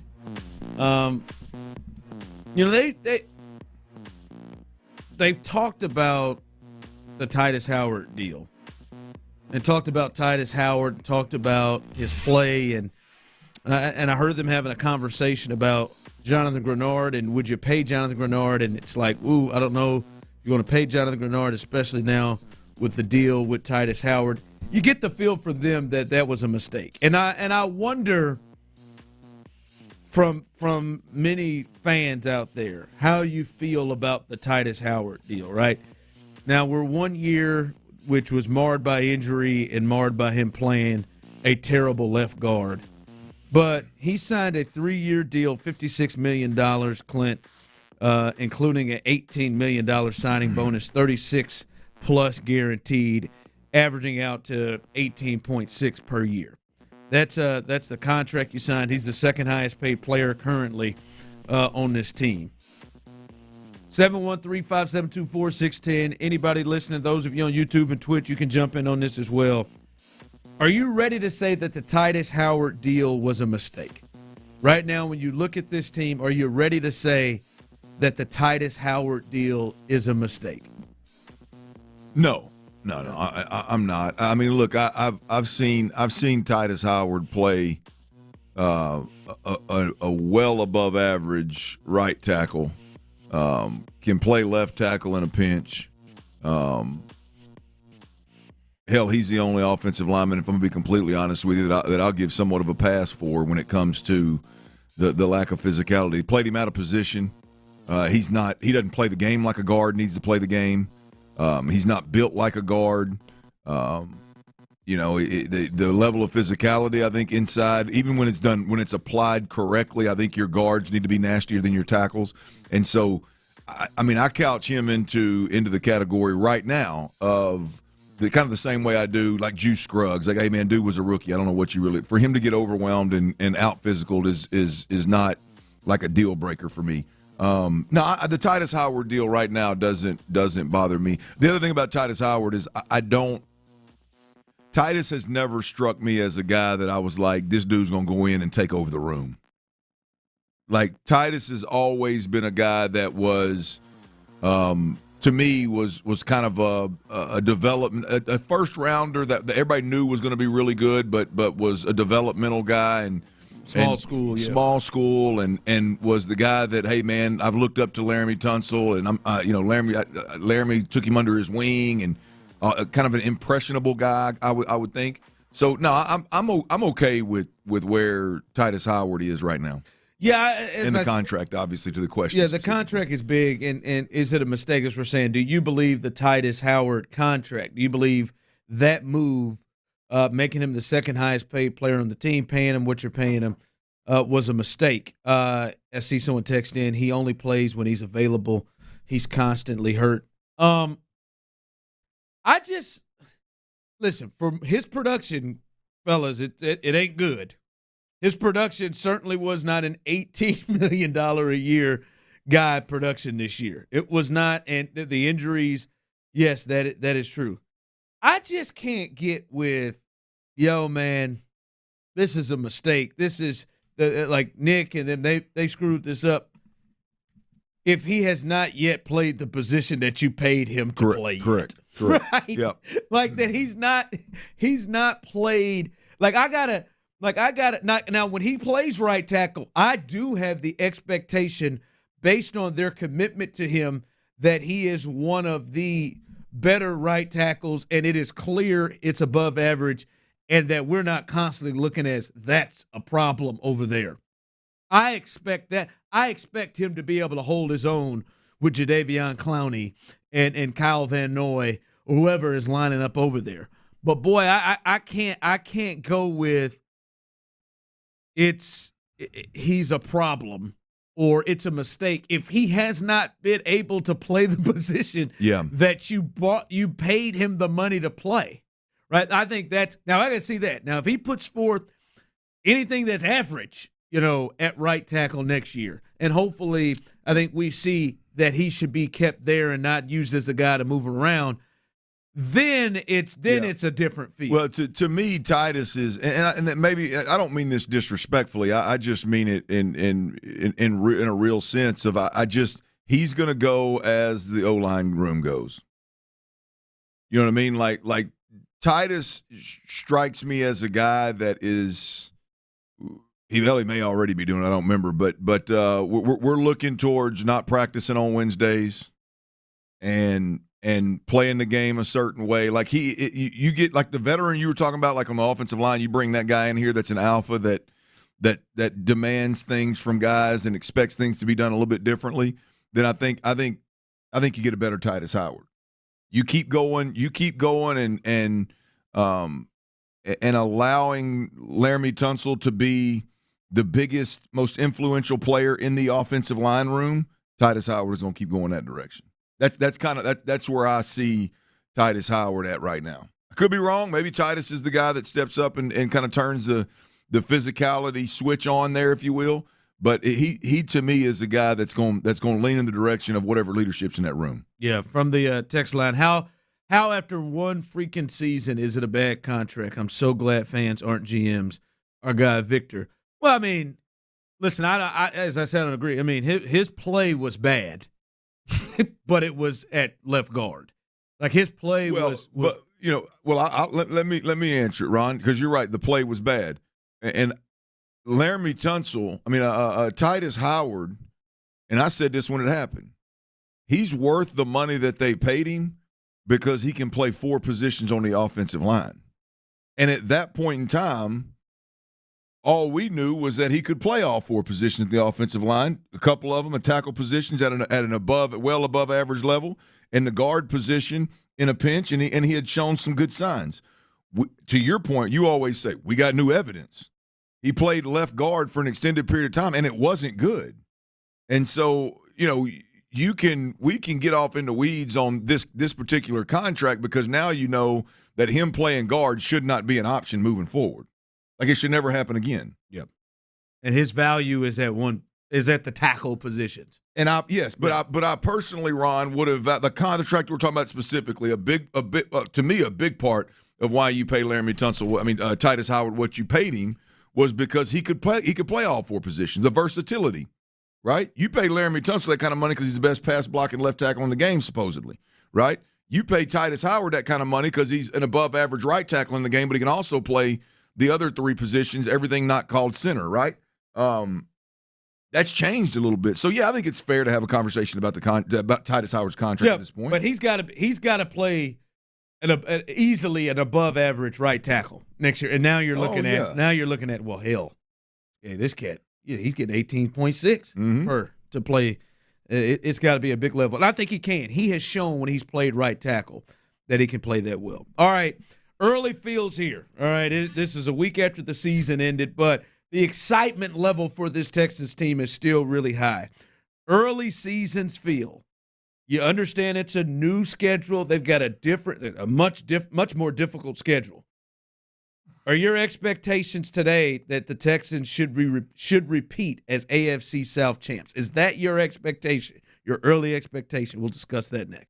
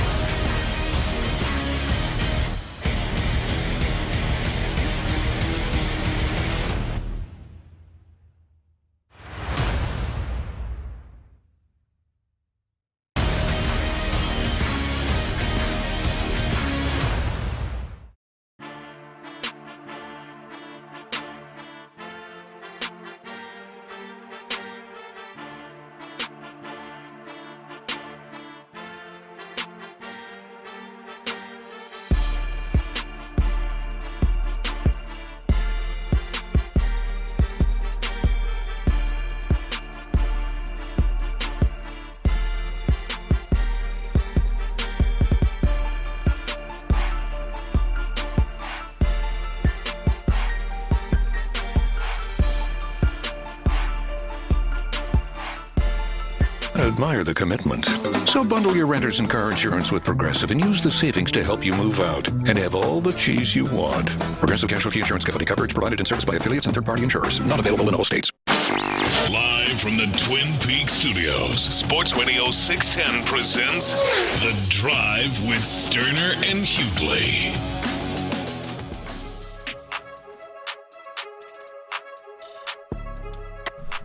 All right, it's early. It's early, but your Houston Texans. I can't wait to hear Tyler. 3:45 in the afternoon, dude. I can't wait. I got 3:42 actually. I can't wait to hear Tyler's. I'm steamed and feeling real frisky to hear this one. I see people rolling in. Your team this year, your Houston Texans, had one of the most amazing turnarounds. When you think about what happened the previous 3 years, one of the most amazing turnarounds in NFL history. Going 10-7, winning the AFC South, earning a home playoff game, beating the brakes off the Cleveland Browns, and then moving on and playing the number one seed on the road. And let's make it as positive as possible. And being tied 10-10 at the half. With the number one seed. You had a spectacular season. Your coach is probably the favorite to win Coach of the Year. Your quarterback is the favorite to win Rookie of the Year. He's already won some Rookie of the Years in publications. Your third pick overall, Will Anderson Jr. is a favorite to win Defensive Rookie of the Year and has won Rookie of the Year defensively in other publications. A wonderful season. Hey, you are third in the NFL when it comes to salary cap space. You can spend money. You still have picks. You still, even though you traded your first-round pick to get Will Anderson, you still got one from Cleveland. So you still got ammo to get better at this team in the draft and through free agency. You understand who is in the division, but you got a first-place schedule, and you got a more difficult schedule. And I'll just rattle off some of the quarterbacks. Tyler, I hope you're listening to this, and you've got this through your head. I know Clint is. I'm listening close, man. I'm ready to get don't frisky. allow it to get away from you. Because I believe Tyler had a potential 10-win season under Lovie Smith before the season. So I'm really itching to hear this. The quarterbacks. That's true. And you thought David Anderson would be good. Yeah, I did. Is it David? David Johnson. Yeah, thanks. Damn it, boy, that comeback's got to be tighter. I mean, we all knew what I meant. That's what you say. Was Ron out there predicting David would be a good wideout? You fire, I'll fire back. I know he's a friend of Payne and Pendergast. The quarterbacks on the schedule: Josh Allen, Tua, Trevor twice, Lamar, Jared Goff, Aaron Rodgers potentially, Mahomes, Dak, Jordan Love. And it could be Kirk Cousins if he stays with Minnesota. So this is a complete difference. Just in terms of quarterbacks you're facing that you faced this year. Early feel, should the expectations and are your expectations that the Texans repeat as AFC South champs? Yes.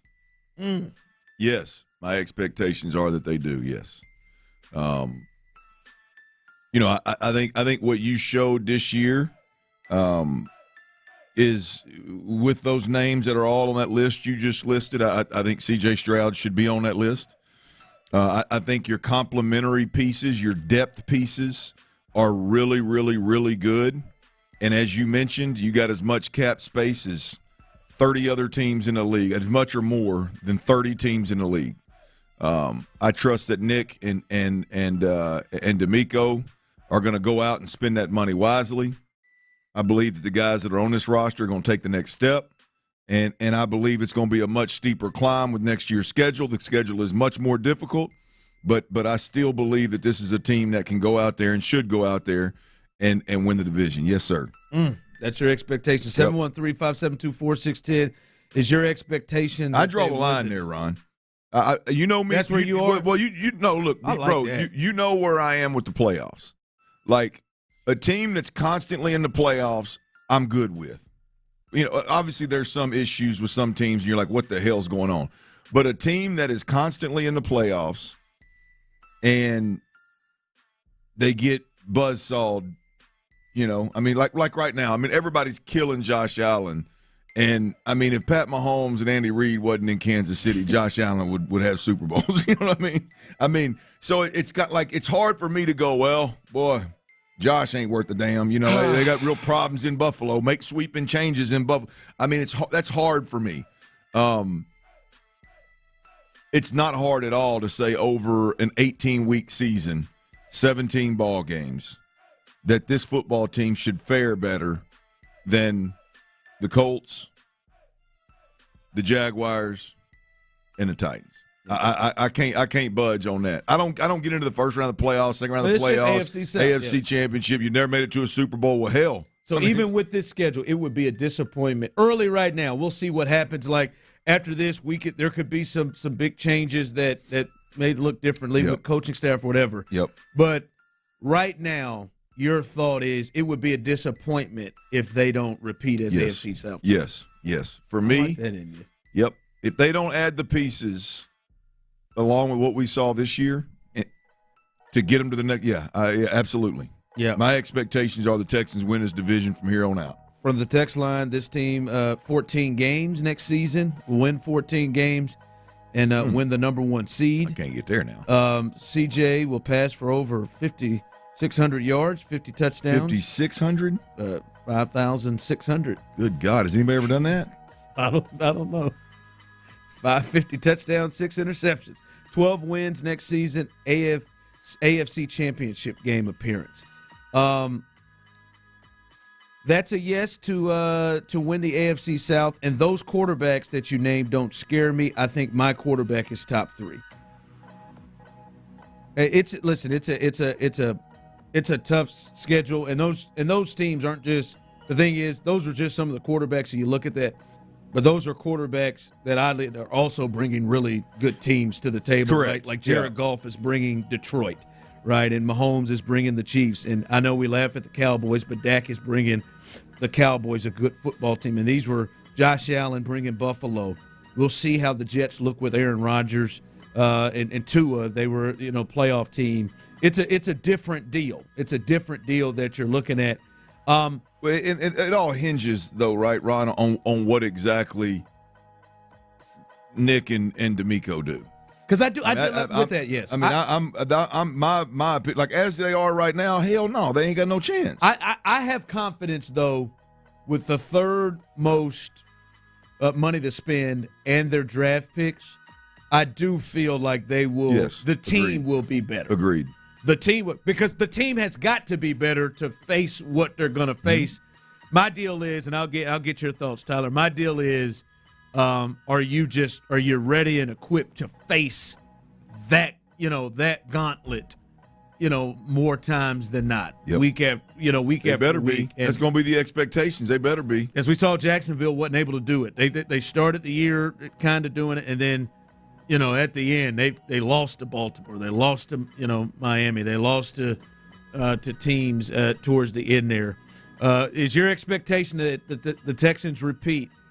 Tyler, what's yours? Is that your expectation? Is that where you are right now, that the Texans are in a space where you expect them to repeat and win this division over the Jags, Colts, and Titans? 100%. I mean, I guess Richardson's kind of up in the air up in Indy, but, I mean, at this point we know what Trevor Lawrence is. Like, I'm not saying he's a bad quarterback, but he ain't the phenom he was supposed to be. And given what happened this year, 100%. This is a Texans division once again. I don't want to chalk up that we know what Trevor is. But we're 3 years in. Like, is he gonna take a leap forward in year 4? I think he can. I think a lot of people thought he could in year 3 too. I did. I mean, year 1 was just a lost year. Year 2 was a good year. Last year, this team was 8-3, and Trevor didn't play to the level I thought he was going to step in and play. And then down the stretch, he's got the high ankle sprain, he's got the shoulder, he's got a concussion, he missed some games. So I'm not willing to say in year 3 of their system that he can't take another step. Oh, yeah. Look, for me. I like Doug Peterson. I like Trevor Lawrence. I think there's a chance they could take a step. I like Sean Payton, and I'm not a huge fan of Russell Wilson, but it wouldn't surprise me if they didn't, if they work that out. Whoever quarterback's in Denver, I think Sean Payton will have plans significantly better. And so I think the landscape completely changes, and Trevor Lawrence and Doug Peterson's probably a part of that. But even with all of that I said with Trevor, I think next year, from everything we've seen and what I think the Texans will add, I think you have the best quarterback in the division, and I think you probably have the best coach in the division, and that wins a lot. But as you said, they've got to pick up some pieces to get ready for that schedule, because Jacksonville's schedule is just going to be easier if that's the team you feel like you got to deal with. Bring on the Jaguars. I can't wait to see how that schedule comes out. Like, boy, I mean, are you gonna have a role where it is like in 4 weeks you play the Ravens, the Chiefs, and and the Cowboys, right? Oh, like, my God! Not to say you should fear anything. That is, I mean, you can just see the We've teams. seen it before. You can see the teams that they play, and you can see, boy, it's going to be hard to space out some of these matchups that are going to be potentially hard won. Someone text in, I'm a little concerned with the Jags because their schedule is weaker, and I think they will add pieces too. Honestly, the schedule looks daunting, but they go out in free agency and do what they need to do, they can compete for a Super Bowl. We'll see if they're able to do that, but I think I'm with you. I think they should potentially repeat as AFC South champs right now, even with that schedule. All right. What you got coming up at the 4th? Well, I went on my rant yesterday about physicality and really about the offensive line, and maybe more specifically about Laramie Tunsil. But Nick Caserio, he was on Texans radio. Tyler dug up this nice piece of audio here, postseason audio from Nick Caserio, and I absolutely love what I'm hearing from the Texans general manager. Doesn't take much. Y'all know where I'm going with this. Also, Ron asked me a question. Should Gerard Johnson seriously entertain the Philadelphia Eagles? And I kind of, maybe I got some audio for y'all from Nick Sirianni. Hell no, Gerard Johnson ought to stay his ass right here in Houston. We'll do all that next. And before we get there,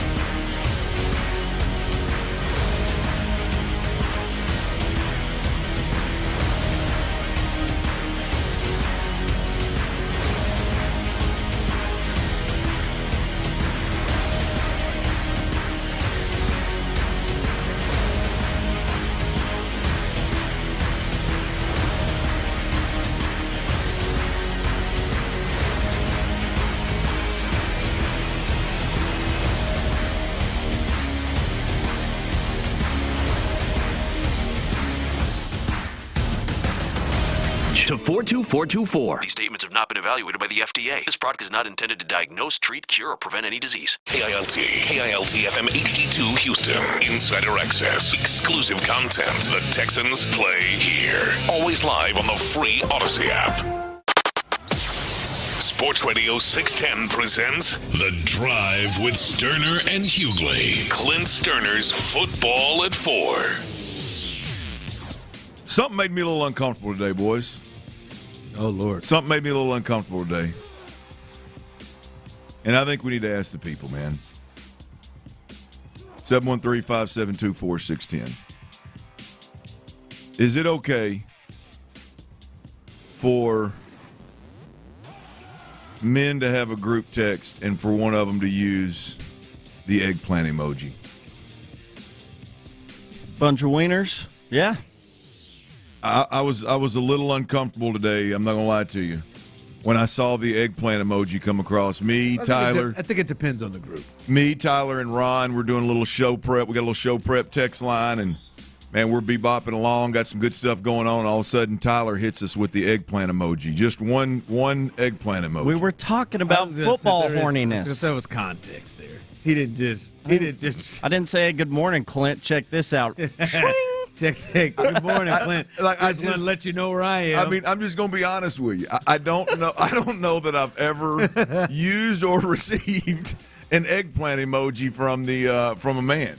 I think he was trying. He was. There were some really times in my life where there was. I may exchange the eggplant emoji with a girl or two in my time, but I just have. I felt some kind of way when that came across my phone screen. Text line coming in. Hell no. Never. No on the eggplant. I'm telling you.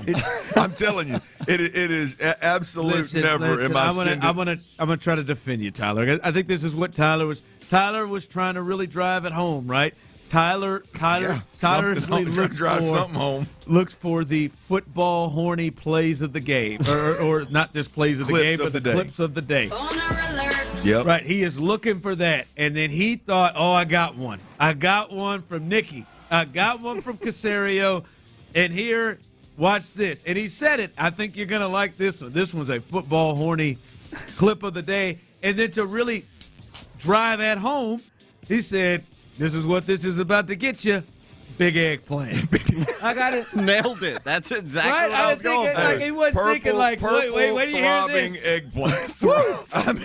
I mean, now it's been throbbing so long it's purple. Now, it's not. That is not. Had he woken up and just sent that to us? No, had he had now I disagree. sent that? I disagree. Top of the morning. I disagree. Man, you just Ron. Had he he had already explained it. Ron. He had already spelt out, typed out. This would be a great football horny clip of the day, I think, guys. Back and forth, and all of a sudden, boom. There goes the eggplant. And you drive it was home. not necessary. Sometimes you drive things home. Sometimes you type something out. And that then was you put the exclamation and then point. You put a GIF or a GIF, however you want to say it. You put one and add that to it. Well, let me ask you this. Like now, it would have been a little bit different if he'd have made it. How many you shot the eggplant emoji to the fellas? How many times you done that? I've not done it, but I'm not saying that. But I understood it. In my defense, I think it was a first for me. I didn't think it was across the line. Now he'd have shown a GIF or a GIF of an actual thing that he means as an eggplant. Then I would have said, "I'm just telling man, you went too far." I got it. Doing that. I mean, I'm glad the text line finally agrees with me. Text line, that's a no for me. They always agree. I would rather that emoji be off limits in our text messages. Okay. All right. I'm gonna be honest with you. I felt some kind of way about that. I just wanted to get that out in the air here at 4 o'clock. The text line, grow up, Clint. A little penis talk amongst pals is a fair game.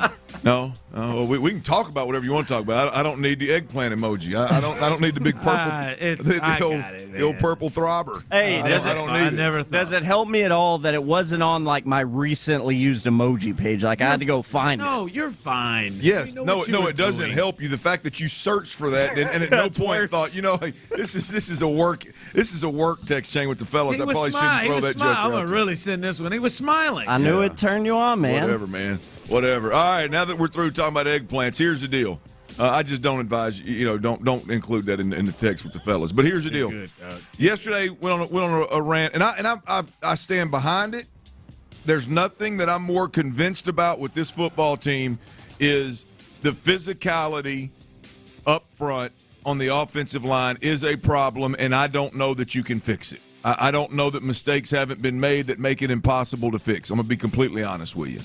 However, I do believe that the first step towards fixing it is DeMeco Ryans and Nick Caserio acknowledging that there's a problem, because let's be honest, we've watched it all year long up front for the most part, and all we've heard is about how close we are up front. And I've said it all year, no, we're not close up front. We are getting bucked consistently, and when it's all said and done, it bit you big time in the playoffs. But like I said, the first step is DeMeco Ryans and Nick Caserio acknowledging that physicality is a problem with this football team. And to be honest with you, it's all I can ask. This is a long piece of audio, but you're going to hear the magic word, and you're going to hear it again, and you're going to hear it again, and you're going to get tired of old Dirty talking about it. But I got what I wanted, Nick Caserio, on what needs to be better in 2024 versus what he saw this year with the Texans. Yeah, we understand this team's going to be different. The 2023 team, like you kind of put a bow on that. Now it's about the we have 35, 36 players that are going to be free agents. So there's going to be a lot of new faces, a lot of new players on this team. But I think when you look around the league and when you even look at the division games over the past weekend, I mean, every game was a one-score game. Other than, it was 10-10 at halftime in the second half. We couldn't really do anything. We didn't stop them. We didn't get enough first downs, and then the game kind of got out of control. But I would say when you get to January football, your ability to run the football, your ability to stop the run, your ability to play physical, and the takeaways, like those are areas, if you do them well, you're going to have a shot. So what does that look like in terms of the team composition? That's what the next however many months are for. You can kill it, too. A word salad. Yeah, I mean, look, I'm a big fan of salads. Nick's got a nice word salad going right there. But got to play physical. Acknowledging it, including it in your conversations on radio and in your general conversations about this football team is all I can ask for until they start making decisions, right? Physicality, run game, stopping the run. I needed this today, Ron. I needed this in a big way today after watching that film and after listening to DeMeco Ryans in post games and DeMeco Ryans multiple times throughout the week, throughout the season, and Nick Caserio a couple of times on Texans All Access. I needed to hear them acknowledge that what I saw is the same film they watched, and that they understand that has to be upgraded and addressed immediately. And so I appreciate you, Nick Caserio. I like that Texans vest you had on too. By the way, that was thanks, guys. That was appreciate pretty it. solid. And I would say this: it's good. We've heard him acknowledge it. DeMeco has acknowledged it since the game. You could feel the disappointment of that physicality, lack of physicality from DeMeco, and you just heard it right there from Nick. I will say, listen, Nick and DeMeco, the guys making decisions there, they have their strengths and their weaknesses. I feel really good about the fact that these guys can identify and fix this potential problem best they can, because it's just kind of in the DNA of where they've kind of come from, right? Like, you come from San Francisco when you're DeMeco, physicality and what you're looking for and talking about has not been an issue. That's been something that they preach upon. They talk about under Kyle Shanahan is physicality, both offensively and defensively, and he has talked about it since he's gotten here. Now he had to switch after he saw what he had, and we ain't gonna just be running the football to run our head, into a wall. But he knows what physicality looks like and has been around it. And then obviously Nick Caserio in his 20 years in New England has seen and been around that and can identify that and know what that looks like, right? These aren't two guys who I think are making the bulk of the decisions that are coming from, Miami, where you just places where it's Finesseville. Like, they're coming from places of what they're looking for, and they've got the resources and potential access to be able to do that. So I do at least feel better from what those two have been around, that they can identify and have a chance to actually fix the physicality problem. White 80. Wide 80. Y'all remember, fellas, don't use the eggplant emoji in your text chains with the fellas now. You asked me a question a little earlier, Ron. Gerard Johnson, quarterback coach for your Houston Texans. Pride and joy of Humble, Texas. They're forgetting something. Oh, that's right. He's an Aggie, too. He's getting interviews for to be an offensive coordinator, right? New Orleans Saints have interviewed. Cleveland Browns have interviewed. And now, apparently, it's been requested by the Philadelphia Eagles. We know Nick Sirianni completely cleaned house, right? Completely cleaned house. Offensive, defensive staff, everybody gone. And so Nick Sirianni is obviously the only one in the building that can meet with the media. And he met with the media. Y'all got to hear this. Ron asked me, if you're Gerard Johnson, do you go to Philly? And I kind of stumbled around the answer, to be completely honest with you. I'm going to give you a good, firm answer right now, Ron. The answer is hell no. Don't go. Hell no, don't go. Nick Sirianni was asked in a press conference setting today. I mean, basically he was just, and I'm paraphrasing here a bit, he was asked, what is it that you do with the Philadelphia Eagles? That's a question that many people have been wanting to know what he did. He doesn't call offense or defense. Right. What do you do for the Philadelphia Eagles within the building? And here's Nick Sirianni's answer or lack thereof. Defensive coordinator is going to be in charge of the defense. What is your role going to be? The head coach of the football team. What does that entail? How does it change? Yeah, I guess it'd be this very similar to what's going on right now. Does that mean I'll sit more into defensive meetings at times? Maybe, right? Instead of always being in an offensive meeting, maybe I go to a defensive meeting here and there. But my job is to be the head coach of the team, not the head coach of the offense, not the head coach of the defense, not the head coach of the special teams, but be the head coach of the football team. And so that's building the culture. That's making sure the culture's, working, with our 5 core values, are taking every day at a time. Like, we're not coming up with new core values. We may shuffle of where the things are that are important, and working at high level. And then that's where our connection with the players and then their connection with each other works well too. Is it me, or did that sound nothing like a head coach? Well, listen. Doesn't sound like Miko. I mean, are you kidding me? Ron, are you kidding me? All right. Hey, what is it you do? What is it you do in the building? I asked myself that question, Ron. I asked myself that question. How about I build and maintain a championship roster alongside the GM? How about I build and uphold a culture? How about I hire and fire the schemers, the coordinators on this team? How about I manage the staff and the locker room? Throughout the season, I identify weak points and invest time and energy into strengthening those weak points. I make big boy decisions along the way. Who's getting benched, who's playing, who's getting fired, who's calling plays, who's not. I deliver the message. I'm the face of the organization, face of the team in front of the media every day. How about any of those? Instead of stumbling and bumbling through culture and being in an offensive meeting room, defensive meeting room, and special teams meeting room. Listen, I hear you. He sounds like a bumbling fool.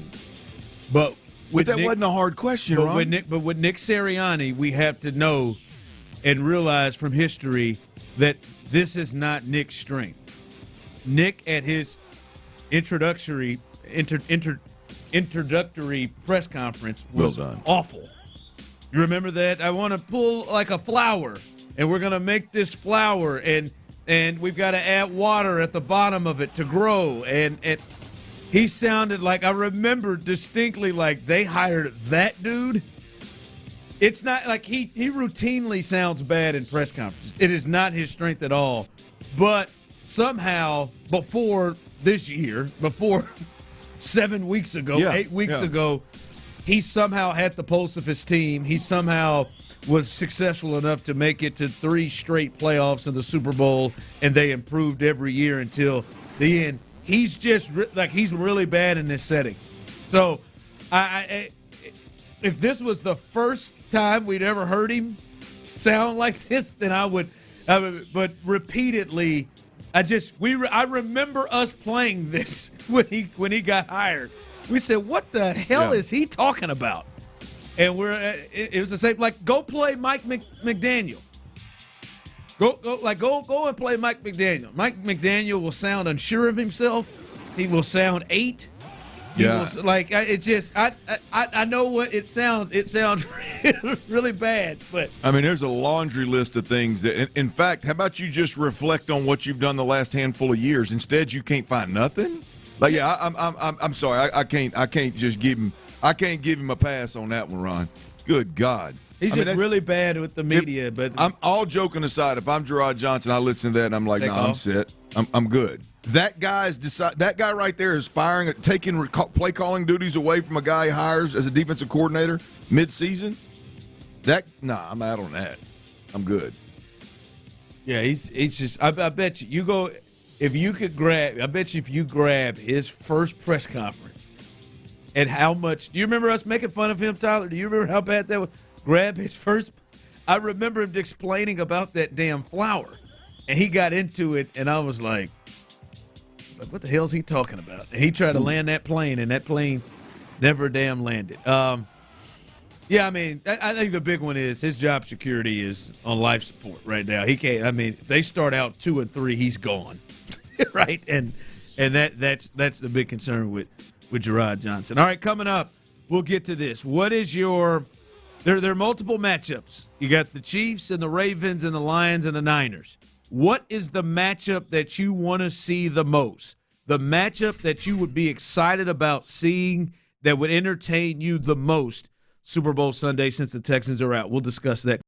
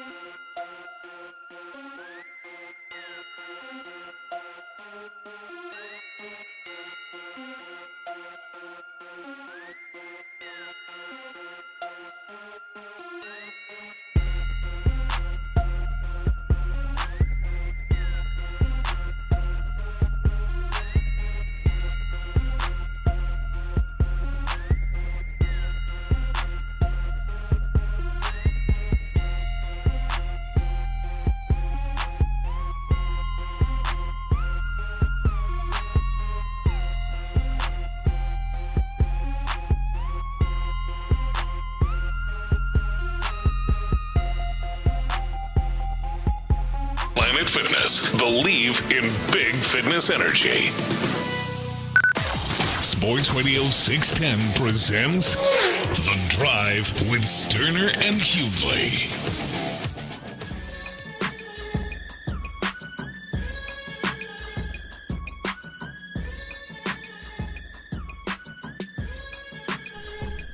All right, welcome back in to The Drive as we roll through. All right, we're coming up on the AFC and NFC championship games.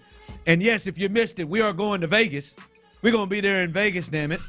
We're going to be on Radio Row. I'm excited about it, man. Oh, I'm excited about it, man. My spot here is Coshada Casino Resort. Oh, the Friskies. More space, more ways to win. All right. Shout out to Low T. Last time I went over there, yeah, great sports book. Last time I went over, called the Rez. Last time I went over there, man, I won a little bit of money. I'll be transparent. Won about $800. $800, huh? $800. And I've hit a couple of parlays with Tyler recently for a good chunk of change.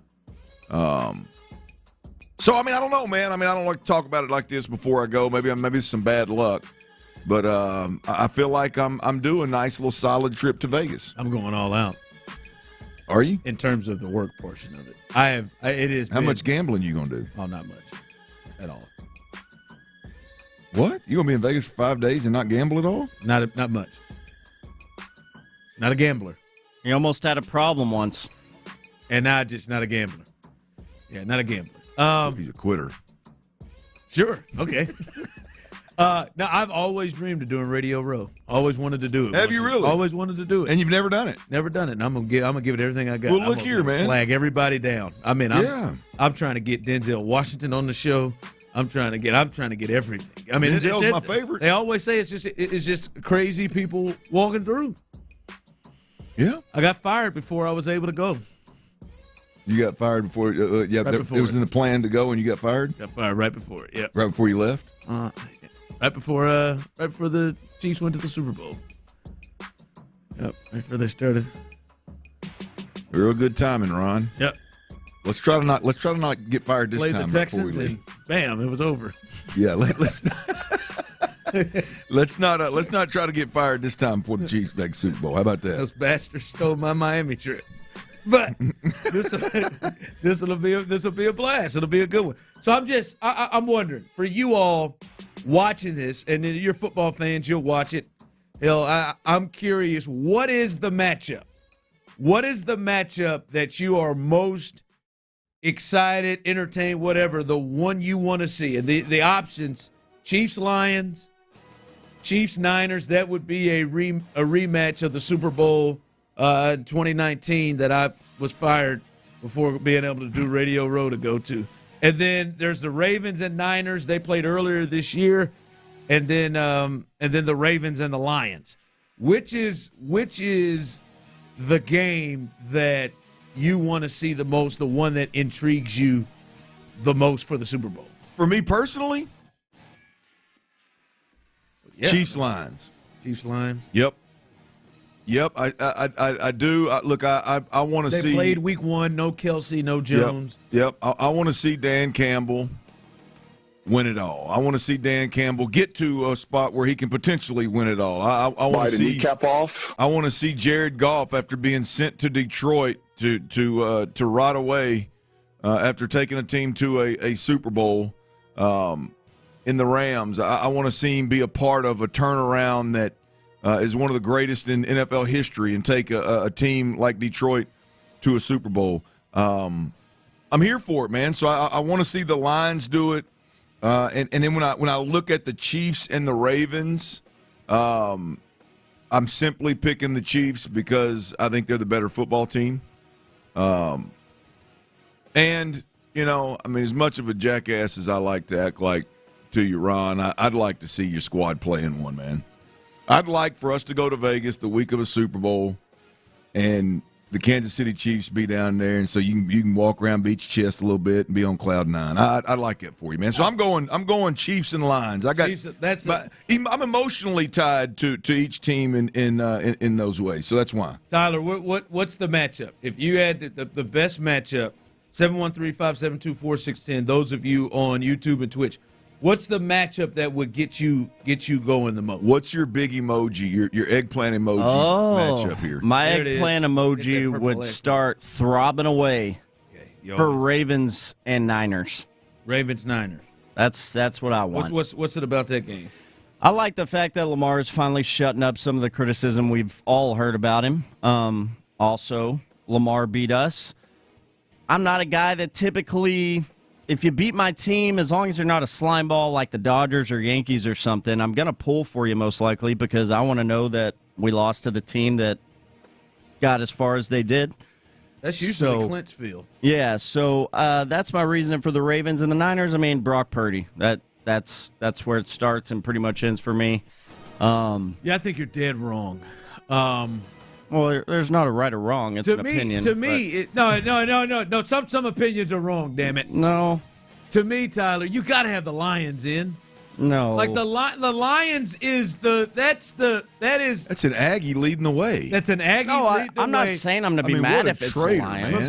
But the Lions is the feel-good story, right? You actually picked a Longhorn. You picked a Longhorn. I'm sure there's an Aggie on that team. They keep showing that 90-year-old man who's been a season ticket holder for 66 years and was there for the last. Well, he's an NFL. idiot. He wasted a lot of money.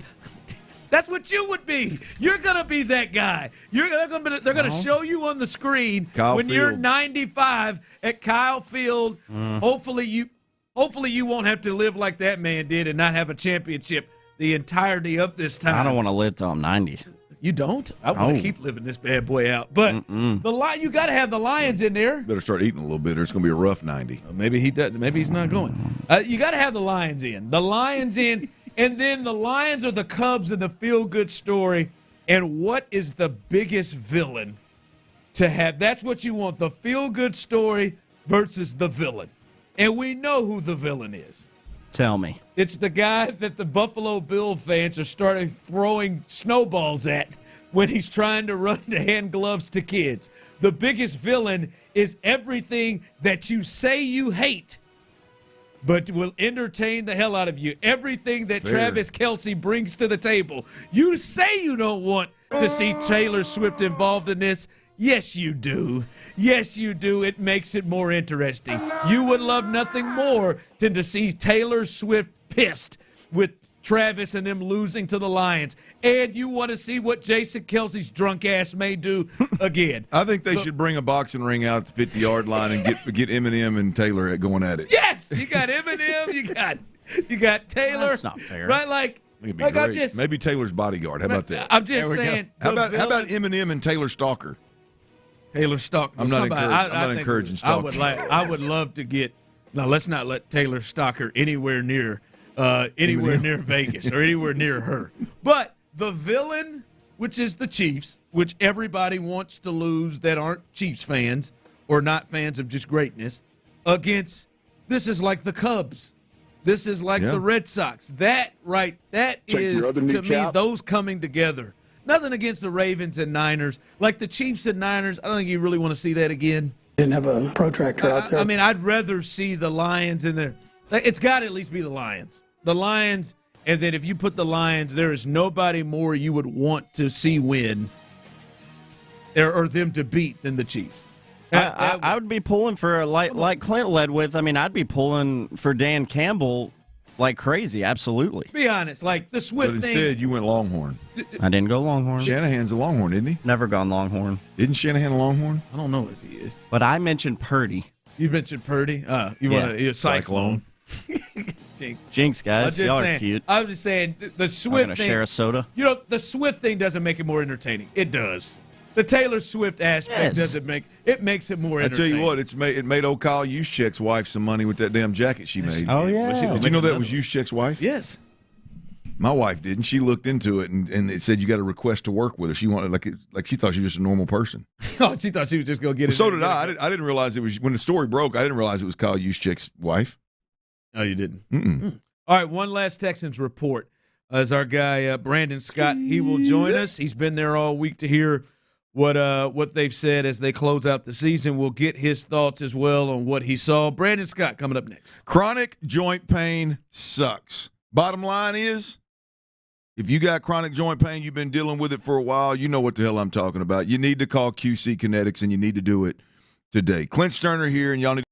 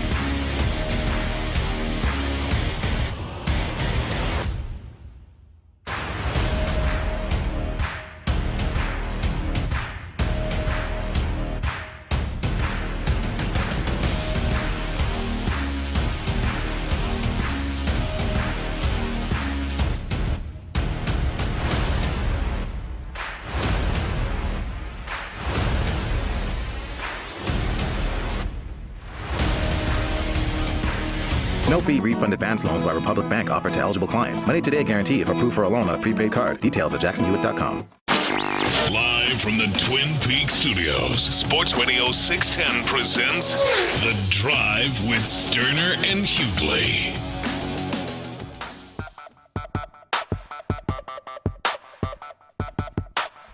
All right, it is one last one. Our Texans report, our guy Brandon Scott, who joins us each and every Wednesday to let us know what's going on. We were hoping to be discussing the potential matchup of the AFC Championship game, but the season ended on Saturday night in Baltimore, and you've been there all week listening to the guys, listening to D'Amico, who has spoken, CJ, who has spoken, most guys who have spoken.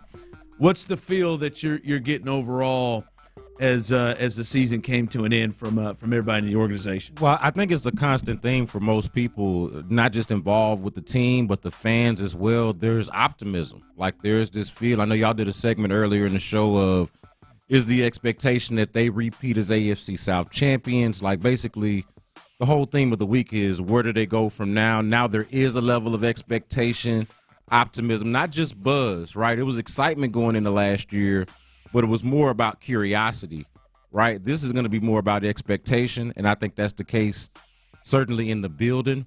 But really, my takeaway, aside from just anything that was said, and this didn't hit me until the end, and C.J. Stroud spoke last. We talked to D'Amico first. Or D'Amico and Will Anderson in some order, and then C.J. Stroud last. I can't remember now which one was first, D'Amico or Will, but we talked to all three of them. And at the end of it, I just thought, man, not just are you optimistic about the fact that they won a lot of close games, you feel good about some of their tendencies and things like that, but the people that we spoke to, cornerstone parts of the franchise, think about the last few years.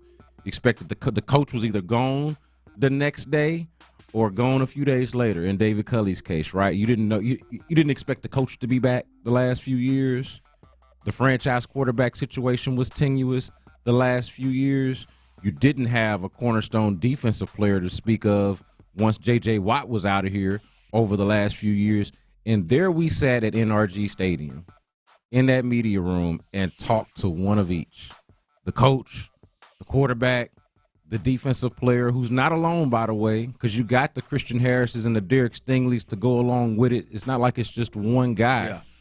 So it just was like, it was also like, aside from just listening to them talking with them, asking them questions, it was also just sitting there in the moment and realizing, hey, this is a for real legitimate operation now.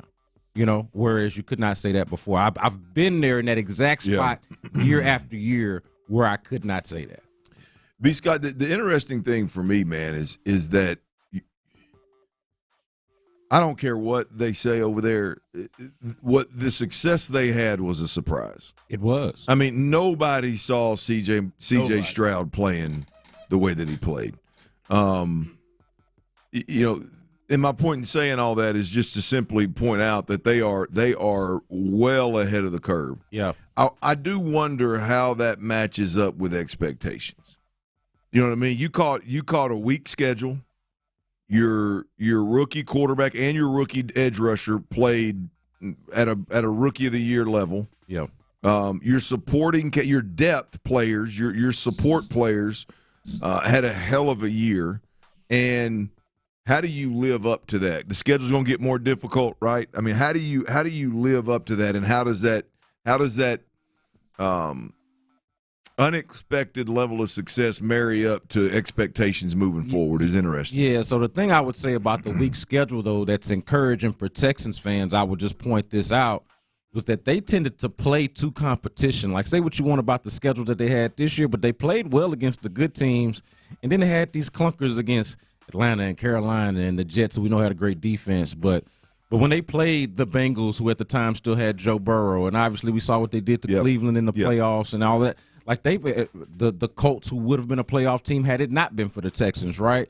So we had the Tampa Bay Buccaneers, who were a playoff team, right? So we saw them play well, the Steelers, We saw him play well against some teams that made the playoffs for what the schedule was. That part I would be encouraged by. You did see them play well against good teams. And then you're going to talk about what they said, a theme of the press conferences.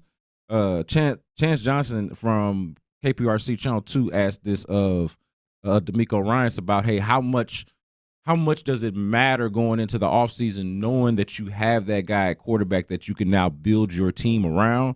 To me, that's like an obvious and clear advantage that can't really be, I don't think, overstated. Like, you got to point that out. Like, it's a surprise, but now it's established, right? Yeah, it's real. And D'Amico spoke to that. He said that, and this is about as real as it can get. We talked to Brian Cushing about this a couple of weeks ago, too. Like, that's the question. That is the question. We all know this. That is the question for every single team in the league. Either you got that guy or you don't. And D'Amico said this. Half the league got him, half the league doesn't, right? And the Texans are fortunate enough to be on that half of the league and even on the better end of that half of the league of guys that got him. Like, they don't just have a dude at quarterback, like a guy that you'd rather have. Like, this is what I say Trevor Lawrence is right now. A guy that you'd rather have than not. Like, he's a dude. You'd rather have him than not. But is he on that upper echelon of guys yet? No, CJ seems to be on that trajectory. So you're building around that. I feel like that's powerful. Well, as we're speaking about CJ, Brandon Scott with us during his Texans report, last one of the year. Brandon, I was on in Chicago yesterday and was talking about, they were talking about, man, just the fortune of kind of who some of these young quarterbacks are surrounded with. Yeah.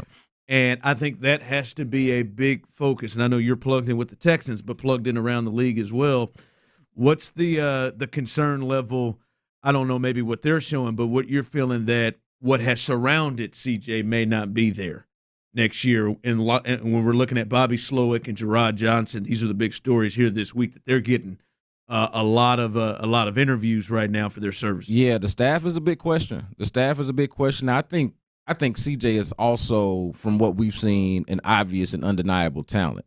So it should also be a job that either attracts or, in some way brings about the best of coaches. Like, you've also set that standard as well. We talk about winning games and what fans want to talk about, what we care about just as observers and sports fans. But what you set a standard for, like, professionally is, like, you can't just have any old body coaching C.J. Stroud now, especially now. Like, this is a legitimate dude in the league.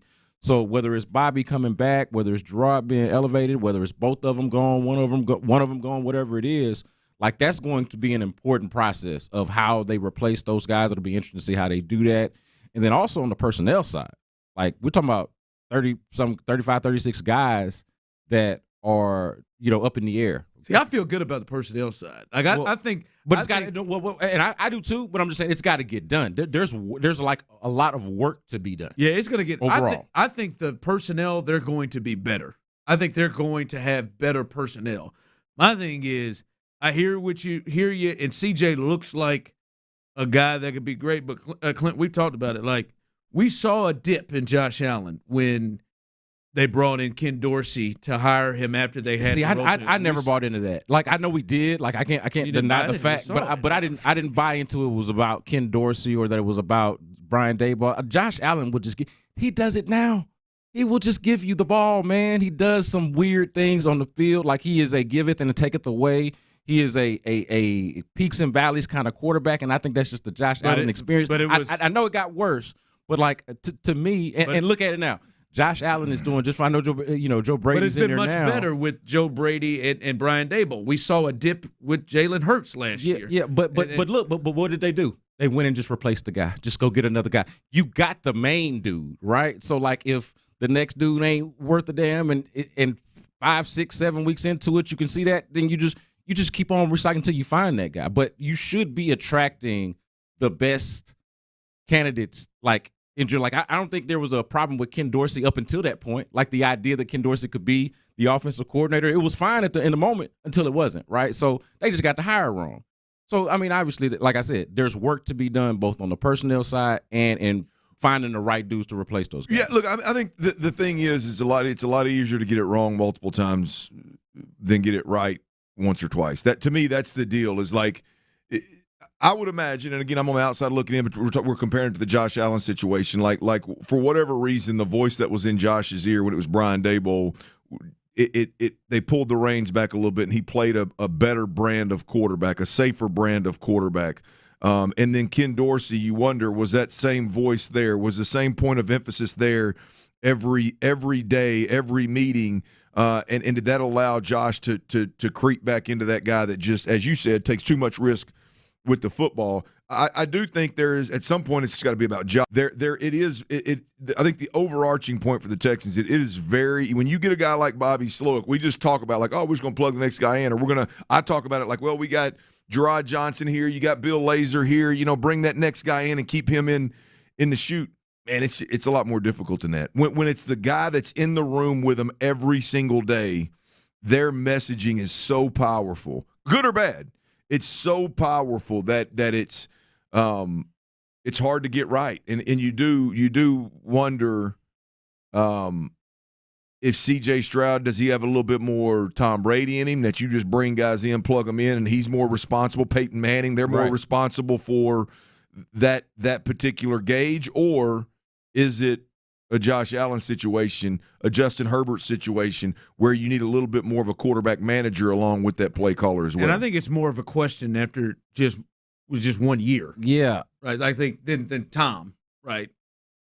Yeah, but I just, there's a certain level of ownership that we came to find out that Tom had. Now, Tom took a different path to becoming the starting quarterback, but once he became that guy, I think it was pretty evident pretty quickly that he was take ownership in everything they were doing, and it was more about him than necessarily the play caller. He knew the offense like the back of his hand, and to me, that's the deal. And obviously, we know Peyton was that way, right? And I don't want to minimize the importance because you know it better than I do, Clint, and I agree with the point that you're making.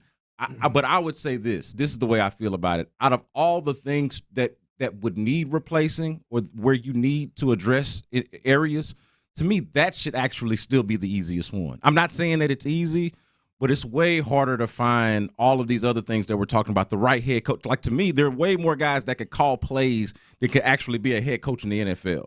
Like that. Like, you can find way more guys that can just rattle off a play sheet or make you up an offensive game plan. You can find way more guys that can do that, that can legitimately be a head coach. You found that. Franchise quarterback, obviously. Yeah. The talent aspect of it.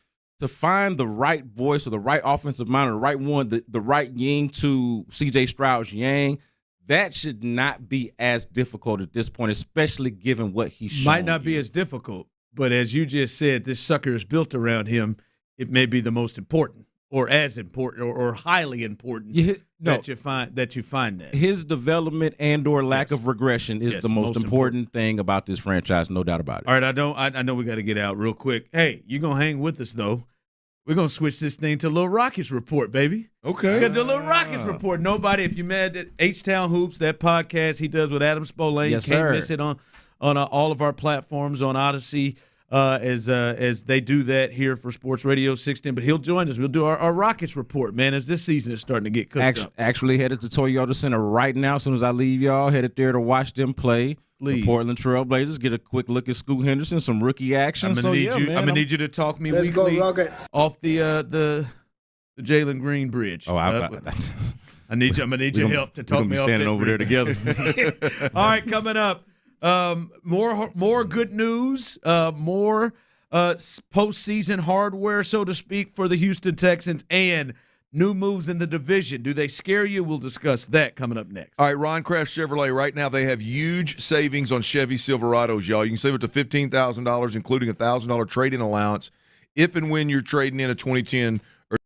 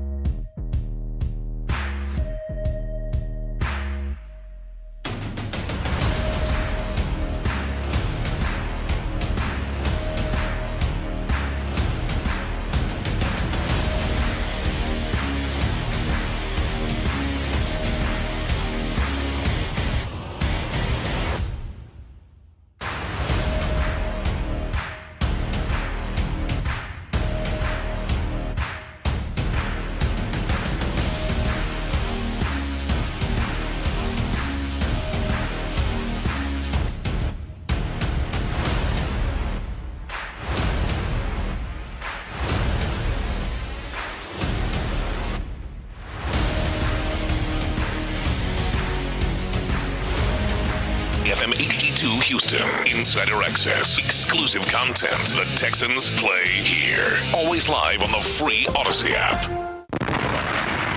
Sports Radio 610 presents The Drive with Stoerner and Hughley. It's the 5 o'clock fire. Brought to you by Regions Bank. It is 5 o'clock. Congratulations. Hopefully you're off work.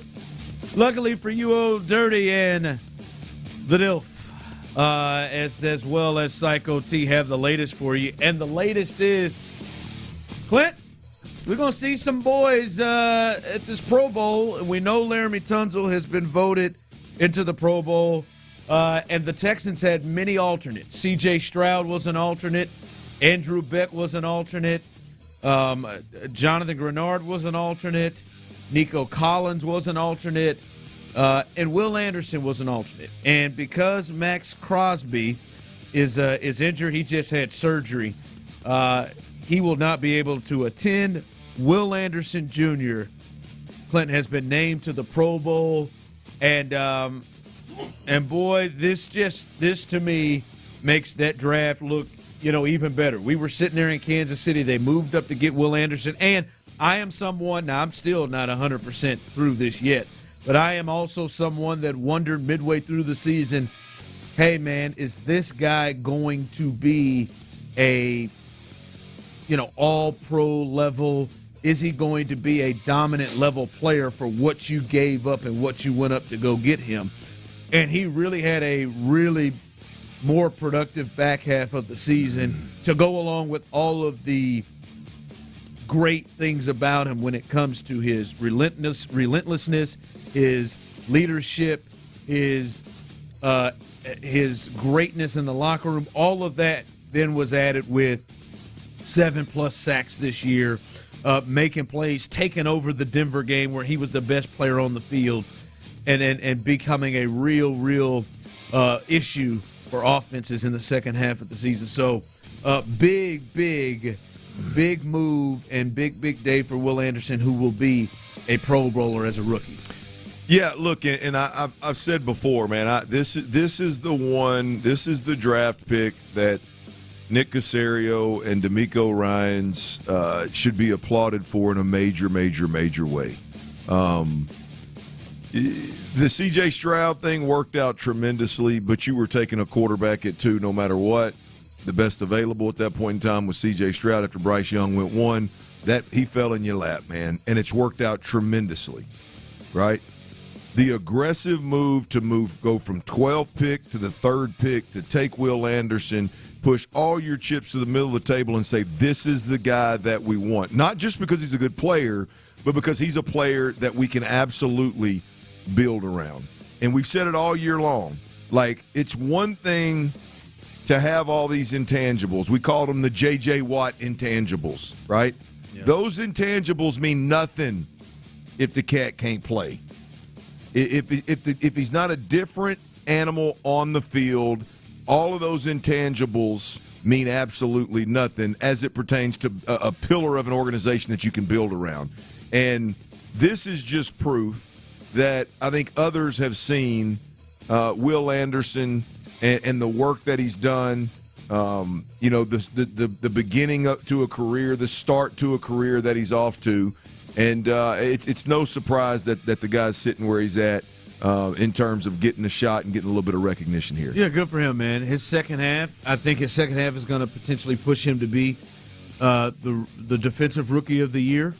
And that'd be interesting. The Texans, I think, will do what the Jets did last year. Sauce Gardner and Garrett Wilson were the offensive and defensive rookie of the year, same team, and the Texans potentially will do the same thing with him and C.J. Stroud. So big for him. I will say I am a bit surprised. Are you all? I'm a bit surprised that Will Anderson goes ahead of Jonathan Grenard. I'm a bit surprised with that because as somebody who watched all of the games this year and big moments, both of them had injuries late. Both of them missed games late. Man, to me, boy, if I looked at it, I just watched it, and I'm not talking about future down the line of anything. It felt like to me that that Jonathan Grenard was the better player this year, the more dominant player this year. I'm a bit surprised that Jonathan Grenard didn't get the nod over Will Anderson, especially if they were looking at this team. Yeah, no, I agree with that. I agree with that wholeheartedly. I think the better player, the better edge rusher on this football team, I personally believe that this year it was Jonathan Grenard. I believe when you look at how the position is gauged, fair or foul, I don't care. Statistically, it is a sack-driven position. It is a stat-driven position, and it's how they pay them. It's how they give them credit. It's how they give them awards. And the best guy, without a doubt, throughout the season on this team was Jonathan Grenard on the defensive side of the football. So as when you bring that into the fold, I agree wholeheartedly with you. I'm not real sure how Will Anderson makes it over Jonathan Grenard. Now, we all know, again, whether it's fair or foul is irrelevant here. We all know that the Pro Bowl is there's a certain level of popularity contest to each and every year. There are guys that don't deserve to make it, that do. You pointed out earlier, I guess a couple weeks ago we were talking about it, Pat Mahomes didn't necessarily deserve it this year, given the way he played throughout the season, but he did because when you talk about popularity contests, he's been the best the league has to offer for a while now. And so it happens. It's the way the cookie crumbles. But if we really get down to brass tacks here, man, there ain't no doubt that Jonathan Grenard was the better, more productive player throughout the year for the Texans. Yeah, hopefully he does get a shot to roll in, and if there's some more injuries, we'll see. And depending on what teams make it into the postseason, maybe if Chris Jones, the Super Bowl, if Chris Jones and the Chiefs get in the Super Bowl and he's not able to play in the Pro Bowl, maybe that gives him a spot to get in, or any other injuries, but. Especially Clint, going into a contract where you're trying to get money, you're trying to get a contract. That Pro Bowl, boy, that's a kind of title that agents like to put out there as accomplishments to get money. So hopefully he gets that because not future down the line, but this year he was the stronger player in my opinion. 5 o'clock fire. All right, some moves in the division. The Titans, they officially announced the hiring of their new head coach, Brian Callahan. He was the OC with Joe Burrow and Jamar Chase and T. Higgins and those offenses with the Bengals. He is there now. So we all know the coaches in the division now. Doug Peterson, obviously Shane Steichen with the Colts, and now Brian Callahan. Three offensive-minded head coaches, and then DeMeco Ryans. This hire, this thought, I don't know how much you've broken down Brian Callahan or looked at it with it. I know you understand the Bengals and Joe Burrow. He's got to have a part of that. But is this a move that concerns you a bit with the Titans and what they have?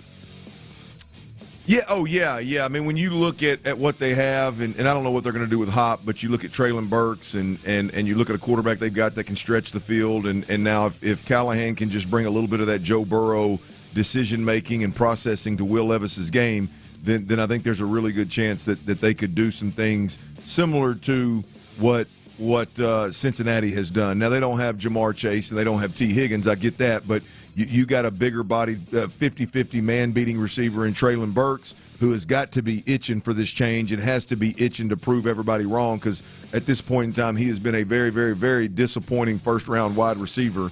And it's about time for him to put up, right? And I would expect them to probably make a run at DeAndre Hopkins and keep him there. Maybe.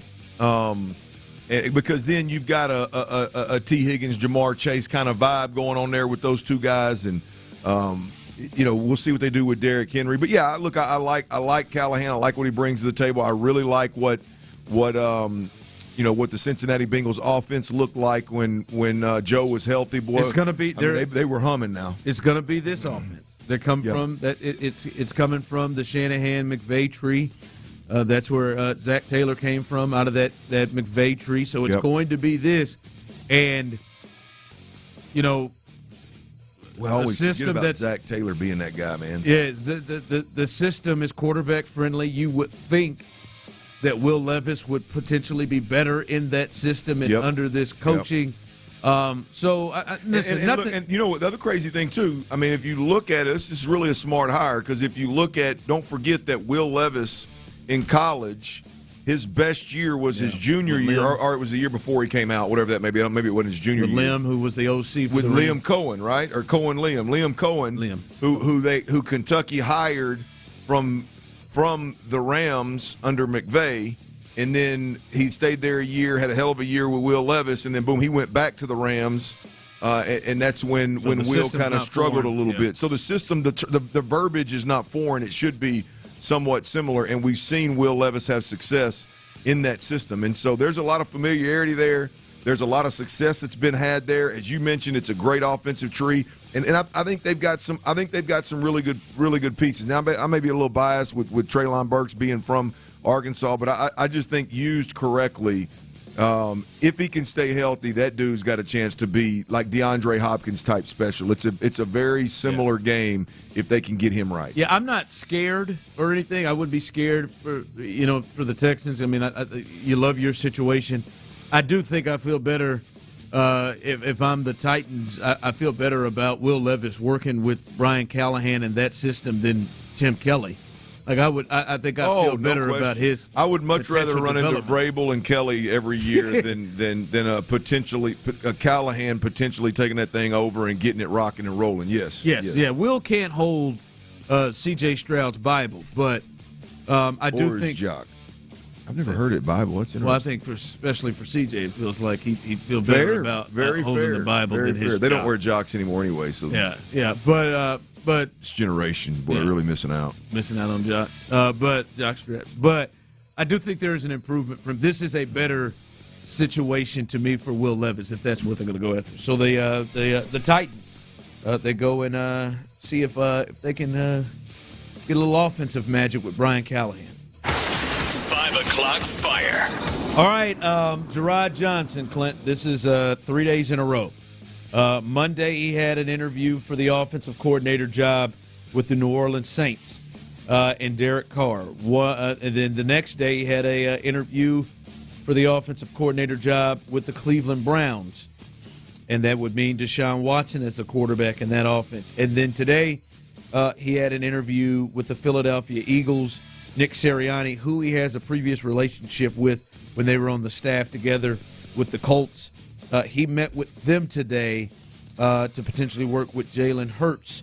We're looking at those three. Rank them to you. Like we'll see what happens with the Texans. But if you're looking at the Saints, Browns, and Eagles, if you're Gerard Johnson, you rank those. Which ones for you would be the most ones that would make sense for you to take if you were Gerard Johnson? Man, you put Browns would be one. You got Browns over the Eagles? Jalen Hurts, yes. I mean, AJ Brown, all that crew? Yes. Really? I mean, look, you get Chubb back healthy. You got Deshaun Watson, and it's an offensive-minded head coach. It's a play caller, so you there's. I think that's going to be established going in. It's not like you're going to have somebody yanking your chain and yanking play calling duties from you mid-season kind of deal. So I would go Cleveland number one. You got a great defense that's playing at a great level. You know, I would say Cleveland one. Boy, it's hard with Philly because I don't know how long of a leash Dennis Allen has in New Orleans either. And there's no, I like Carr, but I think Carr's stick is done, man. Stefanski probably has the most stability, right? Yeah, job security there. But that roster in Philly, man, it's special. I would go Cleveland. I would probably go Philly and then New Orleans. Even though New Orleans, man, you get down there, and I mean, there's no reason why you shouldn't compete for that division year one. I'm just pissed off. The one thing is all three of them have is, all right, if I am successful here, will I get a real shot at being a head coach? Because if you look at it, if you're successful and you turn around Deshaun Watson and you get Deshaun Watson looking like Deshaun Watson, close to what Deshaun Watson looked like here, that would be a who is that? Yep. Who's done that? Jalen Hurts just fell off the map the last 2 months. if you were able to get that and that offense looking back the way it was when it was 10-1, the way it was last year when they were unstoppable at times and they got to the Super Bowl, whoa, who did that fast? And if you could do that with Derek Carr and you can get the Saints going and they look better, and that's one too. But I think that's the stability factor is one, and I think that is clearly Kevin Stefanski, who might win Coach of the Year. That is one. Yeah, it's either Philly or Cleveland. I would say, I guess I'd say Cleveland because this seems like some kind of mess is going on in Philly. Yep. And it seems weird what is happening there, and like the way they treated that playoff game, that looked like a regular season game early in the season in October. That's the way it looked like they played against the Bucs. So I would probably rank, even though I like the roster better, you can turn it around quicker with the talent of A.J. Brown and Devontae Smith and Swift in the backs and that offensive line the Eagles have. I'd probably go Cleveland.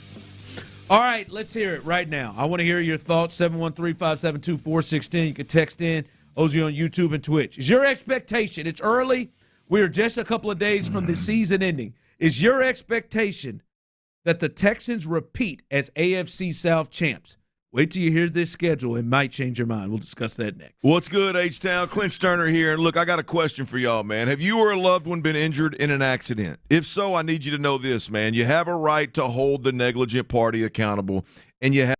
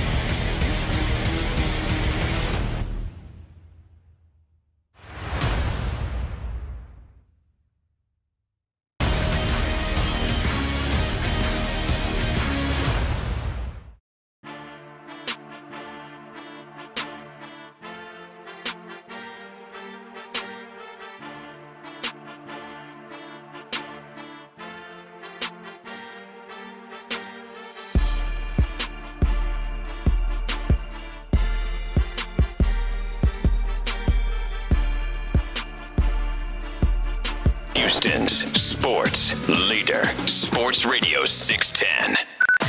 Sports Radio 610 presents The Drive with Stoerner and Hughley.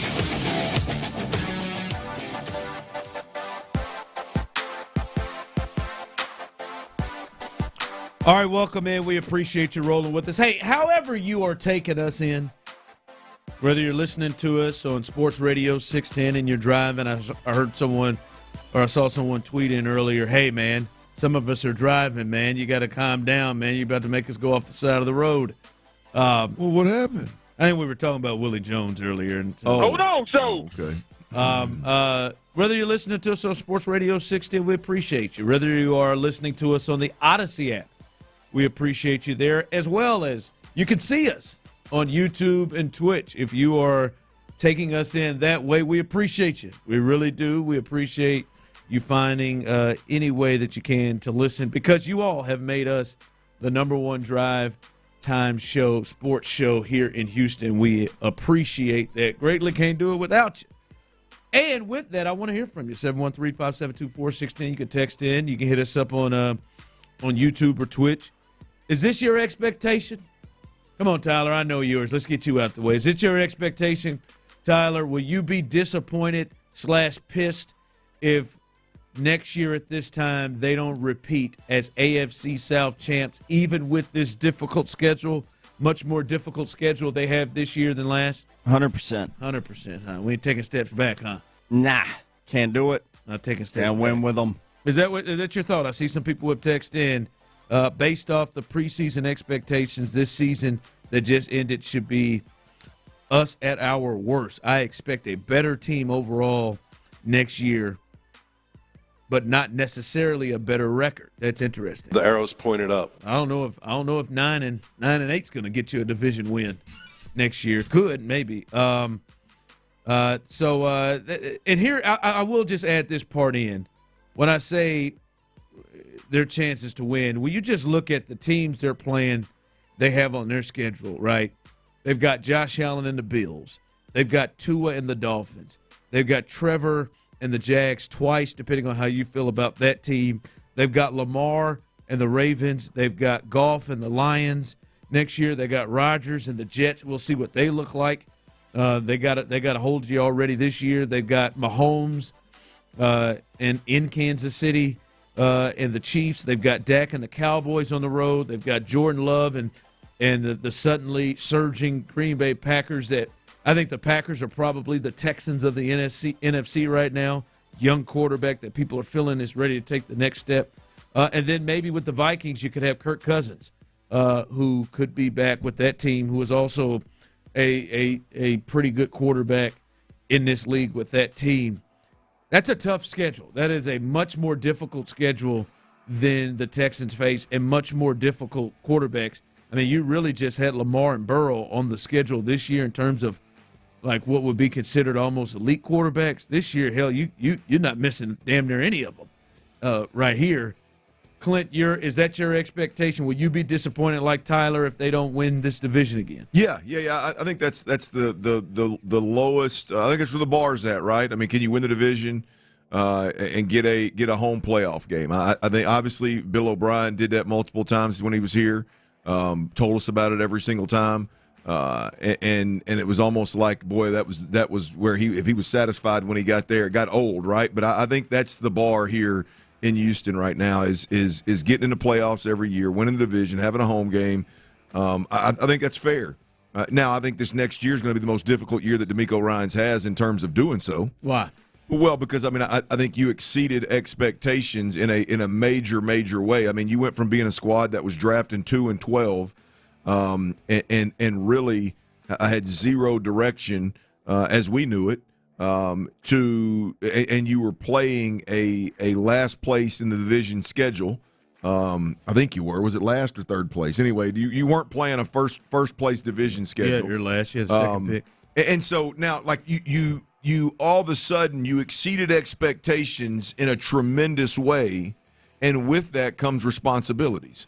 Right? With the exceeding of expectations and winning the division, now this year the schedule is significantly more difficult than it would have been had you just met expectations or just kind of maybe was a wild card team.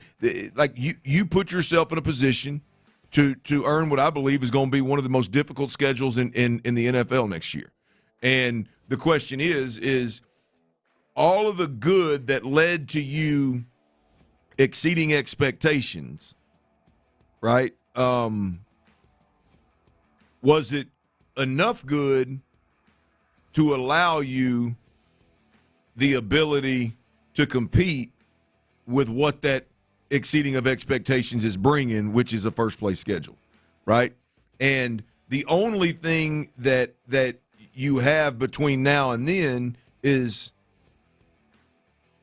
the third best cap space in all of the NFL to improve, retain guys that you have now that you choose to, and improve your roster.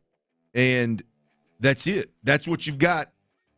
And is that enough to allow you to be competitive in DeMeco Ryans' year 2 with a first-place schedule? This isn't a typical year 2, right? This is you exceed expectations, boom. All of a sudden the bar is raised significantly, Ron. And I'm going to be honest, I do. I think there's no reason with that cap space for you to backslide. There is no reason for you to do anything but get better. And I thought Brandon Scott made a great point earlier, Ron, when he said, look, this team has already played some of their best football against the best teams that were on their schedule. Yes, the schedule this year was weaker. They didn't take advantage of the weak schedule. If we're serious, the Jets, the Falcons, and the Carolina Panthers, you lost football games. Yeah, they got up for the Bengals. They got up for the Steelers. They ended up getting up for the Browns. You know, I mean, they got up for the Tampa Bay Buccaneers. They got to get up a lot this year. Yeah, they got to take a step further. But you've got another first-round pick, another second-round pick. You got a ton of cap space. You got another year in the system defensively at least. And you feel like you have a quarterback that's ready to take that on. Yes. I'm looking at from the text line. If they're competitive in all those games, I don't have a problem with them not winning the division. I just want to see continued growth. It's not like everyone else won't be improved. Yeah. I'll tell you, my expectation is they win the division. I will not be disappointed if they end up with if they play like this year. Had they not won the division at the very end, had they just been a wild card team, I'd be okay with that. But my expectation, if their season is like Jacksonville, yes. No, they missed the whole damn thing. I know. Their season like Jacksonville. No, you can't. We can't put ourselves in a spot where we're missing the whole. No, I think the Texans not making the playoffs moving forward should be a disappointment. Yeah, I look at this and I'm thinking how different they are because there are teams that had really surprising seasons. It happens all the year. They have really surprising seasons, and then you wonder what they do the next year. Like last year, the Giants were one of the huge surprises. And then they came back this year, and they're one of the worst teams in football. But I think the difference there is, one, like Daniel Jones looked like, miracles were being created, and the schedule really helped them. And they then had to pay Daniel Jones a bunch of money. And then probably couldn't go out and add to their team like they really wanted to or needed to. This team doesn't have to pay CJ, and CJ feels damn sure real when you compare it to Daniel Jones. It's not even close, and they got money to add. So their roster will be a lot better, I think, from next year. Should be. There'll be no excuse. If their roster's not better next year, that's one thing. I just don't know how that even is possible. I've said this before. You're going to go into every game. I don't give a damn who it's against, and you feel like going into the game, you got a chance if you've got C.J. Stroud. I felt that way this year. Now, obviously, the season didn't end in that fashion, but I felt that way this year. You got a puncher's chance, and next year you should go into games with a top tier running back and a receiver that is possibly a tier 1 receiver. Like they should go out and find somebody that we all can come together and say that guy's better than Nico. Mm-hmm. They should find a running back that we say that's the best running back that the Texans have had since maybe Arian Foster. Let's see if he can do more. Right? And I'm not talking about the stroke of luck that Arian Foster was when he I think he was a free agent, right? Or late pick or whatever the hell he was. I'm not talking about that. I'm talking about I expect like a Saquon Barkley in this joint. No, yeah. I'm disappointed if not. Yeah. I'm disappointed if they do this running back by committee crap again. The roster should definitely be clear that it's better than last year. Yep. Better than last year's. All right. Speaking of expectations, I think most of you are in that realm of win the AFC South again. And I think a lot of that has to do with C.J. Stroud. My wonder is, do you think we will clearly see C.J. Stroud take another step in year 2? We'll discuss that next. Our vision.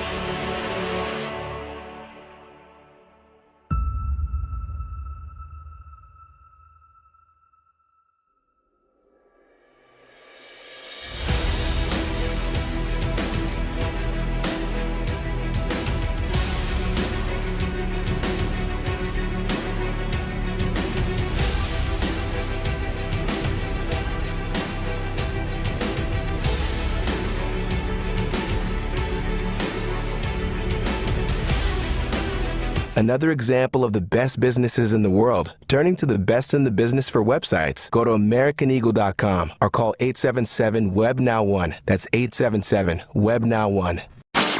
Live from the Twin Peaks studios, Sports Radio 610 presents The Drive with Stoerner and Hughley.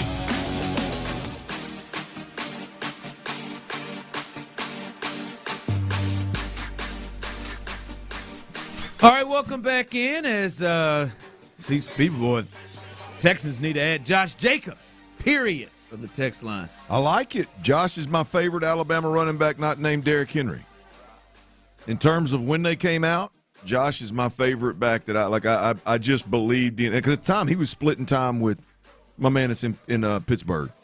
Oh, Najee. I think he was splitting time with Najee.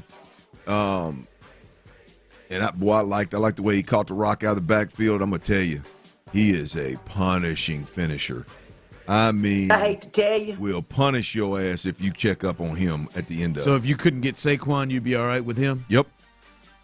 Saquon's to me in this offense and what we've been talking about, like you want to get the closest thing to Christian McCaffrey. And to me, I think Jacob's a little different than that. Jacob's a little more downhill. Not as pasty. A little more physical. Not as shifty. But I could get down with it. I'm just telling you. Saquon Barkley, if he can stay healthy, big if. Yeah. If he can stay healthy. Yeah, we talked about it yesterday. I think that's a different animal right there now. They got to have somebody that can make it easier on the offensive line, that the offensive line doesn't have to be dominant, that, they can work around blocks. Because we saw the difference of that between Singletary and Pierce, but it's got to be at another level. And Saquon could make it at another level where it doesn't have to be blocked perfect. Yeah. And he can still get through and make plays. Well, I mean, we just talk about, like, what we're getting out of the running back position is just – I mean, it's so far below par. We couldn't run the ball. It's just not when was the last time there was a running back caught a ball out of the backfield? Caught a ball out of the backfield and made guys miss in the open field and went and got something. There's been a couple of nice screens, but I mean, screens, and that really made someone miss. But yeah, at the end of the day, I'm talking about one of the things that's real popular in football right now. Basically it's a swing screen to the running back, man, and you just get that thing to him, and he outflanks the edge defender, and he's out there with somebody in front of him in open space, and it's just, I mean, you're holding your breath because this dude could hit his head on a goalpost. I mean, and if that guy comes, my whole point is. Like, hell, yeah, every offense would like to have that guy. I'm not sitting here saying something that's out of the norm, but the reality of it is that dude's going to be available.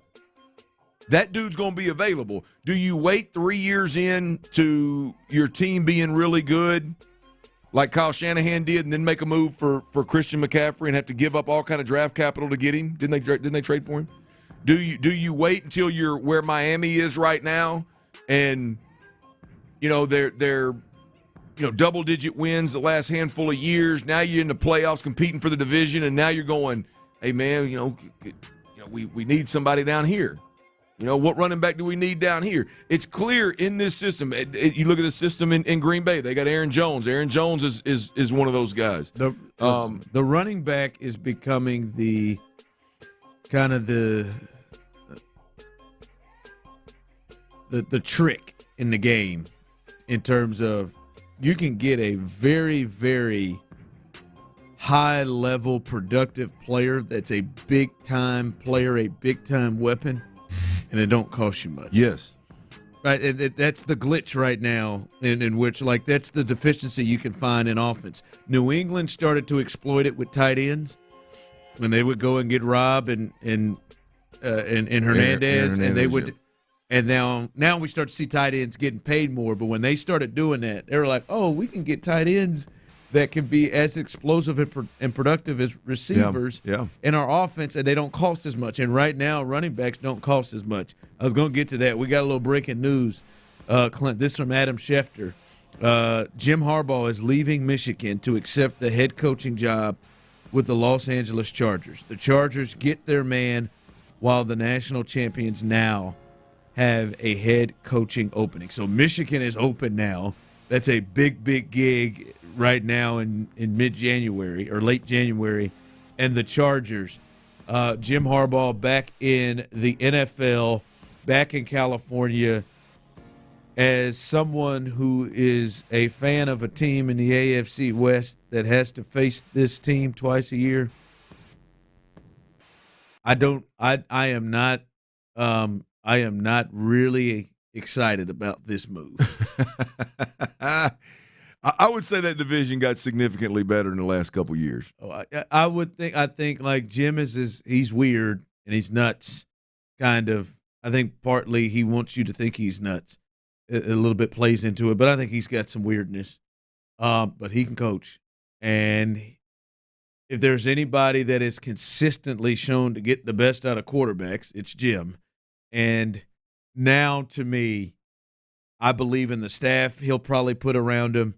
The excuses of Justin Herbert not reaching his potential is going to start to be, it's not just Kellen Moore around you. It's not just others around you. This dude has made everybody better.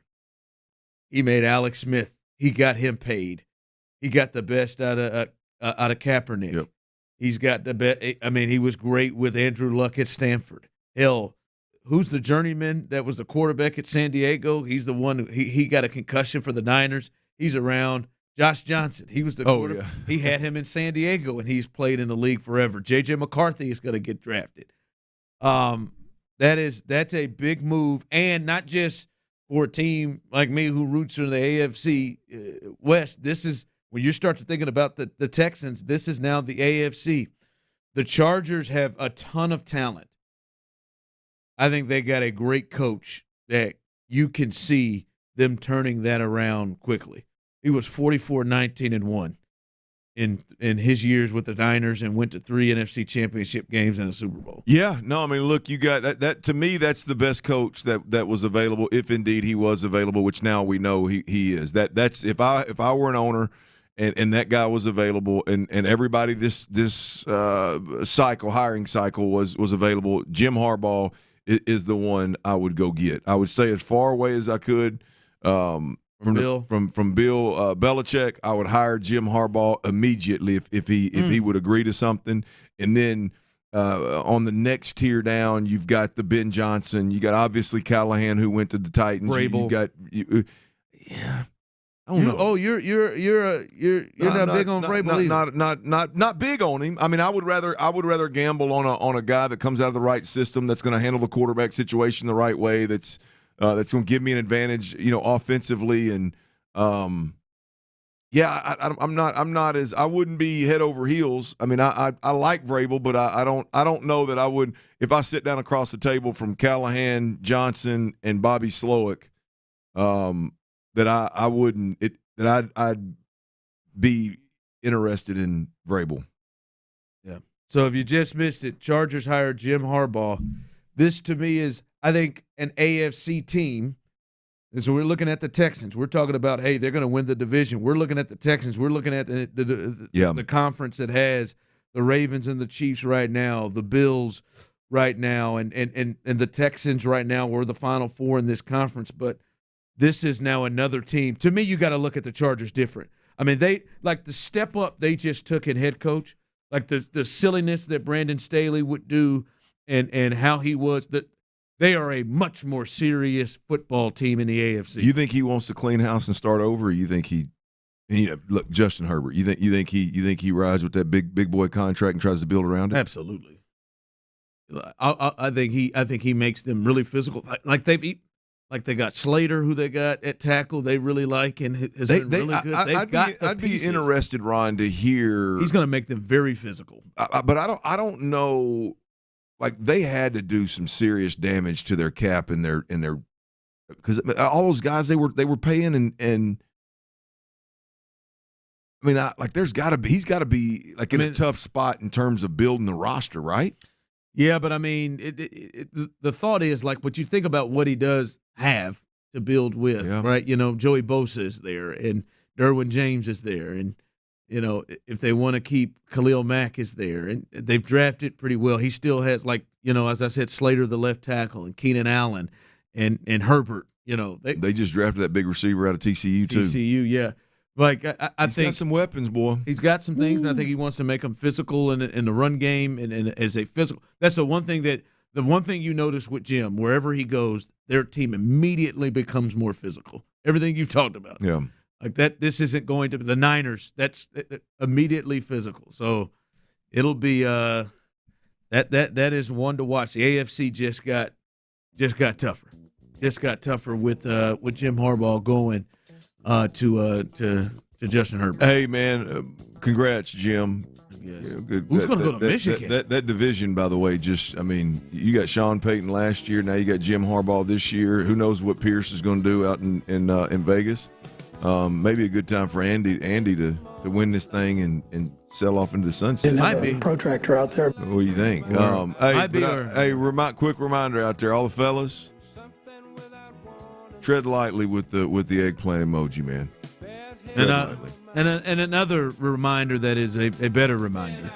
Best of Today with Tyler Milner coming up behind us. That's right. 6 to 8. That has jumped back now. Now the season is over. Best of Today. Tyler will have that for you.